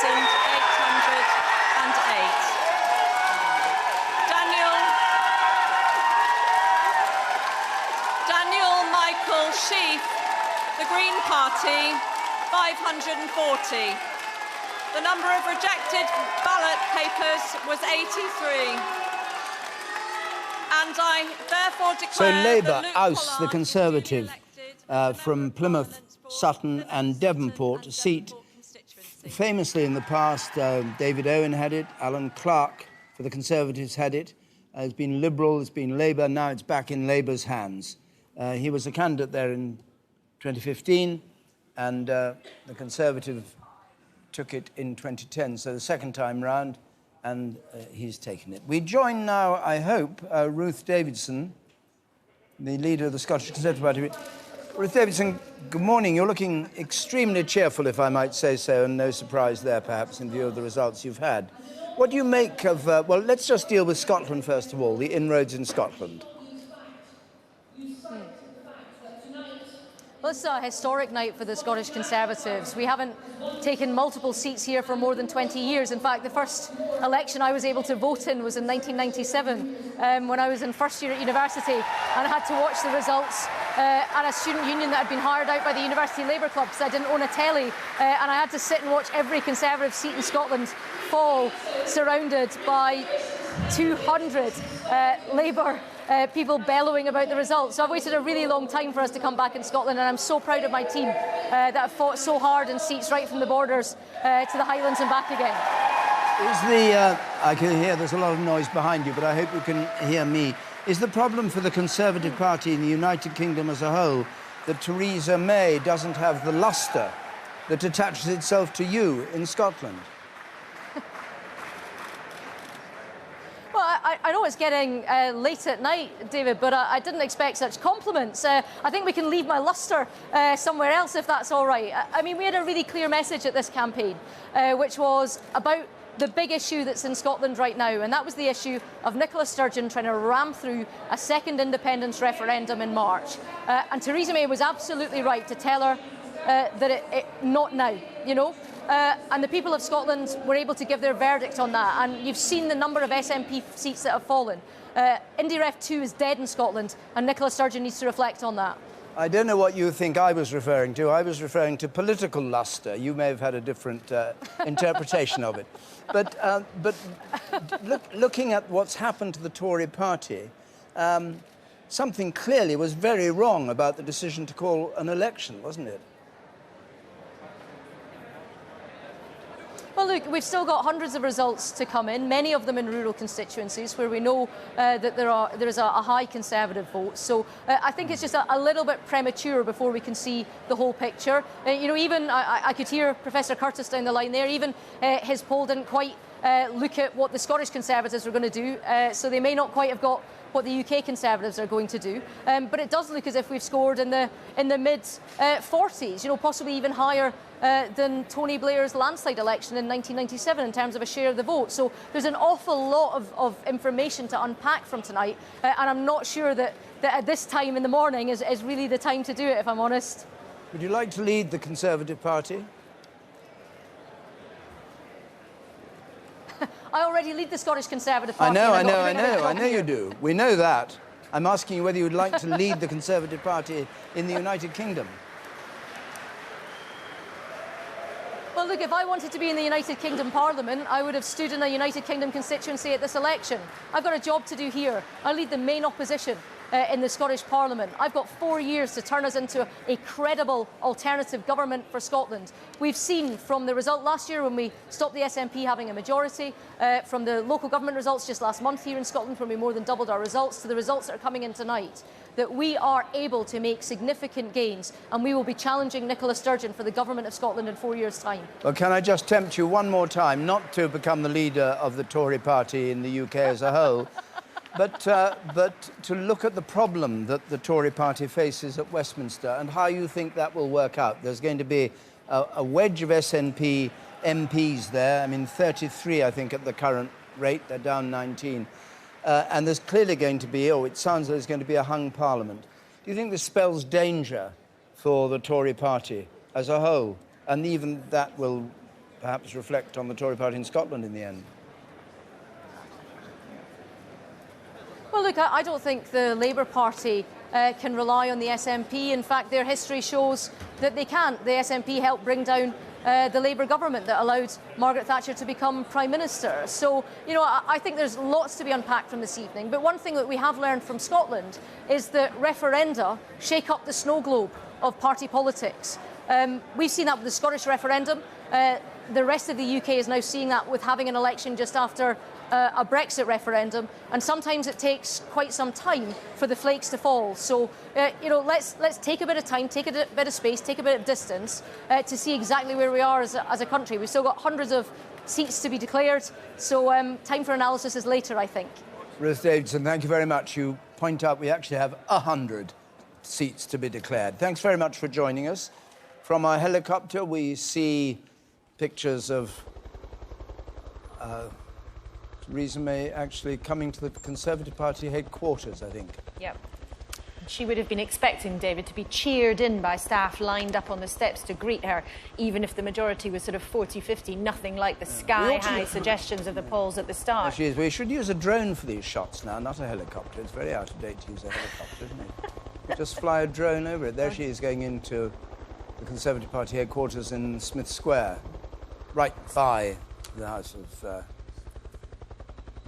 Right, a very different reception. Is that the old Conservative Party? It's Matthew Parker Street. It's slightly round the corner. They moved out of Smith Square, that old symbolic building with those famous pictures of Margaret Thatcher hanging out of the window, greeting hundreds of activists outside. Yes. But the contrast to the Tory expectations well, what's she going to do there tonight at 4 in the morning? She'll have gone to watch the rest of the results come in. Why didn't she go back to Downing Street? Well, there's a question. Yeah, there is a question. Inappropriate. Well, traditionally, though, the leaders would watch in the party headquarters in anticipation of their glorious walk back to triumph up Downing Street in the morning, by which point at 7 or 8 a.m. People like me are there waiting for them, but it all feels rather more complicated. Yes. Margaret Thatcher, when she was Prime Minister, after each of her victories, went back to Conservative Central Office. John Major in defeat went back to Conservative Central Office. She's, I think, simply applying tradition. And it's right, because this is a party night. Yes. Government is tomorrow. Party is tonight. Jeremy Vine, let's have a look at the popular vote, the way things have gone tonight, can we, so far? Yes, well, look, why don't we actually take a look at what we call projected national share, which is always a big moment in these elections, where we try to give you where we think the percentages will be when all the seats are done. We've got 550 in. Let's just flash. If you have a look at the map on the floor, we're flashing the gains. As always, it's always... maybe less dramatic than it looks when we go through them one at a time, because a lot of seats, of course, stay where they were. But a seat like Canterbury, down here, going to Labour with a 10,000 majority previously, that's extraordinary. The Stroud there, a Labour gain. So some red flashing in England, but a lot of gains in Scotland for the Liberal Democrats and Labour, and the Conservatives here, which really changes the terrain. And Ross Skye and Lochaber here going Liberal Democrat, the seat that Charles Kennedy used to have. So that's how the map looks. Now let's turn to the percentages. This is how we think the night will end up. We've got enough results now to give you these. So, the Conservatives on 43%. Labour on 40%. The Liberal Democrats, 8%. UKIP on just 2%, and the Greens on 2%. And Laura was saying earlier, the interesting thing about this election outside Scotland is the way so many votes have just aggregated around the two main parties. So with this Labour 40%, even though they've lost the election, that's actually higher than one of the percentages that Tony Blair got when he won an election, pretty close to one of his other elections that he won. So it's a remarkable figure, that 40% for Labour. And, as I say, 43 for the Conservatives. Let's have a look on the change from last time. So, the Conservatives are actually up 6, even though they've had a reverse in many senses. They are up 6 on last time, but Labour's increase is more dramatic. They're actually up 10% on the last election result in 2015. And the explanation for you, of course, is here, which is the crash in the UKIP vote, which is so dramatically down. And, of course, it's released a lot of voters into the system who, a lot of assumptions have been, would just go straight to the Blue Party. But actually, it seems quite a few of them have gone to Jeremy Corbyn's Labour. Liberal Democrats not really benefiting. They're just up 1% on what was a terrible election result for them last time, although their vote seems to be better focused in this election, which is the crucial thing for them, and that's what normally enables them to get seats. But there we go. So Labour have made a tremendous advance in this election. The Conservatives remain the winners, but to see the second-place party getting 40% is really remarkable, isn't it? Thank you very much. Yes, and let's go to Broxtowe and join Anna Soubry. Anna Soubry, good morning. Yes, here we are, down the other end of the lens. You scraped in, I suppose, in Broxtowe. Congratulations. I mean, you were under 1,000 majority. Can you hear me all right? Well, it wasn't... Yes. What? Well, yes, but... Yes, I can. Good. Remember, of course, David, the first time I got elected here, my majority was 389. So in my terms, a majority of 800 isn't bad. But hey, no, look, you've always lived dangerously. We know that we all thought. You've always lived dangerously. But I should have got much more. That's the whole point, of course, isn't it? So what do you make of this election, the decision to call it and its consequence? Look, there was a lot of merit in calling it because, quite rightly, Theresa May wanted her own mandate 1 year in with, if you like, somebody else's mandate, somebody else's manifesto. I think that completely made sense. You know my views about strengthening the Brexit hand. That didn't actually resonate with me. I'm afraid we ran a pretty dreadful campaign. That's probably me being generous. I can't explain exactly what has happened because, as Jeremy has just identified, you have seen these incredible shares. And here in Broxtowe, I put on more votes, but obviously Labour put on more votes as well. We're not quite sure where they came from. But we have won, I am told, in Mansfield, an astonishing result, given that we failed to win in Gedling, failed to win in Nottingham South, and I'm told that there's a recount in Ashfield, where the Labour MP had a majority of over 7,000. Now, that is quite astonishing and just doesn't make much sense. You said, I think a lot of it depends, frankly, on the candidate. Yeah. You said, and I think it depends on the campaigns that you run, and it depends on being a good, sensible, moderate Conservative like me. You said you were being others. generous when you called it a pretty dreadful campaign. In what sense was it a dreadful campaign? Well, where do you want me to begin? Anywhere you like. I mean, it was a dreadful campaign. You don't have actually, lots of parts of the manifesto are actually extremely good. But if you're going to look at social care, you have to put that policy, if you even have to start to detail a policy, in a way that actually explains that this is a good thing that you are going to do. When you talk about the changes you're going to make in school lunches, you start with the headline that says children from poorer families will now get 2 free meals a day. You don't start from the basis that some children will lose a free school meal. So all the way along it, those sorts of messaging were appalling. And then, of course, the change of heart on social care, I'm afraid, deeply flawed Theresa May. It did not make her look the strong and stable Prime Minister and leader that she had said that she was. That was a very difficult and very serious blow, I think, in terms of her own credibility and the way that the campaign was being run, which was about her and what she wanted to do. And she put her mark absolutely on this campaign. So can she remain Prime Minister? That is a matter for her, David. That sounds like a no to me. It's bad. It's bad? Well, it is a matter for her. She is... You sorry? I didn't say anything. Oh, sorry, I thought you did. Do forgive me, it's a bit noisy in here.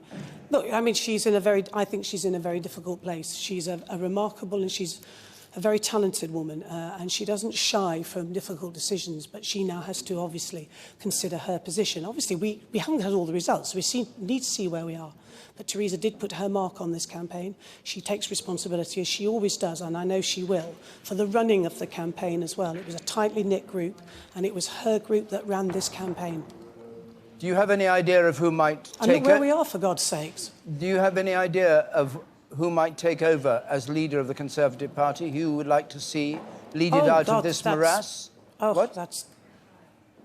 Well, you raised the issue, not me. I'm not even beginning to get into that conversation. Well, you raised the issue, not me. No, I didn't, actually. I talked about her. You asked me the question of whether or not she could stay on, and I said she needs to consider her position. I'm not going any further than saying that. Well, considering your position means you go, doesn't it? It's a dreadful night.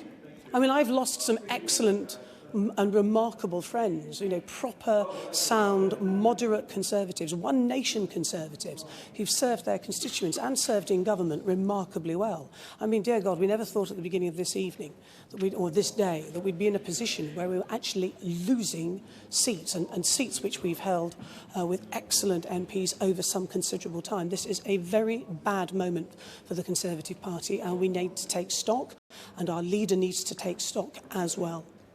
You have always been an opponent of Brexit and a believer in remaining in the EU. What do you think happens to Brexit now? The announcement that we're leaving the EU has been made, but do you expect everything to change now and a departure more in the style that you might be able to accept to succeed from the hard Brexit? Look, I've accepted the result. Yeah. Yeah, I don't think it was a hard Brexit that was an offer, but I think what has to be said, one of the things that was really striking in the campaign in Broxtowe was that most people, very few people, had not accepted the result. Most people, like me, had accepted the result. And obviously a lot of people actually wanted the result.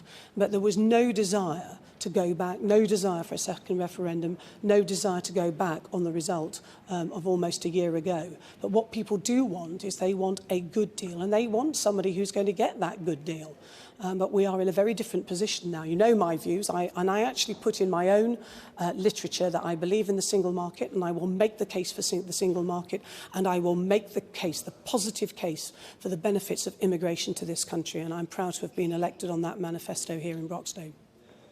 Anna Soubry, thank you very much for joining us. Emily, we've got some results in. Yeah, I've started with Halifax because this is the place many people will remember Theresa May launched her manifesto. It should have been an easy gain for the Conservatives on a good night. They only needed a 0.5% swing. It was number 5 on their target list. And look what's happened. Labour has taken it from a majority of 428 to one of 5,376. They've done astonishingly well in this seat in West Yorkshire, a part of the country that Theresa May and the Conservatives really focused their energy during the campaign. Labour then taking it on a 5.1% swing away from the Conservatives. That was just a hold, but you can see what happens in a place where they've done even better and made it a gain. Colne Valley, also the same part of the world. We thought this was safe Conservative. It used to be in the old days a three-way marginal with the Lib Dems coming through. Possibly that drop in the Lib Dem vote has really helped Labour, who've taken this on 48% share of the vote. You can see what that looks like as a change. Thelma Walker is the new MP here. She's gained 13% more share of the vote, and this swing here is 5.5%, giving her a majority in this new seat for Labour of 915. One more, which again suggests what we were saying about that pattern for Ruth Davidson in Scotland, who's emerging as the real bright spark of the Conservatives tonight. 48% to 39%. Conservative gain in the seat of Bamford Buchan. Why does that ring a bell? Because it was Alex Salmond's seat for 20 years. He held this before he then became leader and, of course, went on to hold the seat of Gordon. But David Duguid now taking it from the SNP here, and I'll just show you that swing because we've seen all the drama of these swings, haven't we, in the Tory gains from the SNP. I'm pretty sure this is the biggest one we've seen so far tonight.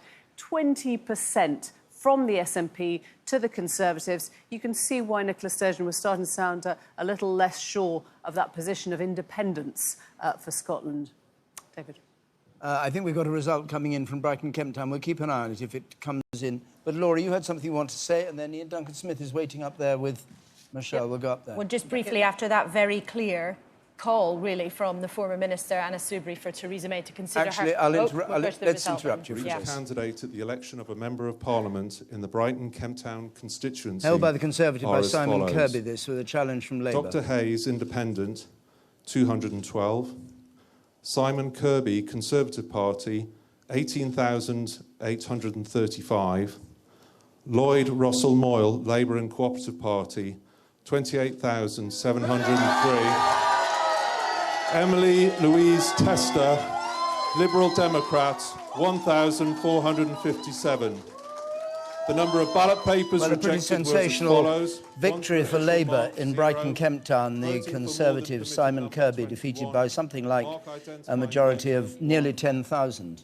9,868. And that's another minister gone. I mean, we've seen ministers go tonight. But I was just saying, before we went to the result, that there is clearly turmoil inside the Tory ranks now. We heard Anna Soubry, outspoken former minister, essentially calling for Theresa May to go. Consider her position. We all know that's code for what somebody means when somebody should leave. Another Tory source has just told me that Theresa May is 50-50 to go tomorrow. One source, I stress, but a good source suggesting it is 50-50 for her to go. Another minister has just messaged me saying, as William Hague said, the Tory party is absolute monarchy moderated by regicide. That is the territory that we are now in.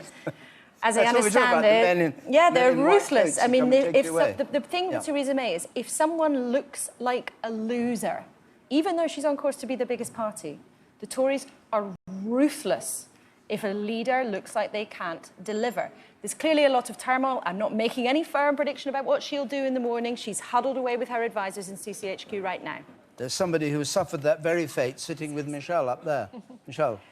David, yes, Ian Duncan-Smith, former Conservative leader, is here, as is Aisha Hazarika, former Labour Party advisor.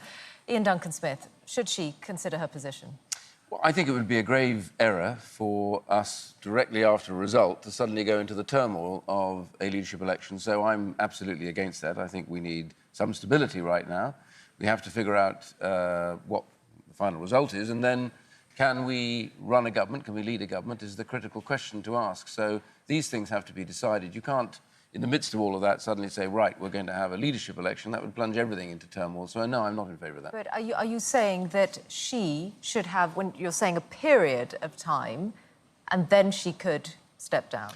No, I'm saying that we need to, first of all, find out what the result is, what the final result, whether or not it's feasible for us to put a government together. We don't know that yet. We don't know quite what the final result is, and that gives you the numbers. If it's feasible for us to put a government together, then actually at least govern, then that changes the complexion of what we're dealing with. And then the party has to meet, they have to talk to her and decide whether or not this is what she wants to do. And if she does want to do it, then, frankly, we need that stability at the moment. So I'm not in favour of launching these kind of off-the-cuff vendettas. I think the truth is we need to stay calm and stable and try and work this through over the next 24 hours. But it can't be business as usual, can it? I mean, people must be very annoyed at the fact you've ended up in this position. I'm not arguing for business as usual. It's clearly not going to be business as usual.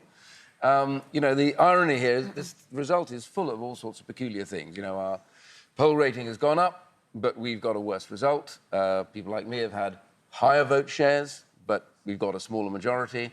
We've lost colleagues around the country. So, of course, there's turmoil going on. But the key point here is, for the next 24 hours, we need stability. And what we don't want is any kind of rush to say, move, change, leave. Let's see what the results are. Let's see whether we can form that government, and then we can take it from there. Aisha Hazarika, on this point about vote share, in 2015, when you were working with the Labour Party, the vote share was just over 30%. Yeah. Jeremy Corbyn's achieved 40%. Look, it's been an extraordinary night. We have to see how the numbers play out, but it has been an extraordinary night for Labour. I think there were Labour MPs up and down the country thinking, would they survive the night? And, I think Jeremy Corbyn ran the absolute opposite of the Theresa May campaign. It was open, it was full of hope, it was popular, and he was visible. I mean, it's incredible that we are in this situation tonight. Theresa May called this election. She was 20 points ahead in the polls. She made it on leadership. And now she is the one, we are having these conversations about whether she'll still be around in the morning. Would you like to apologise to Jeremy Corbyn? Because in February, you said that the only way that he could save the Labour Party was by stepping down. Yeah, absolutely. I completely got it wrong, along with a lot of people. But I think what he's done brilliantly is offer people hope. And I think this country has been sick of 7 years of austerity rule, and they did want a change, and they did want somebody to offer them some hope. And I absolutely credit where credit is due. I hold my hands up to say that I was one of the people that got it wrong. I think the Labour manifesto as well, particularly in contrast to the Tory manifesto, which didn't offer anything really then. There was this horrendous shambolic U-turn on the dementia tax. Was it a dreadful campaign, Ian Duncan-Smith? That's what Anna Soubry called it. Well, it clearly wasn't the greatest campaign that I've ever witnessed. We all know that. Otherwise, we would be in a different position now, possibly. But the key element here is that there will be time for my party to have a careful look through what didn't go right and what went wrong, and there were all sorts of issues. You know, the key element was that Theresa May, having gone into the election, found her position diminished, and that's not a great thing for Labour. But I just wanted to finish on one thing, which is, right now, the Conservative Party, all my colleagues, need to just take a deep breath and not go on the media to talk to the media. They need to keep quiet until we've figured out where we are. The oldest rule in the book is, know where your starting point is, then you can start making decisions. And I would rather Theresa May stayed. Absolutely, I wanted to stay for that reason. Do you fear that Brexit may not be delivered, at least not the sort of Brexit you would like? I just want Brexit, and we'll see what that means at the end of the day. But, you know, the Labour Party has already said that they were already signed up to Brexit. The Conservative Party signed up to Brexit. So, I think the Labour Party's position has been very, very good on Brexit. But it is extraordinary just to think that she started this whole campaign saying, my leadership is going to be strong and stable, and she is the one now who is facing leadership challenge, and she has had an absolute stinker of a campaign. Well, you know, it happens. It really does. It happens. Nothing is perfect certainly in has life, happened. but I do want stability, and I want her to stay there for that very simple reason. Do you want something strong and stable? I just want some stability right now, OK? I'll handle the stability. Once I know what the numbers are, the rest is there. But it is important. She's Prime Minister. She remains Prime Minister, and the country has to come first. Do you have full confidence in her? If she's watching this now, or anybody else is watching it, I have a very simple solution to this, is you're Prime Minister, you stay put, and then we can sit and figure out where our position is. Ian Duncan-Smith, Aisha Hazarika, thank you. So we're joined now from Streatham by Chuka Umunna, one of those who were, on Labour side, rather critical of the leadership of Jeremy Corbyn, indeed voted him out and he stayed. Mr Umunna, congratulations on your victory, first of all. Your vote went up by 12,000 or something. But let's just cut to the chase. What do you make of what's happened? I mean, you and many others misjudged Jeremy Corbyn, didn't you? Well, first of all, the Prime Minister held this election for naked party political reasons. It was opportunism writ large, and she wanted a personal mandate to pursue an extreme job-destroying Brexit, and she's been denied that. And I'm absolutely delighted about that. And let's be frank about the reason that she's been denied that. It isn't just that she ran an absolutely terrible campaign and clearly is not up to campaigning, being with people, talking to people about the issues. That was exposed in Technicolor. Whereas Jeremy is absolutely at home, campaigning, talking to people, getting involved in the debate. But I think the reason why many people will have, changed their minds and, have certainly reflected on this campaign is that the reason I voted no confidence last year is because I was angry that I felt could have done more to ensure that we got a Remain vote in that referendum. But the effect of Jeremy running this kind of campaign, positive, optimistic, dynamic, engaging in particular young people, putting forward policies. I mean, we saw very little of that from the Tories. And as Aisha just said, the one big thing that people will remember about the Tory manifesto policies is the dementia tax. But the effect of actually putting forward this agenda has thwarted Theresa May's attempts to pursue a hard Brexit. And I give Jeremy, but not just Jeremy, but the entire Labour team full credit for that, because it was a solid, good national campaign, and we had amazing local operations and local campaigns too. Now, I temper this just by making this observation, which is, of course, the Labour Party was founded 117 years ago by Keir Hardie and others, not only to be the representative of workers in Parliament, but to govern in their interests too. Now, we don't know what's going to happen because we don't know the final numbers as to whether Labour will be part of whatever government comes out of this. But definitely, big positive step forward to government today.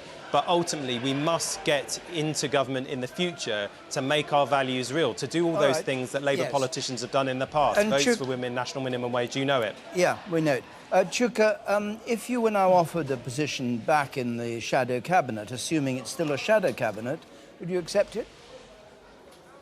Well, I've never been asked to serve in the shadow cabinet under Jeremy before, but I'm being absolutely clear. Look, as I said, I want to get Labour back in to government. If we're not going to be part of the government now, who knows? And I will do anything and work in any way to make that happen. And I certainly wouldn't rule out being part of a shadow cabinet if I was asked. It would be, but I don't presume that I will be asked, but I intend to play a very full role in this next Parliament in making sure that we do what we need to do, importantly, to deliver on our values. And I think my guess is positive thing. Yeah, my guess is that you began this campaign thinking that at the end of it there might be a vacancy for the leadership of the Labour Party, and that dream is now postponed. Let's put it like that. Well, I wouldn't describe it as a dream. I tell you one thing I didn't dream of is having the majority that Labour activists have just secured here in Streatham. But I tell you one thing, actually. My wife was here with me earlier, and she asked me at the beginning of the campaign not to make any predictions, because she said, before the last general election, you thought that Labour would probably end up in government. You weren't.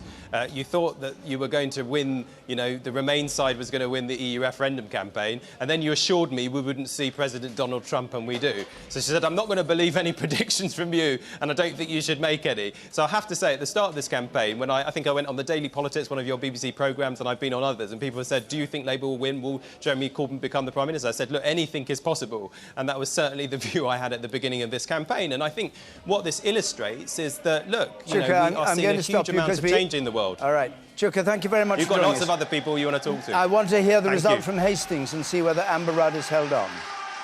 Nick Perry, Liberal Democrat, 1,885.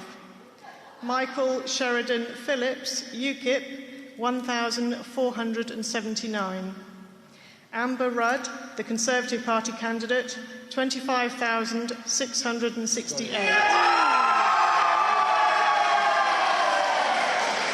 Nicholas John Wilson, Independent, 412. The total number of ballot papers rejected was 97. The turnout was 70%. Therefore, I give public notice that Amber Rudd is duly elected as the Member of Parliament for the Hastings and Rye constituency. So the Home Secretary holds on to her seat. There was talk that it was going to be difficult for her, but she holds on, and let's just hear what she has to say. The returning officer and all the fantastic counting agents who have done the job twice this evening, we're all very grateful to you for staying so late and doing such a professional job. Thank you. I'd also like to thank my team in the right here who've done such a fantastic job supporting me, working with me, making sure we had a really good turnout on the day. And I'd particularly like to thank also the Labour candidate, Peter Chowney, who I know well and I'm sure will continue in his role as Leader of the Council. Thank you, Peter, for having, I thought, a good, effective, fair fight out of it.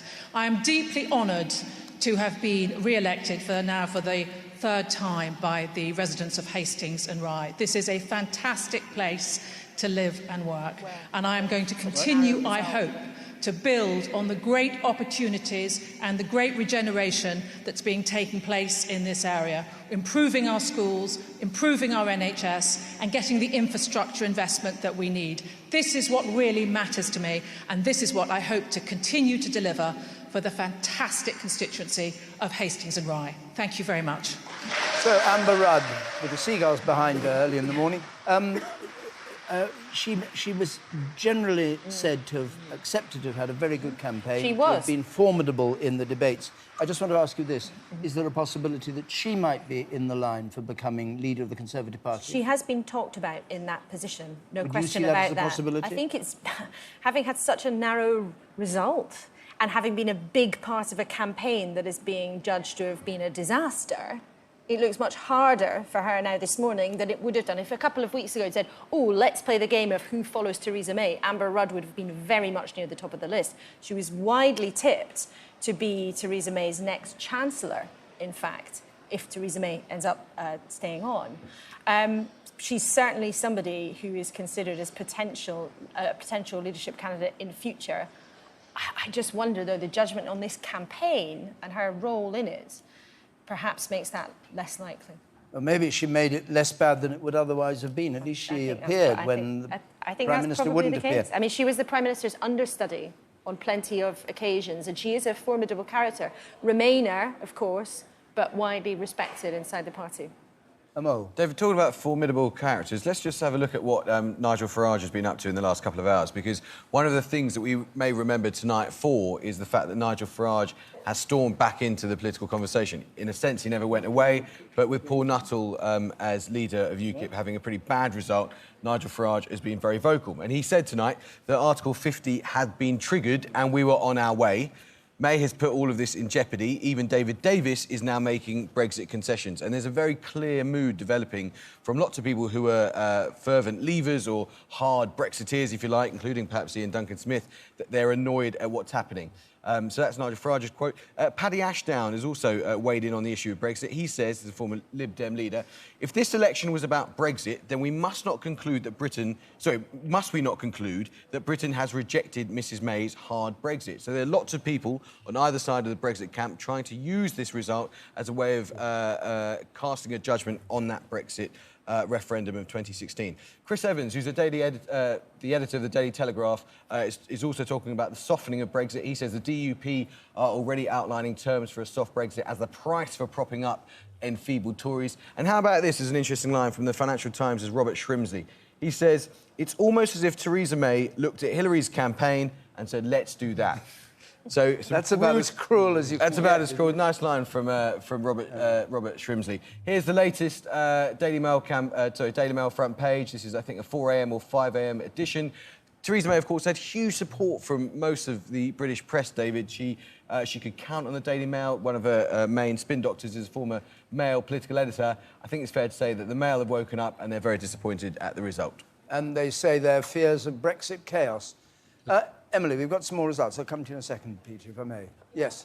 To go all 1997 D-Ream on you, but I will just say, look at Enfield Southgate, because this was the were you up for Portillo moment in 1997, and you can see what's happened here. It's been a Labour gain from the Conservatives again. Now, in Portillo's day, excuse me, there was a 15,000 majority. Labour has taken it on a 4,000 majority. Come back to me. Glass of water.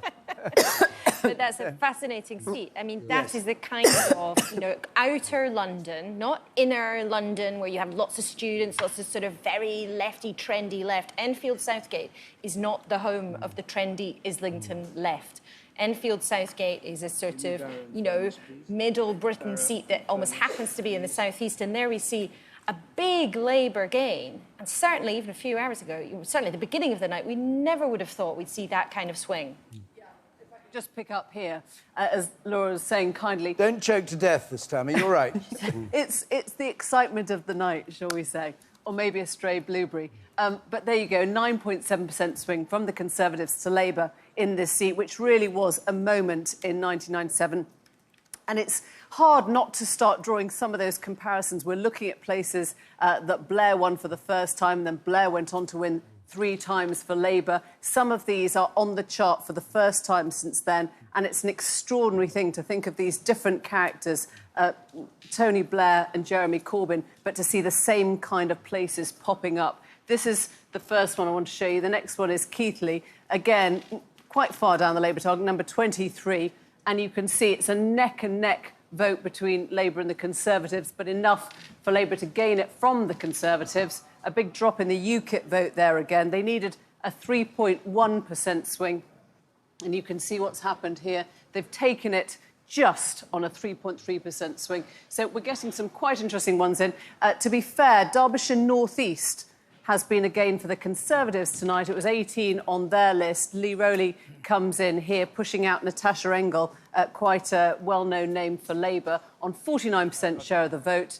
And you can see a 4.8% swing, this time from Labour to the Conservative, in the seat just outside Chesterfield. So a little bit of play here, but broadly, the kind of seats that we're seeing turn red tonight are ones that very few people would have had on any kind of rational target list at the beginning of the night. They are places that are taking a lot of us by surprise. John Woodcock is the MP returned, Labour MP for Barrow-in-Furness. His majority just squeaking in at 209. A Brownite in the Labour Party, a special advisor to Gordon Brown, and everybody's having their words thrown back at them tonight, Mr Woodcock. The words I want to throw back at you are, Labour is on course for a historic and catastrophic defeat. So what went right for Labour? Well, David, I have no idea, and I'm not sure that anyone who you will have on this programme actually genuinely has an idea either. And if they say that they do, I think they are probably winging it, because as you say, there have been utterly extraordinary results. There have been places where Labour has struggled and lost ground, and there have been places, like you mentioned, Canterbury, where we've popped up with this incredible victory seemingly out of nowhere. I mean, I think the one thing which I don't know what is going on in British politics, but I think the one thing which is clear is that this is wide open, and you know there is a space and there is a need for a progressive force to take the country forward and out and give a more hopeful vision than that which has been fed over these last couple of years by the Conservative government. And that force, we have shown overnight, can be the Labour Party. I am deeply, deeply proud. Unexpectedly, I'll have to say, but I am deeply proud to be returned as one of its MPs to be part of that fight. But can you sign up to the kind of policies that Jeremy Corbyn has been promoting when you actually clearly thought they were completely wrong? Wrong for the Labour Party, but much more important, wrong for the country. Well, the Labour Party has always been a broad church.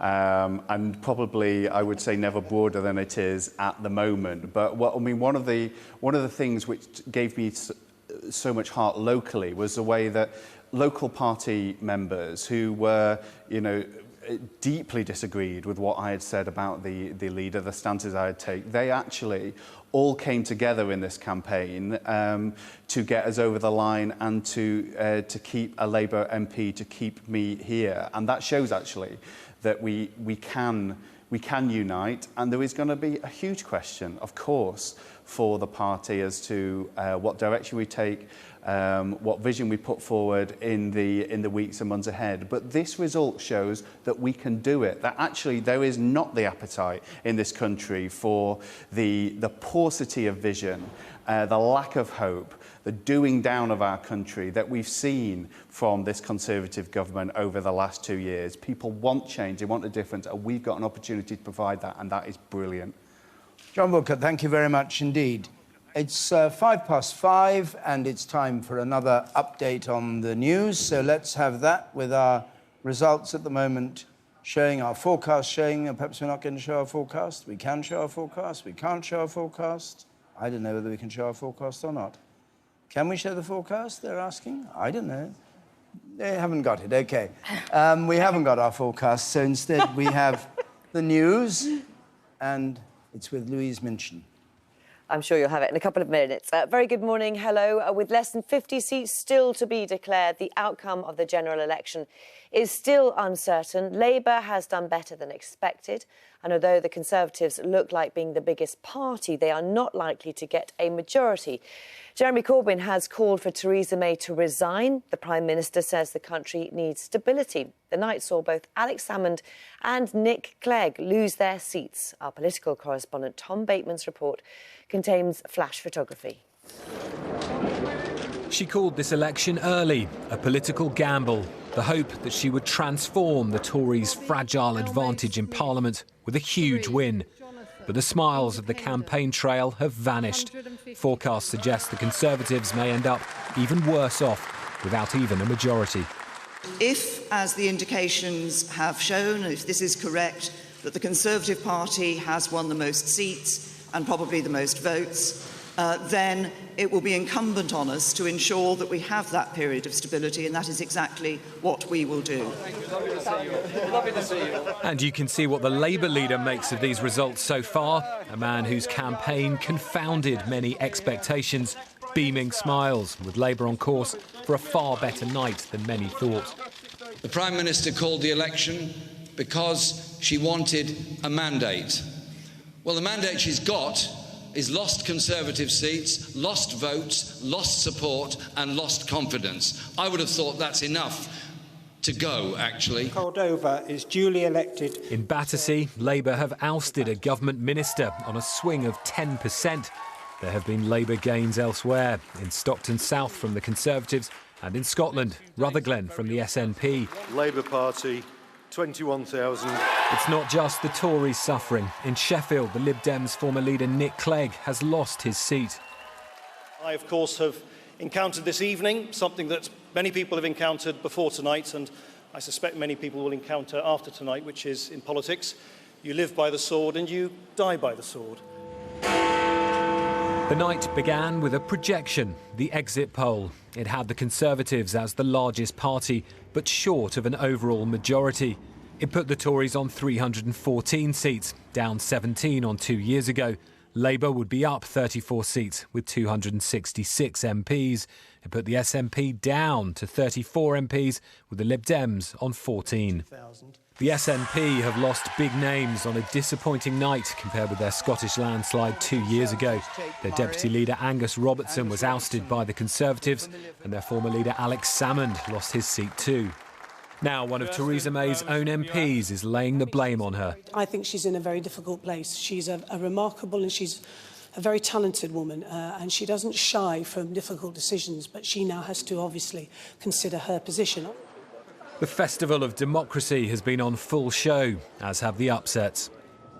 Theresa May has left her constituency count. The election campaign has been an unpredictable journey for her. Already, some Labour opponents are saying tonight should bring the end of the road for her premiership. But remember, there's still a way to go and more votes still to be counted. Tom Bateman, BBC News. Well, the pound's position on the currency markets has weakened following early results in the general election. Overnight, sterling suffered one of its biggest falls since January, sinking to a low of almost 2% against the dollar and the euro. A clearer picture of the markets will emerge when trading opens across Europe and the final results of the election come in. Time for a quick catch-up with the weather. Here's Helen Willits.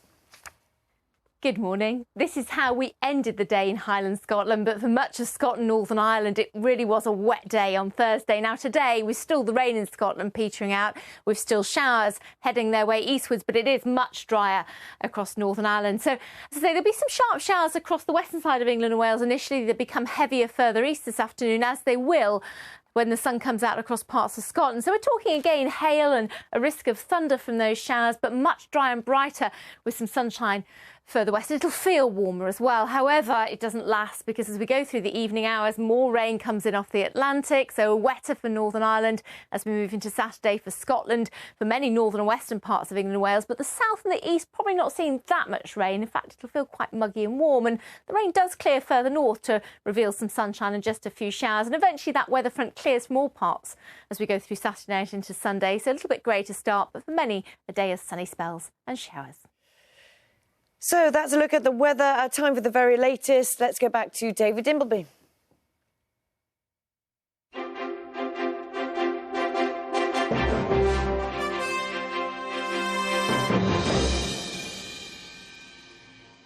Dawn has broken over Westminster, and a cruel dawn for the Tory party. After the results that have come in, we've still got 44 to come in. And a lot of talk now from sources within the Tory party about Theresa May's future. We've had the call for her to go, or pretty well call for her to go, from Anna Soubry, who's a sort of backbencher, famously outspoken, but people that Laura Kuenssberg has been speaking to have been talking about having to do something quite dramatic and fairly swiftly. We'll see what happens. There's another interesting aspect to this election, which is that the votes have gone back to the two main parties, Conservative and Labour. Not since 1970 have both parties had over 12 million people voting for them. The current rate is Labour on 12,100,000, the Conservatives on 12,600,000.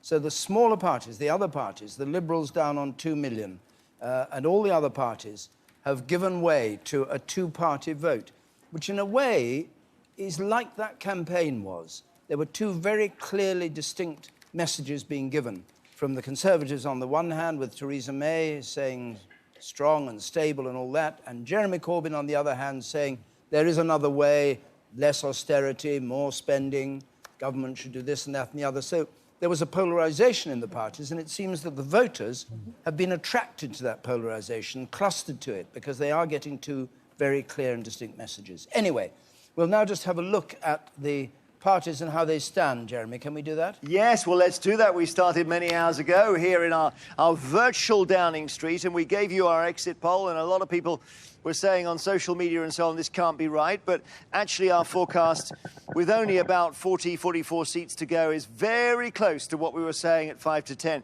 having the Conservatives falling short here. 318, we think now. We said 314 at the start. And then let's look at Labour, quite a long way back, but exceeding all expectations. That's the point about the Labour performance. They've done better than even they thought, as we've heard from some of the extraordinary interviews we've had on the programme over the last few hours. So, 318 for the Conservatives. You'll see where these tiles, these individual paving stones, which all are individual constituencies, where they're darker blue, we haven't got a result yet. But actually, back here, we've got those results are all in. So it's just the darker blue ones. You can see most of them are solid blue. So we really haven't got that many more results to come. The ones we're waiting for, places like Kensington, Richmond Park, Crawley, Dumfries, Winchester, Thirsk, Truro, St Ives and so on, still waiting for them. But really our exit polls stabilised with these results. 318, the Conservatives short of an overall majority. 326 you need, because there are 650 MPs in the House of Commons, so you need just over half to be in control, and Theresa May will not be with only her own MPs. She's going to have to find friends in the House of Commons, and one thing's for sure, it won't be the Liberal Democrats this time. Have a look with me at the Labour line here. Now, there are, I suppose you could say Labour's result is no better than really Gordon Brown did when he lost the 2010 election. But they've got a handsome share of the vote. Part of that is surely rather surprising numbers of UKIP voters going to Labour, which commentators weren't predicting, but also new voters, younger voters. I'm sure we'll find out many of them have been involved in this election. Labour 262 is what we are now forecasting, just down 4 from what we were saying at 10 p.m. last night. Have a look at the end of the line. So those ones are still waiting for Normanton, that's Yvette Cooper's seat, Hove, Poplar, Wansbeck, Southampton, Test. We've got as Labour, may go Conservative, it has been up until now, Hendon, Ilford North. So we're still waiting for those, but most of these lines are solid red, solid blue, so we have the results in. So this is the situation. What a blow for Theresa May to call an election when she was, 16 points clear in the polls, thinking about a landslide of 100, and didn't even get an overall majority. It's politically devastating for her, and that's why you just saw Jeremy Corbyn giving the thumbs up to all the reporters. Amazing. David.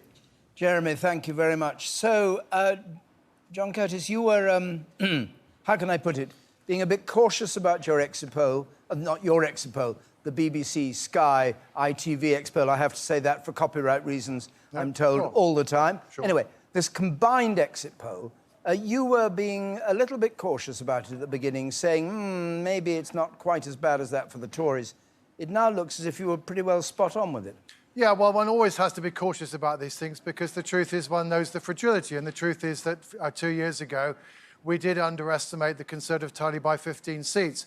It looks as though this time we might be 1, 2, 3 or seats, 1, 2 or 3 seats out, but that's about it. Indeed, you're right. It looks as though our forecast is going to prove remarkably accurate. Maybe, in the end, the most accurate exit poll yet. But we'll wait and see whether that proves to be the case. Is there any possibility of it not being a hung parliament now? Is No, there no. No way they can get them close. No, we cannot see any way at all that the Conservatives can get to the 326 mark.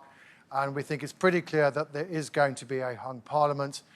And that some of the questions that Laura was raising about Theresa May's future are clearly going to become quite important later today. And I think it's perhaps worth remembering. I mean, actually, the international academic literature says that calling snap elections often doesn't work because voters ask themselves, hang on, what is it that's coming down around the corner that they're trying to hide for us? And if you think about the snap elections we've had in the UK in the past, 1970, Howard Wilson suddenly went to the country in June 1970 when he thought the polls had turned around in his favour.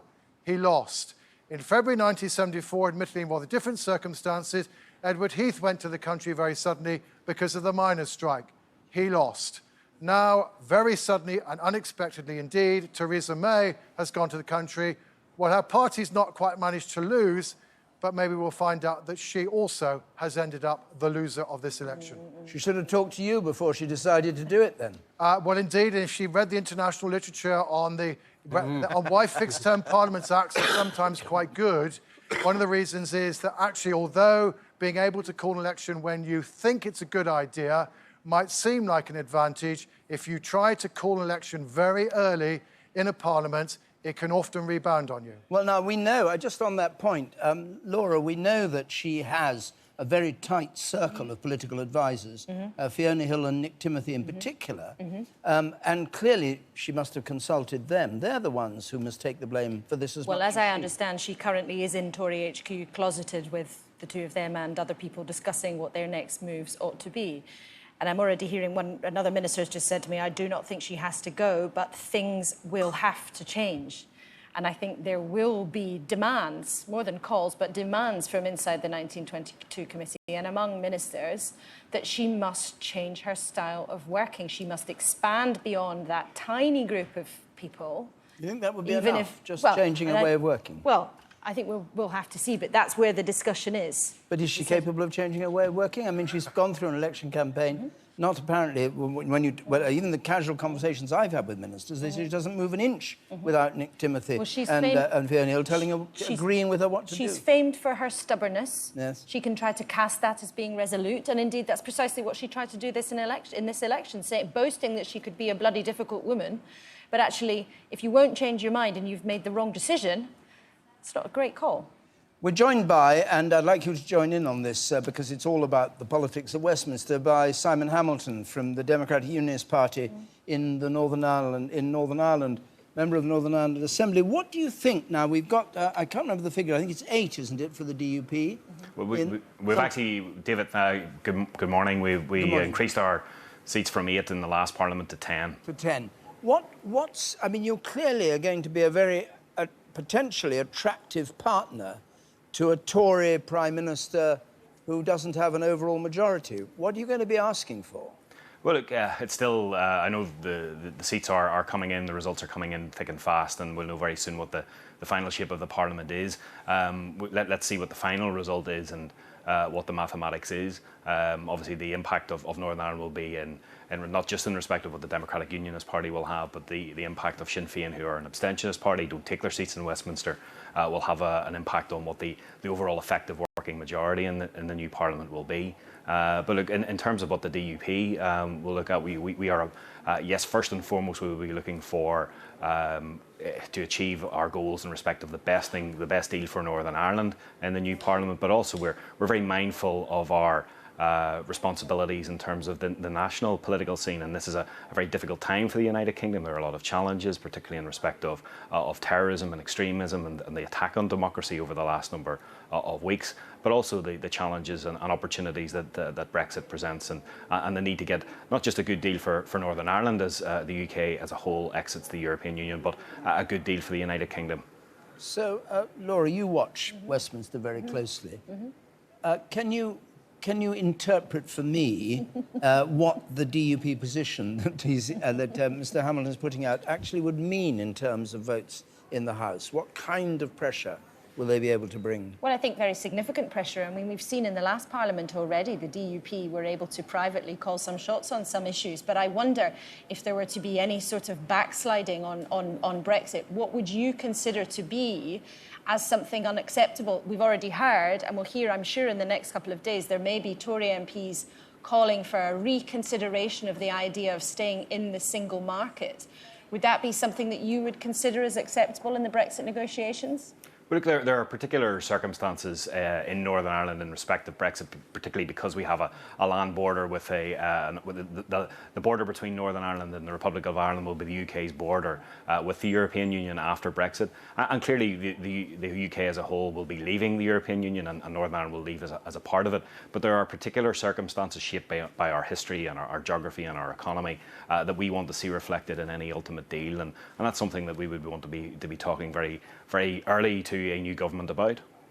Is it clear to you that you would only do a kind of vote-by-vote understanding, or is there any chance that you might consider something more formal with the Conservatives? Well, let's see what happens over the next number of hours. But clearly our votes are going to be incredibly important in the new Parliament. You're right to point out that in the last Parliament, whilst our votes weren't needed in the way that they may be in the new Parliament, we were able to, on a range of different issues, take a position which was consistent with our principles and our policy and our platform as a party, but also that we're in the best interest of the people of Northern Ireland, and we will continue to do that in the new Parliament. Can I ask you a simple question? Well, it's not a simple question, but it's a straightforward question. You're in favour of leaving the EU.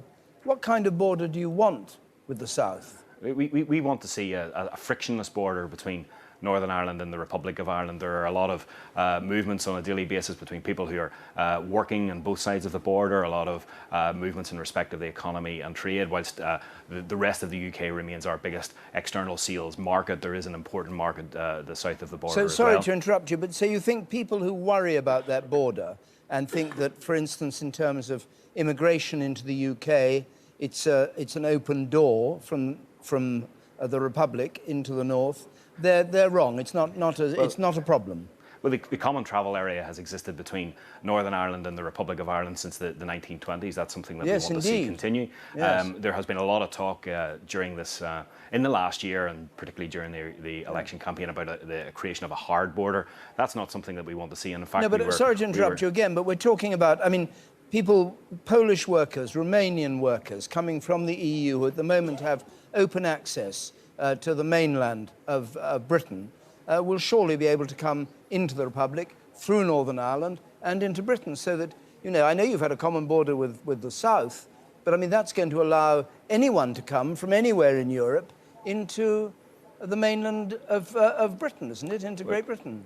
And clearly that's something that would have to, the detail on how that would work in practice is something that would have to be worked out and negotiated through the course of the next number of years as we run through the Article 50 process. But you know, we want to see a good deal for Northern Ireland as we exit the European Union. We were reassured by what the Prime Minister, David Davis, and other leading cabinet members said about their desire not to see a hard border. That's something that we don't want to see. The Dublin government don't want to see that either. Brussels officials and politicians have also said that they don't want to see that, and there's a recognition of the particular circumstances of Northern Ireland, and that's something that we want to see dealt with early in the new Parliament as we enter these important negotiations. Mr. Hamilton, thank you very much for joining us at this early hour.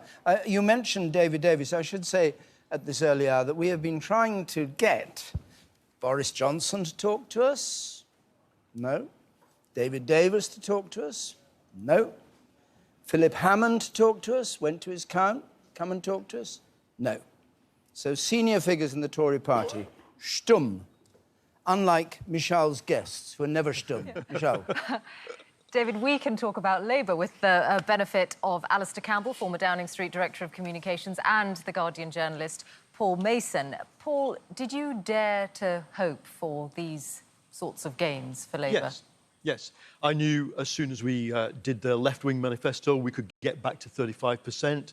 I'm not sure what the final percentage is going to be, but it looks like we're on 12 million votes for Labour, which is pushing close to what the first two Tony Blair results were.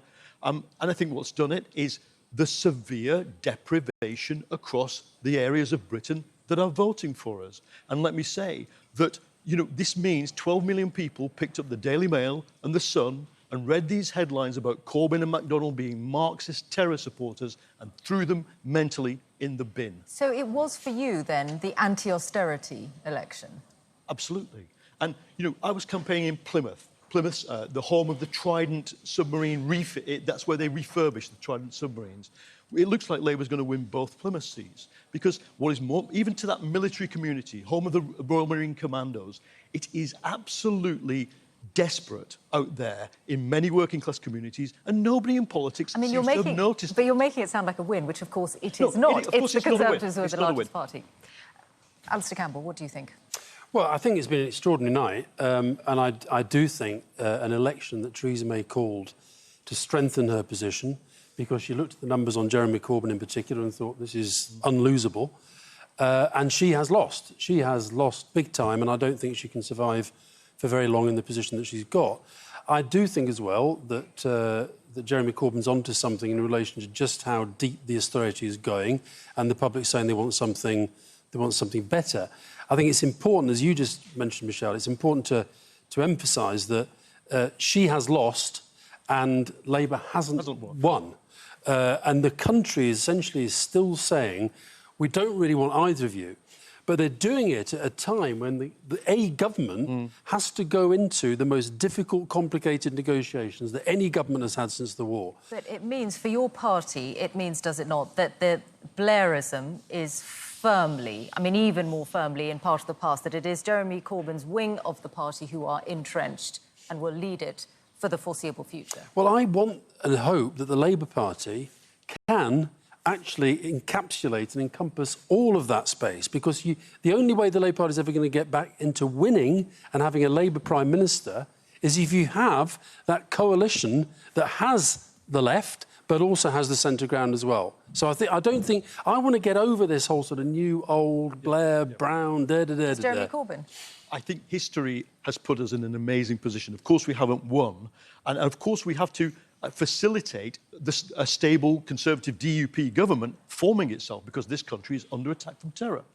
But so that's interesting. So what Jeremy Corbyn and Emily Thornberry are signalling about, looking as if they're going to try and form a government. We don't know what the final arithmetic is. We must stand ready to form a minority government, put that in place. But in the next 12 hours, Amber Rudd has to carry on being Home Secretary. Now, I think you're absolutely right that Labour now needs to learn from this. And I would certainly like to see some of those big hitters from the Brown and Blair era come into the shadow cabinet, reset the balance within Labour, relook possibly at what our offer on Brexit is. We've won this committed to Brexit, OK? That's how you win in places like Leigh, Manchester, Bolton, committed to Brexit. But the kind of Brexit now, I think, has to be one that embraces an engagement with Europe. One of her many, many big mistakes is that since the referendum, she has governed for the 48% with two fingers up to the 52%. And you cannot build a position for the country for such a big decision to be pursuing a policy like that. So I do think that what the hung Parliament may throw up, I don't know what configuration, but actually there will have to be a much more consensual approach to what Britain's relationship with Europe becomes. Thank you both, Alistair Campbell and Paul Mason. David. Thanks, Michelle. Let's join Yvette Cooper in Wakefield. Yvette Cooper, thank you for joining us at this early hour of the morning, and you're safely back in your seat in Normanton, Pontefract and Castleford. You were one of those who wanted to lead the Labour Party. What do you make of what's happened, and what lessons does it contain for people like you on the right or the centre of Labour? Well, I think it's great that we are winning back constituencies for Labour, and we've seen the hard work across the country. I think we applaud the work that Jeremy, Tom, the Shadow Cabinet and Labour candidates and members and activists have been doing right across the country to win back those constituencies. We have also had a small number of losses that obviously is very sad for us, because I think people like Natasha Engel have been fantastic MPs in Parliament. But overall, we've seen some great results. But of course, what it leaves now, though, is it looks like this is a hung Parliament. I think that Theresa May called this as a referendum on herself, and she has lost that. And I really do not see how she can carry on, because I don't see that she has a mandate for the manifesto that she set out. That does mean there's going to be quite complicated in terms of what happens now. And we've got to, I think, keep up the pressure in terms of what we should be doing now, because obviously, what we need is to be standing up for people to get a Labour government. And you're now happy with Jeremy Corbyn's leadership, are you, when you weren't before? Well, look, we had leadership elections in the Parliament, in the party. That's how we do things in the Labour Party. Jeremy Corbyn won twice in his those leadership elections, and that's why we've had the whole party coming together as part of this campaign, the whole party campaigning across the country. I've been to about 20 constituencies across the country campaigning for those Labour candidates, and it's great to see many of them elected now tonight, this morning, whatever time of day it is we are in now. What's happening behind you? Who's being applauded? We better know, because we can't see. So, yeah. John Trickett was just making his speech. He has just been re-elected as the MP for Hemsworth. The announcement was made just before you started asking me questions. All right. So just on this one point, Yvette, you were wrong about the leadership of Jeremy Corbyn. It turns out that he's a better leader than anybody else you could have produced. And are you happy now to serve in a shadow cabinet with him? Indeed, if he becomes Prime Minister, serve in a cabinet with him. You're back on side as far as Corbyn goes. I think we've all been working together in this election. That is what we have been doing. We have been fighting for every vote. Every single member of the party, every single Labour candidate has been fighting for that vote. And we've been doing so together. And that's been really important. That is why I think we have won support right across the country and a real broad range of support as well. I think you would certainly agree it would be very presumptuous of me or of anybody else to talk about what happens next. That is, for the leaders of the party. But the one thing that I think should happen next is Theresa May, I do think, cannot carry on as Prime Minister when she has lost what was really a referendum that she called on herself, and we haven't seen the strong and stable claims that she made. Actually we've seen the complete opposite happen. We've got these really important Brexit negotiations that are due to start in about 11 days.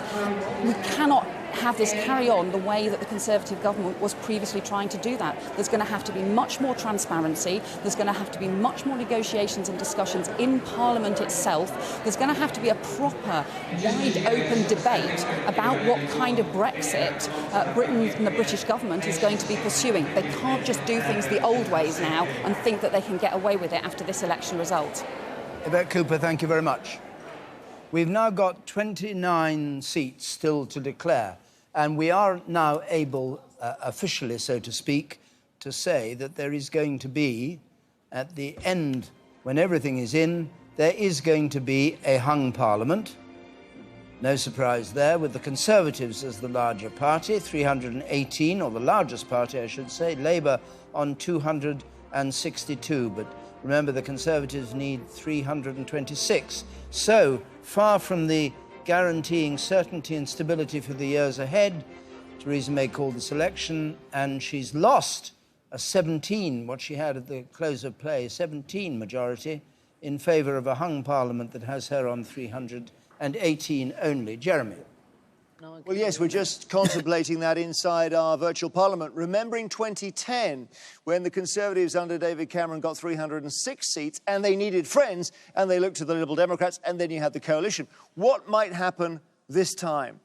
Here is our coalition builder, our little tablet that we've got here, and let me just show you the numbers that are, as we were saying with John Curtis earlier, remarkably similar to the numbers we gave you right at the start of the whole night. So 318 Conservative and 262 Labour, and then the other parties. So what I'm going to do is I'm going to just show you how it would work. If the Conservatives say to the DUP, the Democratic Unionists, look, help us, because they haven't got the crucial 326 seats, how does it work? So we take out, first of all, oh gosh, now I've got to just get this thing. How do you get this to light up again? Help me with the technology here for a second. It's okay, it doesn't matter if we see you. So while you do that, let me explain. Here are all the parties. Thank you. We put the Conservatives 318 out here. Thank you, Brendan. 318, we're looking for 326. It's actually pretty simple now. So we're going to take the DUP, and we've got them down as 10, and we add them to it just so we illustrate that they're 3. They're there. They're 328. It's pretty close, isn't it? And it's very, very painful for Theresa May. But it is that simple thing of saying to the DUP, will you help us? For Theresa May to reach out and ask them, it's maybe not coalition, maybe it's a working arrangement, at least get the Queen's speech through. Of course, that arrangement then involves all kinds of trades having to be made and so on. And Yvette Cooper there saying there's going to be a lot more focused on what is said and done in and around the chamber of the House of Commons. But there we are. It could be done. It's a pretty simple calculation. They got close enough to the line to only need the support of the DUP. Let's just see what this looks like inside the House of Commons. Here we go. So there we are. We had the Conservatives short, didn't we? 318. You can see the finishing line here, 326 seats needed for an overall majority. They haven't made it. It's a hung parliament. They use the DUP to just go across the line. And then just take a look at the opposition benches as well. So Labour on 262 and the SNP on 35, a bad night for them. The Liberal Democrats recovering a bit. You can see the other parties. We've filled out the Northern Ireland parties for you now. Labour, though, exceeding all expectations in this election. If you have a whirl around the House of Commons, you'll see it is dominated, as before, by blue. But, of course, the crucial thing the action around this line, this 326 line down here, is the problem for Mrs May, and that is why she's going to need help to pass laws and govern, if indeed she stays in power. David. And if she doesn't stay in power, for those who like a little bit of the history, at 20 to 6 in the morning, she'll be the shortest term Prime Minister since Andrew Bonar Law, the Conservative Prime Minister, who served, I think, 209 days from 1922 to 1923. Indeed, and she has done 330 days. So it's a pretty dismal Something record. around like that. That seems more. But anyway, it's nothing to be proud of. Nothing to be proud of, certainly. And the absolutely upside-down version of what she thought was going to happen. She was expecting to be the first Conservative leader for 30 years to have a proper Conservative majority.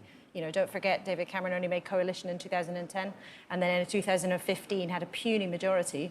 But this is the upside-down version of what Theresa May was anticipating. I'll ask you a thing, though, about that. Yeah. At the beginning of the campaign, I remember there were a lot of opinion polls which said that people infinitely preferred her to Jeremy Corbyn by quite big margins. By even if they didn't like the Conservative Party, they liked, and people assumed it was her style they liked. They liked her not being flashy. They liked her not being as flashy as David Cameron, showing his toes off on an Instagram with his wife on holiday. She wasn't that kind of woman. She was very private. She went on the One show and she revealed nothing except that he put out the dustbins. And and people liked that sort of rectitude and then changed their minds. Well, we heard that on the doorsteps, absolutely. People seemed to say, oh, she's not like those other Tories. She's not a posh boy like he was. People used to say to us things like, oh, she's like your kid's head teacher. Oh, Mrs May's coming in. Everybody stands up a bit straighter, do up your tie. She was calm. She had authority. I think one of the things that really hurt was not just the social care policy and the manifesto that frankly panicked a lot of elderly Conservative voters, probably largely due to the presentation, not the actual policy of it. And panicked her. Panicked her, and then she changed her mind. So that idea that she was stable, that she was resolute, that she had authority, was hugely holed by the fact that she did a U-turn on her own manifesto within days. That had never happened before. Secondly, I think the issue of police cuts in the wake of the terror attacks came roiling up the rails in the closing days of the campaign. And just as you might normally have expected the Conservatives to respond, to the electorate to respond much more positively to the Conservatives on security, it's traditionally a plus for them, in reverse, it appears to have gone the other way. So again, on the result, but on the sort of reaction of the campaign, it's a topsy-turvy election in that sense. It was weird that the turnabout on the care for people in their homes, because it was absolutely clear reading the manifesto that what she was saying was you can keep your last £100,000, but you'll pay for the rest of your care. There was no mention. You won't have to pay more than $75,000. There was no mention of it at all. And yet when they suddenly said, oh, no, we will put that in, so you can keep 100 and you won't have to pay more than 75 or whatever it was they'd come up with in their commission, she just couldn't bring herself to say it was a change. And I think that, it's not... Exactly. I mean, you say the old people may not have been, you know, too worried about it, but it was just the fact that she... Clearly, everybody knew she changed her position. I think one thing always, the public are very much more forgiving than Westminster is of the concept of a U-turn. Yes. If you front up to it. You know, in human life, normal psychology, everybody makes mistakes, everybody changes your mind. Fine, you put your hands up and you say that's what happened. Theresa May stood there at repeated press conferences, answering question after question, saying, nothing's changed, nothing's changed. Now, we all knew that something's changed. We reported that something had changed. The public completely knew that something had changed, and that undermined her brand of not being like the rest of them. So what is it with this Nick Timothy and Fiona Hill that they can, you know, take her on one side and say, don't give way whatever you do, which is presumably what they were doing? Well, I think also she will have felt that. I mean, I think, you know, they are a core trio who have worked together very tightly for years and years and years. But I think to present her as not being able to make her own mind up is unfair. And in her last couple of years at the Home Office, actually, the two of them had already left and gone on to other things. So I think sometimes, you know, the story is too tempting to imagine as a politician who's purely having their strings pulled by people behind the scenes. But I think the thing about Theresa May is she's extremely self-contained. She doesn't trust people easily. Now, since the moment she moved into number 10, people have been saying things like, she'll have to broaden her circle. You can run that kind of tight ship if you're in a department. If you're in number 10 with things flying at you from every direction, you have to be nimble. Now, what we saw in this campaign, that was the one thing that Theresa May seemed to be not capable of doing, was being nimble. In the next 24 hours, if she's to survive, she's certainly going to need to be nimble. Now, I understand in the last half hour she's been talking to Tory staff in CCHQ. Apparently her mood was calm, sombre. She didn't directly address the issue of her future. She didn't say, I'm going to stay, we will all carry on together. The implication, of course, of her not mentioning it is that she hasn't made up her mind, which puts the chance of resignation on the table. Well, I'll come to you in a second, because I know you've got some stuff for us, but I just want to do this. This is a list of seats still to declare. Just have a look at this. And the Tories have to win all of these bar one. All of these bar one. There's the list. Ashfield, Basingstoke, the little colours of who can show them. These are all being counted at the moment. They've taken Devon West there, and they've got to take all of them bar one. If they lose two, it's a hung parliament. So that's why we're forecasting a hung parliament on this basis. Those are the ones that are still to come in. So, Emma, what reactions have you got? You've got some more social media for us. Not just on social media, but... not just social media. I think we just missed the social media. No, we're texting relentlessly. And I just texted a Tory MP, asked a very simple question, a former minister, can she survive? And the response... Who was that? I'm not going to tell you that, David. That would be betraying a source. But the response that came back was very simple and very quick.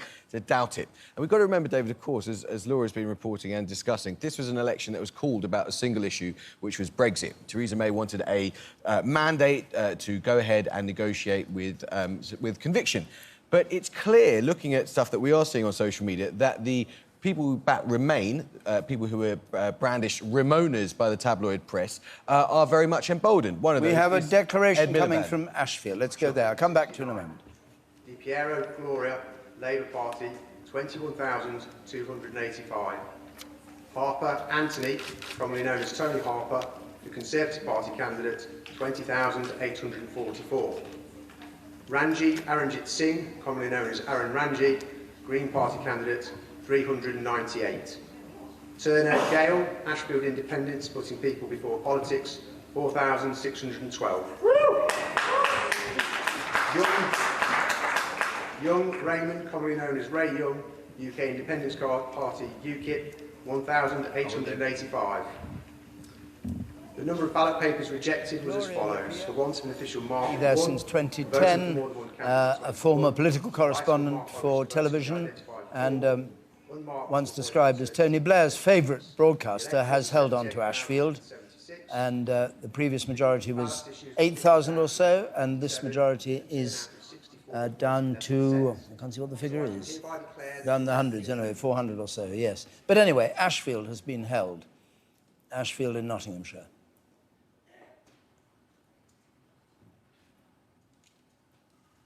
Good. So just... Yeah, I was just saying the Remainers, dubbed Remoaners, people like Ed Miliband, were meant to be vanquished by this election. The idea that Theresa May had was that by getting a big mandate, she'd be able to scupper their ambitions. But actually, these guys are massively, massively happy about this result. Ed Miliband has put out a message in the last few hours, last hour or so, saying, we know Theresa May can't now negotiate Brexit for Britain because she told us losing majority would destroy her authority, and it has. So pretty brutal stuff from Ed Miliband. And there are lots of other people who are, if you like, famous, almost celebrity opponents of Brexit. Simon Sharma, the historian, is one of them. He's just put out a message saying, hard Brexit is dead, May is on life support, democracy alive and kicking, a great thing. What we've got to remember, I think, is that we're going to have a very complex set of battles inside the Conservative Party and inside the House of Commons over the next few days and weeks. But that's not the only battle, because the other European countries, the other 27 members of the European Union, will be looking at this result. I think they agreed with Theresa May's analysis. Had she had a big increase in her majority, she'd have had a stronger bargaining position. Now it's much weaker.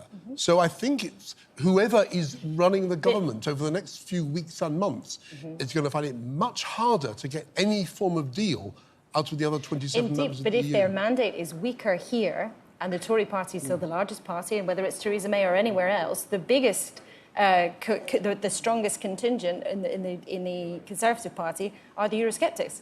Yes. So with a weaker mandate, they're potentially more likely to be able to push her around, and therefore a harder Brexit is in theory back on the table. Let's it's hear, very complicated. Let's hear from a Tory party, a man who contended until he dropped out for the Conservative Party leadership, Stephen Crabb, who's held his Welsh seat in Difford by only 300, just over 300, down from 5,000 or so.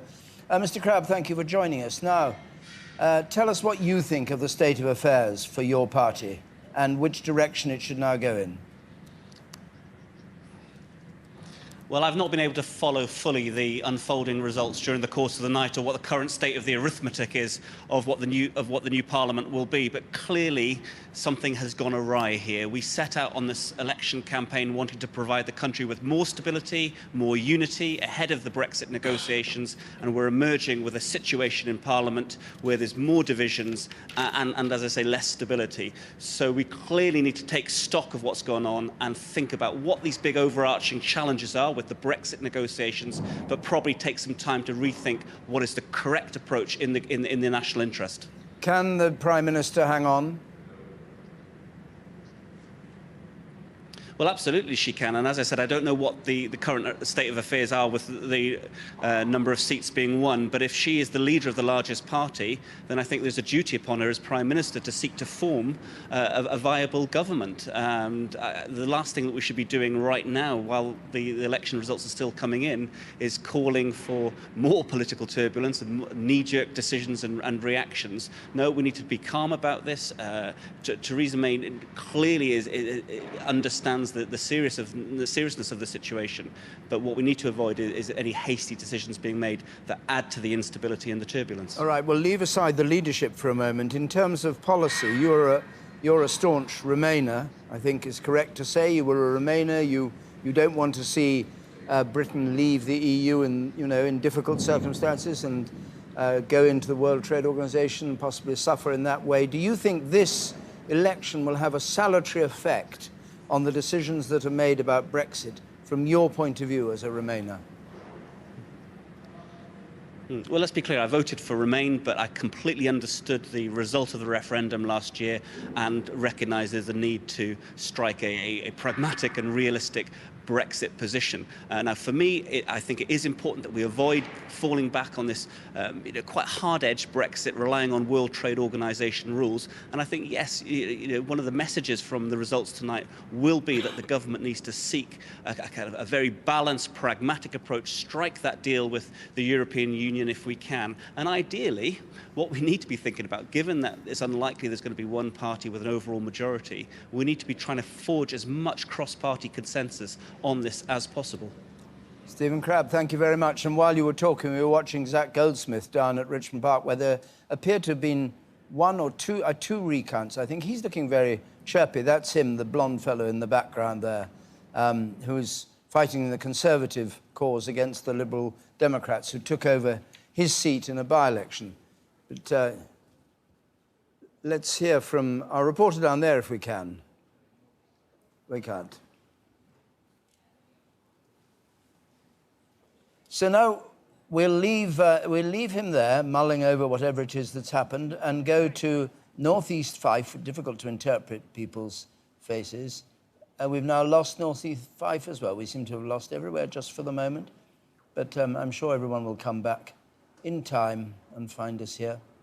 All right, so we've got a hung parliament, we think. We went through those seats, 20 to go now, and Tories are on 306, and we're saying they're going to end up at 318. 318. 318 at the moment, yes. yeah, the latest update. Yes. Is it time to remind ourselves what happens in a hung parliament? It is, I'm sure it is.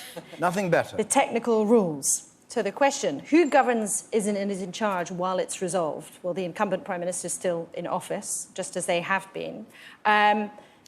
She will get, whatever happens with the Tory party, the government in power gets the first chance to form a government. Yes.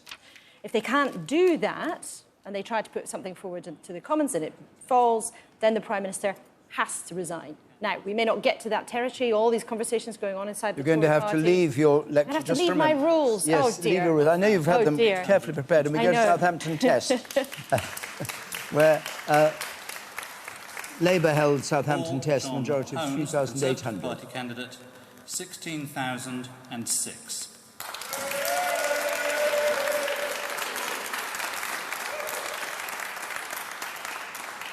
If Labour hold this one, it's a hung parliament. Morel, Independent, 680.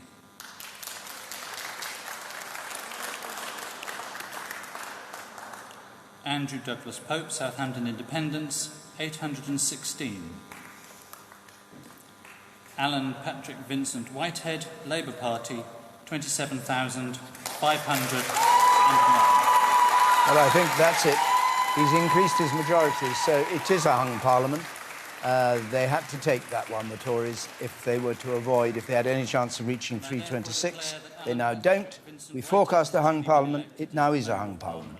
Well, this is the moment officially where we can say Theresa May's gamble has absolutely spectacularly backfired. She has lost the majority that she inherited from David Cameron. She herself now is in a vulnerable political position at a time when the country, whoever's in charge, faces the most complicated political task in decades. Astonishing. You can go back, I think, to reading your rules. So let's just take it bit by bit. So the Prime Minister is still entitled. Does she go to the palace? No. There's been an election. Does she go to the palace? No. She is Prime Minister. She doesn't have to go and... I think she will still go to the palace. There still have to be the formal request after a general election. To be Prime... OK. So then she goes back to the House of Commons. A vote of confidence or what? Well, that would be up, as I understand it, that would be up to the 1922 committee if somebody forced a vote of no confidence. But what would you do as Prime Minister? What will she do? She's got to show she's got Parliament behind her. The first move would be to put forward what she plans to do. Parliament is set at its state opening to have them on the 19th of June, so she would try to put forward a Queen's speech. And then essentially you dare the other parties to vote you down.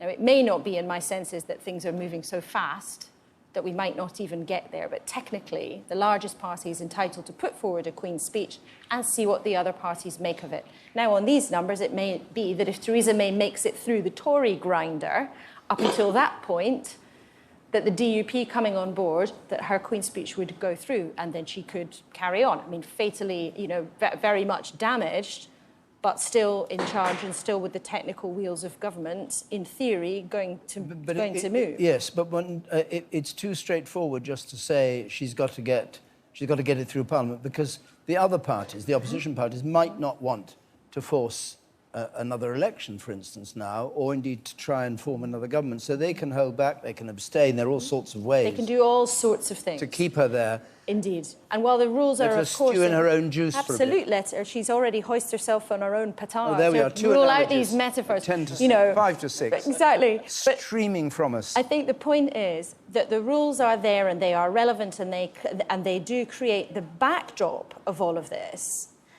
But the political mood is far more important. Where there's a will, there's a way. If the party allows her to stay and she thinks she wants to, and she thinks that she's up for it, and she wants to carry on when she's so damaged, then maybe she can. But somebody in 11 days' time has to go and start talking to Mr. Barnier about leaving. So who does that? I mean... Well, if Theresa May stays on, you would assume that it would be David Davis if he doesn't get moved to some other kind of job. But it's going to be quite an astonishing thing where whoever it is turns up opposing the other 27 countries around the table.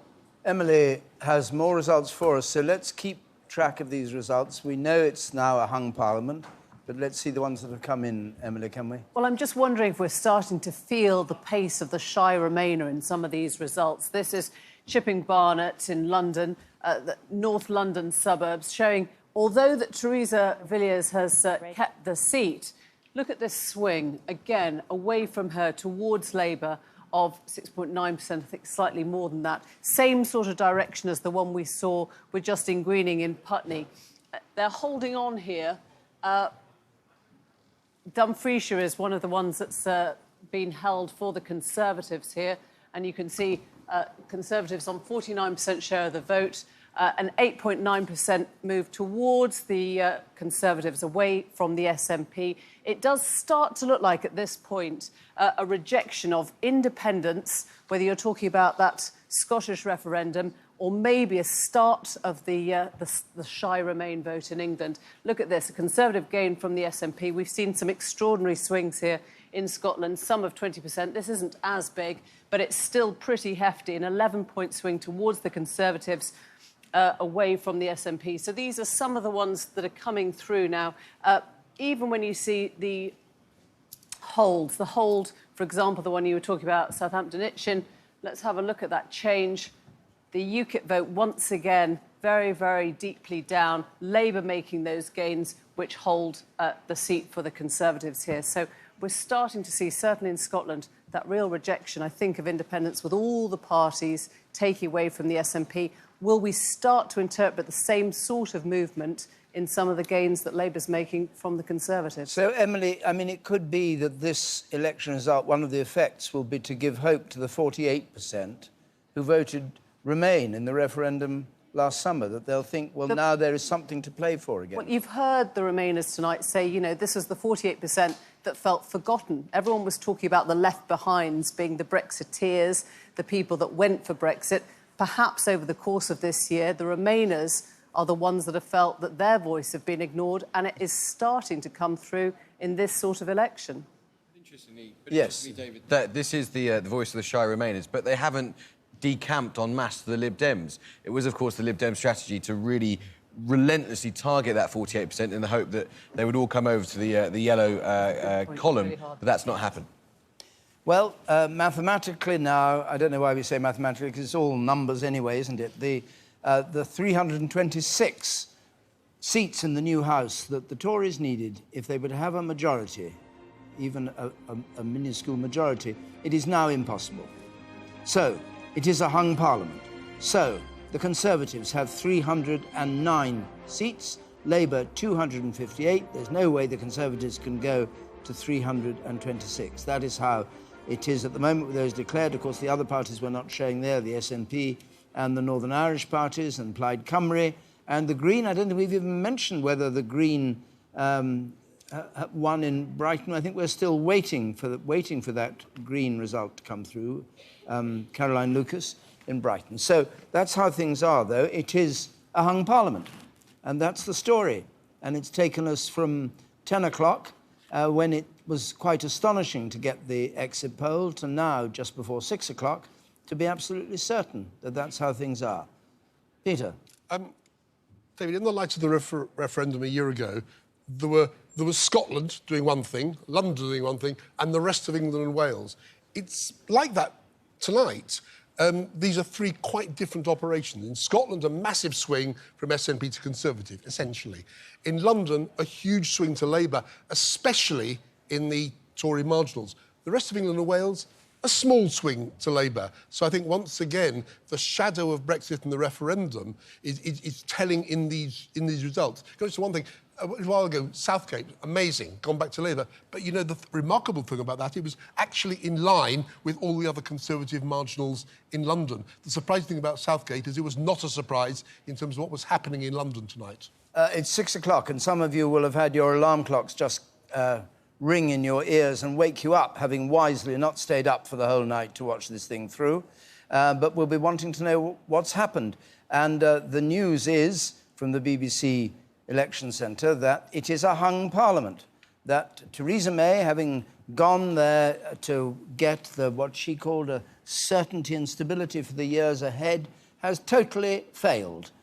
She had a majority of 17 when this election was called a few weeks back. She now doesn't have a majority at all. So from her point of view, it's a total disaster. It was a call she made and it fell flat. That's how things are, and we are for the next hour and then for the rest of the day, indeed, discussing the ramifications of this, because, of course, there are all sorts of ramifications, whether she stays in office, what happens on policy. 11 days from now, we have to start discussing with the EU the terms of Brexit. So that's, if you're yawning and about to do your morning exercises, that's the news for you. And let's join Michelle. David, up here on the balcony perch with me are two people whose job it is to take messages like this and decipher them into newsprint and onto the airways as well. Daniel Finkelstein of The Guardian and Andrew Rawnsley of The Observer. Let's start with that point that they touched on a moment ago. Do you think, Andrew, this was the voice of the shy Remainer coming back? Well, I said a bit earlier in the evening, I did think there was an element of the angry Remainer who had been rather ignored for most of the campaign, expressing itself in some of the results. But there's a lot to this result, but the big headline is this is the most stunning reversal of fortunes. I mean, I take you back just a month ago, at the time of the local elections, it now appears to be the Jurassic era, Labour was absolutely hammered at those elections, and many of its own MPs were talking about it having a worse result than the 1983 general election. Fast forward to now, I mean, stunningly better result for Labour and Jeremy Corbyn than most expected, including me, I'm the first to admit, and most of his MPs. Now, some of that down, obviously, to the dreadful Conservative campaign, but credit where it's due, Labour has obviously run a very, very effective campaign, confounding so many expectations. And until 1 minute to 10 last night, there were many Labour MPs waiting to come out and anticipating a dreadful drubbing, and some of them who've actually appeared on this programme over the course of the evening preparing perhaps to launch leadership campaigns. Well, all that's for the birds now. Daddy, can I apologise? I think I said The Guardian a moment ago. Obviously, I meant The Times.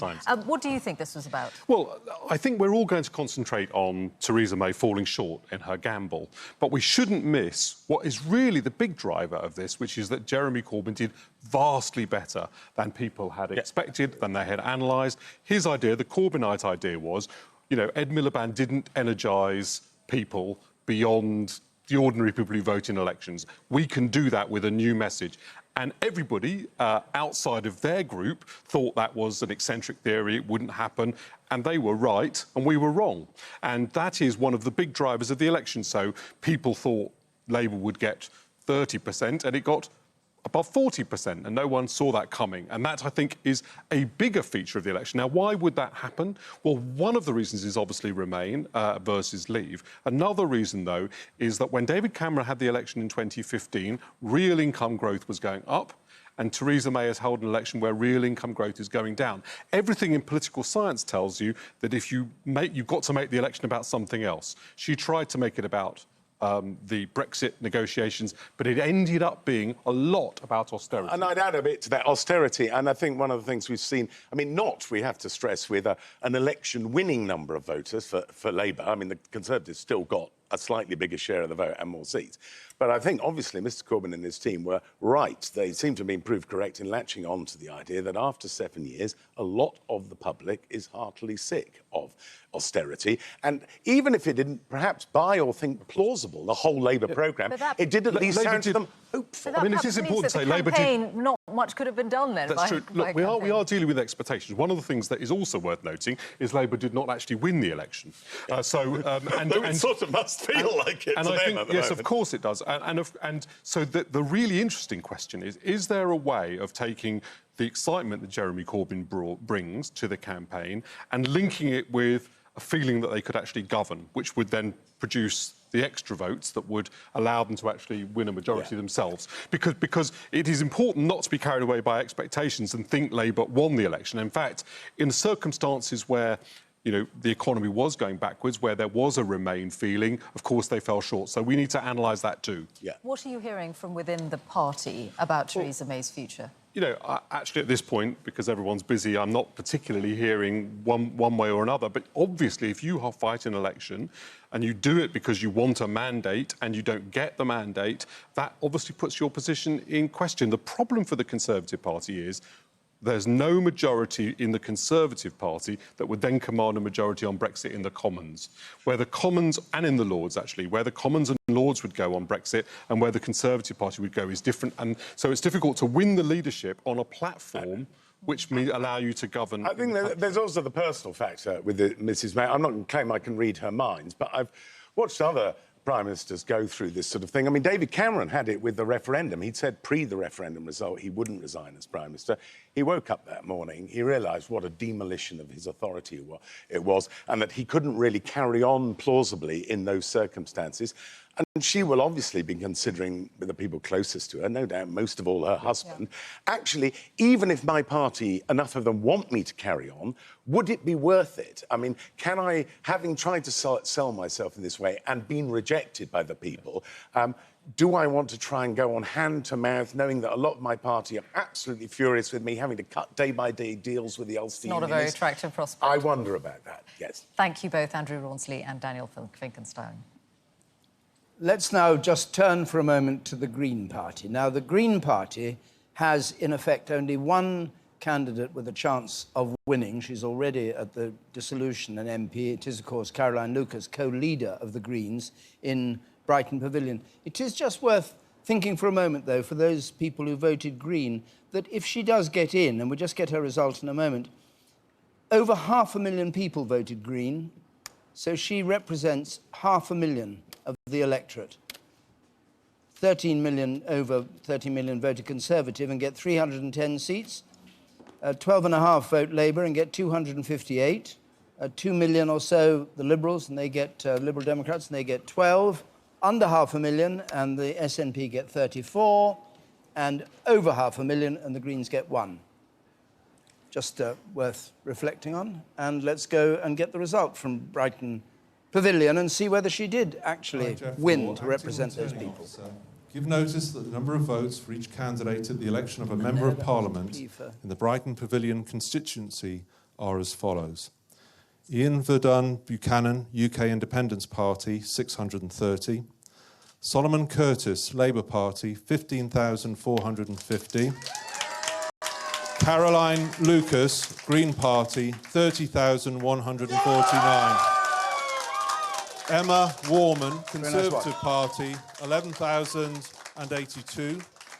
Nick Yeomans, Independent, 376. The number of ballot papers rejected was as follows. Want of official mark 0. Voting for more than one permitted number 18. Mark identifying voter 3.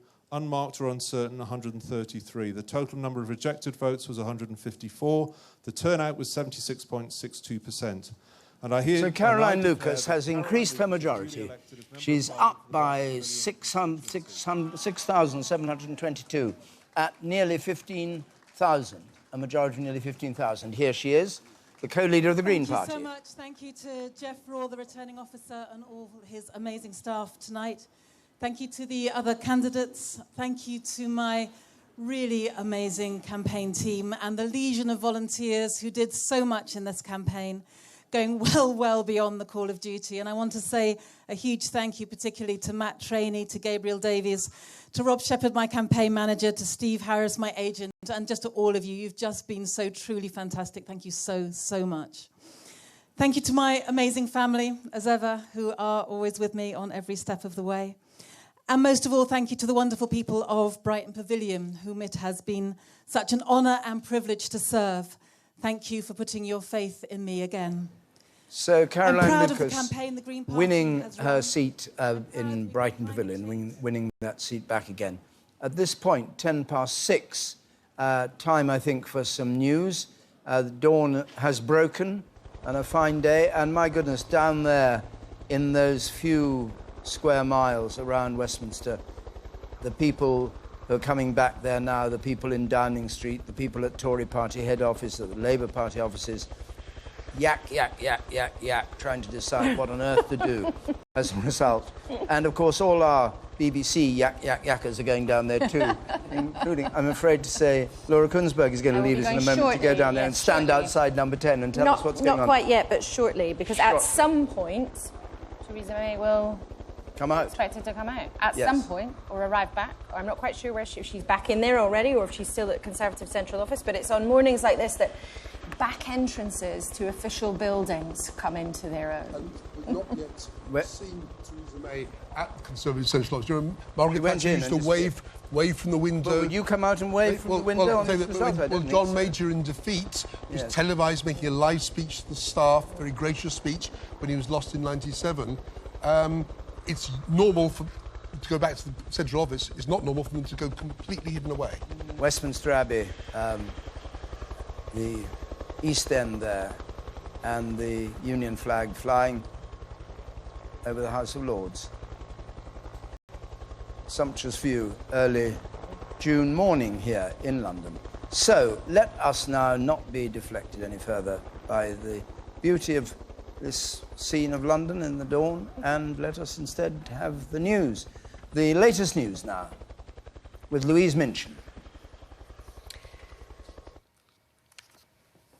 Hello, good morning. Theresa May's decision to call a snap general election has backfired, and there will be a hung parliament. With only a handful of seats left to declare, the Conservatives have lost their majority. Labour has done better than expected, and Jeremy Corbyn has called for Theresa May to resign. The Prime Minister says the country needs stability. The night saw both Alex Salmond and Nick Clegg lose their seats. Our political correspondent Tom Bateman's report contains flash photography. She called this election early, a political gamble, the hope that she would transform the Tories' fragile advantage in Parliament with a huge win. But the smiles of the campaign trail have vanished. Forecasts suggest the Conservatives may end up even worse off without even a majority. If, as the indications have shown, if this is correct, that the Conservative Party has won the most seats and probably the most votes, then it will be incumbent on us to ensure that we have that period of stability, and that is exactly what we will do. And you can see what the Labour leader makes of these results so far, a man whose campaign confounded many expectations, beaming smiles, with Labour on course for a far better night than many thought. The Prime Minister called the election because she wanted a mandate. Well, the mandate she's got is lost Conservative seats, lost votes, lost support and lost confidence. I would have thought that's enough to go, actually. Cordova is duly elected. In Battersea, Labour have ousted a government minister on a swing of 10%. There have been Labour gains elsewhere, in Stockton South from the Conservatives and in Scotland, Rutherglen from the SNP. And just look what the mood was like during the count in Hastings. The Home Secretary Amber Rudd only just scraped home by 346 votes. Labour Party, 21,000. It's not just the Tories suffering. In Sheffield, the Lib Dems former leader Nick Clegg has lost his seat. I, of course, have encountered this evening something that many people have encountered before tonight, and I suspect many people will encounter after tonight, which is in politics. You live by the sword and you die by the sword. The night began with a projection, the exit poll. This morning, with most seats counted, the BBC forecast has the Conservatives as the largest party, but short of an overall majority. Labour are on course to increase their number of seats by around 30. The SNP have lost big names on a disappointing night compared with their Scottish landslide 2 years ago. Their deputy leader Angus Robertson was ousted by the Conservatives, and their former leader Alex Salmond lost his seat too. Now one of Theresa May's own MPs is laying the blame on her. I think she's in a very difficult place. She's a remarkable and she's a very talented woman, and she doesn't shy from difficult decisions, but she now has to obviously consider her position. The festival of democracy has been on full show, as have the upsets. Now an unpredictable journey for Theresa May as dawn breaks on renewed political uncertainty. As she arrives at her party HQ, she knows there are those saying this result should bring the end of the road for her premiership. The seating arrangement in this place has changed significantly, all because Theresa May asked you to decide. Now she has the answer. Tom Bateman, BBC News. The pound has fallen sharply as traders react to the results of the general election. Overnight, sterling suffered one of its biggest falls since January, sinking at one point to a low of almost 2% against the dollar and the euro. A clearer picture of the markets will continue to emerge when trading opens across Europe. In other news, detectives investigating the terror attack at London Bridge, in which 8 people died, have made another arrest. A 29-year-old man was detained in East London, bringing the total number of people in custody to 5. 12 others who were arrested on Sunday were later released without charge. Another man arrested on suspicion of drugs and firearms offences has been bailed.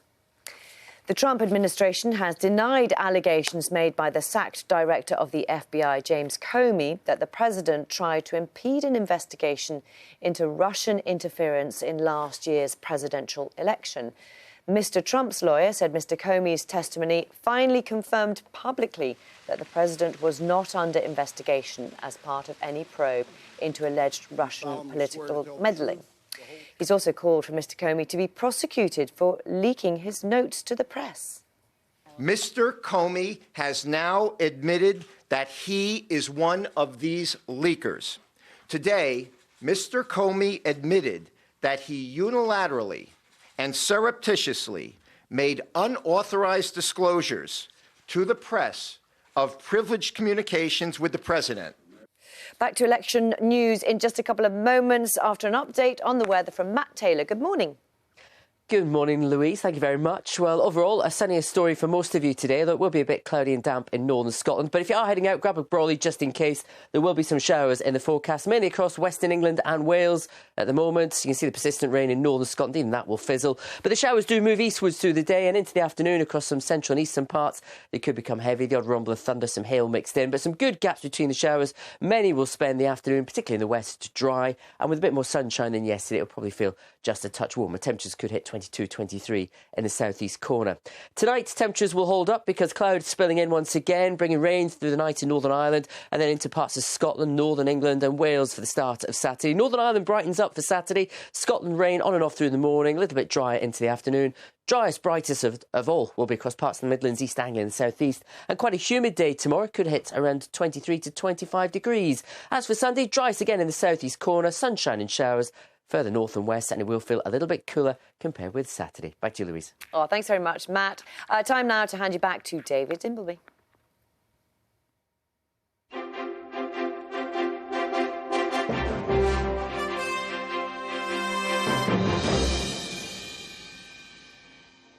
Welcome back to the BBC's Election Centre. Where is the Prime Minister and what is she up to?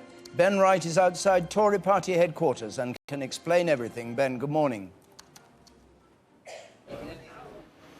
Good morning, David. Well, we believe she's now in number 10, having spent quite a long time here at Tory HQ, mulling over what to do next, thinking about her options. She did talk to Tory staffers just before she left, just briefly.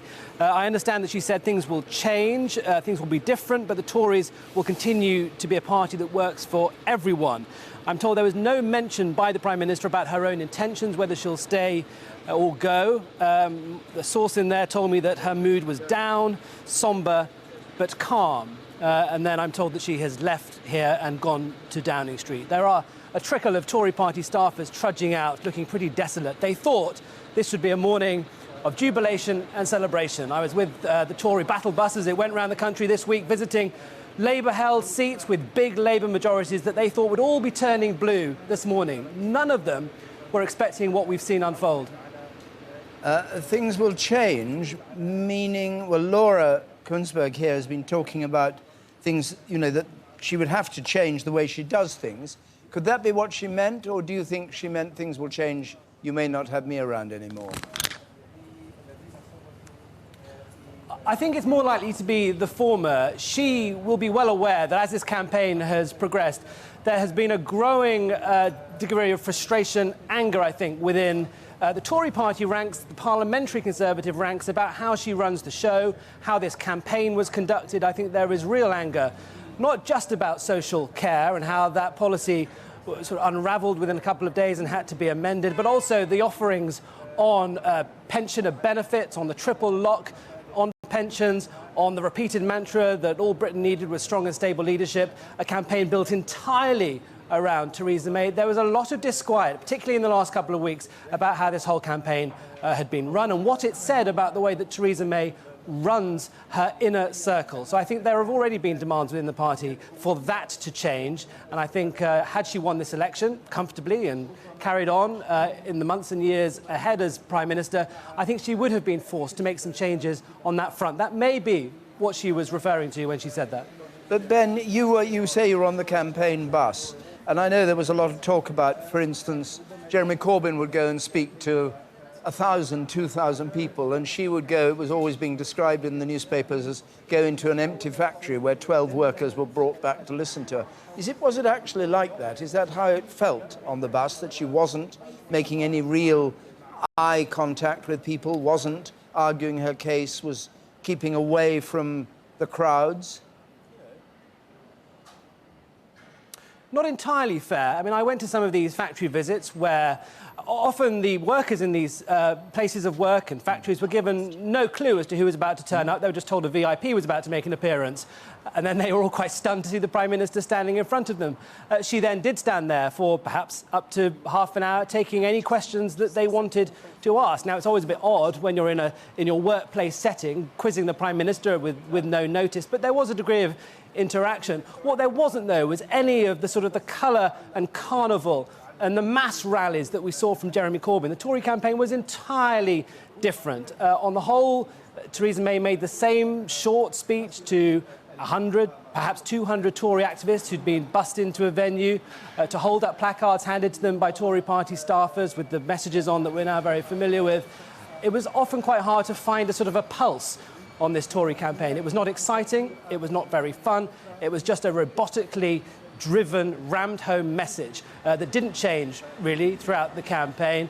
But I think they will feel that it did the job in terms of getting the message onto the television screens. That's what the campaign was about. And it was only in the last couple of days it had some sort of feel of a general election campaign. It had a pace. There were several visits a day. There were rallies that I thought Theresa May became more animated at than ones she'd done earlier in the campaign. But no, it felt a strange campaign inside the bubble of it.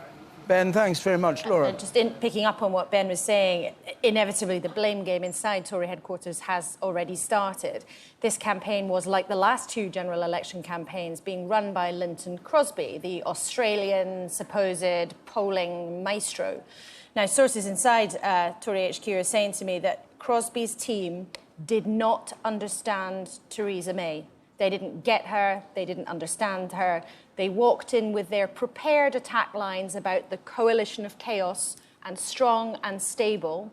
And when what was described to me as the sensible people who knew Theresa May asked for changes in speeches, told Crosby that the strong and stable slogan had become a joke, all those suggestions were basically pushed out. Now, of course, everybody is now trying to rewrite history and say, though, of course, I was always saying it was going to be a disaster. But interesting, as Ben was saying, it seems the public have rejected that much more controlled kind of campaigning, very similar to what David Cameron did. I mean, Theresa May didn't play it any different to David Cameron did under Lynton Crosby's operation. But interesting that it seems clearly that model did not fit for her. She's a very different kind of politician, and that kind of campaign just didn't work. OK. Kamal, just very briefly, and I'll come back to you for the wider implications. Sterling, what's actually happened as a result of this? So Sterling did... Can you afford to go on holiday anymore if you're going... Just about, David. I'm sure you'll be able to afford it. I mean, I'm we not were going here... on holiday myself. We were here on... I was asking on behalf of the viewers. You may have another... We were here on Brexit night, David, and the market has once again shown its unerring ability to misjudge election outcomes. So the market was positioned for a Theresa May majority, a pretty solid one. That didn't happen. And from the moment of the exit poll at 10 p.m. last night, the sterling has been weak. It's fallen by up to 2%. It's slightly rallied as some of that noise around the type of Brexit deal we may have may soften. But if we think about where the economy is, when politics hits the uncertainty button, the economy keeps going. The challenges in the economy, real incomes are still falling, growth has slowed, and now the uncertainty around the direction of travel for the government on tackling these big economic issues has only increased, overlaid on the Brexit issue and how the government is going to negotiate with Europe in this tight time frame. And that is going to mean a weaker sterling, investors being more nervous about the UK. At the same time, as in the Eurozone, for example, growth has increased, some of the election risk in the Netherlands, in France, has reduced, and America, growth is coming back. And so for investors, they've got options where they put their money. Global capital is global capital. And I think that will be the worry for investors in the UK and for businesses in the UK about we have this period of uncertainty overlaid on Brexit that is only going to cause the UK economy more problems, and those deep-seated problems, like real incomes falling, will not be tackled by the government because the government will not be clear on what its political approach will be. Well, now, let's have a look at these seats. Thank you, Kamal. The updated prediction now, remember the Conservatives needed 326 to have a simple majority. They're on 319, they're 12 short, and Labour's on 260. But we haven't, Emily, looked at for some time, and for people who've just got up and want to see it, some of the key constituencies that told this story tonight. Can we do that? It's been a night of the big beasts with some pretty poignant losses, and one of those was in Sheffield Hallam. Nick Clegg saying that he'd never shirked from fighting political battles and that he'd stood up in the national interest to form that coalition with the Conservatives. But here you see what happened, possibly as a result of that, or possibly as a result of Labour strengthening here. Jared O'Mara has taken this seat from Nick Clegg, pushing him out on a majority of 2,000. It was on the Labour target list, but there was quite a forlorn and stark moment watching Nick Clegg realise that his political future, at least in terms of his constituency MP work, had ended tonight. So this is what happened in Sheffield Hallam, a 4% swing to Labour from the Lib Dems. We also saw Angus Robertson, who was always on that list, the SNP leader in Westminster, often called, I suppose you would say in the old days, the voice of real opposition to the Conservatives. In a days when the SNP weren't taking Labour very seriously. He's lost his seat, been replaced by Douglas Ross for the Conservatives. Gordon, a real beast here, a real big beast, I should say. Alex Salmond loses this seat. He took it from the Lib Dems, and now the Conservatives have taken it from the SNP. So you've seen a loss of some big figures here. I just want to take you back and show you what else has happened. Better news, in Twickenham, Vince Cable is back for the Lib Dems. We've lost one leader, Nick Clegg, but possibly Vince Cable coming in there again. Hastings and Rye, Amber Rudd, the Home Secretary, just holding on here after 2 recounts in which we thought she looked quite vulnerable. And Brighton Pavilion, possibly one of the results of the night. Caroline Lucas has increased her majority. She's virtually doubled it. She's now at nearly 7,000. She started at 1,000. It went to 8,000 last time. She's now sitting on a majority of 14,689. An astonishing personal performance for a very popular Green leader as well as party MP. David. We have a declaration coming from North East Fife at 6:30 in the morning. Rosalind Erica Garton, Scottish Labour Party, 4,026. Stephen Patrick Gethins, Scottish National Party, 13,743.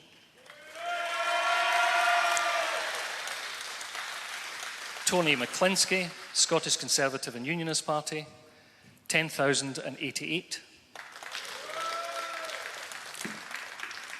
Janet Elizabeth Riches, Scottish Liberal Democrats, 13,741. Oh, what? That's 2 votes. Mike Scott Hayward, Independent Sovereign Democratic Britain, 224. The total number of ballot papers allocated were 41,822.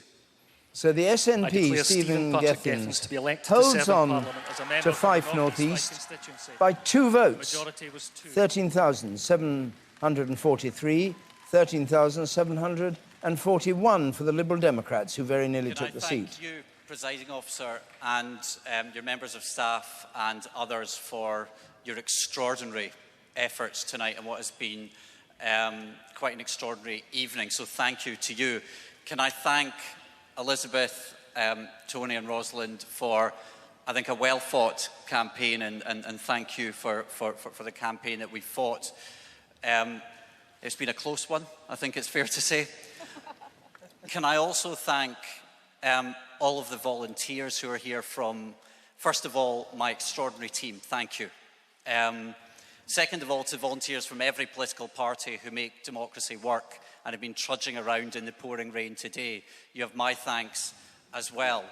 And finally, Presiding Officer, on a personal note, my wife had a baby halfway through this election, and she's been an absolute hero. So thank you, and thanks very much, everybody. All right, we'll leave North East Fife with a reminder that the last election, as close as that, was Mark Oaten's in Winchester way back, and he had a majority of 2, and I think there was there was a legal challenge and the election was refought, and he then won it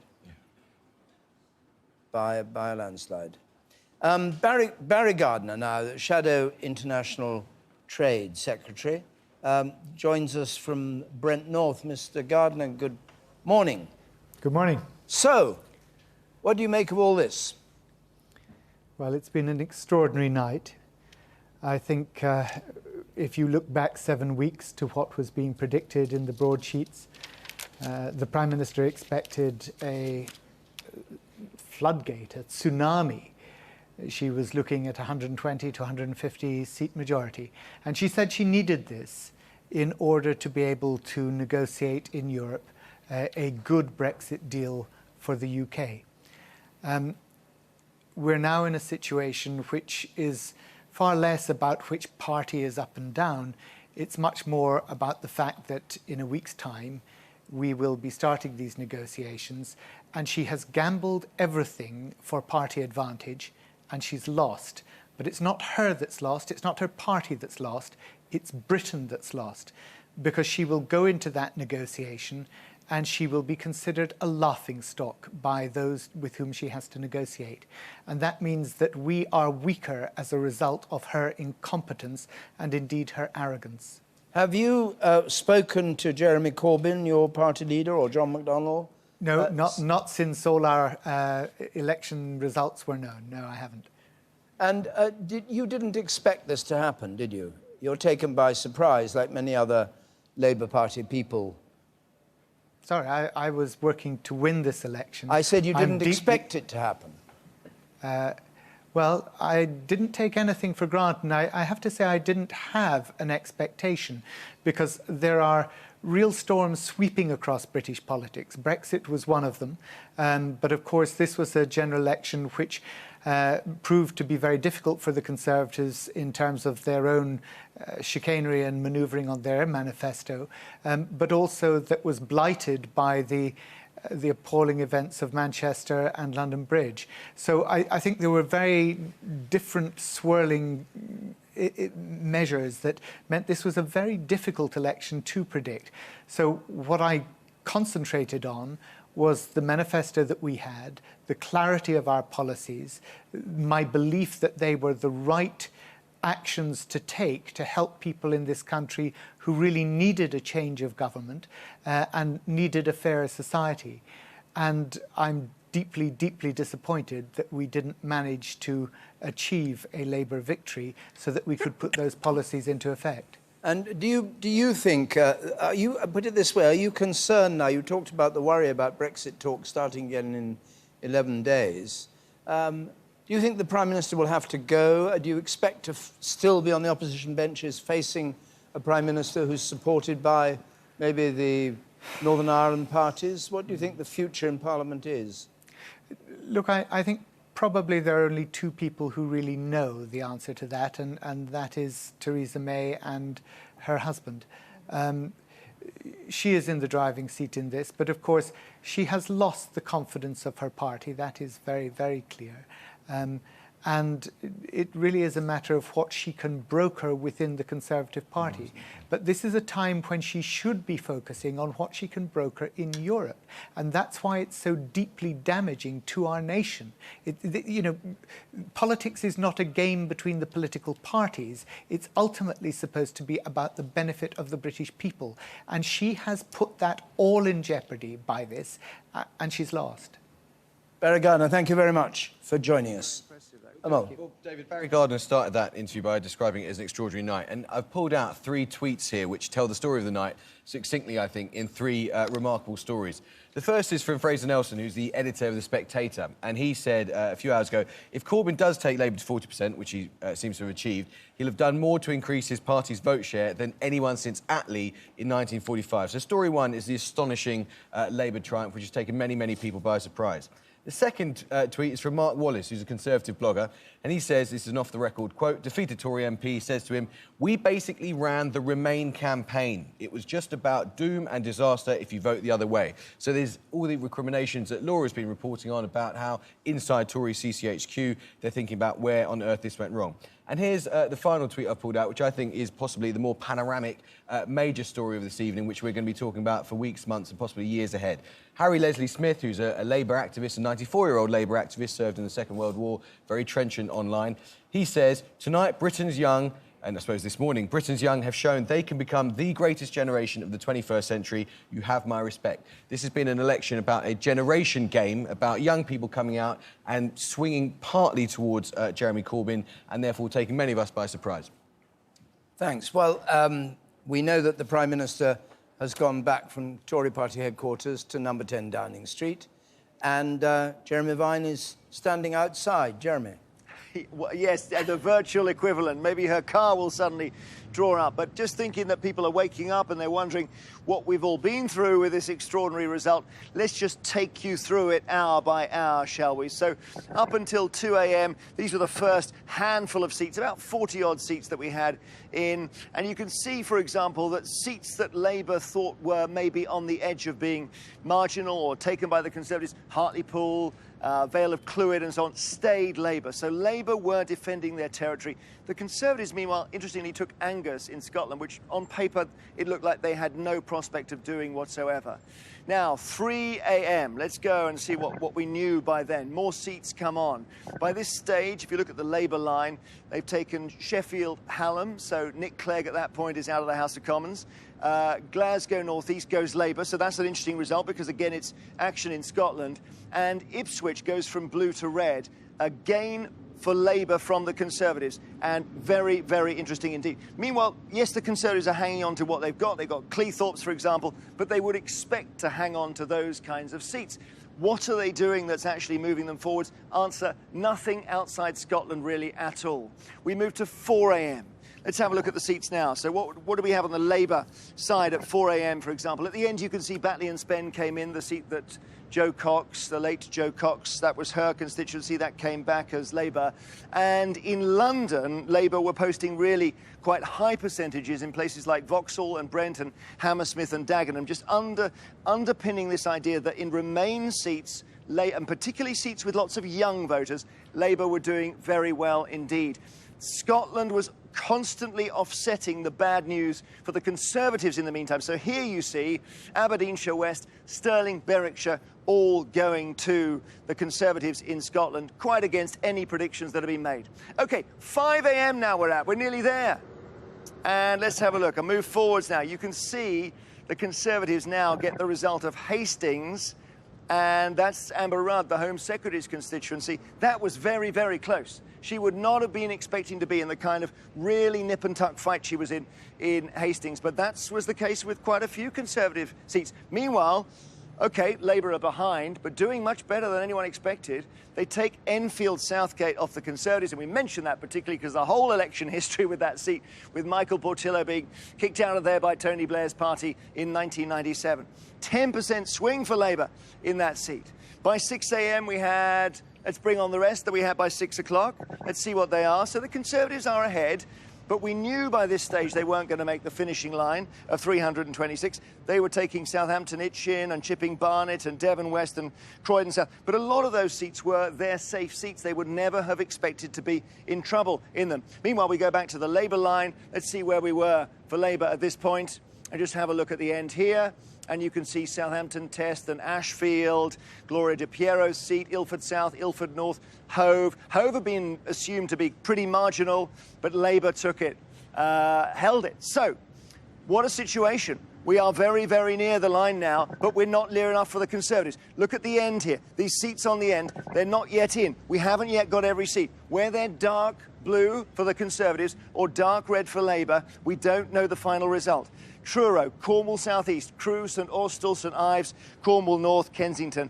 But the thing we do know is that the Conservatives cannot underline make this 326 line here. 326 is just over half the total number of MPs in the House of Parliament. They can't do it, and therefore it's been a terrible, terrible mistake for Theresa May to throw away the majority that was won by David Cameron in 2015. And yes, Labour have come second, but they've done far better than almost anyone expected. David, that's the story. Amazing.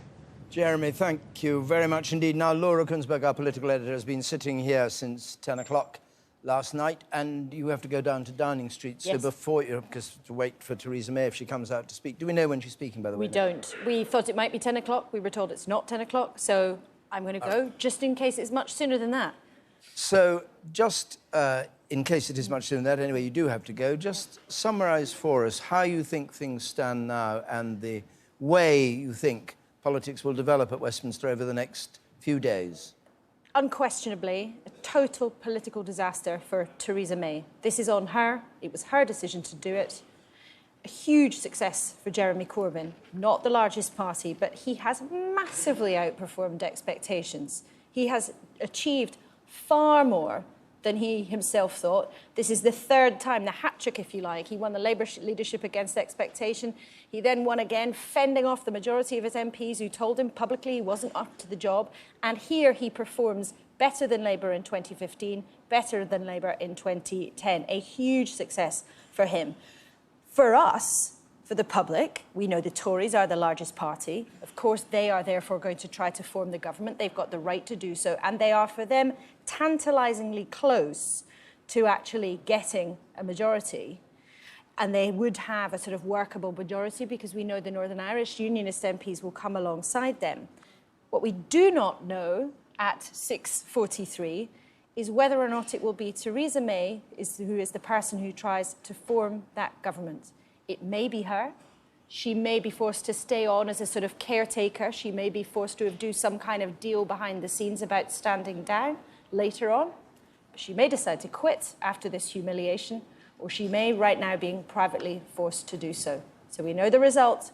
We do not know for sure who our Prime Minister is going to be. And just tell us a bit about Jeremy Corbyn and his character, because he must be tough as old boots to have gone through that campaign, having been monstered by the press on, big scale, having his own 80% of his own MPs against him. What kind of person is it that has been on the backbenches, invisible really all his career, only known for voting against everything that was put forward? A protester, indeed. A protester. Well, the one thing we've always known about Jeremy Corbyn is he thrives on campaigning. That's what he is. He's been a protester and a campaigner. He's used to being on the outside. He was a political outsider. The gamble for the Labour Party was whether an outsider could ever have enough of an appeal to the floating voter, the person in the middle. But watching him over the last couple of years, even though he's had brickbats thrown at him by his own party, you see he's drawn energy from the campaigning that he's had to do. And day by day in this campaign, it was almost like, he was sort of plugging in a charger to the crowd to get his energy to keep him going. That's what we've seen here. The protester turned campaigner who has been reinforced by all of that. How will he take to success? And that's a whole different But he's had success in his own way. But it's fascinating, even on the last day of campaigning at one of his rallies, he said, it's not just about electing MPs. Now, by normal convention, you say, it's only about electing MPs. That's the point. But for him and his supporters, what seemed for most people in the Labour Party to be a crackpot view to start with, to say it's not about winning, they would say it's about a movement. It's not just about winning. But actually, that formula has got the Labour Party further along the line than its last couple of leaders. Quite something. It's an amazing achievement, but still, they're not the largest party. And there's no question, if we look at the gaps in the numbers, it's going to be the Tory party that's going to try to form the government. So while Labour, have had an extremely good night, it's not the situation that somehow he's actually been able to, overthrow that. But, once again, just as in 2015, just as in the referendum, the great British public have thrillingly, audaciously, boldly reminded the political establishment that they are the ones who call the shots. That's why these nights are so exciting. Laura Kunsberg, thank you very much. And you better Pleasure. I'm going to go down to number 10. But sure. I'm going to go down to number 10 in the meantime. Or at least I'm not, but we're going to go down there and join John Pienaar, who's waiting for you to arrive. John, good morning to you. I suppose the obvious question is, do you, first of all, have any news about what the Prime Minister is going to do? And secondly, what are your sort of reflections on the campaign? Well, the news about that, David, is that there is no news. It's anyone's guess whether or not the Prime Minister will choose this moment after that most Pyrrhic of election victories, which has left such scars on her authority and reputation, enduring scars on her party, whether she'll take that as a cue to quit the stage. Listening to her earlier on today, talking about the need for continuing stability, that didn't sound like a call for the removal van to pitch up here in number 10 immediately, but we'll find out when she makes that statement. I was in contact by text with a senior figure in the Tory machine just a few moments ago, asked would Theresa May be soldiering on, and the answer was no idea. And I think he was speaking for an awful lot of people when he said that. You'll have heard Anna Soubry earlier on suggesting, not too subtly, that maybe Theresa May should fall on her sword. There's another big figure in the party who was saying, Jacob Rees-Mogg, who was saying we need that stability, she needs to stick around. And then another member of the 1922 committee, the sort of tribal elders of the Tory party, his position was that this is the wrong time to go, with the Brexit negotiations just a few days away. So we'll wait to see. We'll have that statement before too long, I imagine. If Theresa May sticks around, then we will, I'm quite sure, see a significant change in Theresa May's way of running the party, of running the government. Not just because she'll see that's necessary, but because I think the party around her will be pretty much insisting that that's what happens. And that will take a number of different forms, I think, if that's what happens. You'll see the Prime Minister being pressed to listen much more carefully to the party at large, to her Conservative MPs, to the tribal elders of the 1922 committee. In Whitehall, around here, there are very senior civil servants who say privately that they want to see their departments, their voices, not just heard, but heeded in number 10 Downing Street. We know very well how Theresa May relies very, very closely on a very, very small circle of close senior advisors. Many people feel excluded from all of that. And you'll see MPs, you'll see senior civil servants in a more deferential sort of way, looking for that circle to be widened, for that listening to be made rather more attentive, and what's being said to be responded to. All that then is for the future. Meanwhile, today we'll hear from the Prime Minister a little later on, having absorbed what has happened overnight, telling us whether she's going to carry on. And meanwhile, elsewhere in the political sphere, the Labour Party, of course, will be considering its future, which now looks so very different. We've had a realignment of British politics overnight, and that's not overstating it. John, thank you very much indeed. That was a great help to us, and we'll no doubt during the morning be back at number 10 when the Prime Minister comes out to speak. We expect her to.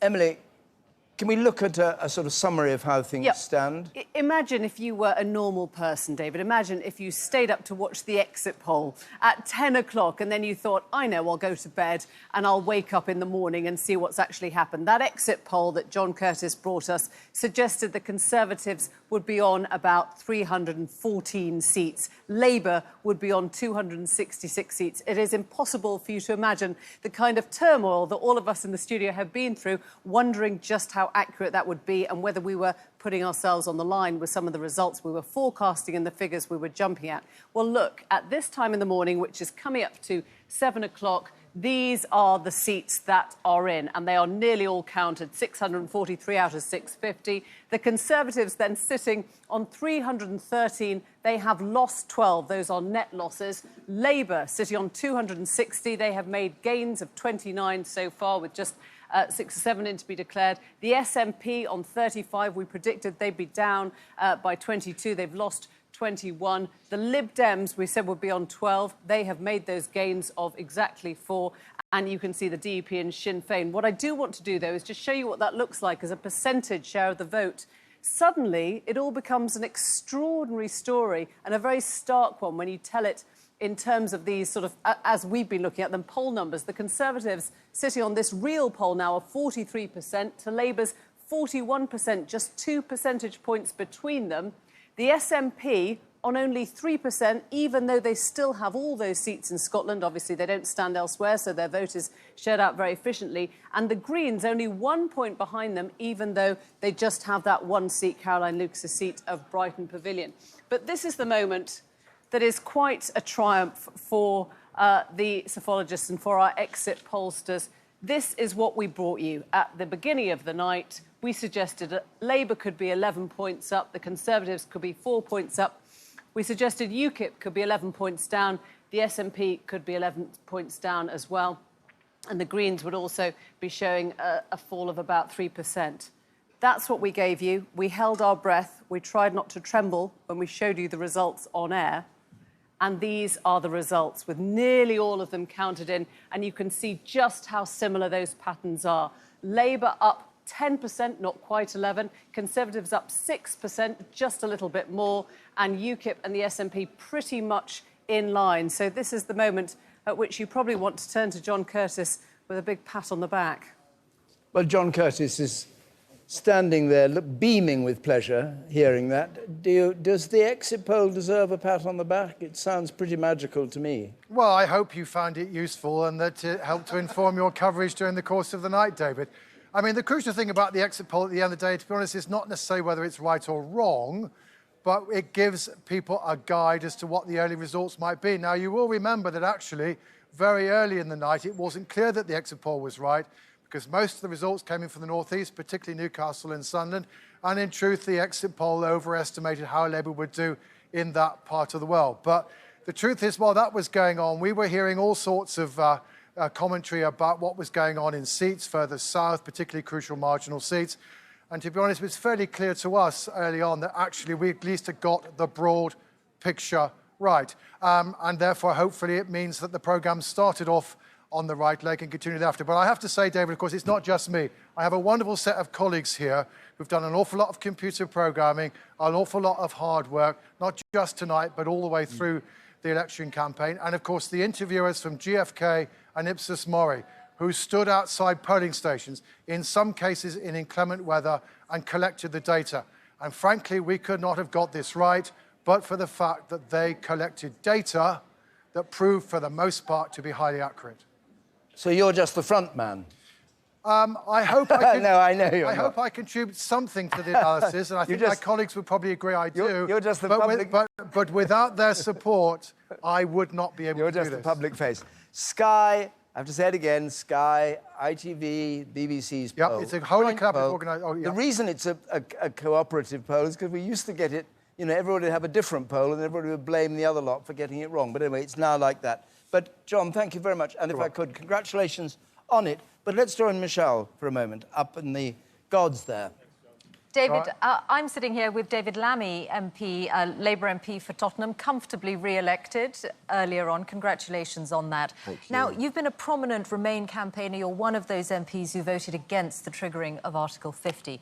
I want to ask what you think tonight means for the Brexit process. George Osborne has said hard Brexit is now in the bin. I think George Osborne's right. I mean, Theresa May had committed to leaving the single market. She'd committed to leaving the customs union.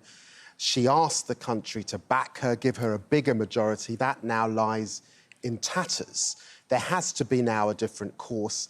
And I might say that MPs like Ken Clarke, like Anna Soubry, MPs that do not want a hard Brexit, are emboldened within her party with such a small minority government that effectively she has to form. And, I mean, it's interesting because you voted against triggering Article 50. Jeremy Corbyn, your leader, obviously took a very different position. In the end, his approach, perhaps that was one of the keys to holding together the disparate groups of Labour voters and delivering this result. Well, my view remains largely the view of London, and you have seen a massive Remain position here in London where Labour have done well.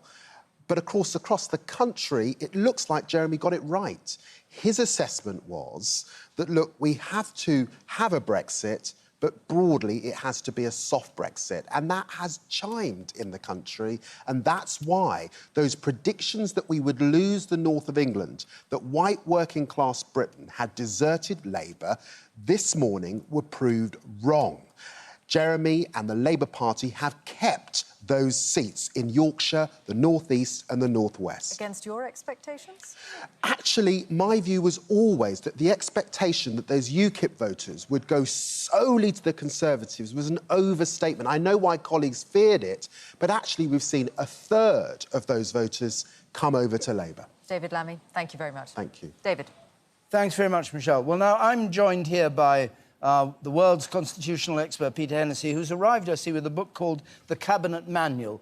Peter, just describe to us, is the process now of continuing the governance of Britain complex, or is it a relatively straightforward matter? There is a drill, and it's in this Cabinet Manual. I rarely leave home without it.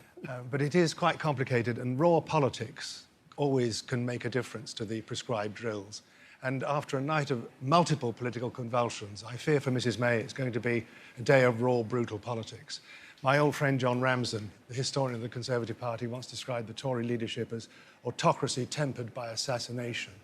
And the big question is, will she be assassinated at her own hand, by other people's hands, sooner or later? So it's going to be the most extraordinary day. But for the last two general elections, we've had a drill laid out. We've never had it before. It was always back of an envelope constitution when you and I first used to do these programmes.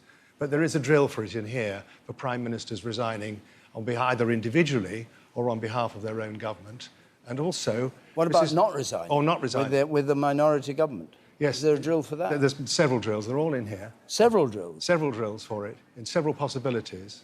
Whether you do a deal, whether you have a supply and confidence and so on, or whether you just try and soldier it out as the largest single party. But I think she'll go and call upon the Queen if she follows Ted Heath's pattern on the 1st of March 74, which was another great surprise. He went to see the Queen to explain what he was going to try and do over the weekend by way of doing deals with the Liberals and maybe one or two people from Northern Ireland. So I think that precedent will probably be followed, but who knows? Thank you very much. Well, now, we're coming up to 7 o'clock, and there's a shift change coming now. Let me just work it out. Jeremy Vine is staying. Yes? I'm here. Peter Hennessy, you're staying here. I hope so. Michelle, your work is done, and you're going home. Emily? Staying. You're staying right through the day. Long haul. Are you staying or going? No, going. You're going. And you're going, are you? Not home, I'm going back to broadcasting house. You're going back to Marseille. We've got jobs to do, David. Okay. We've got a day job. All right. But we've been through the night from whenever it was we came on air, just before 10 o'clock. We've been through the most fascinating night, to tell the truth. I don't think any of us expected when we sat down here, when I got the exit poll in that secret room out the back there, and we looked at it absolutely aghast. We couldn't believe it. In fact, it's a document that I'll put on eBay one day and make a fortune from, because it was just exactly... nothing had prepared us for it. And politics is always surprising. Politics is exciting. And one of the complaints often, particularly among young people, is they find it boring. This election showed that young people can be energised by politics. That's really what Jeremy Corbyn managed to do. He managed to get people really involved and intrigued by it and seeing a different way of doing politics, not just the same old way. And I said earlier on that the other fascinating thing is that we've reverted effectively to a two-party system, an absolute binary choice between the Tory party and the Labour Party. The other parties have fallen aside, and for the first time since 1970, we have a vote for 13.5 million Tory, 12, nearly 13 million for Labour. So the bulk of voters, and we obviously have still to find out, you know, who those voters were, what the young did, what the old did, what people in the towns and the cities did, what universities did, all that stuff. But nevertheless, what we've done is to move back towards two-party politics. All to play for now, because, of course, Theresa May, as we've been saying, must be under extreme pressure, having originally called this election to guarantee certainty and stability for the years ahead. Our coverage goes on here on BBC One. Throughout the day, there will be all kinds of developments, and Hugh Edwards will be back in the chair here to take us through the afternoon and no doubt till this evening as we work out the ramifications of what's happened. But now, just coming up to 7 o'clock, from me, David Dimbleby, here's the news, and here's Louise Minchin. Hello, good morning. Theresa May's decision to call a snap election has backfired as the UK wakes up to a hung parliament. The Conservatives have lost their majority but remain the biggest party. Labour has done better than expected and Jeremy Corbyn has called for Theresa May to resign. The Prime Minister says the country needs stability. The night saw both Alex Salmond and Nick Clegg lose their seats. Our political correspondent Tom Bateman's report contains flash photography.